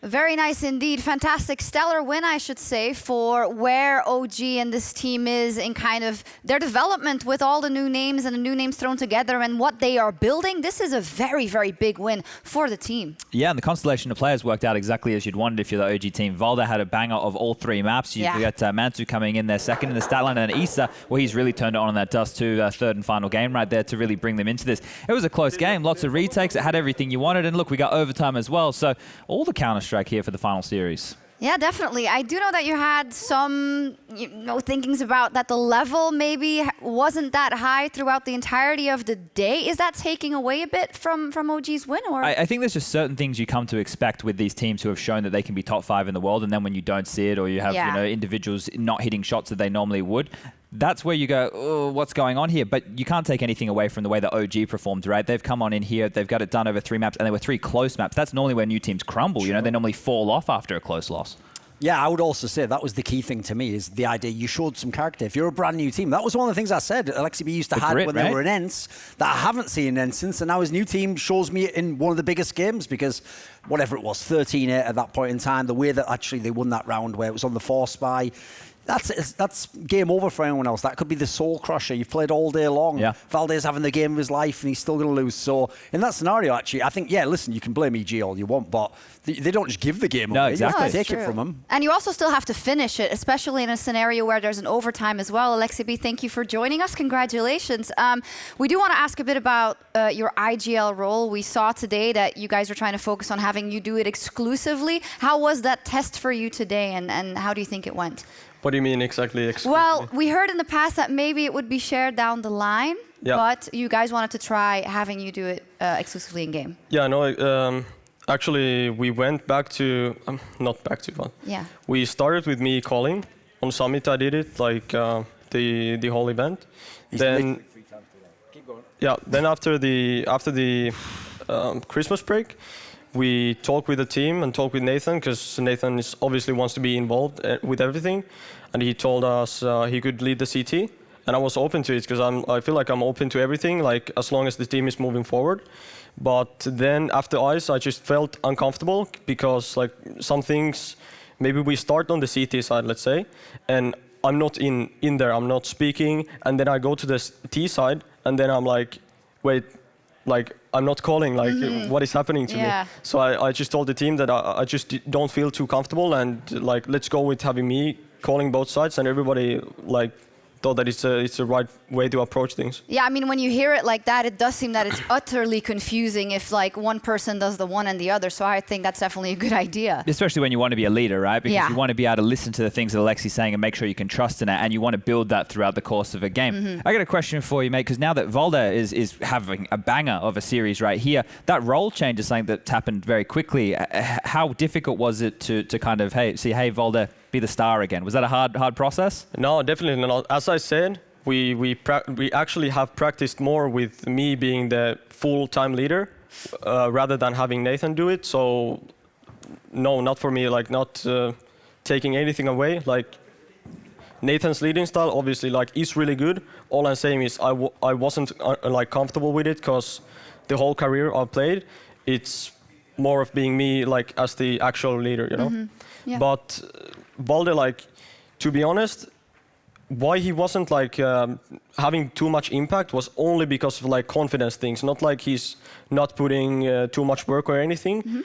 We have just been having team talks over and over, and I just feel like we're starting to get into the phase where Valde knows exactly what he needs to do, and right now, like, you could see he won one clutch, and after it just snowballed. Like it's the same on practice. If you give him one clutch, he gets the confidence, he can just pull anything off. Yeah, it just seems like if you free him up of the fact that he doesn't have to do those tasks anymore, there's just so much more that he can tap into. Do you agree with that? Yeah, for sure. And I mean, you were very hyped about him even before this match, Thor, and has this reinforced the idea that this guy has a huge I mean, I always thought he was a really good player anyway. It just depends what his role is, what type of team he's in. One thing I wanted to actually ask Alexi is, when you get kicked out of events, which is realistically what happened, they actually told me themselves, like, they kind of like oversold the idea that you didn't do much in ends, like you were just calling some stuff and then maybe other people calling other stuff. But I have to say, one thing that I've been so underwhelmed by them is, ever since you left, they don't have any of that like grit to come back in the game and win all those close matches, get all those crazy T-sides. Your team won 2 maps like that today where you had to come back with these big T-sides. So does this feel like some vindication in you as an IGL on this team? Yeah, for sure. And I'm not exactly sure what they're talking about because like, of course I've been watching all of their games, and I just want to say that 70% of the tactics that start straight from the spawn is like my tactics. But then again, obviously they have some new things. I've practiced against them. They have something new. There is something I have done. But overall, like, I was the leader of the team. I was doing exactly the same I'm doing with my team right now, and you can ask these boys. But it's like, I don't care, to be honest, what goes like in the team at the moment with them. I just hope for the best for all parties, but yeah. Are you starting to hope that we just stop asking about it because you are in the OG project now? So like, it is very cool though that kind of this is a new configuration, and you're all starting from zero, and you're really building this project not from zero. You all have skill, of course, but you're finding the way to mesh with each other. What is kind of the goal for this tournament in particular? Like, what do you guys want to work on? What do you want to show? After Ice, we straight up started like practicing. We had great practice room in the Ice Challenge and great practice room here. Just a week-long boot camp. But I think the thing is, like, even though we have obviously played a lot, but I think what the most important thing is for our international roster is to actually talk things out. Because I feel like if you even let one small thing just like hold it in you, you can already see it on the server. So like after every day, we always talk, always go things through. At the moment, I just feel like on practice we've been smashing it. Like everybody on the same page, everybody's energetic. But today on Inferno, like everybody was talking. Like we were leading like 5-0 on T side, and I just told them like after the second round, I haven't said a single word. Like just let me talk right now. Specifically Issa, by the way. I mean, I was checking out here, and he's just so energetic, and he was talking a lot. Is it also your job as an IGL then just to say, guys, you know, I can't concentrate if you're going to be yelling this much during the rounds, or are you then kind of like killing the energy of the team? No, I mean, I love Issa. I love what he's doing. He's hyping everyone up, and he needs to be hyped us as well. But for me, just as long as it doesn't go to the freeze time, everything's okay. It's a pretty good rule right there. I agree. Just one quick one here for you. You're curious from a player's perspective. We've seen Astralis start slow. We've seen Liquid start pretty slow. EG here, they were losing a lot of force buys uncharacteristically. Today, 100 Thieves losing a lot of clutch and retake situations. These are all teams last year that we looked at as some of the best teams in the world. What do you think is going on with these guys? With EG, you mean? Or all like of them. All the big names kind of had bad opening They've all had, games. bad starts. I don't know exactly. I think it's just the fact that people haven't played on LAN for a while.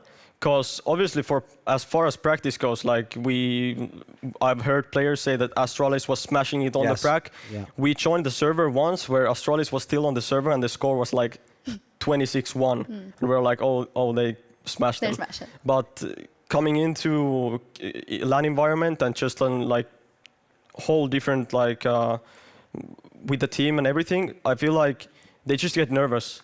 When you watch Astralis play or any of the other top teams, I just felt like they felt like too nervous. They overthink stuff. They execute us poor. Like I just think that this LAN was a eye opener for the teams, and they will come back stronger in the other ones. Yeah, I mean, they're also not out of this one yet, of course. They can come back still tomorrow and get back through. The last week's teams. Yeah, okay, that's true. That's a great point. We do have a loser interview standing by with Stanislaw, so let's hear what he has to say. I've got Stan with me from Evil Geniuses, and obviously a tough loss and a very close game overall. What do you make of it already just from kind of coming out of that and going to overcome? Because usually newer teams like OG would crumble in a situation like that.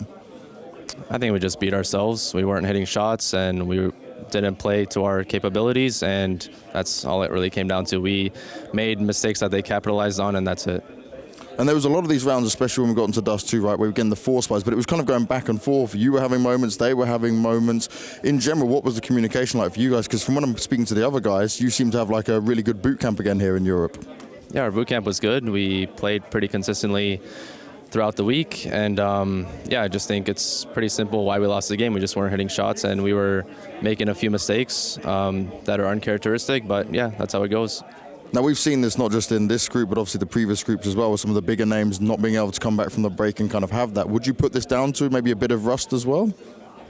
I wouldn't call it rust. Obviously, it's the first match for us in a month and a half or so. We've had a long break, but we trained very hard for this tournament, and I just think today, whether it was nerves or whatever happened, we just weren't hitting shots. And tomorrow we're going to make sure that we are hitting shots, so teams better just watch out for that. Now, you're facing 100 Thieves tomorrow. How do you feel like you're going to match up against them? We've always matched up against them pretty well. We have a good record against them and a good map pool to balance it out. And we're definitely just going to go back and do our homework for this disappointing performance. We're all obviously disappointed because we feel like we should have won. I felt like we were in control the whole game, and I don't feel like we were outplayed, and we kind of outplayed ourselves. So I think tomorrow will be better. Hey, I've seen it many times from you guys in the past, mate. Good luck going into tomorrow. Thank you very much. There we go, level-headed. If it could only be that easy. We didn't hit today, but we're going to hit tomorrow, and it will all be fixed, Chad. That's one of the hardest things, right? Is going, yeah, we're going to hit the shots. That's the one thing you can't guarantee when you rock up on the day, right? You don't know who's going to be feeling it, who's not. But going up tomorrow, that's the two favorites of the group, one of them getting knocked out in last place. So I feel like we've seen this before. It's these underdogs keep proving themselves, Definitely. Don't they? Let's pull up the bracket and take a look at those matches for tomorrow. Of course, first up, 100 Thieves versus EG. will be interesting. The last 6 times they met, EG got the better of 100 Thieves. They've got something to prove. Thorin, how do we think that one's going to play out? Well, I mean, the EG that played today could definitely lose to 100 Thieves. 100 Thieves at least had all the fundamentals there. They looked pretty solid in their game, even though they got 2-0'd. I would say it's a fairly obvious one. I mean, the classic skill versus tactics type matchup that usually makes for great Counter-Strike, quite frankly. And this EG, if I'm 100 Thieves, I would think now's my time to turn it around. A bit like Na'Vi versus Astralis. For sure. I think if that tilt creeps in like we did see with the Thieves today, could be a little bit problematic. But yeah, let's hope for another series with all the rounds. Yeah, let's see. Alexi, quickly then, what is your prediction for the 100 Thieves EG match? That's a tough one. I mean, Jacob tweeted that he had an off day. I'm not sure like exactly how big of an off day, but if pretty big. All right. Yeah. So if he turns up on the service tomorrow, I think it could be quite tight. I'm looking for 2-1 EG. Do you have the confidence that you can win this weekend at Blast Premier? Yeah, for sure. Absolutely. Well, after today and that fantastic victory, congratulations and all the best, Alexi V and OG. We're going to sign off for the day, but of course, in just 10 minutes, you can spend even more time with us, or at least with Launders and with Scrawny in the overtime show. So we'll see you then, and for the rest, see you tomorrow. Thank you to my analysts. Sleep well, enjoy the show, enjoy the rest of your Valentines.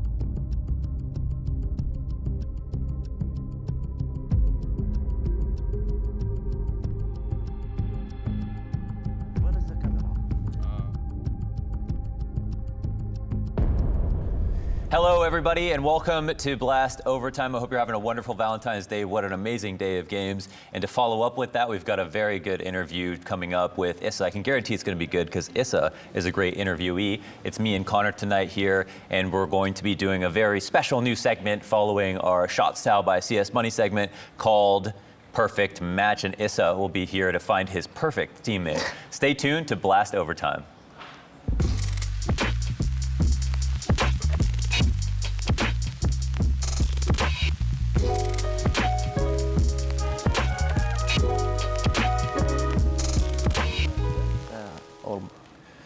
Hello, hello, hello, and welcome to our brand new set. Don't we love these lovely red hearts, Connor?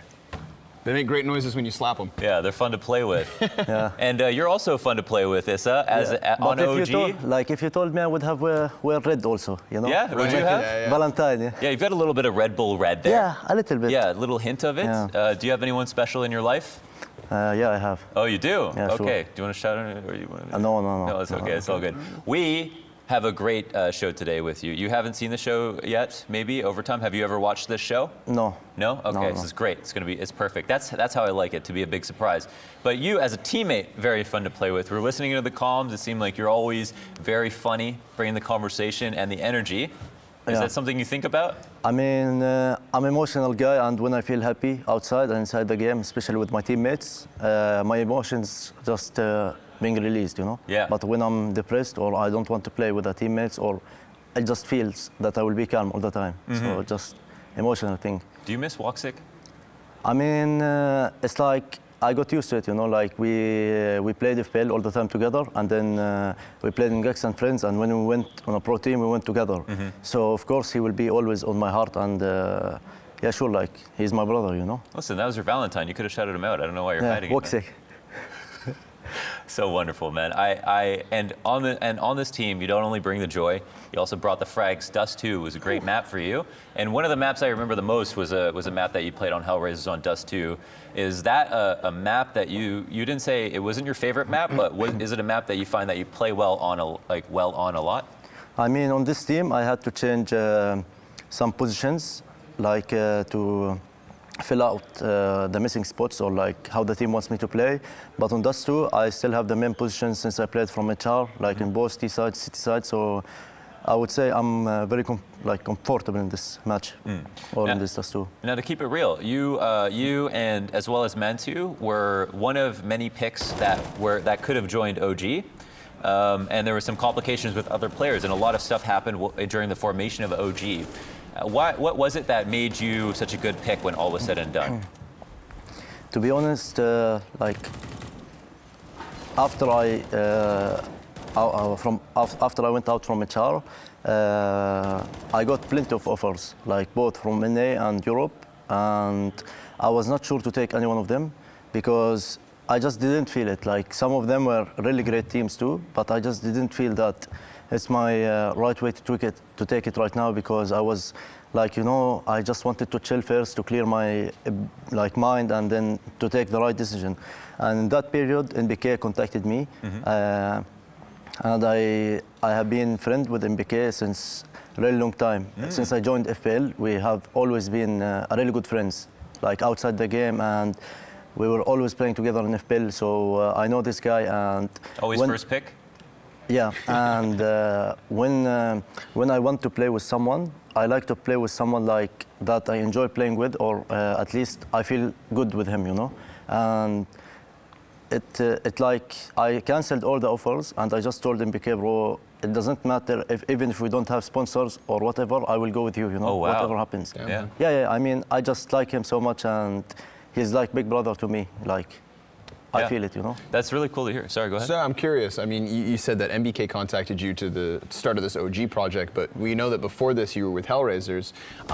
You know, I'm just curious because that's now gone. But I've personally always praised Angel. I like him as a professional, and I like him as a player. Yeah. Did you have that kind of connection to him as well too? Yeah, so much. Yeah. Because in my opinion, like, if Angel wasn't like an HR, I wouldn't take this opportunity. Or like, I mean, what I mean is like, basically Jonta and Angel was big part of my career, because they actually made me and they took me from FPL, they improved me, and then they basically released my talent.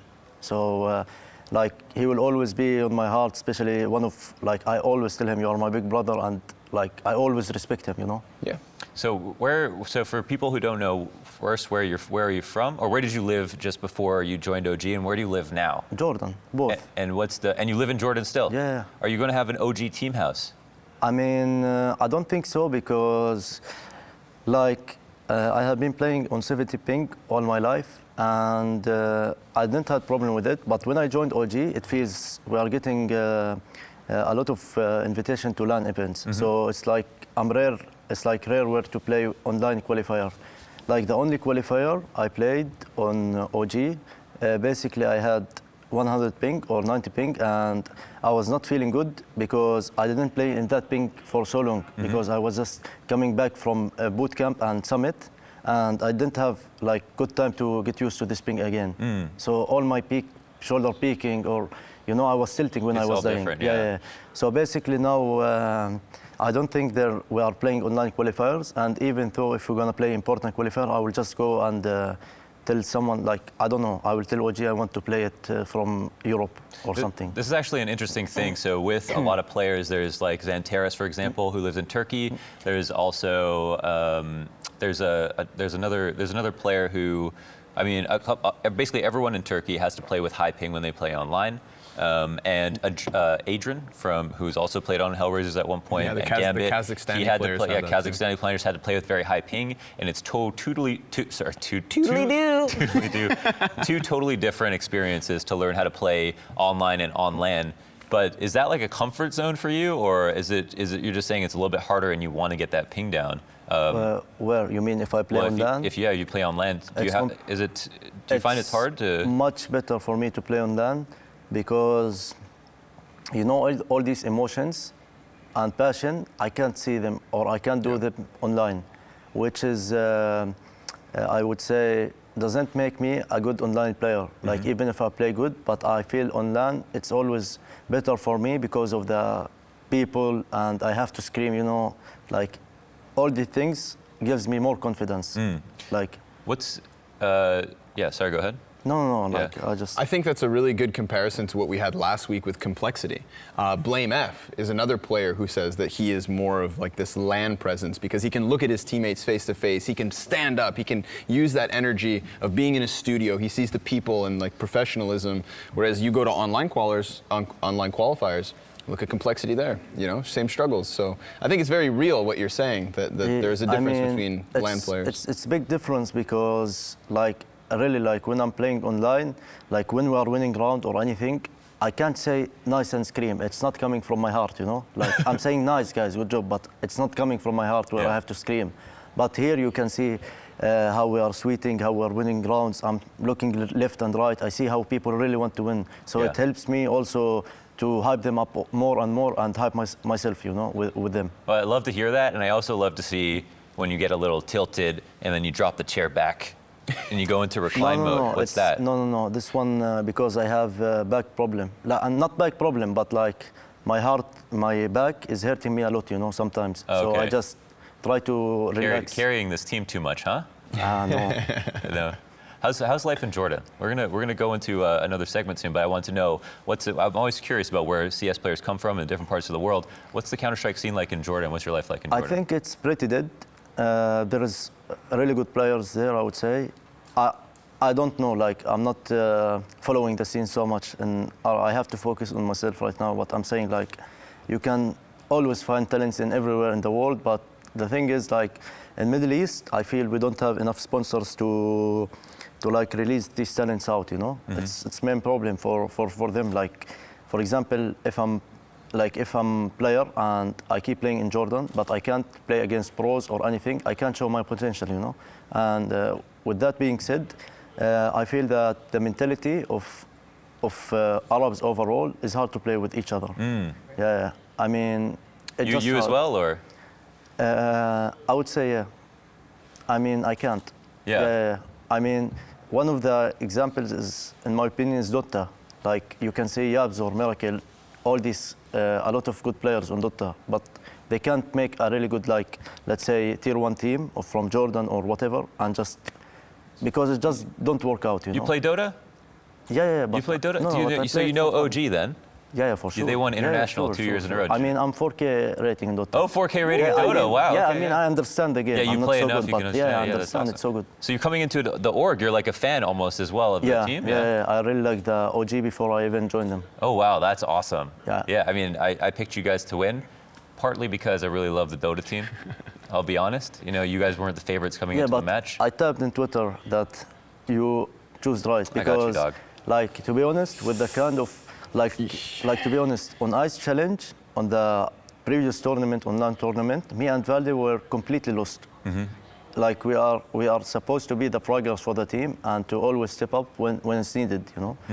And we couldn't find our game because of the not enough preparation we had, you know. Like especially after this tournament, we saw a lot of mistakes.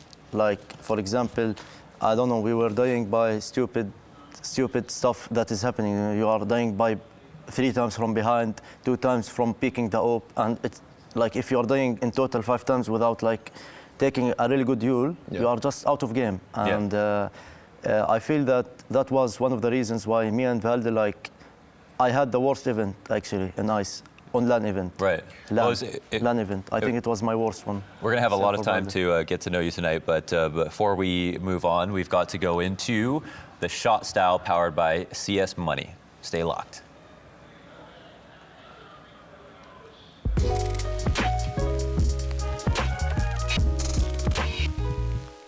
We talk skins. You know, fashion's important when it comes to Counter-Strike. It's about that feel good, play good type mantra.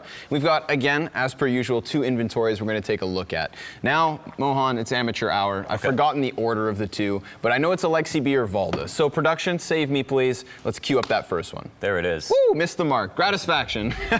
He's coming in first, and he's going to be rocking those sports gloves Omega. We've seen a lot of the crimson, the black and red color schemes throughout inventories, but this one's a little bit different. So the Australian Opera rocks that sports gloves Omega, and you know why? Because it is straight up a match to the AWP Dragon Lore. That Dragon Lore, his main weapon, the primary gun of this player, and it goes nicely with all the other skins he has here. He's got that classic yellow and black combination all across the board, the buzzkill, the fuel injector, and even if he has to pull it up, the G3SG1 scavenger.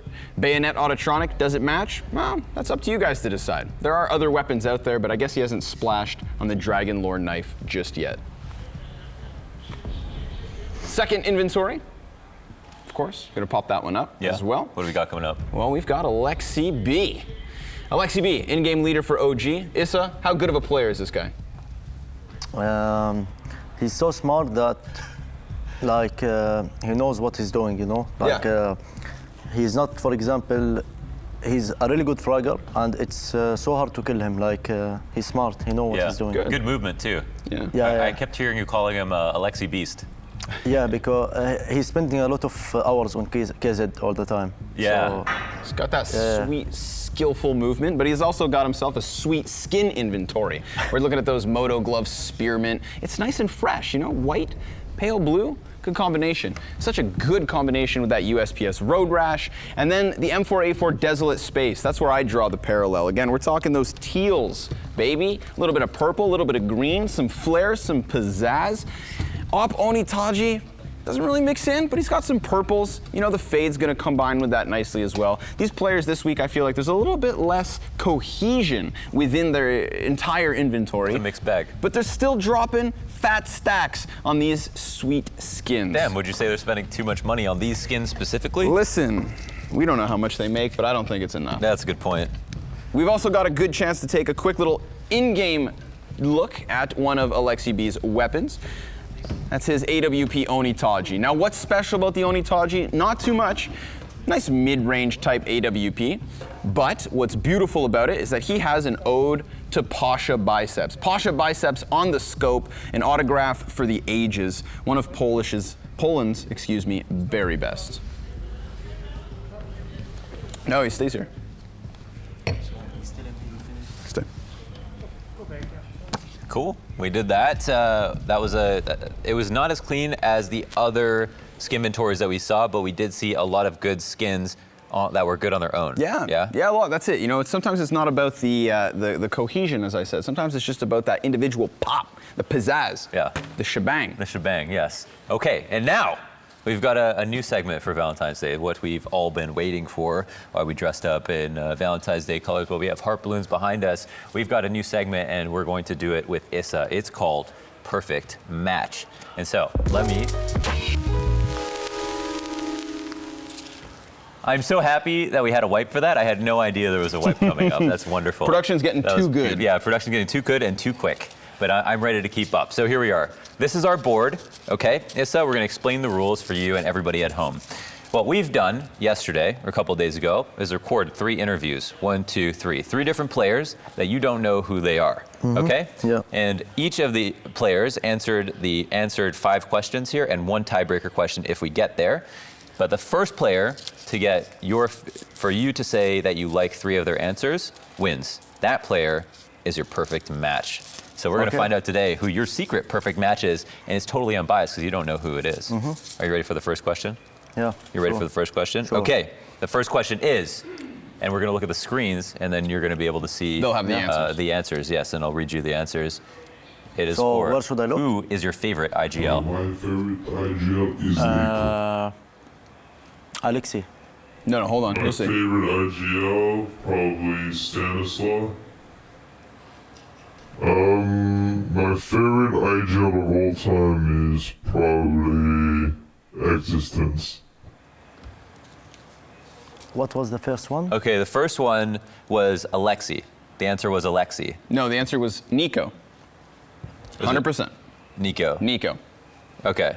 The second answer was, oh, do I have this? That is your correct card. Yeah, that's correct. Okay. And then the second answer was Stanislaw. And the third was Existence, And right? the third was Existence. Of all of those answers, which one is your favorite? Which one would you pick? I think Nico. Nico. Yeah. Okay, all right. That means that player number 1 has a point. Has a heart for you, okay? Again, first to 3, and we find out who your perfect match is. Okay, now we're in the rhythm. We're up to round 2. The second question is, who is your favorite opera? My favorite opera is Zeo. Favorite opera, probably gonna be Cirque. My favorite opera is Gordon. Last one was Guardian. Yeah, I hear it. I will go with Zeu. Zeu, okay. Whoa, that's 2 in a row. I feel like you guys are a match made in heaven, but we don't know that for sure. Yeah, We've still got a couple more questions to go to see if there's a better answer out there for you. Our next question for our 3 contestants to be your perfect match is, what are the top 3 maps? Let's play the tapes. Top 3 best maps for me are Mirage, Dust 2, and Nuke. Mirage, Dust 2, Nuke. Yep. Top 3 maps for me: Inferno first, Nuke second, and Mirage third. My top 3 favorite maps are Tuscan, Overpass, and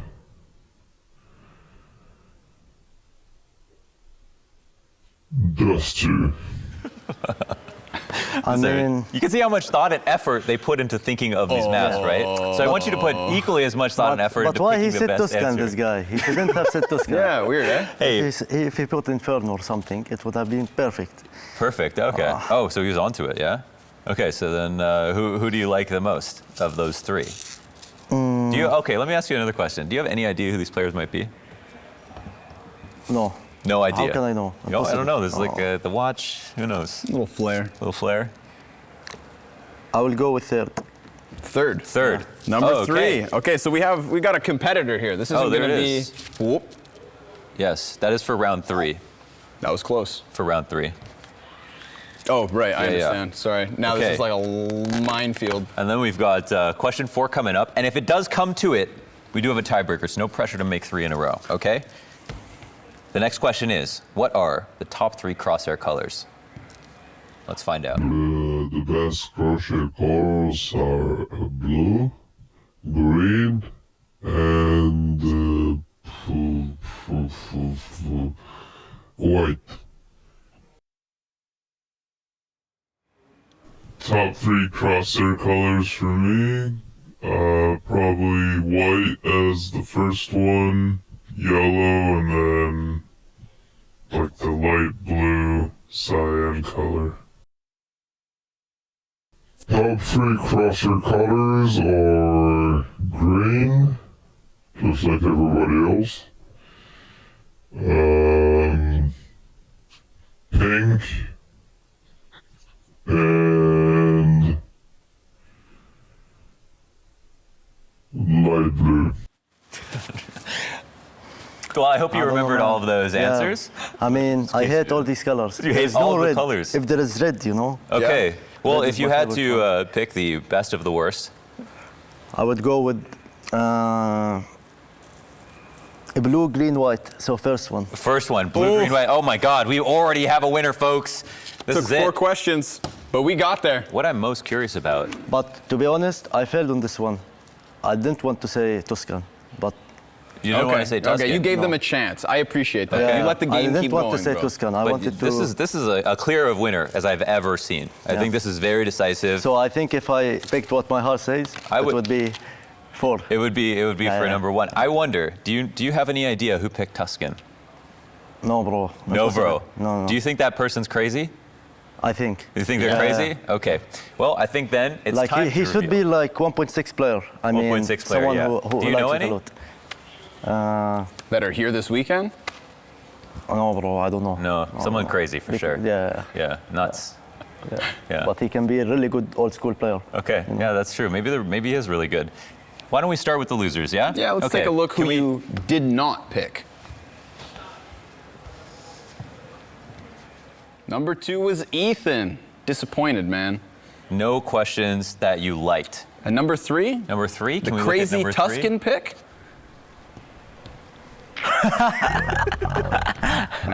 Looks like we messed up. That could have been your perfect match. He was on your team. And our number 1 man was not on your team. Let's find out who that is. So, am I your favorite player? Oh, So your Hunter. new BFF. Yeah. Nico's cousin himself, Hunter. How do you Yeah. feel about that? Yeah, he is a really cool guy. I mean, we didn't had any conversation yet, but I'm pretty sure we will meet up in some place or after party. I mean, this is pretty much the Tinder of the situation, Yeah, right? but if on my heart I said what I want, Yeah. I would have taken it. You would have taken it. Yeah, Wow. yeah. Yeah. What about a total blowout? A total blowout. Wow. You love Hunter. You love Hunter. That's I love your guy. everyone. You love everyone. Yeah. Well, that's- NBK, you love him a little bit. A little bit of love for MBK, that's for sure. What were you about to expose? I was about to say it's good that you love everybody because I got something for you. Oh, Wow. Thank you. Thank Happy you. Valentine's Day, man. Happy Valentine's Day. I'm happy you spent it here with us in the overtime Yeah, show. I'm happy also that I'm proud that I was with you guys. Oh, that's wonderful. And thank you so much for being on the show, you. man. I hope you enjoy your Thanks for all the new fans, guys. relationship Thanks with for Hunter. watching me. Thanks for cheering for me, for our team, and thank you all. Perfect. I didn't have to give you the floor. That's it. We Yeah. more OG fans is what we need. So that's why we do the interview. So glad to have you on. And he gave me flower, you know. Yeah, he gave you the I flower, yes. spent this flower to give OG power. That's right, the OG flower. Yeah, that's He right. just gave me The flower OG like this. flower. That's Yeah. correct. Perfect. Well, thank you so much, guys. That's it. We're going to wrap it up and call it a day. It's been a long day, almost 100 rounds of Counter-Strike that we witnessed today. I hope you really enjoyed the Perfect Match segment as well as Issa. Make sure to go follow him. Issa, where can they find you? Oh, Twitter. Usually I'm on Twitter or Instagram. He's These always kind of nerding on things. Twitter, folks. Go ahead and look Yeah. him up. And you can also connect with us with the hashtag BlastPremiere or hit us up on any socials on BlastPremiere as well as on YouTube for some more content. So check that out soon. Thank you so much, everybody, and have a good night. Good night.